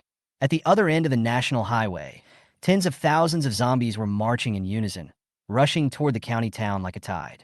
Moreover, this situation was not limited to one direction. Chen Bufan turned around quickly, looked around, and observed from different directions on the roof. The result was terrifying. There were surging zombie armies in all directions, and even tall and powerful of all forms could be clearly seen among them. Zhao Shuawei's face turned as pale as paper, her lips trembled slightly, and she was so frightened that her legs went weak and she couldn't stand up. She clung to Chen Bufan and muttered to herself, "We seem to be surrounded by them." Chen Bufan supported her and felt her amazing softness. "It's not that bad yet. Hurry up and inform the others to bring the necessary items and drive to the original planned location. We must evacuate the county as soon as possible." Chapter 56: Escape from the County. Under the dark and cloudy sky, Chen Bufan stood alone on the rooftop, staring at the surging tide of zombies in the distance, observing the direction they were walking, to see which side was weak so that the convoy could break out. The densely packed corpses kept moving, as if a group of hungry beasts were looking for their prey. And in this inky black night, from time to time, there would be flashes of lightning and thunder across the sky, illuminating the hideous and terrifying corner of the zombie horde. At this moment, many survivors in the city also noticed the unusual movements of the zombie tide. Car lights were flashing on the streets, and people were driving in panic, rushing out of the county town. Regrettably, some vehicles were unaware that the swarm of zombies was about to surround the entire county. Under the dark sky where the road could not be seen clearly, they rushed into the horde of zombies and instantly became delicious food in the mouths of the walking dead. Gee, suddenly, Li Wenine's anxious voice came from the intercom. "Bufan, are you coming down? We are all ready and can set off. Yari come." A few days ago, when Chen Bufan failed to find any trace of the zombies, he had already made full preparations for his team. All vital items have been placed on the truck to ensure that if there is any danger, everyone can quickly leave the county. The reasons why he had not left yet were, firstly, he was eager to find those evolved zombies and obtain their cores, and secondly, he had never imagined that the scale of the zombie swarm this time would be so huge that it could even be described as a tide of corpses. Looking at the neatly organized group of corpses in front of him, Chen Bufan couldn't help but feel a strange feeling in his heart. It seemed that someone was hiding in the dark and manipulating all this. Could it be intelligent zombies? The zombie virus enhances the zombie's strength, speed, and of course, may also enhance their brains. So it is not impossible for intelligent zombies to emerge and rule the zombie tide. He didn't know if what he thought was right. Anyway, that's what was written in the novels he read. Maybe if he killed this zombie, the zombie tide would disperse. He just didn't know where this intelligent zombie was hiding. There was no way to find it in this dense zombie tide. Their team consists of 16 people in total: Chen Bufan, Li Wenine and Ning, Li Wenxiang, Wang Yuhan, Wang Shuqing, Wang Yu, Zhao Shui, Zhang Lin Qingqing, Li Yu, Zhao Shuawei, Li Qianqian, Li Man, and Lu Xian. It's urgent. I don't want the G-class anymore. It's very dangerous for a small car like this to rush out due to the huge zombie tide. The RV naturally became the lead vehicle of the fleet, and Li Wenine was responsible for driving it. After this period of practice, she has mastered the driving skills. And Ning was arranged to stay behind to deal with possible special situations because of her strong fighting ability. She did not participate in the driving task. At this time, she was sitting on the sofa loading bullets into her AR-15. The vehicles provided by the system are explosion-proof, collision-proof, and powerful enough to open up the road ahead. Following closely behind were two trucks, driven by Wang Yu and Zheng Yi respectively. At the end was a bus, driven by Wang Shuqing. These vehicles were all large vehicles with tall bodies and powerful power. The rest of the people all stayed in the RV. After all, compared to other vehicles, RVs were the safest, and even in the face of life and death crises, they didn't mind being crowded together. Chen Bufan sat in the passenger seat of the RV, holding an M249 machine gun in his hand, and handed the other one to Li Wenxiang beside him. Li Wenxiang stared at the gun with wide eyes, his heart filled with both fear and expectation about the current environment. He really couldn't figure out what kind of profession Chen Bufan had been in the past and why he owned so many sophisticated firearms. Chen Bufan glanced back at the living room of the RV and saw a group of women sitting together. He scanned the room to make sure everyone was present, then turned around and picked up the intercom. "Wang Yu, Ji, Uncle Wang, have you checked all your vehicles?" "Wang Yu, magnetic, no problem." "Zheng Yi, magnetic, normal." "Wang Shuqing, magnetic, everything is normal." Chen Bufan's voice came out from the car calmly and firmly. "It's dark outside right now. No matter what happens, please stay close to the RV. If anyone asks for help on the road, ignore them. Our only goal is to evacuate the county as soon as possible." I understand asterisk 3. Chen Bufan slowly put down the intercom in his hand, then turned his gaze to Li Wenyin beside him and comforted her softly. Don't be nervous, just concentrate on driving. Surprisingly, Li Wenyin was very calm. She started the car skillfully and responded confidently, don't worry, don't underestimate me. I'm no longer a rookie now. The corners of Chen Bufan's mouth rose slightly, revealing a barely perceptible smile, but then he quickly turned his head back and stared at the group of nervous women. He said in a relaxed and humorous tone, Dear beautiful ladies, our self-driving journey has officially begun. The speed may be relatively fast, and the road may be a little bumpy, so please sit tight and hold on. I wish you all a pleasant journey. The expressions on the women's faces were still heavy, and they were obviously worried about whether they could escape from danger smoothly. However, when they heard Chen Bufan's words, their mood was slightly relieved. Zhao Xuewei secretly regretted not letting Chen Bufan take her first blood decisively these days. When she got out, she would definitely give him away. Chen Bufan turned his head, "CI. Let's go." There was complete silence inside the car, but outside the car the wind was rising and the sky was dark. The howling wind swept in, raising gusts of dust. Dark clouds rolled overhead like ink, making the already gloomy sky even darker, and the sound of the wind whistled as if to tear the whole world apart. The strong wind blew mercilessly, picking up all kinds of bags and garbage in the air and making them fly all over the sky. They seemed to be given life, rolling and drifting wildly in the wind. Occasionally, a dazzling flash of lightning would break through the sky, instantly illuminating the entire world as bright as day. However, after this brief brightness, there would be endless darkness. At this moment, a dense tide of zombies is approaching the county town. These walking corpses emit a suffocating stench, and even the air near them begins to become turbid. They take stiff steps, with strange light flashing in their eyes, revealing a strong sense of oppression. The unsuspecting people were still sleeping, completely unaware that a terrible disaster had struck. With the influx of corpses, countless innocent lives were killed in exhaustion and brutally eaten up. Chapter 57 County Shock. Go northeast. Get on the main road. Under Chen Bufan's precise command, the convoy sped along the winding road all the way towards the northeast of the county. When he was on the roof, Chen Bufan had already carefully surveyed the surrounding environment. He found that the three directions of southeast, west, and east of the county town were surrounded by densely populated residential areas, and these places were also the areas where zombies were most concentrated. However, only on the road leading to Fengtian in the north was there a relatively small number of zombies. There were no residential areas here, but instead there were numerous building material stores. No one was working here on the night of the Doomsday.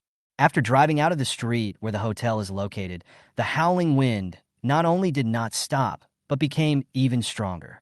At the same time, heavy rain began to fall from the sky, and the raindrops hit the car windows violently, making crisp papa sounds. The zombies really know how to choose the time. They knew the weather was bad and took advantage of the chaos to attack. Dense raindrops poured down like a waterfall, as if the sky had cracked open a hole, trying to use this rainstorm to wash away the entire dirty and smelly world. The chaotic environment made it difficult to tell the direction, and many survivors crashed into nearby buildings due to poor visibility. Several cars accelerated at full speed and rushed out of the county town like wild horses. All the empty vehicles encountered along the way were ruthlessly knocked aside. Gradually, some quick-witted people noticed the large convoy of vehicles and started driving closely behind the last bus. In the county town shrouded in dark clouds, this long convoy was like a beacon, illuminating a way to survival for other survivors in the county. More and more vehicles joined in, the team continued to grow, and some people even took out high-powered flashlights in the car and shone them into the sky to guide more people to follow. Save, take us, bring it on. From time to time, a few blurry figures flashed in the houses on the rooftops and in the windows of the rooms on both sides of the convoy. Along with the sound of the wind, the faint and desperate cries for help from the survivors could be heard from afar. However, in such a raging storm, these voices seemed insignificant, as if drowned in the endless noise. Even if someone happened to hear the cry for help, I'm afraid no one would be willing to risk stopping the car to rescue them. After all, their own safety is the most important. Chen Bufan and his team continued to drive forward without hesitation, and the vehicles following behind did not dare to stop easily, for fear of losing the convoy in front that opened the way for them for free. The entire convoy maintained a certain strange order in the chaos and continued to speed forward. Ah! Suddenly, the RV shook violently, followed by several terrified screams. Bufan, what should we do? Lanine quickly turned her head and looked at Chen Bufan with worried eyes. Although she felt a little uneasy inside, she did not stop driving and still held the steering wheel tightly. Don't slow down. Just hit it. Then, the car, which had slowed down a little, sped up again. Chen Bufan stared at the front and saw a large and dense tide of corpses emerging from the darkness. They poured out from the depths of darkness like a tide, crowded together, and marched towards the county town with staggering and stiff steps. These zombies made low roars, like a group of demons crawling out of the abyss of hell. They roared to encourage morale and rushed towards the county town. Chapter 58, Facing the Tide of Zombies.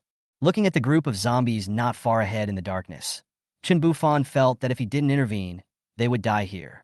And Ning, Wen Chang, open the window and shoot the zombies in front. Got it, brother-in-law? Chen Bufan, Li Wenxiang, and Ning and others lowered the car windows, and in an instant, the violent storm outside suddenly crashed into the car.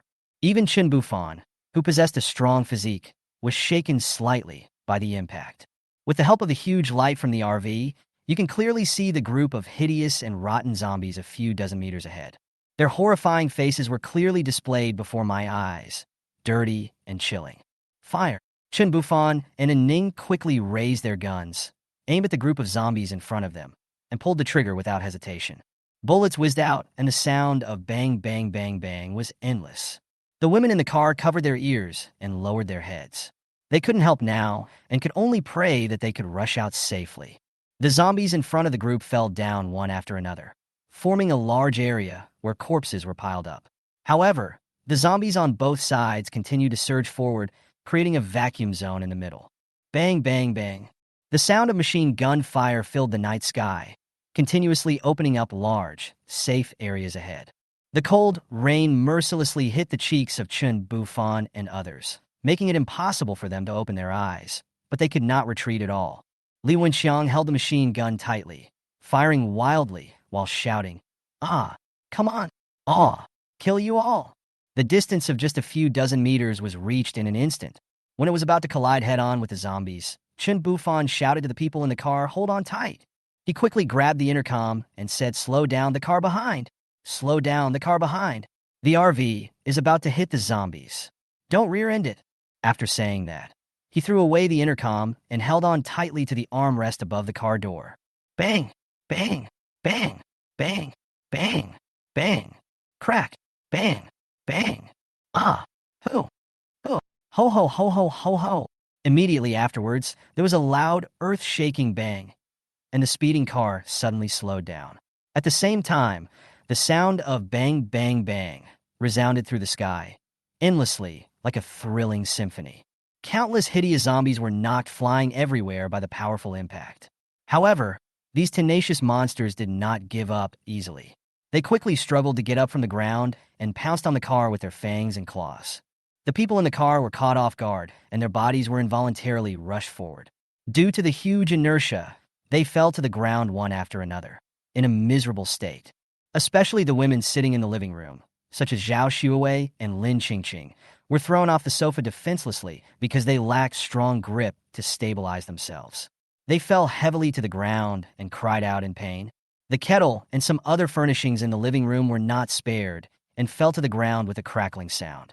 Broken porcelain pieces and water stains were splattered everywhere, making the whole scene a mess. The whole scene was so chaotic that it made people feel scared. Ah, ah, ah, my waist, my scalp, my ass. Oh my God. Zhang Yi, your head is bleeding. Only Li Yu sat there steadily, just swaying a little without moving at all. With a grin on his face, he staggered to his feet in panic to help up Lin Qingqing and others who had fallen out. Ho ho ho, his ho ho ho.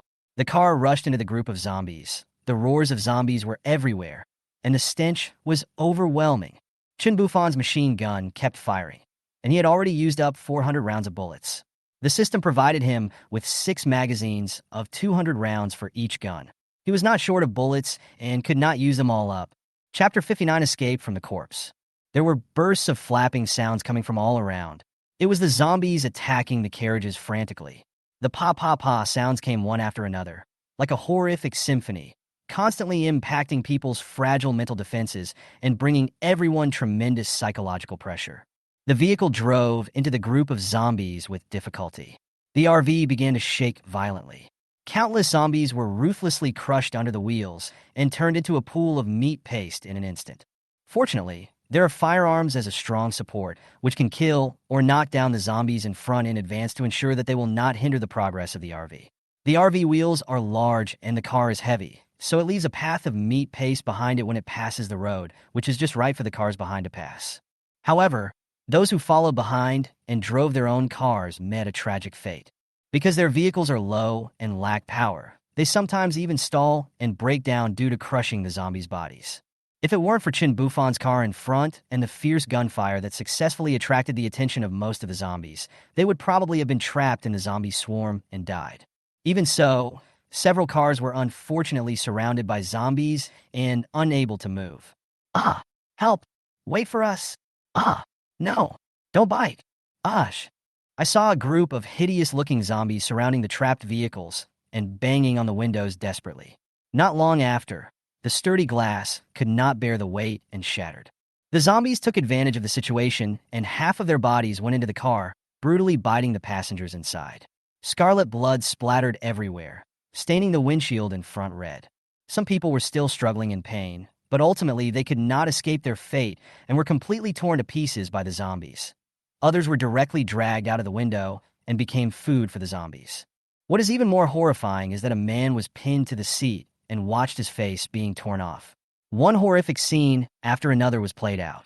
Just when everyone in the back was feeling desperate and thought they were going to die, the vehicle in front suddenly started to accelerate. Oh, it's out! Ha! Fortunately, there is a big car in front. The survivors couldn't help but scream out even in the heavy rain. It turned out that it was the RV driven by Chen Bufan that successfully tore open a gap and rushed out first. The other vehicles following closely behind were not to be outdone, following closely, leaving the huge group of corpses far behind. Alive, alive! Li Wenxiang turned his head, staring at the group of corpses that were gradually moving away, and his body began to tremble involuntarily. He held the machine gun tightly with both hands. Due to long-term continuous shooting, his arm muscles were already sore, and the barrel had turned red due to overheating. Fortunately, it was raining heavily and the temperature was dropping, otherwise the gun would have exploded. Not only that, the intense noise caused him to have mild tinnitus in his ears, with bursts of buzzing sounds echoing in his ears, making all the sounds around him become unclear. The people in the car were so excited that they burst into tears when they saw this scene. They finally managed to break out of the zombie swarm after experiencing a thrilling escape from death. Everyone felt relieved, and their hearts were filled with desire for life and expectations for the future. Chapter 60 Zheng Yi's Death. After driving for a distance and making sure that the zombies had gone far away and could not be caught up, the convoy finally stopped slowly and pulled over to the side of the road. Magnetic, rest where you are. Everyone breathed a sigh of relief. Although they were not tired, they were nervous. After all, these people are not zombies who can continue to work tirelessly. They're just ordinary humans. If they don't take proper rest, I'm afraid no one can withstand such high intensity of pressure and mental stress. Chen Bufan looked at Li Wanine sitting in the driver's seat and gently rubbed his arms. He smiled and said to her, "Wanine, you are amazing. When I first met you, you cried like a baby, but I didn't expect that you would not fail at all in the face of such a terrifying zombie tide." In fact, Chen Bufan was also very nervous at this moment. Even if he himself was caught in the tide of zombies like just now, he would probably have nothing left. Li Wanine was so nervous at this moment that she couldn't even utter a word. Her arms felt sore from exerting too much force. She just sat there quietly to rest, looking at Chen Bufan with a smile, trying to calm her excitement. On the other side, Li Yu was bandaging Zhang Yi's wound. Just now, when he was avoiding the tide of zombies, Zhang Yi accidentally fell and hit his head heavily on the corner of the table. Fortunately, the corner of the table was rounded and did not cause much damage. But Zhang Yi still suffered some mild concussion symptoms and was now lying weakly on the sofa. At this time, Zhao Shuowei came over with a towel and began to carefully wipe the rain off Chen Bufan's body. Chen Bufan's eyes involuntarily looked at Li Wenyin beside him, but he didn't make any sound. Zhao Xuewei seemed to have noticed something. After wiping, she felt that it was not enough, so she simply pushed Chen Bufan to sit on the chair and continued to help him dry his hair. Then wipe here, and wipe there. Li Wenyin just rolled her eyes at Chen Bufan. She couldn't control a man's fickleness, nor did she want to. Anyway, he couldn't handle him alone. Besides, there was already an Ning, so why should she be afraid of others? As long as the homework was handed in on time, I would always be his wife, and others would be his concubines. Humph, you coquettish bitches. She didn't mind having more of them, so that she wouldn't be tortured to death. After Zhao Xuewei finished wiping Chen Bufan, she wiped Li Wenyin too. Of course, Li Wenyin didn't want her to wipe it either, so she massaged Li Wenyin's arm too. Zhao Xuewei really tried hard to give away the first blood.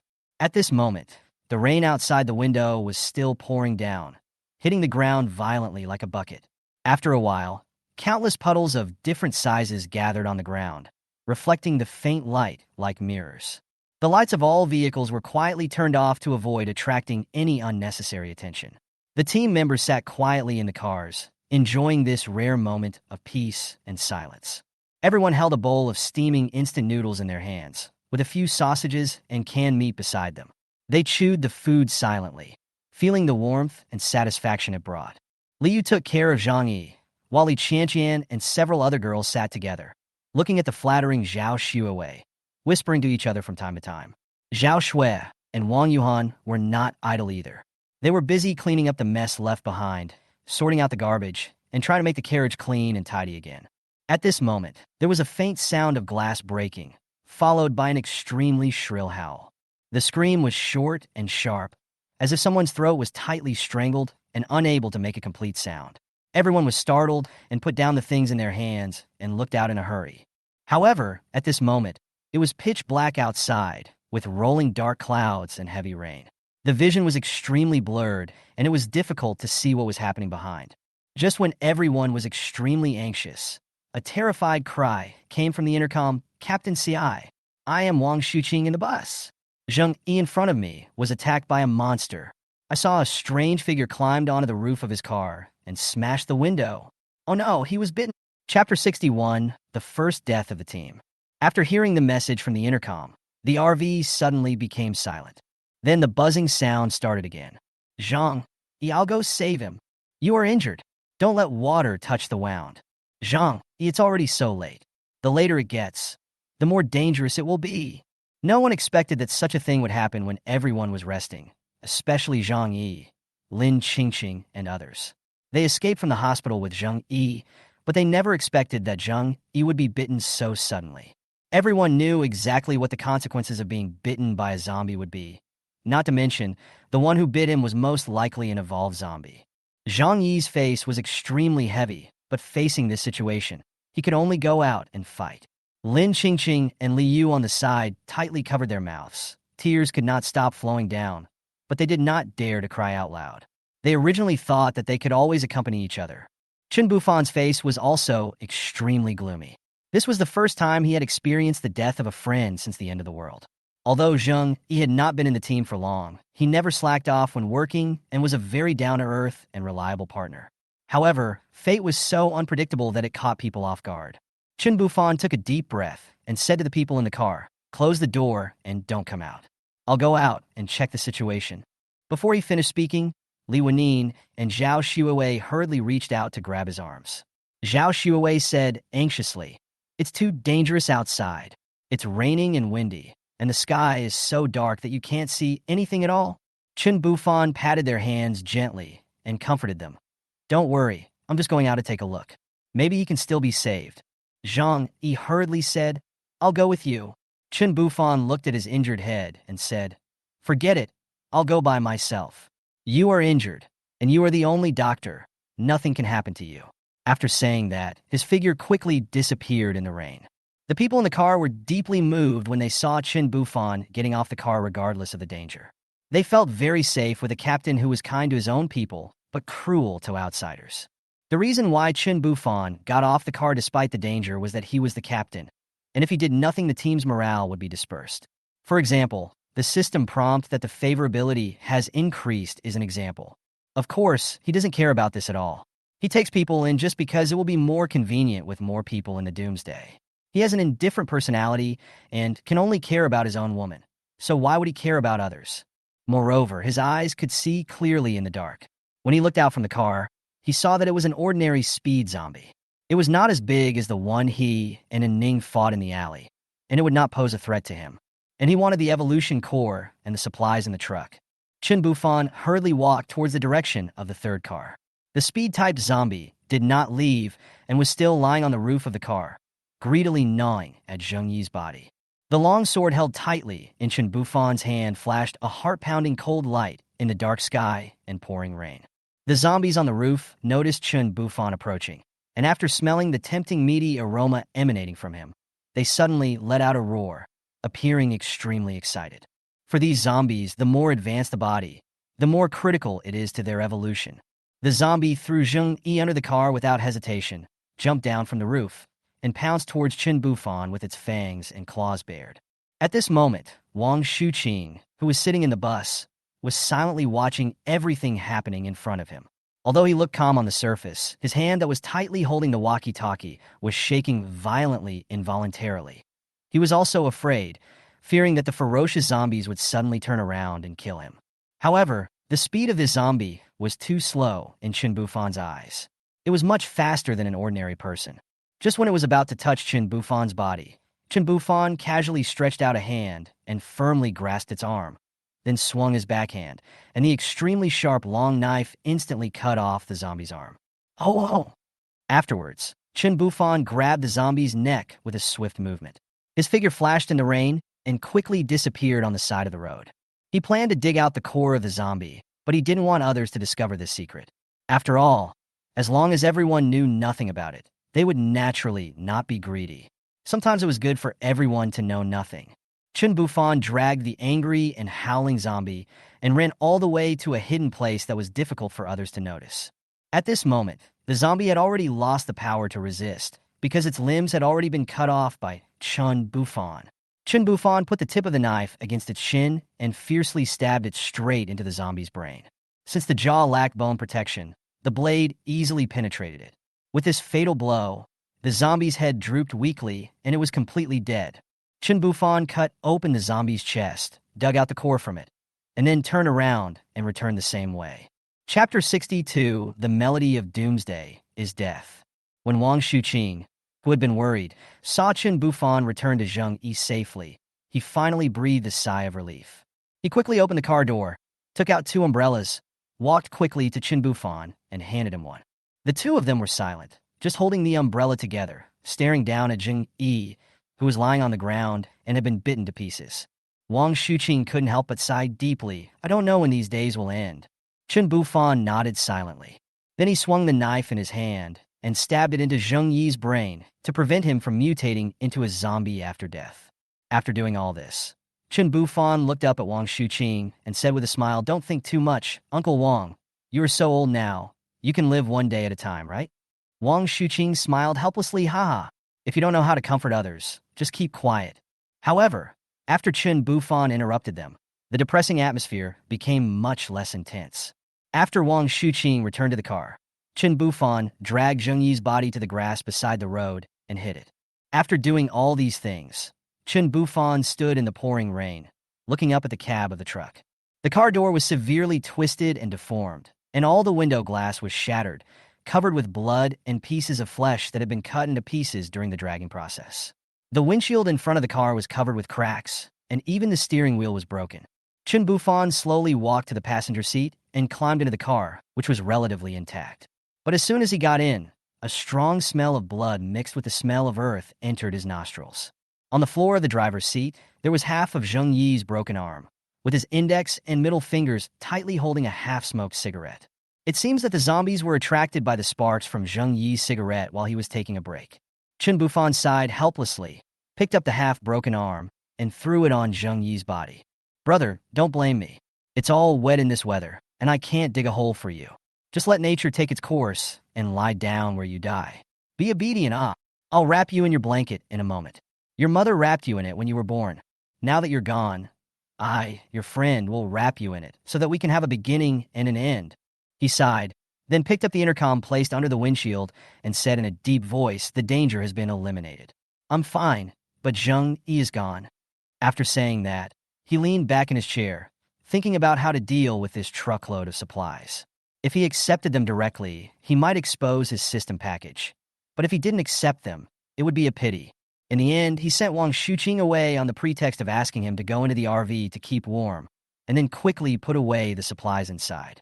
After all, waste is shameful. When everyone in the RV heard Chen Bufan say that he was safe and the danger was over, they all breathed a sigh of relief. But then they learned the sad news of Zheng Yi's death, and their moods suddenly became heavy.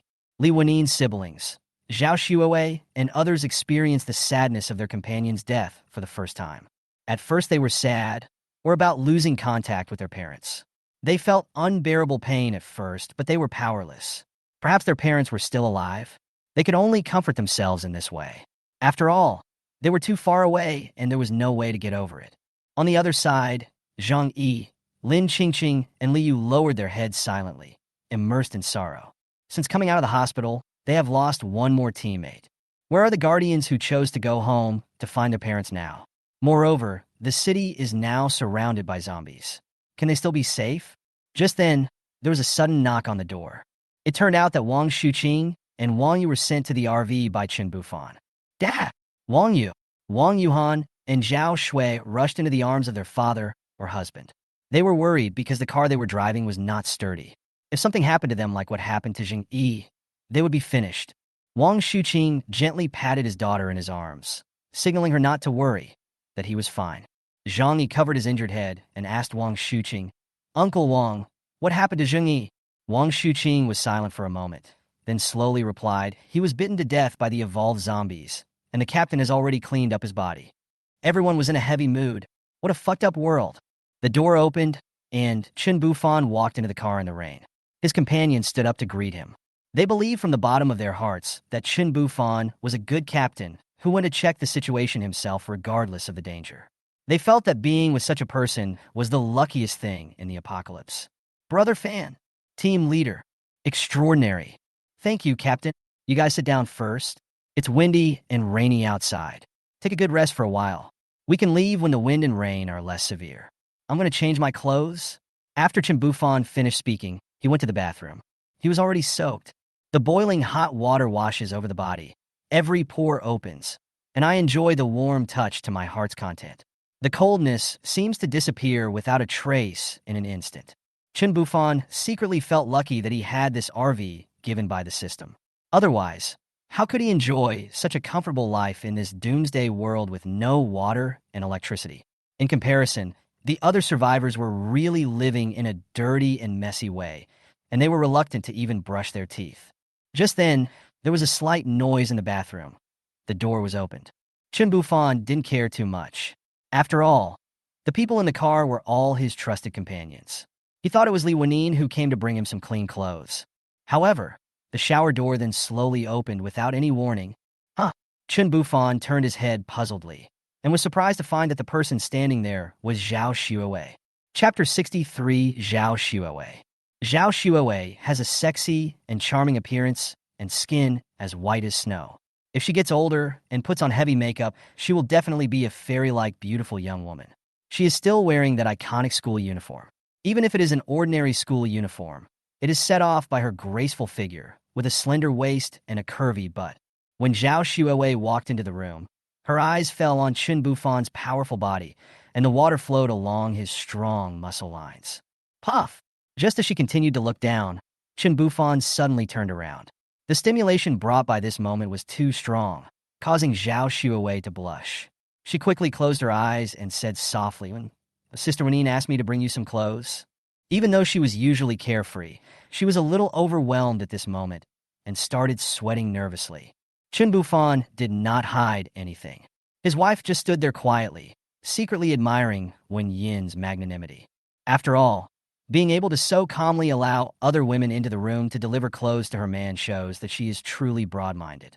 Faced with such kindness, Chen Bufan naturally would not be polite, and he and Zhao Xuewei were both in love with each other. He stepped out, took the clothes, and put them aside, then suddenly and forcefully pulled Zhao Xuewei into the inner room. Ah! Zhao Xuewei screamed and water splashed everywhere, soaking all her clothes and making the originally thin clothes stick tightly to her skin. Looking at the charming girl in front of him, Chen Bufan couldn't help but slowly lower his head. An hour later, Chen Bufan was dressed neatly and sat back in the passenger seat leisurely. Stinky man. Li Wenyin looked at his satisfied expression and couldn't help but pout her lips, humming in reproach. Although this matter was arranged by her, she still had to feel jealous and get comfort when she saw another woman giving clothes to her man. Wenyin, you are the best. Meeting you and knowing you in this doomsday is my greatest fortune. As expected, when a man is happy, anything is fine. Amidst a bunch of sweet words, Mrs. Li Wenyin's position became more stable. Everyone in the car was either resting with their eyes closed or chatting with each other. After all, they didn't make any sound, so who knew what they were doing? It wasn't until Zhao Xuewei came out with a pile of clothes, her face flushed, that everyone looked at her.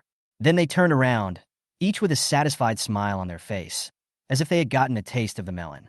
After Zhao Xuewei sat back in her group of girlfriends uncomfortably, the girls started whispering to each other. Soon, all of them had the same blushing face, and no one knew what they were talking about. Of course, everyone else looked at each other, winked and rolled their eyes in understanding, and then continued to look at the nose with eyes, the mouth with nose, and the heart with mouth. Only Li Wenxiang disliked Chen Bufan, but when Zhao Xuewei went in just now, he asked his sister, and his sister said that she asked him to go. Li Wenxiang was extremely jealous. He was still a pure little man, but his brother-in-law actually ate so much with his sister's consent. Humph!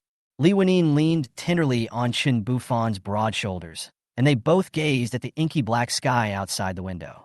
If it weren't for the need to avoid the many ferocious and terrifying zombies, Chen Bufan actually really liked the feeling of being in nature. At this moment, dark clouds rolled, the wind howled, and heavy rain poured down. Whether it was the scene in front of them or the sound coming from their ears, they all made people feel a strong shock. Li Wenyin watched all this quietly and asked softly, "Where should we go next?" Chen Bufan pondered for a while, then said, "I plan to find a safe place to settle you down. After that, I will go to the base to take a look. I want to understand the current situation and assess whether the base's environment is suitable for living. If the base does not meet the conditions, I will return to pick you up and wander together. The zombies may follow the human scent, which means we can't stay in the same place for long, unless that place can be self-sufficient and has strong and thick walls as protection." Li Wenyin looked up and asked, "Can't we stay with you? We'll be worried if you're alone." Chen Bufan replied, "Of course I will bring people with me, but not you. My RV is a precious thing. What if it is confiscated? And you and Ning, Zhao Xuewei, Lin Qingqing, and even Wang Yu's wife Zhao Shui. Which one of you is not a beauty that drives men crazy? It's too dangerous to go to a strange place that I can't fully control. If a powerful force covets you, I can't protect you by myself. So, I will go by myself and can't let you take risks." Li Wenyin nodded slightly to show that she understood, and replied softly, "Yes, I understand. Then let's walk and see. If there is a suitable place, we will stay there first. You do your thing, we won't hold you back." Chen Bufan kissed Li Wenyin's cheek and whispered softly in her ear, "You don't want to hold me back, but I want to hold you back." Li Wenyin's ears were numb and her face was flushed. She said shyly, "Hateful, so indecent." She hugged Chen Bufan's arms tightly. As long as he was by her side, she would feel at ease no matter where she was. However, when she thought of her parents who were far away, Li Wenyin felt a surge of melancholy and longing in her heart. She couldn't help but sigh and murmur to herself, "I don't know whether Mom and Dad are still alive." Her words were filled with endless worry and concern. Just treat them as if they were alive. Chen Bufan looked down at Li Wenyin. They were so far away, and he couldn't contact them. Who knew what was going on? At this moment in a base in the south, a busy couple was thinking about their children far away, but they couldn't go back for the time being, because the base here was just starting to get started, and they didn't have the strength to go back. They had to survive first. Chapter 64, huh? Surprise! Chen Bufan and his group rested there for a full hour, but the sky was still gloomy and there was no sign of clearing up. With no other options, they had to bite the bullet and continue on their journey in the wind and rain. After all, it is not advisable to stay here for long. If there is another wave of zombies, it will be unbearable. Fortunately, there is no need to rush now. Just be careful and move forward slowly. Before leaving, Wang Shuqing, Wang Yu and others asked what to do with the truck full of supplies. Chen Bufan responded decisively, just abandon it and leave it to the people who come later. The car is damaged and can't be driven, and we have nowhere to load these supplies. Anyway, they are not scarce, so we can look for them again when we have the chance in the future. Zhang, what a pity, we have been pretending for a long time. Lin Qingqing, isn't it those captive men who pretended to be? Liu patted Lin Qingqing, that's a pity. Others echoed the regret, but there was nothing they could do but throw it away. The convoy set off slowly, leaving behind only a scrap truck. There were still many small cars following behind, as they were all going the same way. Shortly after they drove away, a car quietly drove up to the abandoned truck and stopped. 5 or 6 people holding umbrellas walked out of the car. It was obvious that they had been secretly observing Chen Bufan and his gang for a long time. They were just afraid that Chen Bufan had a gun, so they did not dare to act rashly. Seeing the abandoned truck, these people were extremely excited and even drove away other people who tried to take advantage of it, almost causing a conflict. When they happily opened the rear door of the truck, they were surprised to find that it was completely empty, with only one sentence written in red paint that stood out. Ha! Swoosh! Several men stood in front of the red words. A fat, short, stuttering man asked, What does this mean? A younger man replied calmly, Ha! Surprise! A big slap hit the younger man on the head, and he angrily said, Speak human language. The younger man rubbed the back of his head and pouted, saying aggrievedly, Why did you hit me? That's what he wrote. Brother asked you what you meant. I didn't ask you to read it. That's what it means. Ahem. The younger man raised his hands and bared his teeth as he performed, Ha! Surprised, right? The blood pressure of the men opposite was rising, and their faces were turning red and white. The short fat man rubbed his brows and shouted, Give it, hit him. Don't want. Ouch. Oh, buy some CDs. A group of people were giving a young man a full-body massage when the sound of a car starting was heard outside. God. It seems so, yes, boss. Well then, what are you still waiting for? Chase me. The stuttering boss was jumping up and down so hard that he was almost mad with anger. A group of people shouted as they watched the car going away. Hey, don't let us find you, or we'll kill you. Ho ho ho ho roar. Run. Zombies. Oh, wait for me. I once dreamed of traveling the world with a sword. Look at the prosperity of the world. There was music playing in the RV, and Chen Bufan was tapping the rhythm with his hands. Chen Bufan didn't know that the words he left behind caused an innocent and naive boy to be beaten for nothing, and he didn't know that a group of people had their cars stolen because of this, if he knew. Chen Bufan, ha! Surprise! Chapter 65, Drunk. The good times did not last long. Chen Bufan's convoy had to stop after driving for just 1 hour.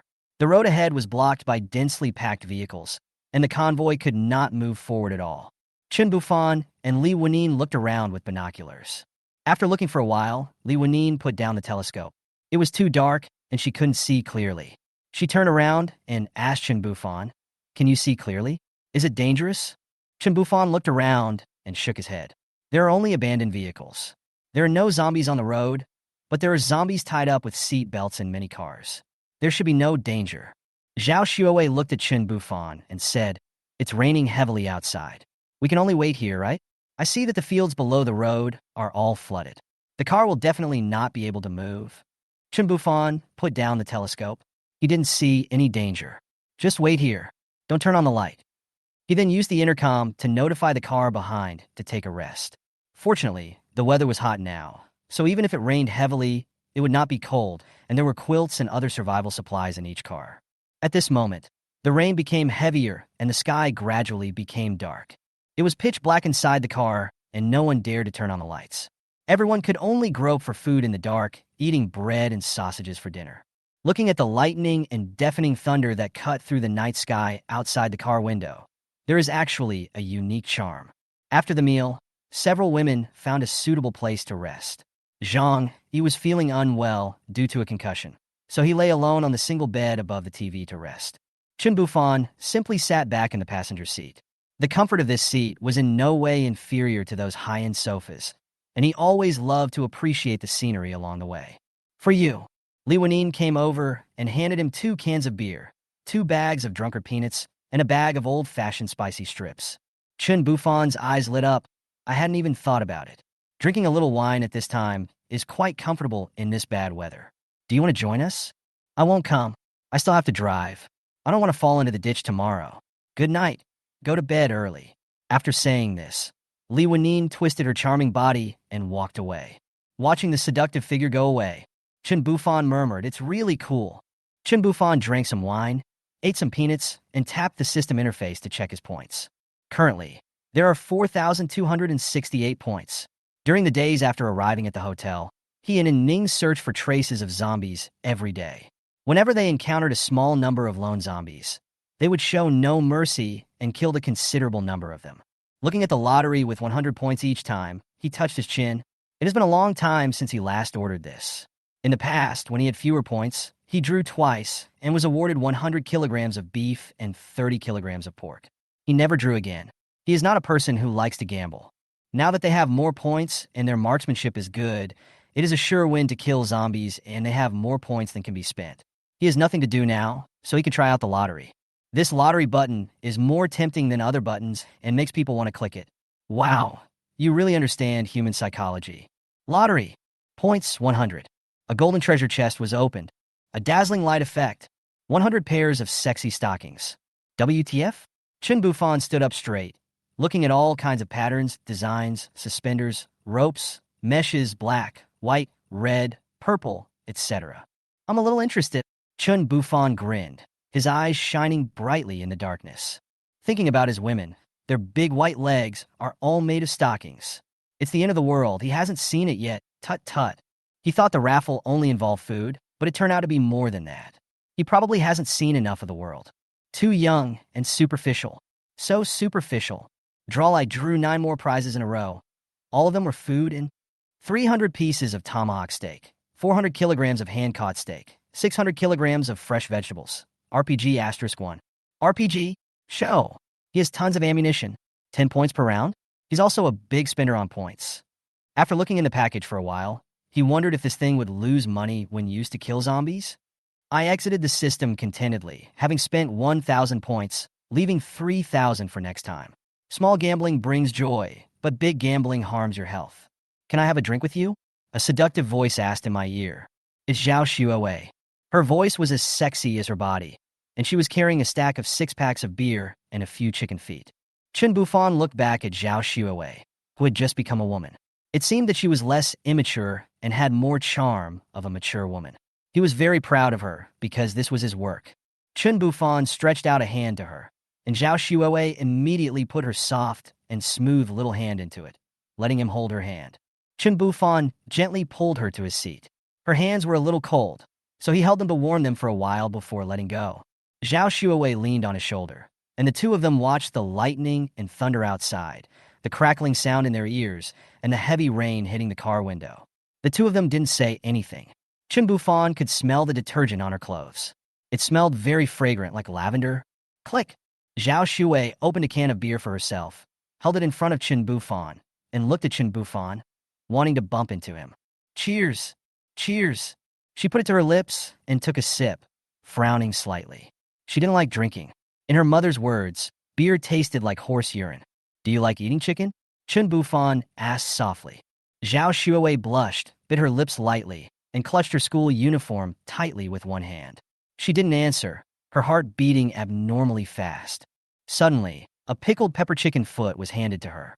Zhao Xuewei's face turned even redder. She let go of the hand that was holding the school uniform, patted it, and quickly took the chicken feet and put it in her mouth. A man's chuckle sounded in my ears. Hey!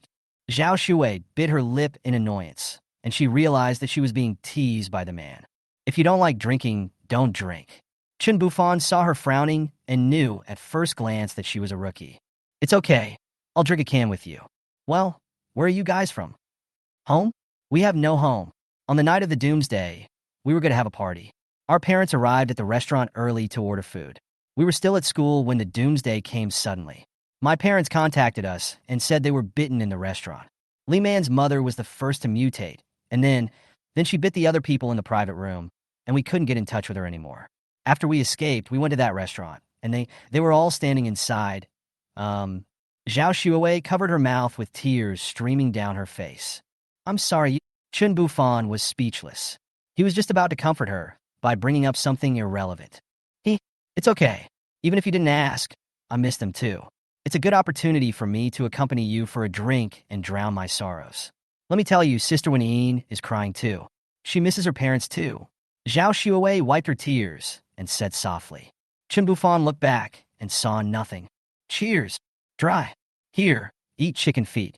Chapter 66, Clearing the Driveway.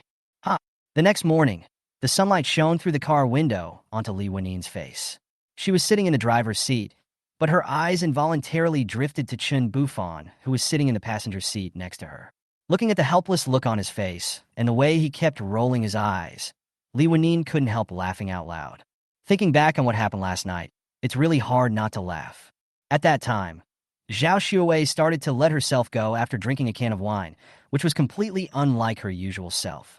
She lay directly on Chen Bufan, still mumbling, "I'm not drunk. I want more. Give it to me now." This shout woke up everyone in the car. They all came over in the dark to watch the fun. Even the usually steady and injured Dr. Jang, he couldn't help but cover his head and stick his head out to look. If Chen Bufan wasn't thick-skinned, he would have been really scared. Chen Bufan explained in a panic, "She is drunk and acting crazy. Don't look at me like that." However, everyone did not buy it. They all showed an expression of "we all understand," and then lay down again. Chen Bufan was left alone to face this yelling and screaming drunkard. He patted her on the back and coaxed her, just like he was taking care of a child. It took a lot of effort to coax Zhao Shuawei to sleep. Although Zhao Shuawei's chubby body was very soft and comfortable to hug, Chen Bufan was exhausted after all this trouble, mainly mentally exhausted. After pinching it twice, Chen Bufan rolled his eyes at Zhao Shuawei, looking at her with her mouth open and her beautiful big eyes opened in confusion. He said, "Get up quickly and don't drink anymore." "What kind of alcoholic is that?" Zhao Shuawei's face turned red, and she had no idea what was going on. She left a pool of saliva on Chen Bufan's chest and ran away. "It stinks." Chen Bufan was speechless. Isn't it time for you to kiss?" Li Wenine gloated. "That thing is like stinky tofu. It smells bad but tastes good." Cut. The rain outside stopped in the middle of the night, and now the sun is out. The sunlight is bright, a little dazzling because of the puddles on the ground. There is a slight breeze, and it would be perfect if there were no smell of rotting corpse. As the door opened, people walked out of the car and stretched their stiff bodies. Although the space inside the RV was spacious, there were many people. At this moment, the sun is shining brightly in the sky, exuding its fiery charm. The sunlight shines on people, bringing a warm feeling and making people feel happy. On this highway, you can clearly see about 30 cars collided with each other ahead, completely blocking the road. There was no group of zombies, just a few that escaped in the car. Just then, the group of people hugging each other's thighs slowly approached from behind. There were a large number of them, dozens of them, both men and women, old and young. These people looked at Chen Bufan and his group with various eyes. Some were full of gratitude. Some looked at them carefully. Some had expressions of surprise and envy on their faces. And of course, there were also some people with ulterior motives, their eyes wandering around, revealing their evil intentions. At this time, a burly man walked out from the crowd. He was about 30 years old, with a big shiny bald head, and looked quite kind. He walked up to the crowd with big strides, clasped his fists and saluted, then asked, "Who among you is the leader? Thank you for your help yesterday, and for leading us out of the encirclement.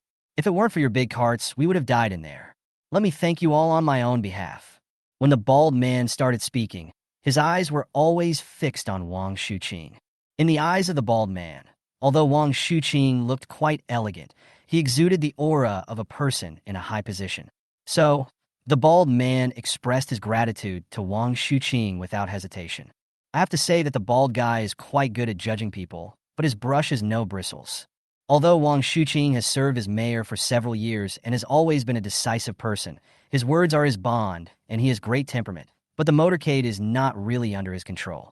Wang Shuqing turned his head to look at Chen Bufan, but was surprised to find that Chen Bufan was looking up at the sky with an indifferent look. He couldn't help but smile bitterly, thinking, "Isn't this guy too lazy?" Wang Shuqing shook his head helplessly, then turned back and waved at the bald man, saying, "You're welcome. This mainly depends on your own ability. Only by following closely can you seize the opportunity. But now the road is blocked. Shouldn't we call some people to help move the blocked cars out of the way?" That way we can continue to move forward. The bald man touched his head and smiled. No problem. I'll help you right away. Then he turned around and said, Men, come up and help us. If we don't clear the way, no one can go on. The originally dense crowd began to become agitated, and several men were seen walking out quickly from inside. However, some men still seemed hesitant. Some of them timidly pretended not to hear, while others were eager to stand up, but were held tightly by their family members beside them and could not get away. Chapter 67: Human Nature. The discussion in the crowd rose and fell, like waves, buzzing. However, despite the constant noise, no one else came out. The bald man frowned in displeasure and shouted at the top of his voice, What do you mean? You don't want to leave, right? You. And you? Are you still men? What are you doing hiding behind women? At this time, a woman supported the man and said, He is too weak to help. There are so many of you and only a few cars. Can't you move it? The bald man laughed angrily after hearing this. Hey shit, he can't do it, but you can. Others brought us out with good intentions, and now we are all blocked. Not only are you unwilling to help push the cart, but you are sitting back and enjoying the benefits? How can you eat so much with your mouth so wide open? Another young woman nearby muttered in a low voice. Then why don't you just be nice people and act as if they don't need to rush out of the zombie swarm? At this time, an old lady also echoed, That's what I mean. Be a good person to the end. Do you really want an old lady like me to help? Upon seeing this, the bald man took out a knife from his pocket without saying a word and threatened with wide eyes. You bunch of ungrateful bastards. I don't have such a good temper, men. Come out quickly, otherwise don't blame me for chopping you to death with a knife. Is this fair? They actually asked us to push the cart. We are free people. A man roared angrily. That's right. What's more, there are scary zombies hiding in the car.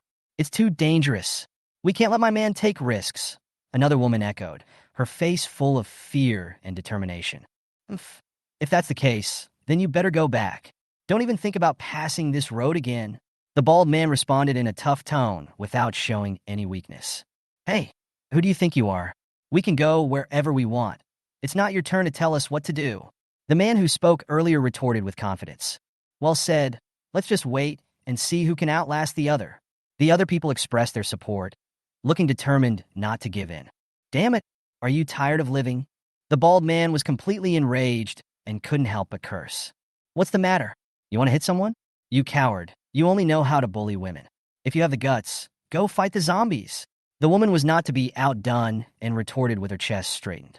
The atmosphere on the scene was extremely tense, and it seemed that a conflict could break out at any time. Chen Bufan leaned against the RV with a gun in his hand, and his people stood beside him to listen to his speech. See? This is human nature. Even if we didn't take the initiative to rescue them, they were brought out by us, right? But what? Not only did they not help us, but they also treated us as babysitters. Do we owe them anything? No. They are shameless and use us as a shield. You don't have to treat such people well. Look how happy they are working now. At this time, the people who were shouting loudly just now, whether men or women or old ladies, were all pushing carts. Although they were mumbling with fear and tears on their faces, saying, Murderer, it's unjust, I'm going to sue you, and some even peed their pants, they were still working happily. The people around Chen Bufan were all influenced by him to some extent, except for Wang Shuqing, who had a sense of justice and felt that killing people in this way was not right. Everyone else felt it was great for Chen Bufan to kill others without any agreement. Chen Bufan didn't kill people randomly. When did he do that? He didn't kill people. He still had some humanity. Chen Bufan looked at the bald man who was working hard and liked this man a little. He was straightforward and efficient. Chen Bufan didn't let him do it. He said that he was not helping that group of people, but to allow Chen Bufan and the others to pass through here quickly to repay their kindness. Look, who wouldn't want such a person? There is strength in numbers. It didn't take much effort for this group of grateful people to push the car to the side of the road and kill all the zombies. Chen Bufan looked at the 1.9-meter-tall bald man and the woman beside him and asked, What's your name? Where are you going? The bald man scratched his head and laughed. Hey, my name is Hao Chong. You can call me Bald Chong. And this is my wife, Li Jing. We're going to take a look at that base. Do you know it? The one scattered by the plane? I didn't expect you to be the boss. Huh. After saying that, he looked back and forth between Wang Shuqing and Chen Bufan. Then I realized he's indeed a big shot. There are beautiful women standing next to him. Why didn't I notice it just now? Hao Chong is a strong man with a rough appearance, while his wife Li Jing has a pretty appearance and looks like a child in front of him. Hello. Li Jing was a bit shy. She greeted them with a smile and then lowered her head in a daze. Chen Bufan was quite amused by the contrast between the two. Okay, let's go to the base too. After setting off, Chen Bufan's convoy was in the front, followed by Guang Tuqiang's family, and then the families of the men who had just volunteered to help. The rest of the group didn't have the courage to follow. After cursing, each family drove away to find another way. They didn't want to see Chen Bufan and his family anymore. The devil. Chapter 68, Peaceful Village. 30 miles away from the Fengtian base, there is a quiet and peaceful village, which seems to be isolated from the world. From time to time, you can see villagers riding electric bikes, holding various farm tools in their hands, busy shuttling around on the streets. Residents living on both sides of the road will use their free time to carefully take care of the vegetables in their own vegetable gardens. Occasionally, smoke could be seen rising from the chimneys of a few houses. Several women were standing leisurely on the street chatting about family matters. Occasionally, a cheerful quacking sound could be heard. It turned out that a group of ducks were waddling into the pond at the entrance of the village to play. The farmlands outside the village are even busier, with groups of people driving farming machines and working hard, as if hoping for a good harvest this year. Chen Bufan and his group were exhausted and stopped frequently along the way, but they still could not find the exact location of the base until nightfall. The journey was full of difficulties. Either the road was blocked by car traffic, or the way was blocked by a huge horde of zombies. When we were only 20 kilometers away from the base marked on the flyer, we saw a road blocked by endless vehicles. There were zombies huddled next to the vehicle, and it was simply a dead end. In desperation, they had to try to find other passable paths. Just as they passed through this village, what appeared before them was a scene full of life. It's as if the apocalypse never happened here at all. A group of people got off the bus and looked at the village in the distance. The breeze blew gently, bringing a hint of coolness, but with Chen Bufan's keen sense of smell, he didn't smell any stench from the zombies, only the scent of grass. Isn't this a bit strange? According to common sense, there can't be a place where there is no zombie crisis. Lin Qingqing, carrying her first aid kit and wearing a protective suit, looked at the place full of life in the distance in astonishment, muttering to herself, could it be that we have traveled through time? Oops! A scream was heard. It turned out to be Li Yu, who shouted loudly. While rubbing the arm that was pinched hard by Lin Qingqing, she slapped Lin Qingqing's but with her backhand. Lin Qingqing grinned and said to Li Yu flatteringly, "Hee, I just want to try to see if this is a dream." "Then why don't you pinch yourself, you little bitch? I'm not afraid of pain, sister you." At this time, Wang Yu's wife Zhao Shui said in a trance, "It feels like the end of the world here, as if nothing has happened." "It's great." Wang Yu hugged her tightly and patted her shoulder. Bald Chong walked up from behind and looked at the village in front of him. "Oh my God, there is still such a place? Isn't this a dream? Is there anyone still farming?" The group of people were shocked, and so were the people following behind them. They thought this was a paradise. System task investigate the secrets of the village.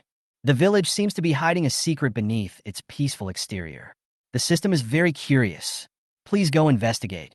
Mission success, reward 10 cloned Special Forces soldiers.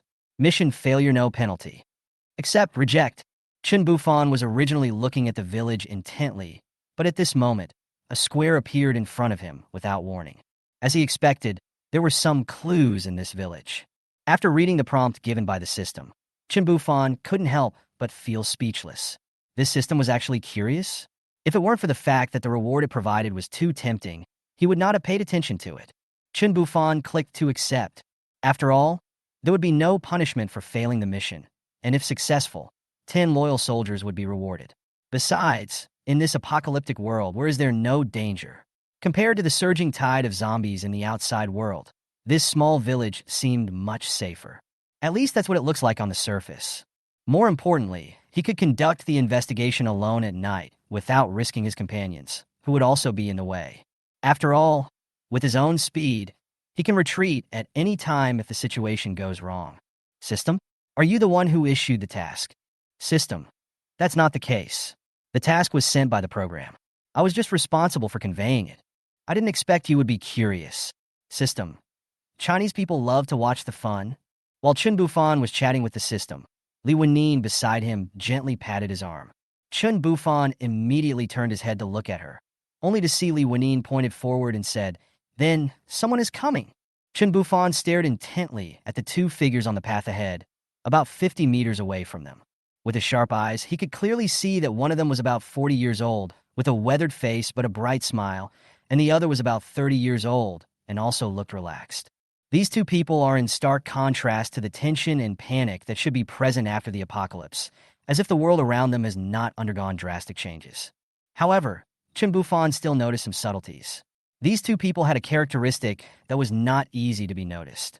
They would reveal an irrepressible smile from time to time. This smile was not a joy that came from the heart, but more like some kind of neurotic twitch, which was creepy. As they walked, a strange smile would suddenly flash across their faces, as if they were controlled by some invisible force. But the symptoms were very mild, and whenever they couldn't control themselves, they would cover up the symptoms with a smile. Chapter 69, The Weird Village Chief. Chen Bufan suddenly whispered, "Woman, get in the car. In such a weird village, we should protect our women." Ah! Although the women did not know the reason, since Chen Bufan asked for it, there must be a deeper meaning behind it. Good. So, Li Wenyin and Ning and Zhao Shuawei returned to the RV, while the other women went to the bus at the back. At this time, this RV was only used by Chen Bufan and his female companion, while everyone else had moved to the bus in the back. When we set off this morning, everyone changed their means of transportation. After all, it would be very inconvenient to stay in the RV for a long time. After seeing this, Guang Tuchang also hurriedly urged his wife to leave, muttering, "Go, go, go, wife. You should go back to the car too." Not long after, seeing that the two men were about to approach, Chen Bufan took the initiative to take a few steps forward and walk towards them, and the others followed closely behind. The man, who was about 40 years old, looked at Chen Bufan, who was walking in front of him with a smile on his face, and waved his hand, smiling and greeting, "Hello, hello. I am the village chief of our village. I wonder what brings you to our village. I was just working on the land, and my hands are covered with dirt. I won't shake hands with you. Please forgive me." Chen Bufan smiled and responded, "Village chief, you are too polite. We just happened to pass by here. It's getting dark now, so we would like to use your place to rest for a night and leave tomorrow." The village chief waved his hand, smiling, and said, "Those are just small matters. We have many empty houses in our village that we can lend to you. If you want to eat any vegetables, you can buy them from the villagers and have them cook authentic farm dishes for you. The chickens and vegetables we raise and grow in our own villages are much healthier than those sold in the city." Chen Bufan responded gratefully, "Thank you so much, village chief, but there is no need to trouble you. We can live in the car and just borrow the land in front of your village for parking." When the village chief heard this, he nodded in agreement. "Okay, then drive your car in. It's getting in the way if you park it on the road, right?" Wang Shuqing, Wang Yu, Zhang Yi, and Guang Tuchang watched Chen Bufan not leave until Chen Bufan nodded to them. Then they turned around and went back to drive. Chen Bufan walked towards the village with the village chief. As he walked, he looked at the surrounding scenery and said, "Village chief, the environment here looks quite quiet and peaceful." The village chief smiled and replied, "That's right. That's how it is in the countryside. Basically, everything is self-sufficient. Besides, there aren't many people left in the village. The young people have gone to the city to work hard, leaving a bunch of old bones in the village. It's not peaceful, huh? Huh? The car is coming, village chief. You won't be delayed from going home for dinner. Don't worry about us. We can just park on the side of the road. Okay, call me if you need anything. I'll stay at the second house over there." "No problem. You're busy." At 6 o'clock in the evening, after everyone finished their meal and cleaned up in the RV, only Chen Bufan's family, Wang Shuqing and Zhang Yi, were left there. Several people were talking about the village. Li Wenyin frowned and said, "I think it's impossible that the village chief doesn't know about the Doomsday. After the Doomsday broke out, the internet was still available. I have checked the relevant news. This disaster is a global crisis. How could there be such a comfortable place?" Her eyes were full of confusion and vigilance. "Uncle Wang, what do you think? I think there must be something fishy about this." Wang Yuhan grinned at his father. His father was a very serious person. How could he change? Then he looked at Chen Bufan, who was sitting with his legs crossed. "Well, the ink around him is black. Chen Bufan, she slandered me." Chen Bufan looked at them and said, "They do have problems. There are no old people or children in the village. They are all middle-aged men and women. When I was chatting with the village chief just now, I found that his expression would laugh uncontrollably. His limbs were trembling, and his speech was a little unclear. Of course, they are all minor. Kuru. Chapter 78 Night Visit to the Village. Jang, he suddenly exclaimed, Kuru. This made Chen Bufan at the side very interested and asked, Oh, do you know this disease? When the other people heard Jang, he mentioned this unfamiliar word, they turned to look at him, with a strong desire for knowledge on their faces. Zhang nodded and said slowly, When I was in school, my teacher once told us about this disease. Its main symptoms include involuntary trembling of the limbs, slurred speech, joint pain, and uncontrollable laughter. If the disease worsens to a certain extent, the patient will be unable to control his or her body movements, eventually leading to paralysis of the whole body, and even death due to inability to eat. If infected, the patient will die. There is no hope. Then, Zhang continued, There is another theory about Kuru, which you may have heard of prion. At this time, Zhao Shuowei interrupted and said, Oh, I seem to have heard of this, prion. It is said that eating human corpses may cause infection with this virus. Zhang Yi nodded in agreement. Wang Yuhan was surprised when he heard this, so this means people in this village eat people? The faces of the three girls, Li Wenyin, Zhao Shuowei, and Wang Yuhan, turned pale instantly, while Ning was wiping her gun as if nothing had happened. After all, killing and eating people are two completely different things. Thinking of this, they couldn't help but feel sick. Li Wenyin frowned and said, Then, since we didn't see any children or old people, could it be that they have been eaten by those people? After a moment of silence, Chen Bufan nodded to indicate that it was very likely. Then he comforted everyone, But don't worry, we will leave here tomorrow. After Wang Shuqing took Wang Yuhan away, only Chen Bufan and the three women were left in the carriage. They went to wash up and then rest. They were the only ones who had such treatment in the Doomsday. Chen Bufan sat alone on the sofa, took out the extractor, and began to transform the core he had obtained before, obtaining a total of 3 bottles of evolution potion. Chen Bufan injected the most concentrated one into his arm. At this time, he and Ning were fighting with the one in the box. Then he picked up another one and prepared to continue fighting. He had to go out to do something tonight, so he had to improve his strength, so it was better to be cautious. System, hey, stop it. What's the matter? Chen Bufan was stunned. System, how can you do this? You have to take cold medicine several times a day, and you inject evolution medicine like this? Pulling it into your arm? Chen Bufan argued, Didn't I also beat 2 at a time the first time?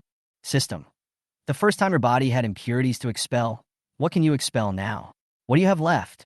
What do you have left? Forehead. System, you have to get used to it after hitting it once. If you hit it too much, the roof will catch fire. Upon hearing this, Chen Bufan quickly stopped the injection. At the same time, he felt his body starting to feel hot. He had injected the most powerful shot, which had the best effect. Huff! Inhale, inhale, inhale, inhale. I can't stand it. A surge of energy rushed around in his body, strengthening Chen Bufan's body. He stood up and rushed into the bathroom, and suddenly there was a commotion inside. Hey, how did you get in? I'll take a cold shower. 2 hours later. After taking a cold shower for 2 hours, he sat on the sofa, feeling relaxed. He felt better than ever before, and everything about him felt great. Human Chen Bufan. Height 185 cm. Strength 2300 caddies. Value 75. Chen Bufan was a little confused when he saw the exaggerated data. He knew that he was much stronger, but he didn't know he was this strong. 2,300 pounds? 185 centimeter? 75? Wow! He was taller and his appearance was improved. Tisk, it's a pity that I'm still not as good looking as my fellow book friends. The evolution potion is so powerful. No wonder the power zombie is so strong. However, looking at the data, he should not be as strong as that power zombie because he has been improved in an all-round and balanced manner, and his speed is something that ordinary people cannot keep up with now. Holding the fragrant Li Wenyin in his arms, he prepared to go to the village at around 3 a.m. There were people on duty outside the bus, so he didn't have to worry, and he would wake up at the slightest sign of trouble. Village Chief's house. Uncle Long, look at the group of people who just came in today. They are acting as if they are facing a great enemy and don't dare to come into the house to eat the food we prepared. What should we do? The young man who had received Chen Bufan together with the village chief said anxiously to the village chief standing in front of him. The village chief's name is Su Dalong, and these people are not native to the village. In fact, There were also refugees who had fled here from Fengtian not long ago. When I first arrived at this village, there were not many zombies in the village and there were very few survivors. So they eradicated the zombies and took over the entire village. Some of the survivors in the village chose to join them, while others were reduced to dried meat. In fact, there was no shortage of food in the countryside for the time being, as there were rice, flour, and vegetables, but they did not want to waste it. They were also afraid to go to the city, so they resorted to this desperate measure and turned people into meat to eat. In addition, they disguised this place as a paradise, attracting many refugees, but these poor people were all killed. The men were made into dried meat, and the beautiful women were left behind for their enjoyment for a while, but then they could not escape the fate of being slaughtered and made into human dried food. At this moment, they are no longer human beings, but a group of extremely cruel demons. Facing the young man's concerns, the village chief Su Dalong appeared calm and composed. It's okay. If we can catch them, we will catch them. If we can't, forget it. After all, what this continent lacks the least is people. And didn't a group of people get caught today? The young man said tremblingly, but they seem to have a lot of women. Before he finished speaking, Su Dalong slapped him in the face and shouted angrily, "What time is it? You are still thinking about nonsense. Have the missing Li Chong and Zhang Wei been found?" The young man covered his hot cheek and stammered, "No, I didn't find them. I don't know where they went. They've been missing for 3 days. Who knows where they would die?" Su Dalong's face became more and more gloomy, but in the blink of an eye, he suddenly laughed. That smile was creepy, and his whole face looked extremely weird. Damn it, so many people have gone missing during this period. I haven't seen any zombies eating people, so how could people just disappear for no reason? I'm afraid we can't stay in this place any longer, or we might end up dying too. Su Dalong Puset Visiosili. Let Wang Tian and the others keep an eye on the warehouse, and don't let anyone get close to discover our secret. We still have to cook the meat when everyone is asleep in the early morning. Got it, Uncle Long? Chapter 71, Human Flesh Workshop. After the young man left, Su Dalong sat there alone, his face gloomy and unreadable. Suddenly, a strange smile appeared on his face again, but that smile did not reach his eyes at all. There was not even a trace of joy in his eyes. He wanted to control it but couldn't, and his whole expression was distorted and hideous. He knew very well that he was sick, but he had no idea what disease he had. He just felt that his body was getting more and more out of control, and he became extremely weak. He could only go to the fields to do his job reluctantly during the day. Bah! Su Dalong slapped the table hard, cursing under his breath, but with a smile on his face. This damn Doomsday. Damn zombies. After that, he turned around and went to bed to sleep with his clothes on. At 2:50 in the morning, the alarm set by Chen Bufan rang on time. He reached out to turn off the alarm clock and waited quietly for a while. Only after the woman who was awakened beside him fell asleep again did he slowly get up, put on a black windbreaker, and put on a black hat and mask. He opened the car door quietly and got out. At this time, the person on guard on the truck was Wang Yu. When he saw Chen Bufan getting off the car, he hurried forward to greet him, "Brother Fan." Chen Bufan waved his hand and responded softly, "Don't worry about me. I'll go out for a walk. You continue to keep watch and notify me if there is any situation. Have you found anything unusual?" Wang Yu replied, "No, everything is very quiet." Chen Bufan nodded, showing his satisfaction, and then reminded, "That's good. I'm leaving. Don't alarm others. Be careful." Wang Yu replied solemnly, "Okay, Brother Fan. Don't worry." At night, everything is quiet and a bright moon hangs high in the sky, casting a cool light. Chen Bufan walked alone and silently down the slope beside the road, as if he had merged into the dark night. The whole village is large, with wide and flat roads paved with painted asphalt, but it is unusually quiet at the moment. Chen Bufan had no idea where to start his investigation and arrived at the village entrance smoothly. However, he did not expect that as soon as he arrived here, he caught a glimpse of a figure cautiously walking out of a small courtyard. The figure showed some caution in his movements. Judging from his familiar figure in the small courtyard, this person should be the village chief. God help me. After the village chief walked out of the yard, he looked around, as if to confirm whether there was anyone around. It was so late at night, and he went out like this in a sneaky way. It must be no good. Chen Bufan followed the village chief carefully from a distance, and the village chief was extremely cautious, turning back to look every 10 steps. But how could an ordinary person like him easily spot Chen Bufan? In this way, Chen Bufan silently accompanied the village chief for nearly 30 minutes. They walked from the entrance of the village to the deepest part, where there stood an isolated courtyard with no other residents around. The village chief stopped in front of the gate, paused for a while, and began to look around, as if to confirm whether it was safe. After taking a closer look, he knocked on the gate quietly. After a while, the door opened a crack, and a figure appeared at the door. Chen Bufan looked closely and found that this person was the young man he met this morning. After waiting for about a minute, Chen Bufan began to move slowly towards the wall next to the courtyard. This wall is not very high, only about 2 meters high. Chen Bufan gently placed his hands on the wall. Then with a little effort, he lifted his body up easily. He raised his head and carefully observed the entire courtyard with his eyes. However, before he could see clearly what was in the yard, a strong and disgusting smell of blood suddenly entered his nostrils. The smell was so strong and was obviously the fishy smell of fresh blood. For Chen Bufan, this was the first time in his life that he smelled such a strong smell of fresh blood. In the past, he was often exposed to the foul smell of rotten corpses. Fortunately, Chen Bufan's eyes were very sharp. Through the bloody smell in the air, he vaguely saw rows of dried meat hanging under the beams of the house and on the shelves below. On the ground, there were more than a dozen huge iron basins, all filled with bright red blood. What was even more horrifying was that the clothesline that extended from the door to the main entrance was also full of densely packed intestines. The scene in front of him was so horrible and weird that Chen Bufan couldn't help but become more and more shocked. These beasts simply cannot be called human beings.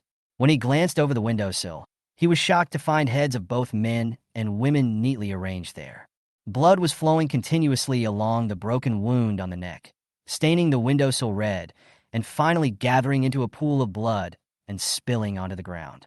At this point, Chen Bufan finally understood why there was such a strong smell of blood here. It turned out that this place was a place specifically used for killing people. No, no, please. We are willing to do anything for you. We will sleep with you. We can even give birth to your children. Please don't kill us. We'll shut their mouths to prevent them from screaming too loudly when we kill them, the village chief said impatiently. Ho-ho. Shut up. Be good. I'll be gentler with you later. At this time, a man's scream was heard from the house, along with several other people's screams of fear, including those of both men and women. Thinking back to what the village chief said in the afternoon, there was a group of new survivors in the village besides them. Apparently, they had eaten the food prepared by the village chief, or they had been captured as meat by other means. Kaka. Chen Bufan loaded the Glock 17 pistol and carefully installed the silencer. His face was as calm as dead water, without any expression. He silently supported his body with his hands and prepared to climb over the wall. Just when he was halfway up, there was a burst of hurried footsteps at the main entrance of the courtyard. Chen Bufan quickly turned over and returned to his original position, continuing to hide in the dark to observe the situation. Although he was indeed an evolved person, he was still a little cunning. Then, there was a loud bang, and the front door was kicked open. Several figures wearing protective clothing and holding guns rushed into the yard like tigers. After hearing the noise, the village chief in the house panicked and led a group of people covered in blood, holding knives and shouting as they rushed out. However, before they could even form a battle formation, they were frightened out of their wits by the fully armed men in front of them. They dropped their knives, knelt on the ground, and surrendered. The gunmen did not stop. They quickly rushed into the house, brought out several ragged men and women, and threw them to the ground without mercy. Then they carried out another man. The man had lost a thigh, but he was still breathing and humming subconsciously. Chapter 72, Food Factory. From Chen Bufan's perspective, he could see the village chief's group of more than a dozen people and several men and women kneeling on the ground. One of the men lost a thigh and was in a coma. It must have been chopped off by the village chief and his men. There were 11 people in total wearing protective clothing, and the one giving the orders was a short man. However, since the group entered, no words had been spoken. The leader, holding a pistol, shot the man who was missing a leg in the head without hesitation, ending his life instantly. Immediately afterwards, a thrilling scream was heard, and the women present were terrified. The village chief and others kowtowed desperately and begged, "Please don't kill us. Don't kill us. No matter what you want to do, we will fully cooperate." The leader waved his hand, and his men pointed their guns at the village chief and others, shouting, "Stand up, line up and follow us. Anyone who dares to play tricks will be killed." The village chief and his men stood up in fear, and anyone who was slow would be beaten with a gun butt. For a moment, the scene fell into extreme chaos. Finally, the leader said, "Okay, let's go." It was a female voice. Chen Bufan looked at their information in the system and was surprised to find that the leading woman was actually from Japan, but her name was in Chinese. Observing their physical fitness, they are just ordinary people. At this moment, Chen Bufan began to think about how to investigate her. Watching them walking further and further towards the door, Chen Bufan followed closely behind them. They shuttled through the winding, maze-like paths. After a long and arduous journey of about 3 kilometers, we finally arrived at a food factory hidden in the dense woods. The factory is surrounded by a tall, solid wall that seems like an insurmountable barrier. There are countless surveillance cameras densely installed on the walls, like vigilant eyes, closely monitoring the movements around. Several buildings could be vaguely glimpsed inside. Offices and spacious factory buildings. Apart from the bloodstains left on the ground, there were no other extra items or clues. These bloodstains made the originally peaceful environment filled with a gloomy and terrifying atmosphere. When the group of people entered the factory, the heavy doors slowly closed, isolating the outside world from the inside. In an instant, Chen Bufan's eyes became dark and he could not see anything. Chen Bufan was not sure whether the surveillance here was still in operation, but he noticed that the small red light under the camera was indeed not on. Judging from the behavior of these people, they currently seem to be unaware of the existence of Chen Bufan and his companions. However, now that the village chief has been arrested, there is no doubt that he will soon report Chen Bufan and others. Chen Bufan was not too worried about his own safety. With his current speed, ordinary people's reactions could not keep up. But it is different for Lanine and the others. Guns still pose a threat to them, and they must not be allowed to fall into danger. Chen Bufan quickly took out the walkie-talkie. At this moment, Wang Yu, who was on guard on the truck, was concentrating on observing the situation around him. Suddenly, a voice came from the intercom chi, calling Wang Yu. Wang Yu. Wang Yu quickly picked up the intercom and responded, "CI, I'm here, brother fan. What's going on?" Chen Bufan's voice came through the intercom side. "Wake everyone up immediately and have them drive out of this village and find a safe place to camp in the direction we came from. At the same time, be careful not to leave any traces of the car, so as not to be discovered by others." Wang Yu replied after hearing this, "CI, brother fan, what are you going to do?" Chen Bufan replied, "I'm fine. I still have some things to deal with. Just do as I say." Wang Yu said, "Okay, I'll do it right away." Just 1 minute later, the intercom in Chen Bufan's hand rang again, and Li Wenine's worried voice came from it. Chen Bufan knew that Li Wenine would speak, so he was waiting. Li Wenine had just been woken up, and her voice was hurried and a little hoarse. "Bufan, what happened?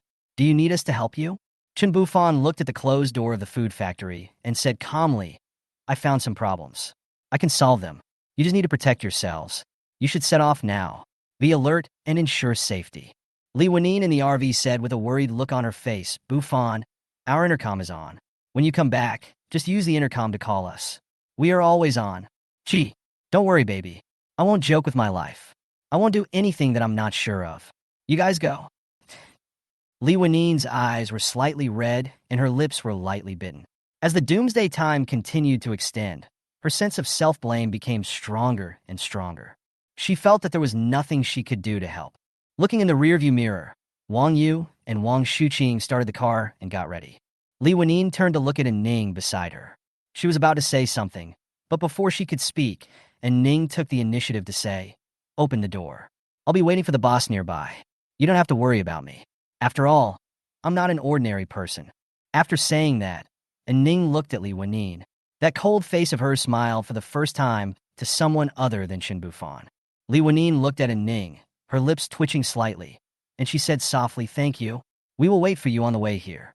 In her eyes, Ning was like a soldier who was good at shooting and fighting and was better than Chen Bufan. Ning responded bluntly, "Thanks for nothing. Don't forget, he is also my man, L." As soon as she finished speaking, she decisively got out of the car holding her AR-15, then turned and ran towards the woods 200 meters away from the village entrance, and her figure quickly disappeared from sight. Li Wenine silently closed the car door, stepped on the accelerator hard, and drove back the way she came. All the vehicles behind followed closely, one after another, including the vehicles driven by Bald Chong and others.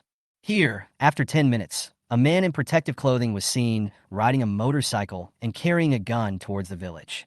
Chen Bufan followed the motorcycle at a very fast speed, and not only was he not discovered, but he was not left behind either. He seemed to be at ease.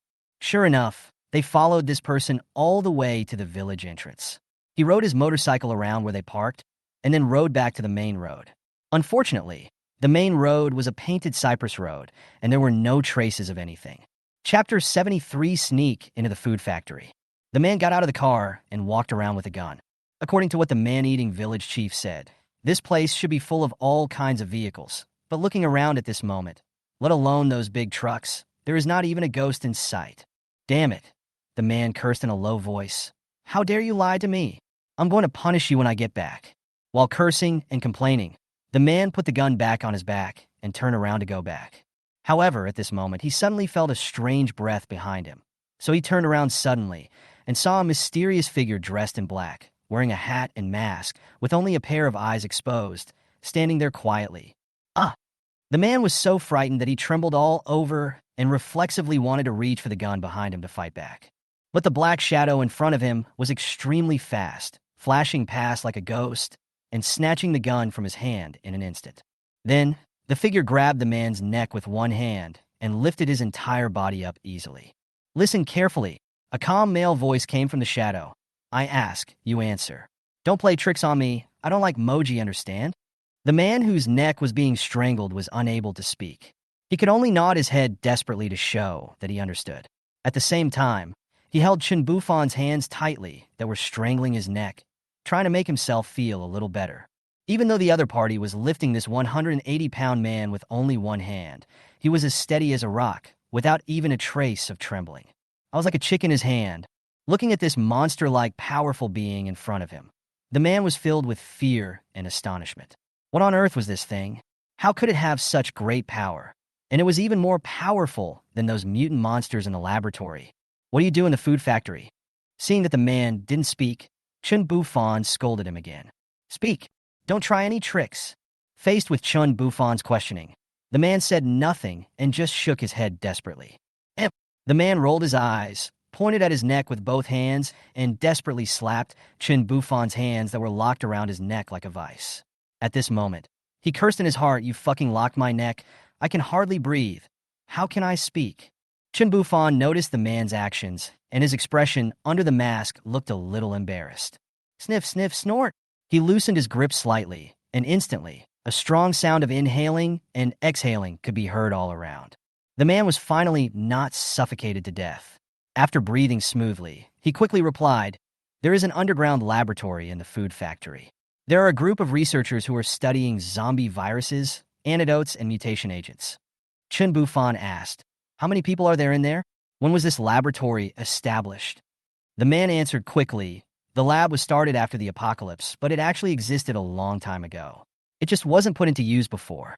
There's a supervisor inside, a woman. Everyone calls her Manager Lee. There are 15 mercenaries like me and 27 researchers. I don't know the rest of the situation. After all, this is just a small lab. And as far as I know, the researchers and Manager Lee are probably all Bakas. I've heard them communicate in the Baka dialect before. Chen Bufan frowned and asked, what kind of experiment are you doing by arresting people? The man revealed a hint of bitterness in his voice and said self-deprecatingly, those so-called scientific researchers are simply a bunch of lunatics. There has been no progress in the development of the antidote, but they inexplicably created a mutant potion. They found a substance in the bodies of mutated zombies that can cause species mutations. The side effects of this substance are extremely serious. Once humans take it, they can mutate with great speed and strength, but they will also become terrible monsters. They asked us to capture more people for them to continue their experiments.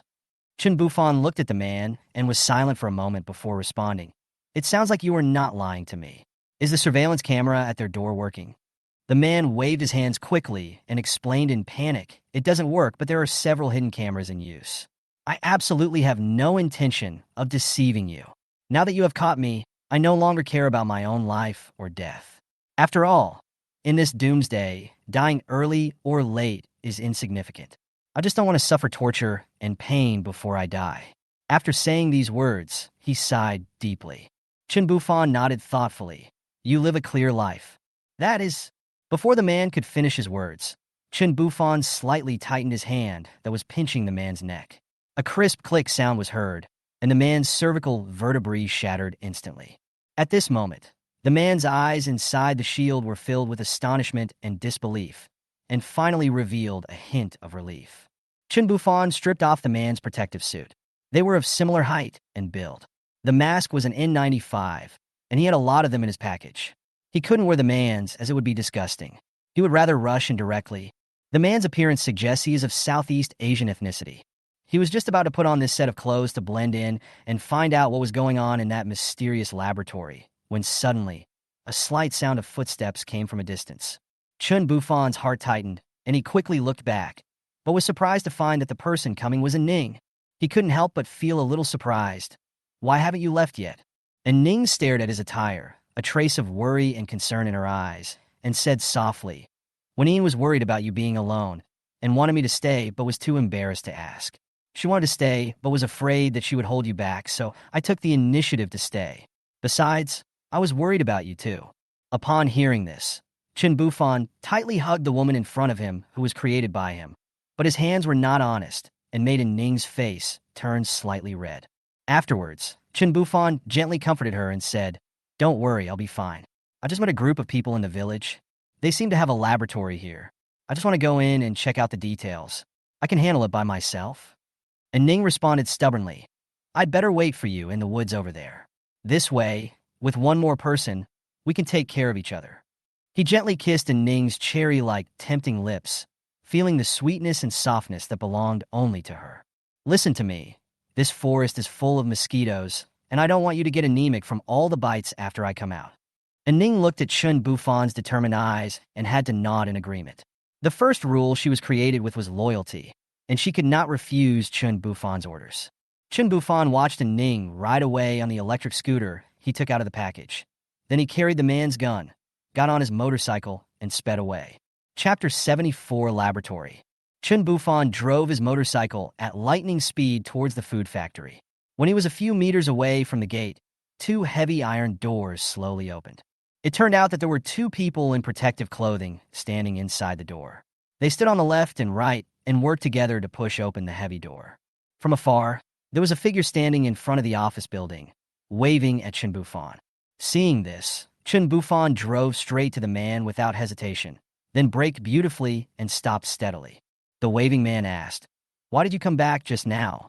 After that, he looked towards the door behind Chen Bufan and found that no one else had entered. Then he asked again, Didn't you catch anyone? The village chief clearly told us that there were several people lingering at the entrance of the village. I thought you could catch them by killing a chicken to scare the monkeys. Faced with the inquiry, Chen Bufan did not make any response, but just hummed vaguely. The man mistakenly thought that Chen Bufan returned empty-handed this time, and felt unhappy, but he did not care too much about it. After all, Chen Bufan was wearing their clothes and holding the gun they provided. And everyone was wearing a mask, making it difficult to see each other's faces. The man shook his head helplessly and said, Okay, come in with me. Manager Li is still waiting. After saying that, he turned around and led the way along a long corridor. Along the way, Chen Bufan followed the man silently. There are many rooms on both sides of the corridor, and each door is clearly marked with the words Office of So-and-so. As they walked, they came to an inconspicuous room with a tea room sign on the door, and then walked in together. The interior decoration of the house is quite simple, with a water dispenser and a coffee machine. There are display cabinets on the surrounding walls, which are filled with various small breads, cakes, biscuits, and other foods. The man stood in front of the cabinet, reached out, and gently twisted a bag of bread on it. Chen Bufan came forward curiously and took a closer look, only to find that the bag of bread was actually just an extremely realistic model. If you don't pay special attention, it's hard to notice. At this moment, the cabinet in front of him suddenly rose slightly, then rotated half a circle clockwise, revealing a narrow staircase leading downwards. The man nodded to Chen Bufan and asked him to follow him inside. After walking down the stairs for about 2 floors, an elevator appeared in front of him. The man took out a card from his pocket and swiped it on the sensor next to the elevator button, and the elevator door slowly opened. The two stepped into the elevator, and Chen Bufan could clearly feel that the elevator was moving downwards, as if it had descended as deep as 5 floors. When the elevator finally stopped and opened, Chen Bufan followed the man out of the elevator. They came to a completely enclosed small room with an area of only about 2 square meters. The man walked to the control panel on the right and pressed a green button. Instantly, 2 pipes on the ceiling aimed directly at the two of them, spraying a large amount of gas. Chen Bufan was extremely surprised. He then realized that this small room was actually a disinfection room. He said he had learned something new. After a device sucked away all the gas in the room, the door at the front of the room automatically opened to both sides. After entering, what appears before your eyes is a corridor full of sci-fi atmosphere, like a movie scene. Next is an extremely spacious room, which is approximately 500 square meters in size. On the left side of the room, there are many huge glass jars filled with light green liquid. Naked people with tubes inserted all over their bodies are soaked in the water. The people soaking in the jars, regardless of gender, were lined up neatly. There are a large number of computers and instruments placed next to the jars, which are closely monitoring the conditions of these experimental subjects. Many men and women in white coats were holding notebooks or tablets, busy recording various data and information. On the right side of the room, there are several tightly closed doors, which are closely connected, as if leading to endless secrets. Behind each door lies a room constructed of solid steel. When Chen Bufan passed by, his eyes accidentally passed through the transparent glass on one of the doors and peeked at the scene inside. He found that some captured people were imprisoned in the small room. Their figures were blurry, but from their outlines he could tell that they had haggard faces and looked exhausted. At this moment, the highly respected manager Li was standing next to a man in a white coat, surrounded by a crowd of people, listening attentively to the other person talking about some important matters, with the man in the white coat bending over to her ear. Manager Li and the people around him were not wearing protective clothing. At this moment, Chen Bufan finally saw Manager Li's true face. The woman was wearing a white suit. She had a petite figure, skin as white as snow, and a slender and graceful posture, but her face was a little immature and her breasts were high, bulging, full and round, quite like the girl with a baby face and a big breast as described in the rumors. When Manager Li saw Chen Bufan and the other man walk into the house, he nodded to the man in the white coat, whispered a few words, and then walked straight towards Chen Bufan. When he reached Chen Bufan's side, he looked up and asked, "Where's the person we caught?" Hearing this, everyone turned their eyes to Chen Bufan. Facing everyone's gaze, Chen Bufan had no choice but to report the truth. "I went to the place the village chief mentioned, and there was nothing there. The village chief lied to us." Manager Li looked at Chen Bufan for a moment without saying a word, then turned and walked towards a small house on the right. Chen Bufan and 3 other armed men followed closely behind. When the door opened and he entered the room, Chen Bufan saw the village chief and the others sitting on the ground in dejection. Seeing this, Chen Bufan stepped forward, holding the butt of the gun and smashing it hard on the village chief's cheek, making the village chief dizzy and at a loss. Manager Li watched Chen Bufan beat the village chief with a smile on his face. Then he spoke slowly. Her voice was soft and gentle, like a spring breeze blowing past everyone's ears, "Sir. Now that you have let out your anger, could you take off your clothes and let us see the true face of our distinguished guest?" For a moment, everyone's eyes were focused on Chen Bufan. At the same time, the man who led him and pointed the gun at Chen Bufan without hesitation. Facing everyone's gaze, Chen Bufan deliberately acted shy and said softly, "It's not a good idea to be so enthusiastic when we first meet." However, the people opposite him did not respond to him, but just stared at him quietly. Chen Bufan curled his lips. "Cold violence is the most hurtful." Chapter 75, Are You a Mutant? Chen Bufan handed the gun in his hand to the man who brought him in with one hand, and quickly grabbed the protective suit on his body with the other hand. With a slight tear, the protective suit broke instantly. He threw his protective suit to the ground and stood there. After being transformed by the evolutionary potion, Chen Bufan's appearance scored 75 points, which was considered quite handsome and not embarrassing. When the village chief saw Chen Bufan's true face, he stood up in astonishment and screamed, "It's you! Ayah!" But before he could finish his words, the man hit him hard in the face with the butt of the gun. He let out a shrill howl and fell heavily to the ground, covering his face. At this moment, Manager Li still looked at Chen Bufan with a smile on his face and said slowly, "I wonder how you found this place?" Chen Bufan turned to look at the village chief and replied calmly, "Of course I followed you." Manager Li smiled even brighter. "What's your purpose?" Chen Bufan raised the corner of his mouth slightly and replied, "It's just to satisfy my friend's curiosity. It said that if I can find out the truth, it will give me a generous reward." Right, system? After hearing this, Manager Li still had a smile on his face, but that smile did not reach his eyes. "Oh, so you have done all the research now. This is a laboratory, and we have many interesting live experiments. We will definitely treat you well, and we will also help you find your friend to accompany you." Chen Bufan couldn't help but laugh when he heard this. "My friend is hard to find, and the mission is still a little bit behind. I would like to visit this place." In fact, Chen Bufan's eyes were always fixed on the favorability interface of the people in front of him. As long as someone's favorability turns red, he will kill them without hesitation. As for the so-called friend, Chen Bufan laughed secretly in his heart and wanted to know where his friend was. Manager Li stared at Chen Bufan, who was calm and composed in front of him, and felt more and more that something was wrong. It was simply a mockery to them that he was so calm and composed in her territory. So she winked at the man next to her. The man understood what he meant. A hint of cruelty flashed in his eyes. He put away his pistol, clenched his fists, stretched his muscles a few times, tilted his neck to both sides, then suddenly turned sideways, assuming an attacking posture, and threw an extremely ferocious black tiger heart-piercing fist at Chen Bufan. But when it came to Chen Bufan, he gently clenched his fist with one hand and then kicked the man straight with his leg, kicking him 5 meters away and hitting the wall with a bang. The man immediately fell unconscious and fell asleep. If the room was not so small, he could have flown for a while longer. Just when Manager Li had no time to see what Chen Bufan had done, she heard a loud bang, and the subordinate who was standing in front of her disappeared without a trace in an instant. She was startled and turned around to look back, only to see that her subordinate had fallen to the ground and was unconscious. A hint of astonishment flashed across Manager Li's eyes, but he quickly regained his composure. She turned her head and stared at Chen Bufan with a sharp gaze, her eyes flashing with a blazing fire that seemed to be able to burn a person.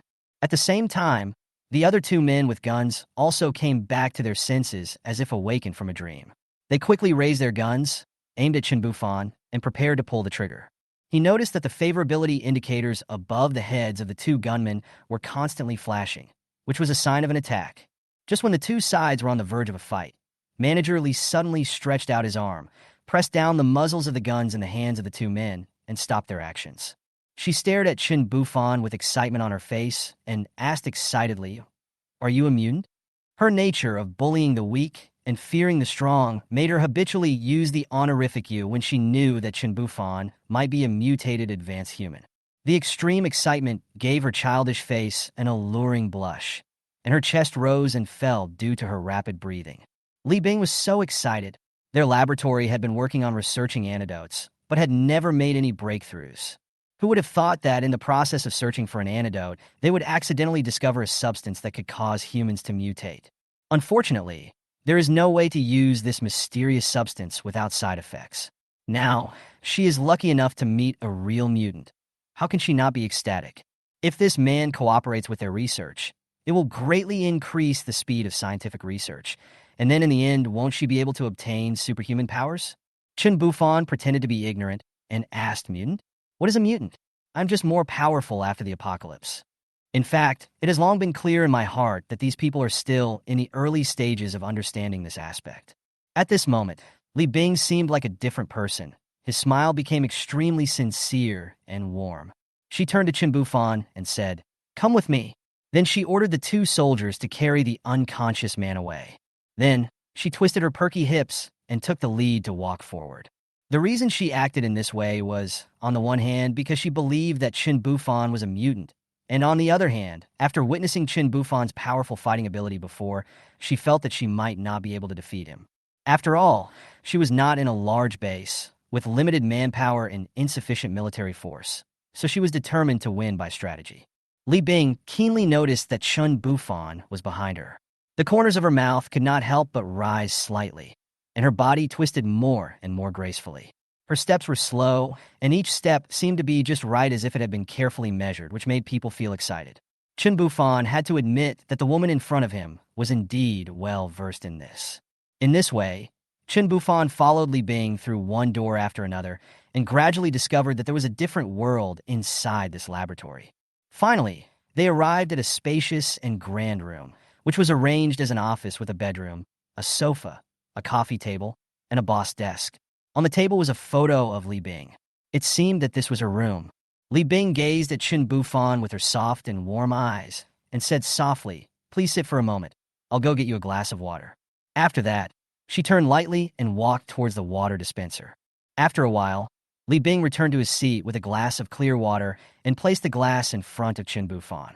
Then, she raised the corners of her mouth slightly, revealing a sweet smile, and asked softly, "Hello, my name is Li Bing, and I am the person in charge of this laboratory.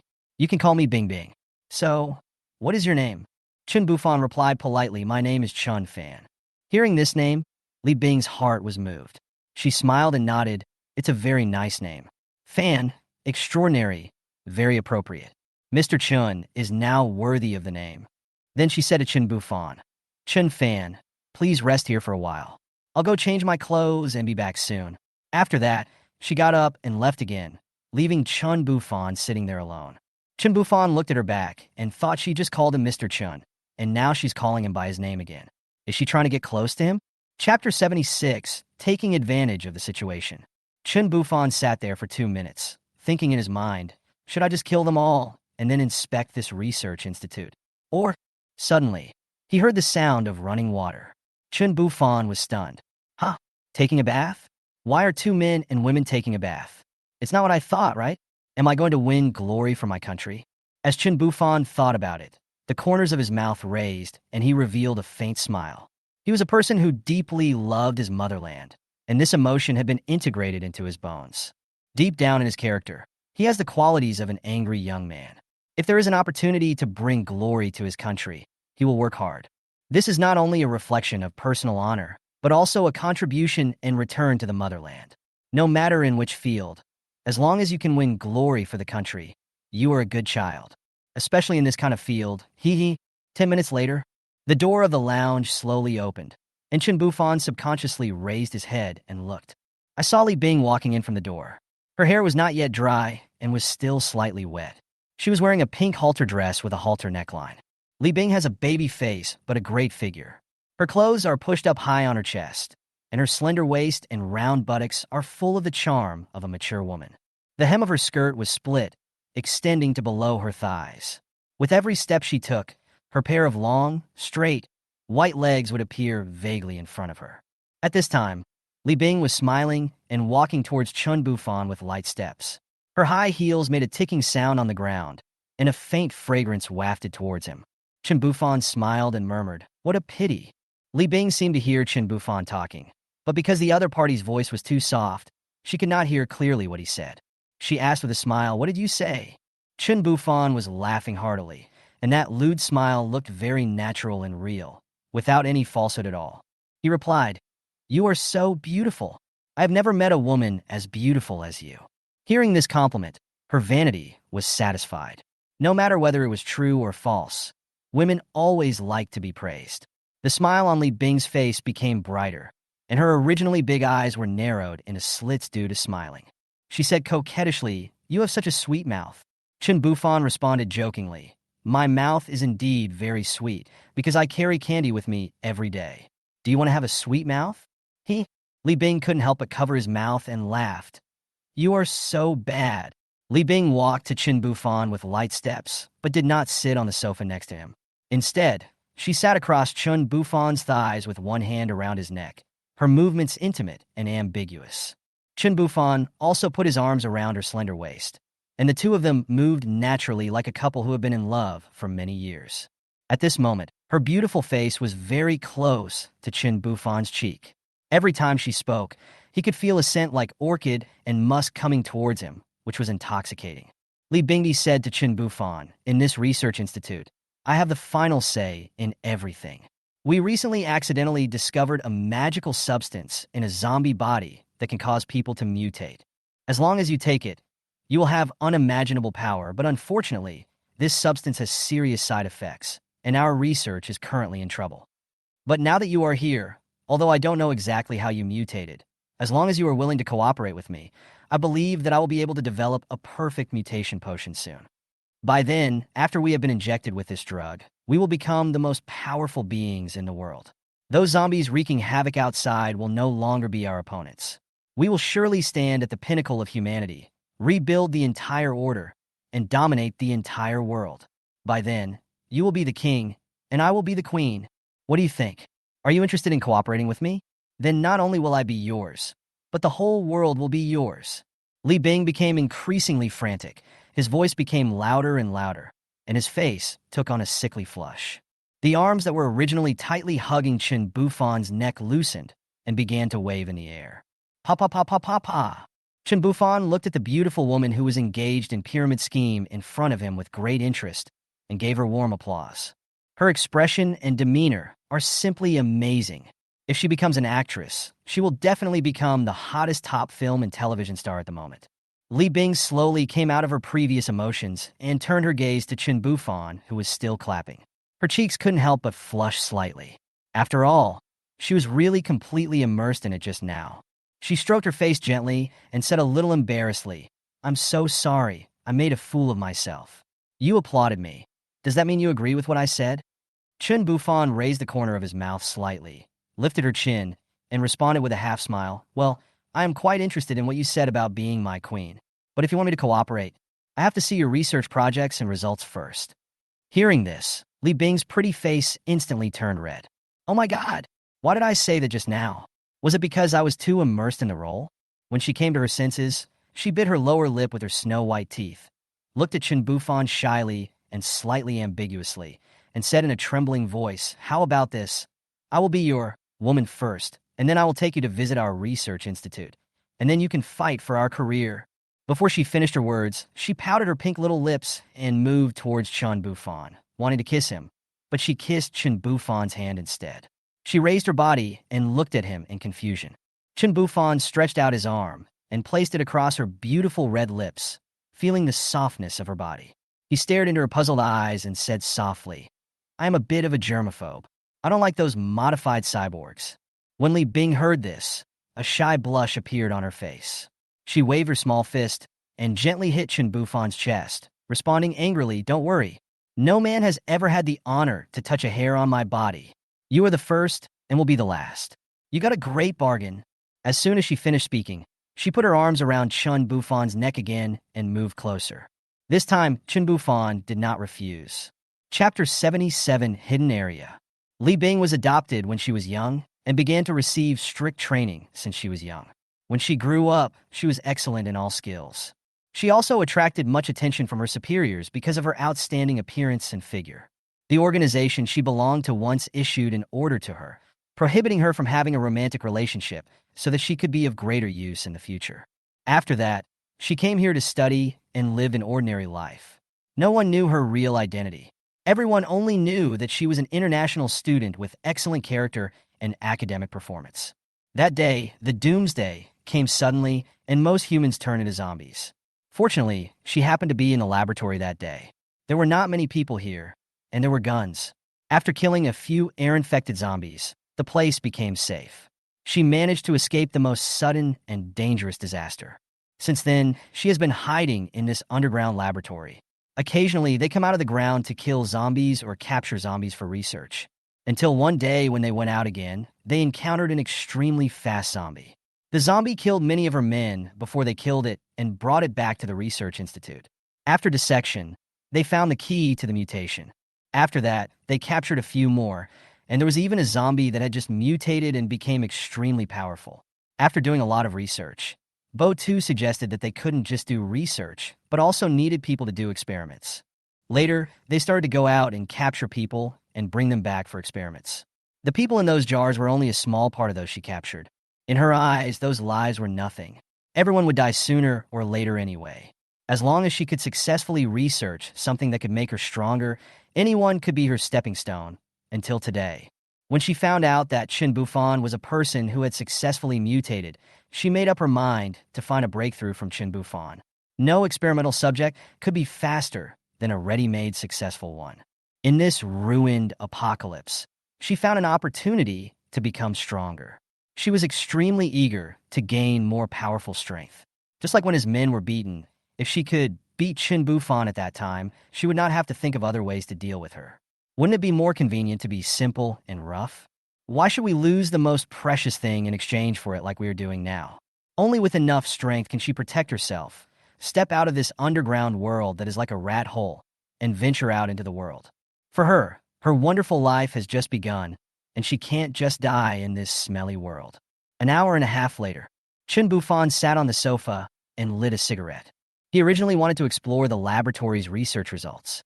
Now he hasn't found any results, but he has at least gained something. Both of them have achieved half of their goals. Next, let's see how they perform. In the underground world, there is no knowledge of the passage of time.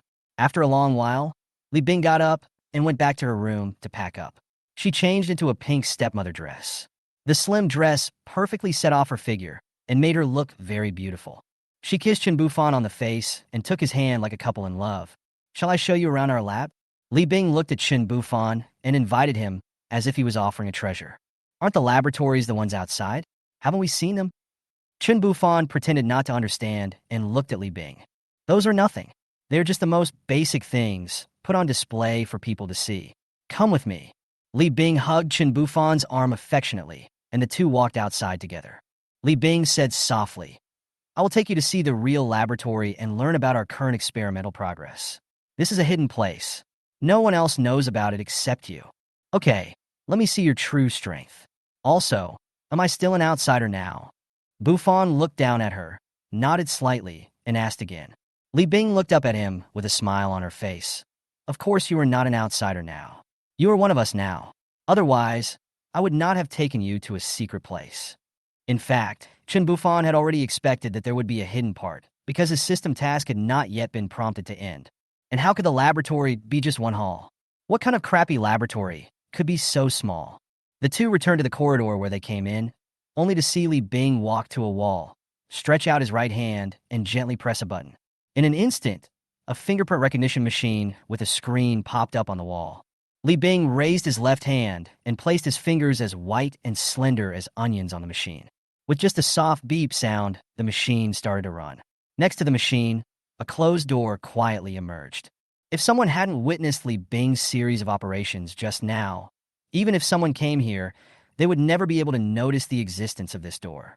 Because when it is closed, it is so seamless that it is difficult to find even the slightest gap on the entire wall. Seeing this scene, Chen Bufan sincerely admired. "It's really amazing. It must be very difficult to build such a laboratory underground, right?" Hearing Chen Bufan's praise, Li Bing raised his head slightly, his eyes fell on him, and a proud smile appeared on his face.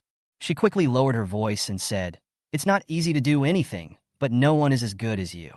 After saying that, she winked at Chen Bufan mischievously. Chen Bufan patted her lightly. She giggled and took the lead to walk into the hidden laboratory. After entering, Chen Bufan found that this room was much more spacious than the 500 square meter room he had just visited. It was 3 times as large. Looking around, there were only about a dozen researchers busy at work in the room, and a group of people who looked like assistants were standing around them. There were humans and zombies lying on several beds. They were firmly fixed. The humans were shouting, begging for mercy, and struggling in pain, while the zombies kept making low roars.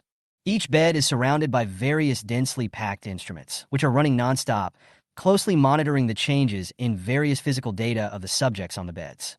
Li Bing slowly loosened the arm that was tightly around Chen Bufan and walked straight to the old man who was standing beside him holding a syringe needle that had just been used. "Professor Go, what's the situation?" Li Bing's cold voice revealed a hint of urgency. Professor Gu sighed heavily, then shook his head helplessly. Alas. The experimental subject just now, like the previous few people, began to show serious signs of decay all over his body. Although they have amazing power, they have completely lost their minds. This virus is so overbearing. We have diluted this mutant drug many times, but why is the human body still unable to withstand it? What went wrong?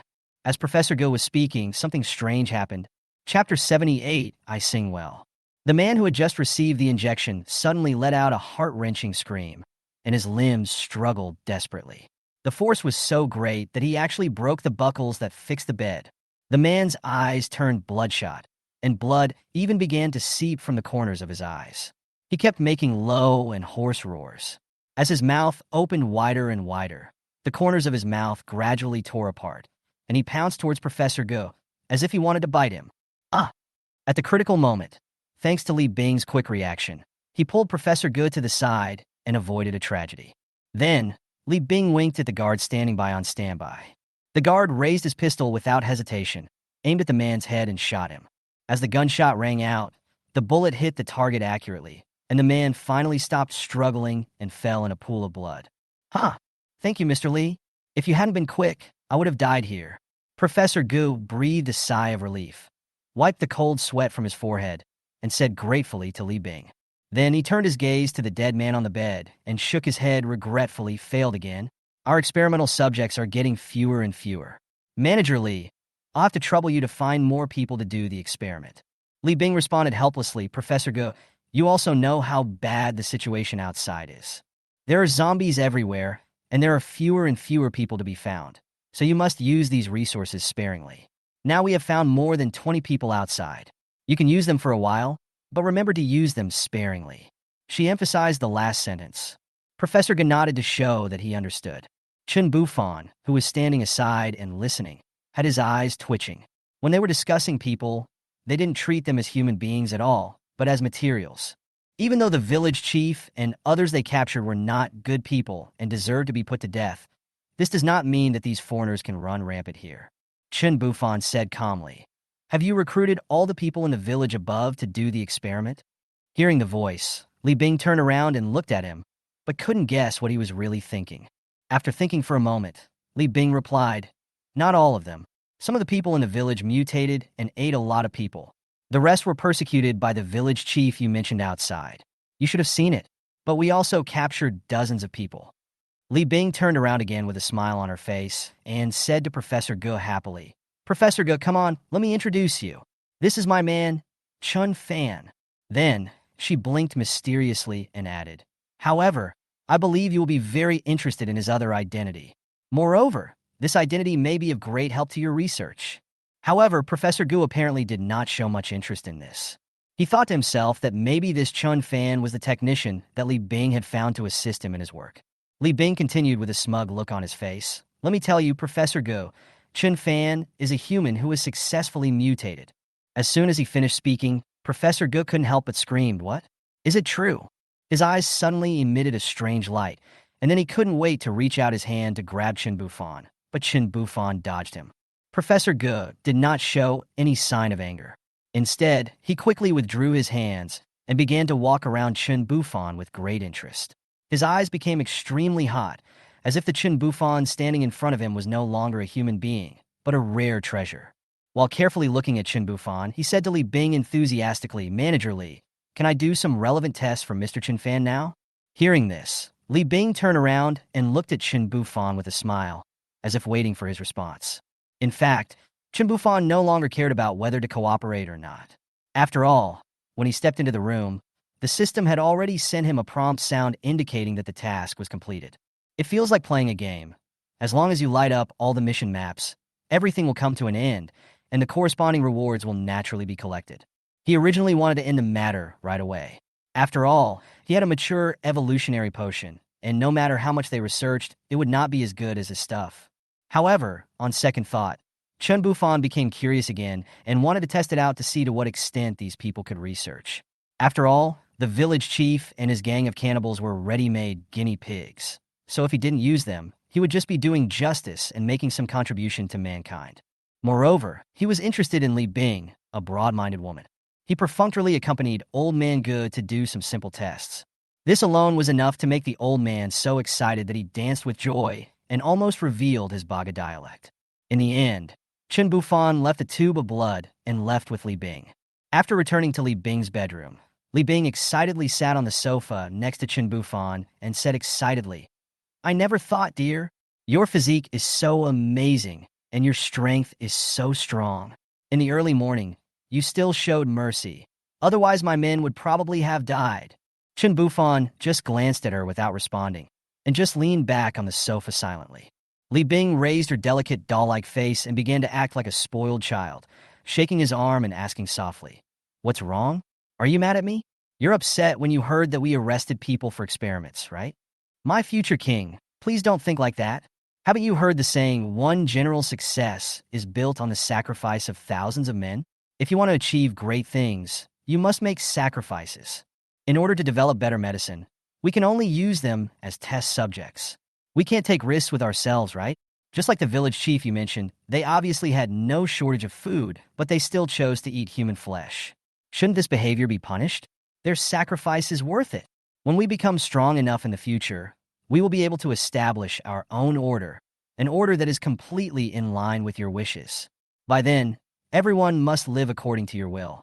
Isn't it up to you to decide how you want your people to live? The most important thing now is to get rid of those unrealistic ideas in your mind. If you want to be strong, you have to be ruthless. Be crazy. What does it matter if a few people die? Li Bing saw Chen Bufan looking at her calmly, and her increasingly excited tone softened. I'm sorry. Was my tone a little fierce? No, you're right. People have to be crazy. Only in this way can you live a more enjoyable life. Chapter 79, Should I Sing a Song for You? There was a rustling sound. Li Bing picked up the microphone and sang a song called Good Days, which made Chen Bufan intoxicated. Li Bing has a high voice, and her singing is loud, melodious, comparable to that of professional singers. I love listening to it. At the same time, on the main road, a 180-centimeter tall strong man was riding an electric bike, speeding towards the county town where Chen Bufan's hometown was located. The man was dressed in a pitch-black combat uniform, with a rifle on his back, a pistol hanging on his waist, grenades on his body, and a combat helmet. He was fully armed and looked both advanced and professional. At this moment, he would stop every few kilometers and press the walkie-talkie above his chest to call. Lin Qingqing held a bowl of rice in her hand, covered with a few slices of golden and crispy luncheon meat and a few steaming pieces of canned braised pork. She came to Li Wanine and said softly, "Sister Wanine, come and eat." Li Wanine turned around and smiled, then reached out to take the bowl and chopsticks and replied, "Thank you, Qingqing." Lin Qingqing looked at Li Wanine, who was looking into the distance again, and comforted her. "Don't worry too much about Brother Chen. He is so strong. Nothing will happen to him. Maybe he's living a more comfortable life than us right now." The convoy stopped quietly on a vast piece of land. The weather was good today, with bright sunshine and a gentle breeze. It was indeed the most pleasant moment since the end of the world. The surroundings were vast, and there was no disgusting stench of zombies. It was indeed refreshing. Zhao Xuewei came over with a bowl of rice and looked at Li Wanine, comforting her big sister. "Just relax. Brother Fan is the most powerful man I have ever seen. He is so strong that I am like a little chicken in his hands. Who can beat him? Maybe in a while, his voice will ring through the intercom in your hand." Li Wanine looked at Zhao Xuewei, who was bold and informal, and felt helpless. She couldn't help but shook her head and said softly, "You dare to say anything? Aren't you afraid of shame?" Lin Qingqing, who was standing aside, covered her mouth and chuckled, her cheeks slightly flushed. She glanced at Zhao Xuewei shyly, then turned around and trotted away. At this moment, a series of hissing sounds were heard. It turned out that the walkie-talkie that Li Wanine placed next to her suddenly made a sound. Seeing this, Zhao Xuewei immediately stood up excitedly and shouted, "Look, it's ringing."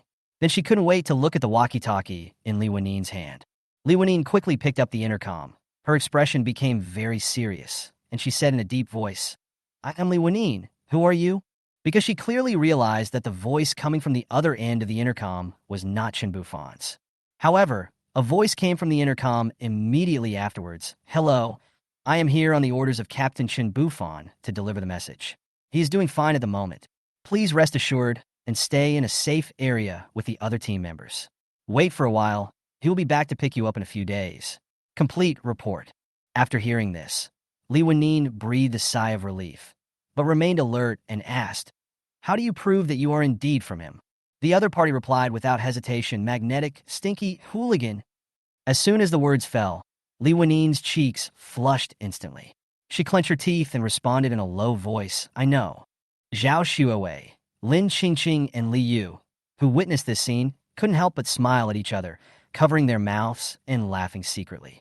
Today's food is really delicious, and there is also melon. The special forces on the road quickly turned the car around, lowered his body, and the electric car made a low roar. At an astonishing speed of 60 miles per hour, It rushed towards the village where Chen Bufan was like lightning. He had already memorized the approximate location by heart and was not worried at all about not being able to find this place in the future. Time flies. It's the early morning 5 days later. For several days, Li Bing stayed by his side like a young girl who had just fallen in love. She followed Chen Bufan wherever he went. Heavy gunfire rang out in the laboratory. Chen Bufan didn't want to continue. In the past few days, that old man Go had made no progress. He thought he could figure out something, but he turned out to be a fool. The village chief and several of his men also died because of the failed experiment. Now, there are only a few innocent survivors left. He can't let innocent people be taken for experiments.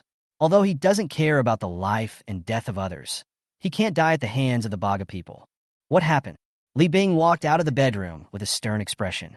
She had just finished putting on delicate makeup, and there was a big contrast between her tender face and figure. She wanted to show her most beautiful side to Chen Bufan. I hope he can cooperate with the research samples.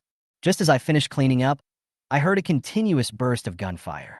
When she came out and saw Chen Bufan sitting leisurely on the sofa, her heart tightened. Then she couldn't wait to go up to him, took his hand, and walked towards the laboratory without saying anything. However, when they arrived at the laboratory, what happened was not beyond her imagination. 9 soldiers, armed to the teeth like special forces in the movies, stood upright in front of Professor G's door. Facing the 2 people approaching, they had no reaction and stood still like sculptures. Li Bing's expression was calm, but his body was trembling slightly as he walked past these soldiers. She walked straight into the spacious hall of 500 square meters. What she saw was shocking. All the scientific researchers and guards were lying on the ground in a mess. Everyone had been shot in the head and died. It was obvious that this group of soldiers was well-trained and ruthless. At this moment, Li Bing noticed that the group of survivors who were supposed to be used as experimental subjects were now huddled together and shivering in a corner of the room. Everyone is dead. Only they're alive. This discovery seemed to bring a conclusion to the unresolved issue in her mind. She turned back and looked in the direction of Chen Bufan. Is that you? Why are you doing this? Chen Bufan looked at the woman walking towards him slowly. She was wearing the same skirt that she wore when they first met. She was walking with a sexy pace that seemed to have been measured that day. She had more of a mature woman's charm and less of the bright and beautiful smile that once filled her face. Chapter 80, I Like Chen Fan. Li Bing held back her tears, raised her head, stared at Chen Bufan's eyes with red eyes, and asked softly why. Her voice was unusually calm, but Chen Bufan could feel the endless anger and unwillingness contained in it, and it seemed to be mixed with a hint of other emotions. However, facing this question, Chen Bufan did not answer her directly, but asked in return, "Can you tell me your real name in person?" Hearing this, Li Bing's face froze. She finally understood that Chen Bufan had already known her true identity. She had never dared to tell him this identity, even though she had felt changes in herself in the past few days. The hatred between the 2 countries could not be resolved by love, not to mention that she was a professionally trained person. All of a sudden, all kinds of complicated emotions surged in her heart, but her originally excited mood strangely calmed down. She regretted that she shouldn't have killed so many people. If he hadn't seen her kill people with his own eyes, if she hadn't used him when they first met, if she hadn't said those words to him. Thinking back to when she first met Chen Bufan, she just wanted to use his body to achieve her goal of becoming stronger, but she didn't know when everything had changed and why had it changed. After a moment of silence, Li Bing took a deep breath and slowly replied, "I like you to call me Bing Bing." She took a step forward, and seeing that Chen Bufan did not reject her, she carefully stretched out her arms, gently hugged his waist, and leaned her head on his broad chest, murmuring softly, "We are on different sides. I don't blame you. Look, the skirt I'm wearing is the same as the one I wore when I first saw you, and I happen to have 2 of them, so we can be considered to have a beginning and an end." Chen Bufan silently stretched out a hand and also put his arm around Li Bing's waist and placed the other hand on her neck. Li Bing's body stiffened slightly. She held Chen Bufan's waist with her left hand and gently pressed a button on the watch on her right hand. Instantly, a sharp and piercing alarm sounded throughout the laboratory. The computer displayed a countdown of 30 minutes. Li Bing sighed softly and said, "I'm sorry. The things in the lab are very dangerous and can't be left to you. Before you leave, can you kiss me one last time?" Chen Bufan was silent for a while, then slowly lowered his head and kissed Li Bing gently. Her lips were a little cold. "My name is Chen Bufan." "Chen Fan?" "Chen Bufan." At this moment, Li Bing's face showed a relieved smile, just like the happy smile they had during these few days together. I like. Click.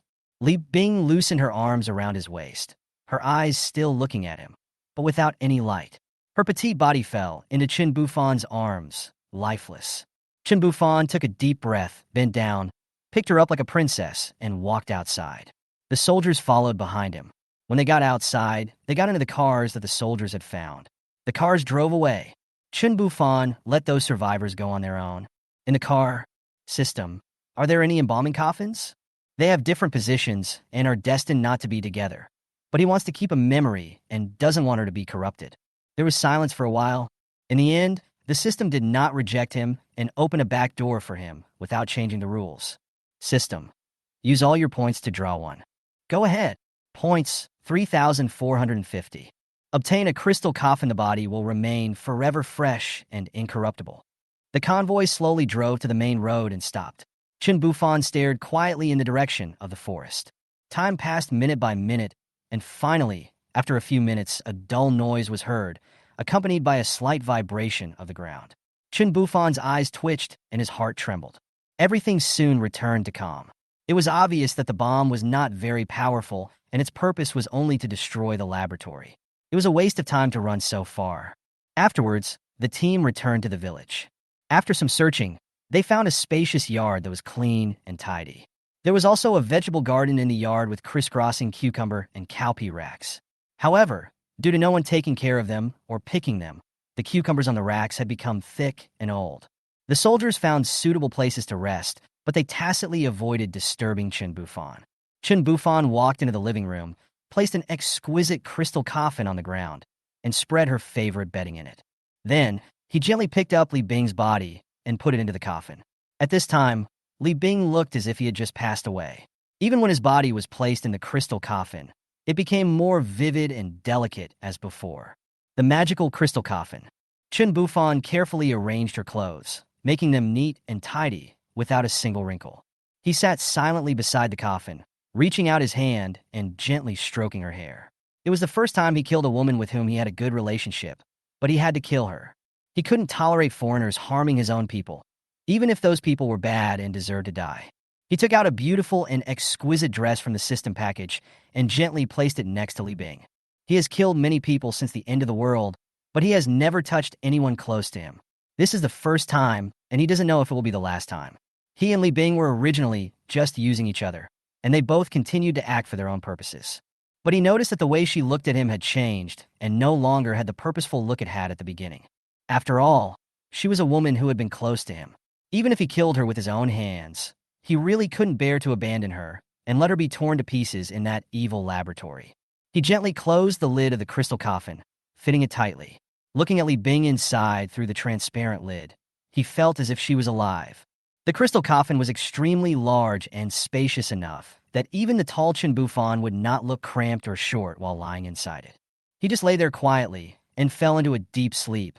From early morning of that day until this time the next day, he slept for a full 24 hours but still hadn't woken up. During this period, the captains of the two special forces teams entered the room several times together to check, and even put their fingers under his nose to test whether the boss was still breathing. Although Chen Bufan's breathing was extremely light, fortunately he was still alive and not dead.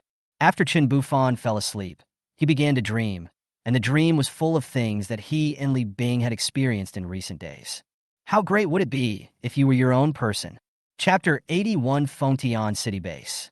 Chen Bufan led a team of special forces and lined up in the queue in front of the Fengtian base who wanted to enter the city.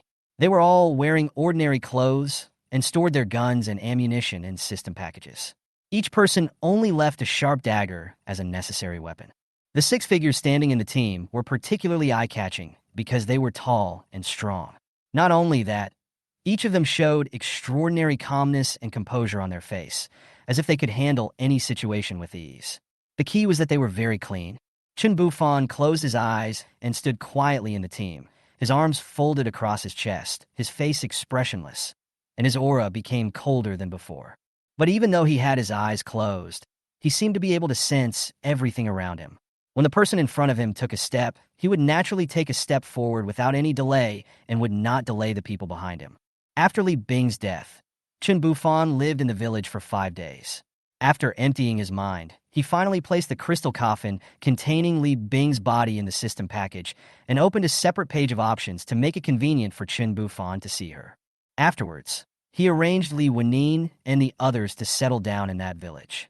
The village was quite remote and there were no zombies nearby. He left Li Wanine with enough food for a year in case of any accidents. They could also grow some vegetables in the village. He brought a team of Special Forces clones to the base. No vehicles were allowed in front of the gate of the base, so they could only park their car in an open area 200 meters away from the gate. They did not drive an RV, but a broken car they picked up on the roadside. However, classes exist everywhere, and not everyone will abide by this rule. If you don't believe it, you can look about 20 meters in front of Chen Bufan. There is a group of people driving a car directly from the gate into the base, and the people in the car are also beggar-like survivors. The weather has been unusually hot recently, and the temperature may have reached around 40 degrees Celsius. Standing in the long line, Chen Bufan could smell the strong and pungent smell of sweat.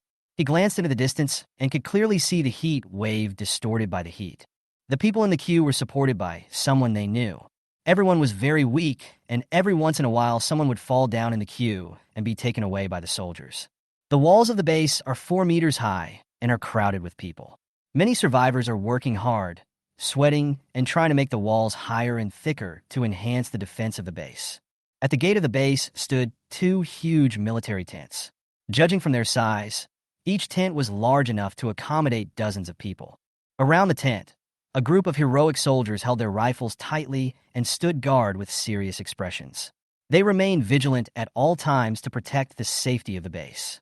There was a row of neatly arranged tables and chairs in front of the tent door, and several parasols were set up. A group of staff members were sitting inside registering the survivors. The survivors were divided into 5 teams, each with more than 100 people, and there were even more people walking towards the base in the back. These people were survivors who had just arrived here. Everyone in the queue was silent. The scene was dead quiet. It had been a whole month since the end of the world. During this time, people had suffered endless suffering and torture. And due to food shortages, most people were hungry every day and had no extra energy to talk. Many of them came with their families. They looked haggard, ragged, and dirty and smelly. In comparison, Chen Bufan and a few others seemed particularly different. They looked clean and tidy and did not have the tiredness of being in a difficult situation for a long time. Several of them were carrying backpacks, but in fact there were not many things in them. After a long wait, about 2.5 hours later, it was finally Chen Bufan and his group's turn to register. The person in charge of registration was a middle-aged woman. She looked at Chen Bufan in front of her and the group of men standing behind him with a little surprise and curiosity. Compared with the status of others, they are obviously capable people. Registrar, do you still have your ID card? Or your household registration booklet will also work. If you don't have either, you can just take a photo next to it. I have the ID card. Chen Bufan pretended to put his hand into his trouser pocket, but actually took out the ID card from the package and handed it to the registrar. Looking back at those people, I wonder if these guys are gone? The registrar skillfully placed the ID card on the scanner and swiped it lightly, then returned the ID card to Chen Bufan and handed over a form. He said to Chen Bufan, "Please fill out this form first, and then go to the tent behind me, where soldiers will conduct a physical examination for you. If everything goes well, you will be able to successfully enter the base." Chen Bufan responded politely, "Thank you." After taking the form, he looked at it carefully and found that the questions on it were very concise and clear. The first part is about personal information, including basic information such as name, age, and gender. The next part is about the occupation you were engaged in before the end of the world and whether you have any special skills or expertise. These questions may seem simple, but they can help the base better understand the background and abilities of each entrant so as to make reasonable arrangements and allocations. There is also a free option at the end of the form, which means that there is no need to assign work, but you can earn points in your own way to survive in the base. Chen Bufan filled in freedom on the form without hesitation because he loved freedom, unruliness, indulgence, and he was never short of daily necessities. The cigarettes, alcohol, sugar, and tea in his package were top-notch supplies in the Doomsday, and any one of them could drive people crazy. He could live well in the base with just a little bit of money. Besides, he didn't come to the base to live, so he couldn't even think about being assigned to repair the city wall. Then, under the watchful eyes of a soldier at the door of a tent behind him, he he followed him into the tent. "Oh my God! No way!" Chen Bufan couldn't help but exclaimed. He had never experienced anything like this since the apocalypse, and that was only when he went to the bathhouse before. Inside the tent, there was a row of more than a dozen soldiers standing upright with guns in their hands. And in front of each soldier stood a naked survivor. The survivors circled naked in front of the soldiers so that they could carefully examine them for wounds, especially bite wounds, and even check their hair. The soldiers' expressions were cold and numb. They had obviously seen too many naked male survivors. It was unknown whether this would have any impact on their character. Chen Bufan walked a few steps inside and found a relatively secluded place. He didn't want to stand at the door and be seen by people outside, so he quickly took off his clothes and hung them on the rack next to him. The soldier in front of him suddenly brightened up. Chapter 82 System Upgrade. The soldiers hadn't seen a normal-sized person for several days. During this period, the most common people they saw were skinny people with nothing but skin and bones, and occasionally a few guys with greasy bellies. Not only that, because of the water outage, these survivors even had trouble getting a drink of water, let alone the luxury of taking a shower. Everyone exudes a strange smell that is sour, smelly, and a little bit fishy. Since Chen Bufan was injected with the evolution potion, he has undergone earth-shaking changes. The short man who was only 170 centimeters tall has disappeared, replaced by a tall and majestic figure of 185 centimeters tall. Li Wenxiang asked this question more than once, but Li Wenyin always evaded the question by saying that she was growing up again. Li Wenxiang, I don't believe you. I'm still having my second puberty at the age of 31. It is no exaggeration to say that except for his poor monitor, all other body functions of Chen Bufan are at top level.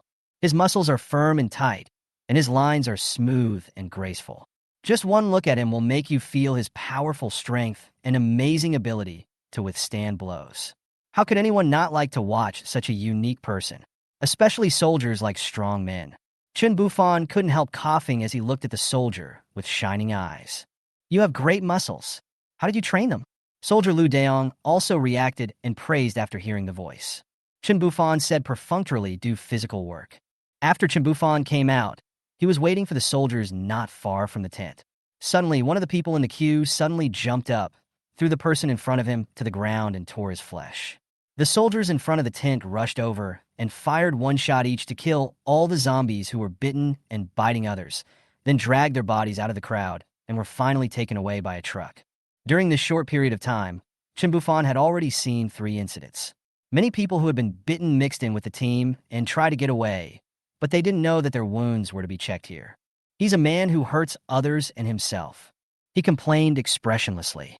10 minutes later, his people arrived. Several of them followed the people who had also completed the test and walked into the base.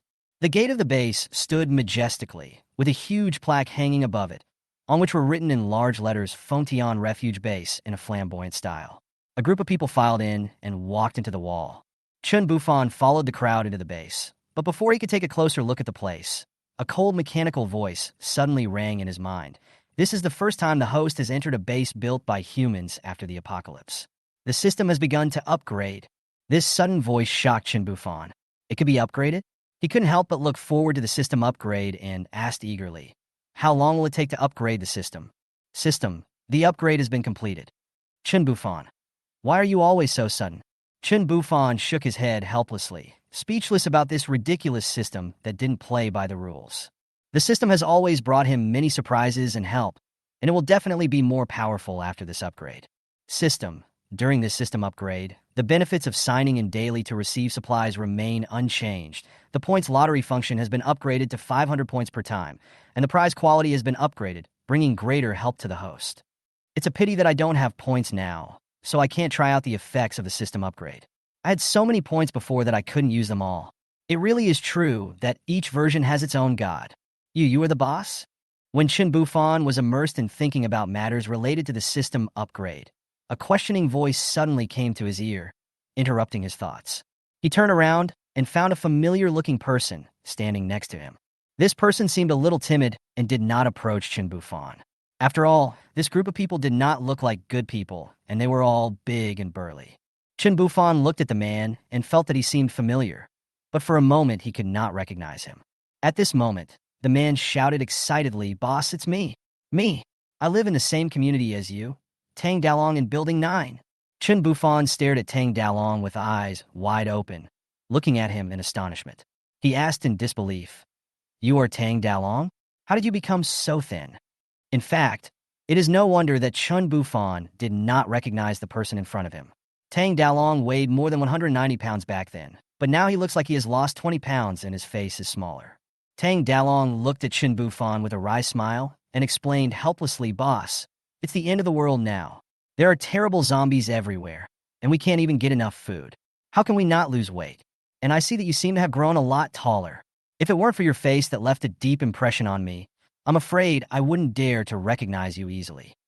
Chen Bufan looked at the red ribbon tied around Tang Dalong's arm, which read New Accommodation Guide, and asked, "When did you come to this base?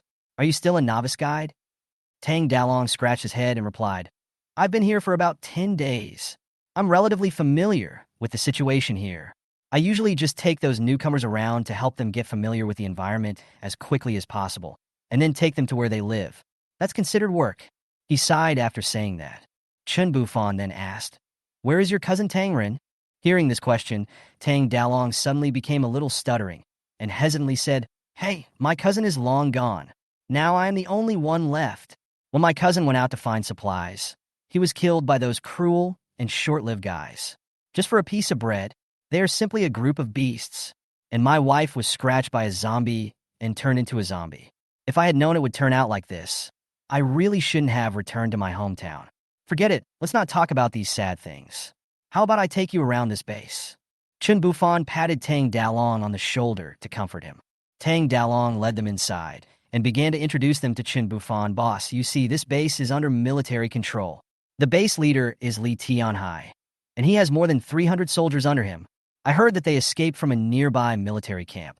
Only such a small number of people escaped from such a large camp. There aren't that many houses in the base, and the survivors generally live in tents." Chen Bufan had already seen these tents. In an open space, there were densely packed tents. There were some ragged survivors. It was daytime, and there were not many people. They should have gone out to work and earn food. These are just the outskirts, temporarily housing the newly arrived survivors. Chapter 83 Base. New survivors can go to the square to find work every day.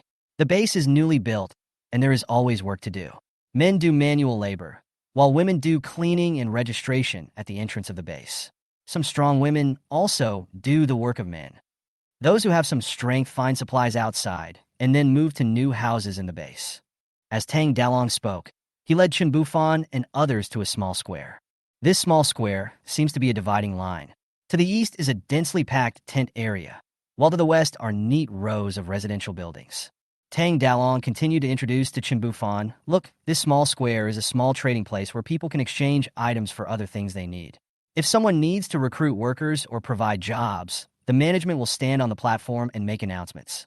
Chen Bufan glanced across the square and noticed a store nearby with the words "Real Estate Agency" written on it. He pointed there curiously and asked, "Is it still possible to buy and sell houses at this time?" Tang Dalong looked in the direction of his finger and replied, "This base is actually built in a residential area on the outskirts of the city, but it is surrounded by a wall. So there are some house rental services here. Generally, powerful teams or individuals and the families of managers live in the buildings. However, there is no running water for the time being. There are several newly dug wells in the base. Every night each person can get a small bucket of water, which is just enough for drinking. The houses we rent here are some small villas in this community. They are not very useful, and we need a lot of supplies. Boss, do you need them?" Chen Bufan thought about it and decided to give up. "No need, just put us in the same room." Tang Dalong clapped his hands. "No problem." Tang Dalong took Chen Bufan and others towards the high-rise buildings in the community. Chen Bufan has always preferred to live on higher floors. Although the elevators on high floors are sometimes not very convenient to use, climbing the stairs is a piece of cake for people like them, except for Tang Dalong, who may find it a little difficult. Finally, they arrived at the first high-rise building very close to the entrance of the base.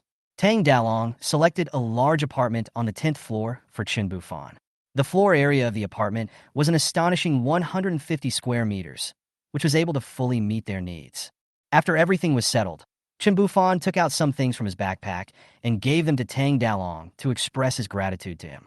However, Tang Dalong was determined not to accept these gifts, But in the end, he could not convince Chen Bufan.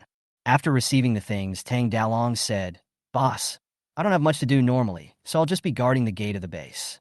If you need any help, just send someone to call me." Chen Bufan smiled and nodded in response. "Don't worry, we are all family members, and I will definitely trouble you in the future." Hearing this, Tang Dalong grinned happily, revealing his big white teeth, then stood up and said goodbye. He was not afraid of being troubled, but was worried that no one would ask him for help. After Tang Dalong turned and left, Chen Bufan slowly walked to the window and sat down quietly. He was used to sitting quietly like this, looking at the scenery outside the window, letting his thoughts drift away with his sight. However, the scene outside the window at this moment was a mess with no beauty at all. The dust was flying, and the city wall was under intensive construction. What should have been a beautiful scenery was now covered by the raised dust, leaving only a gray hue. Thinking that he would have to kill zombies tomorrow, he felt a little lazy and his body became a little heavy. He had gotten used to the feeling of lying on the bed, which was the most comfortable and safest position for him. Even when he was doing that, he preferred to lie still, as long as he could keep his body and mind hard. He knew that he couldn't go on like this, but he couldn't get rid of this laziness. Every time he thought about getting up and taking action, there was always a voice deep in his heart telling him, "Lie down for a while, it's no big deal." So he developed a procrastinating character, letting time pass by while he became more and more lazy. However, the reality is cruel. The threat of zombies will not be reduced because of his laziness, so he decided to rest for another night and go out tomorrow. At midnight, it was pitch black in front of Chen Bufan's house, but with the moonlight, one could see a group of about 20 people gathered together, whispering to each other. Among the crowd, a thin man with yellow-dyed hair, but black roots attracted people's attention. The skinny man said nervously to the bald man in front of him, "Brother, today I saw with my own eyes that Fatty Tang brought 6 men into this house. Each of these men carried a backpack full of supplies. However, judging by the way Fatty Tang tried to please these men, this group of people might not be easy to mess with. Besides, I see they are all very tall and strong, not as skinny as us monkeys. Their clothes are clean too. They don't look like people who have suffered. Brother, how about we just go?" As he spoke, he pointed at Chen Bufan's door with a hint of fear in his eyes. Such a person must be hard to deal with, right? Don't be defeated. If he beats us again, we have no medicine. If he gets hurt, we will be dead. Yeah, that makes sense. After hearing what the skinny man said, the people around him began to agree. That makes sense. However, the bald man known as Big Brother appeared calm and composed. He looked arrogant, patted the skinny man on the shoulder, and consoled him, "Don't be afraid, brothers. As long as we act carefully, we will definitely get some benefits from them. Everyone listen to my command later. More than 20 of us can't beat 6 people. And don't forget, I'm very strong." Hearing the eldest brother say this, everyone thought of his brute strength. They had seen that the eldest brother could lift 3 adult men at once. That was about 400 pounds. At this time, Chen Bufan's home was a completely different scene. 6 men were packing their bags and preparing for tomorrow's trip. They had already noticed the presence of the uninvited guests outside the door, but they were still busy with their own things. Because what they are busy with is to maintain their guns and load bullets. And their guns are similar to the equipment of the Navy SEALs, so sophisticated. It will definitely surprise others. Chapter 84, Prying the Door. In the house, after everyone had prepared the ammunition needed for tomorrow, Chen Bufan began to pack these items into packages. After finishing the sorting work, he gave a look to the soldiers around him, and they all understood and picked up their FNX 45 pistols with silencers. This pistol was used by special forces, and its original design was to avoid being discovered by the enemy due to the sound of gunfire while performing a mission.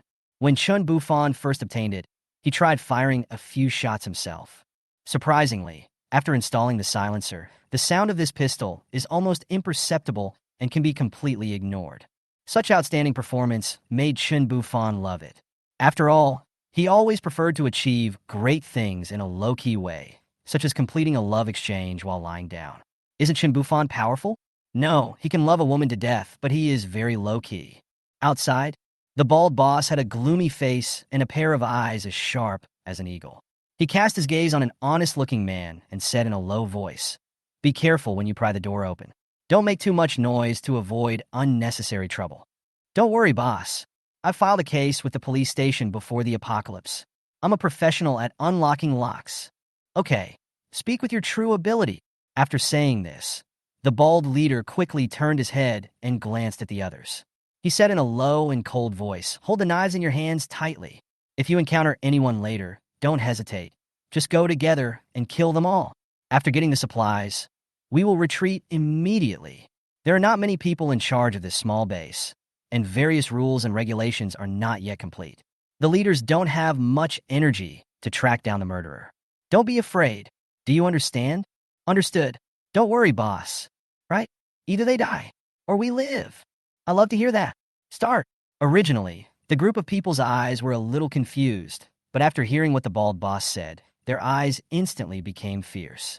They all drew out the daggers in their hands, and the blades flashing with cold light looked particularly dazzling under the faint starlight. It is not the first time that these people have done this.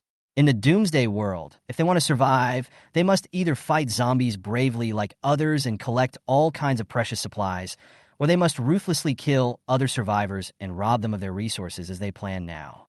After all, in this cruel environment, everyone faces the test of life and death. At this moment, they have only one belief in their hearts: when a person dies, the birds fly to the sky, and they will live forever. What's more, in their eyes, dealing with humans is much better than dealing with zombies. Zombies are too cruel and scary. Locksmith Lu Dachui squatted in front of the door lock, holding tightly in his hands 2 iron wires that he had specially made himself. At this moment, his hands were trembling slightly as he slowly inserted the wire into the keyhole. He moved very cautiously, as if he was afraid of making any mistakes. However, to his great surprise, the lock was opened easily after just a few turns. Lu Dachui couldn't help but exclaimed excitedly, "Yeah?" Then he muttered under his breath, "So simple? Why would anyone leave the door unlocked?" The bald man standing nearby saw this and asked curiously, "What's wrong?" Lu Dachui quickly replied, "Oh, it's okay. The door is open. They didn't lock it at all." The bald man frowned and said to himself, "Huh. In a world like this, there are still people who don't lock their doors? Should we say they are arrogant? Or do they simply not care?" However, at this moment, he had no time to take care of these things. So many of them are already facing the threat of starvation. If they don't find a way to get some supplies, I'm afraid everyone will starve to death. This base was established not long ago and resources are relatively scarce. It is not easy to come across a fat sheep like this. In fact, Chen Bufan and his group had already been targeted by them when they were outside the base. And there were more than one group targeting them, but they were just the first to take action. Unlike the others who were desperately trying to survive, Chen Bufan and his men looked more like they were trying to maintain their health. They didn't seem nervous or anxious at all. So who else could they rob if not them? Robbing those starving survivors? They wouldn't even be able to poop even if they were beaten to death. Without wasting any more time, the bald boss gave his men a look and said in a low voice, "Keep your voice down and try to be stealthy. It would be best if we can steal it." Everyone understood and nodded to show that they understood. Instead of risking their lives, it was better to steal and sneak around. It was both exciting and safe. When I opened the door, I saw that the curtains were tightly closed and the whole room was immersed in darkness, with no light at all. More than 20 people tiptoed in like ghosts silently. The bald leader walked slowly at the end of the team. He did not close the door so that it would be more convenient for them to retreat later. After entering the room, the bald boss frowned. He touched his bald head and felt that the brightest place in the room was actually the top of his head, which made him feel insecure. So he took out a hat from his pocket and put it on his head, then squinted his eyes and waited for them to gradually adapt to the darkness. After a while, more than 20 people began to grope cautiously in the living room. At this moment, a crisp pop sound suddenly came from the silent room. "Ah, who's there? Fuck." Everyone was already feeling guilty, and the sudden appearance of a person startled them all, and they all turned towards the window. The sound came from the direction of the living room balcony. It turned out that there was a single sofa there with a person sitting on it. I saw him lighting a cigarette with a lighter, and the pop sound was the sound made by the lighter. As the flames lit up, the room lit up for a moment and then darkened again in an instant, leaving only the faint red light of the cigarette but flickering. The moment it came on, everyone clearly saw a person sitting on the sofa in the middle smoking, and there was a black figure standing in the corners on both sides of the window. "You're playing tricks on me, I'll kill you." Superior. Some people are guilty and want to use their own cruelty to drive away the fear in their hearts. Unfortunately, They only took a few steps. Fires flickered frequently into corners on both sides of the window. Pa pa pa pa. Ding ding, ding ding ding.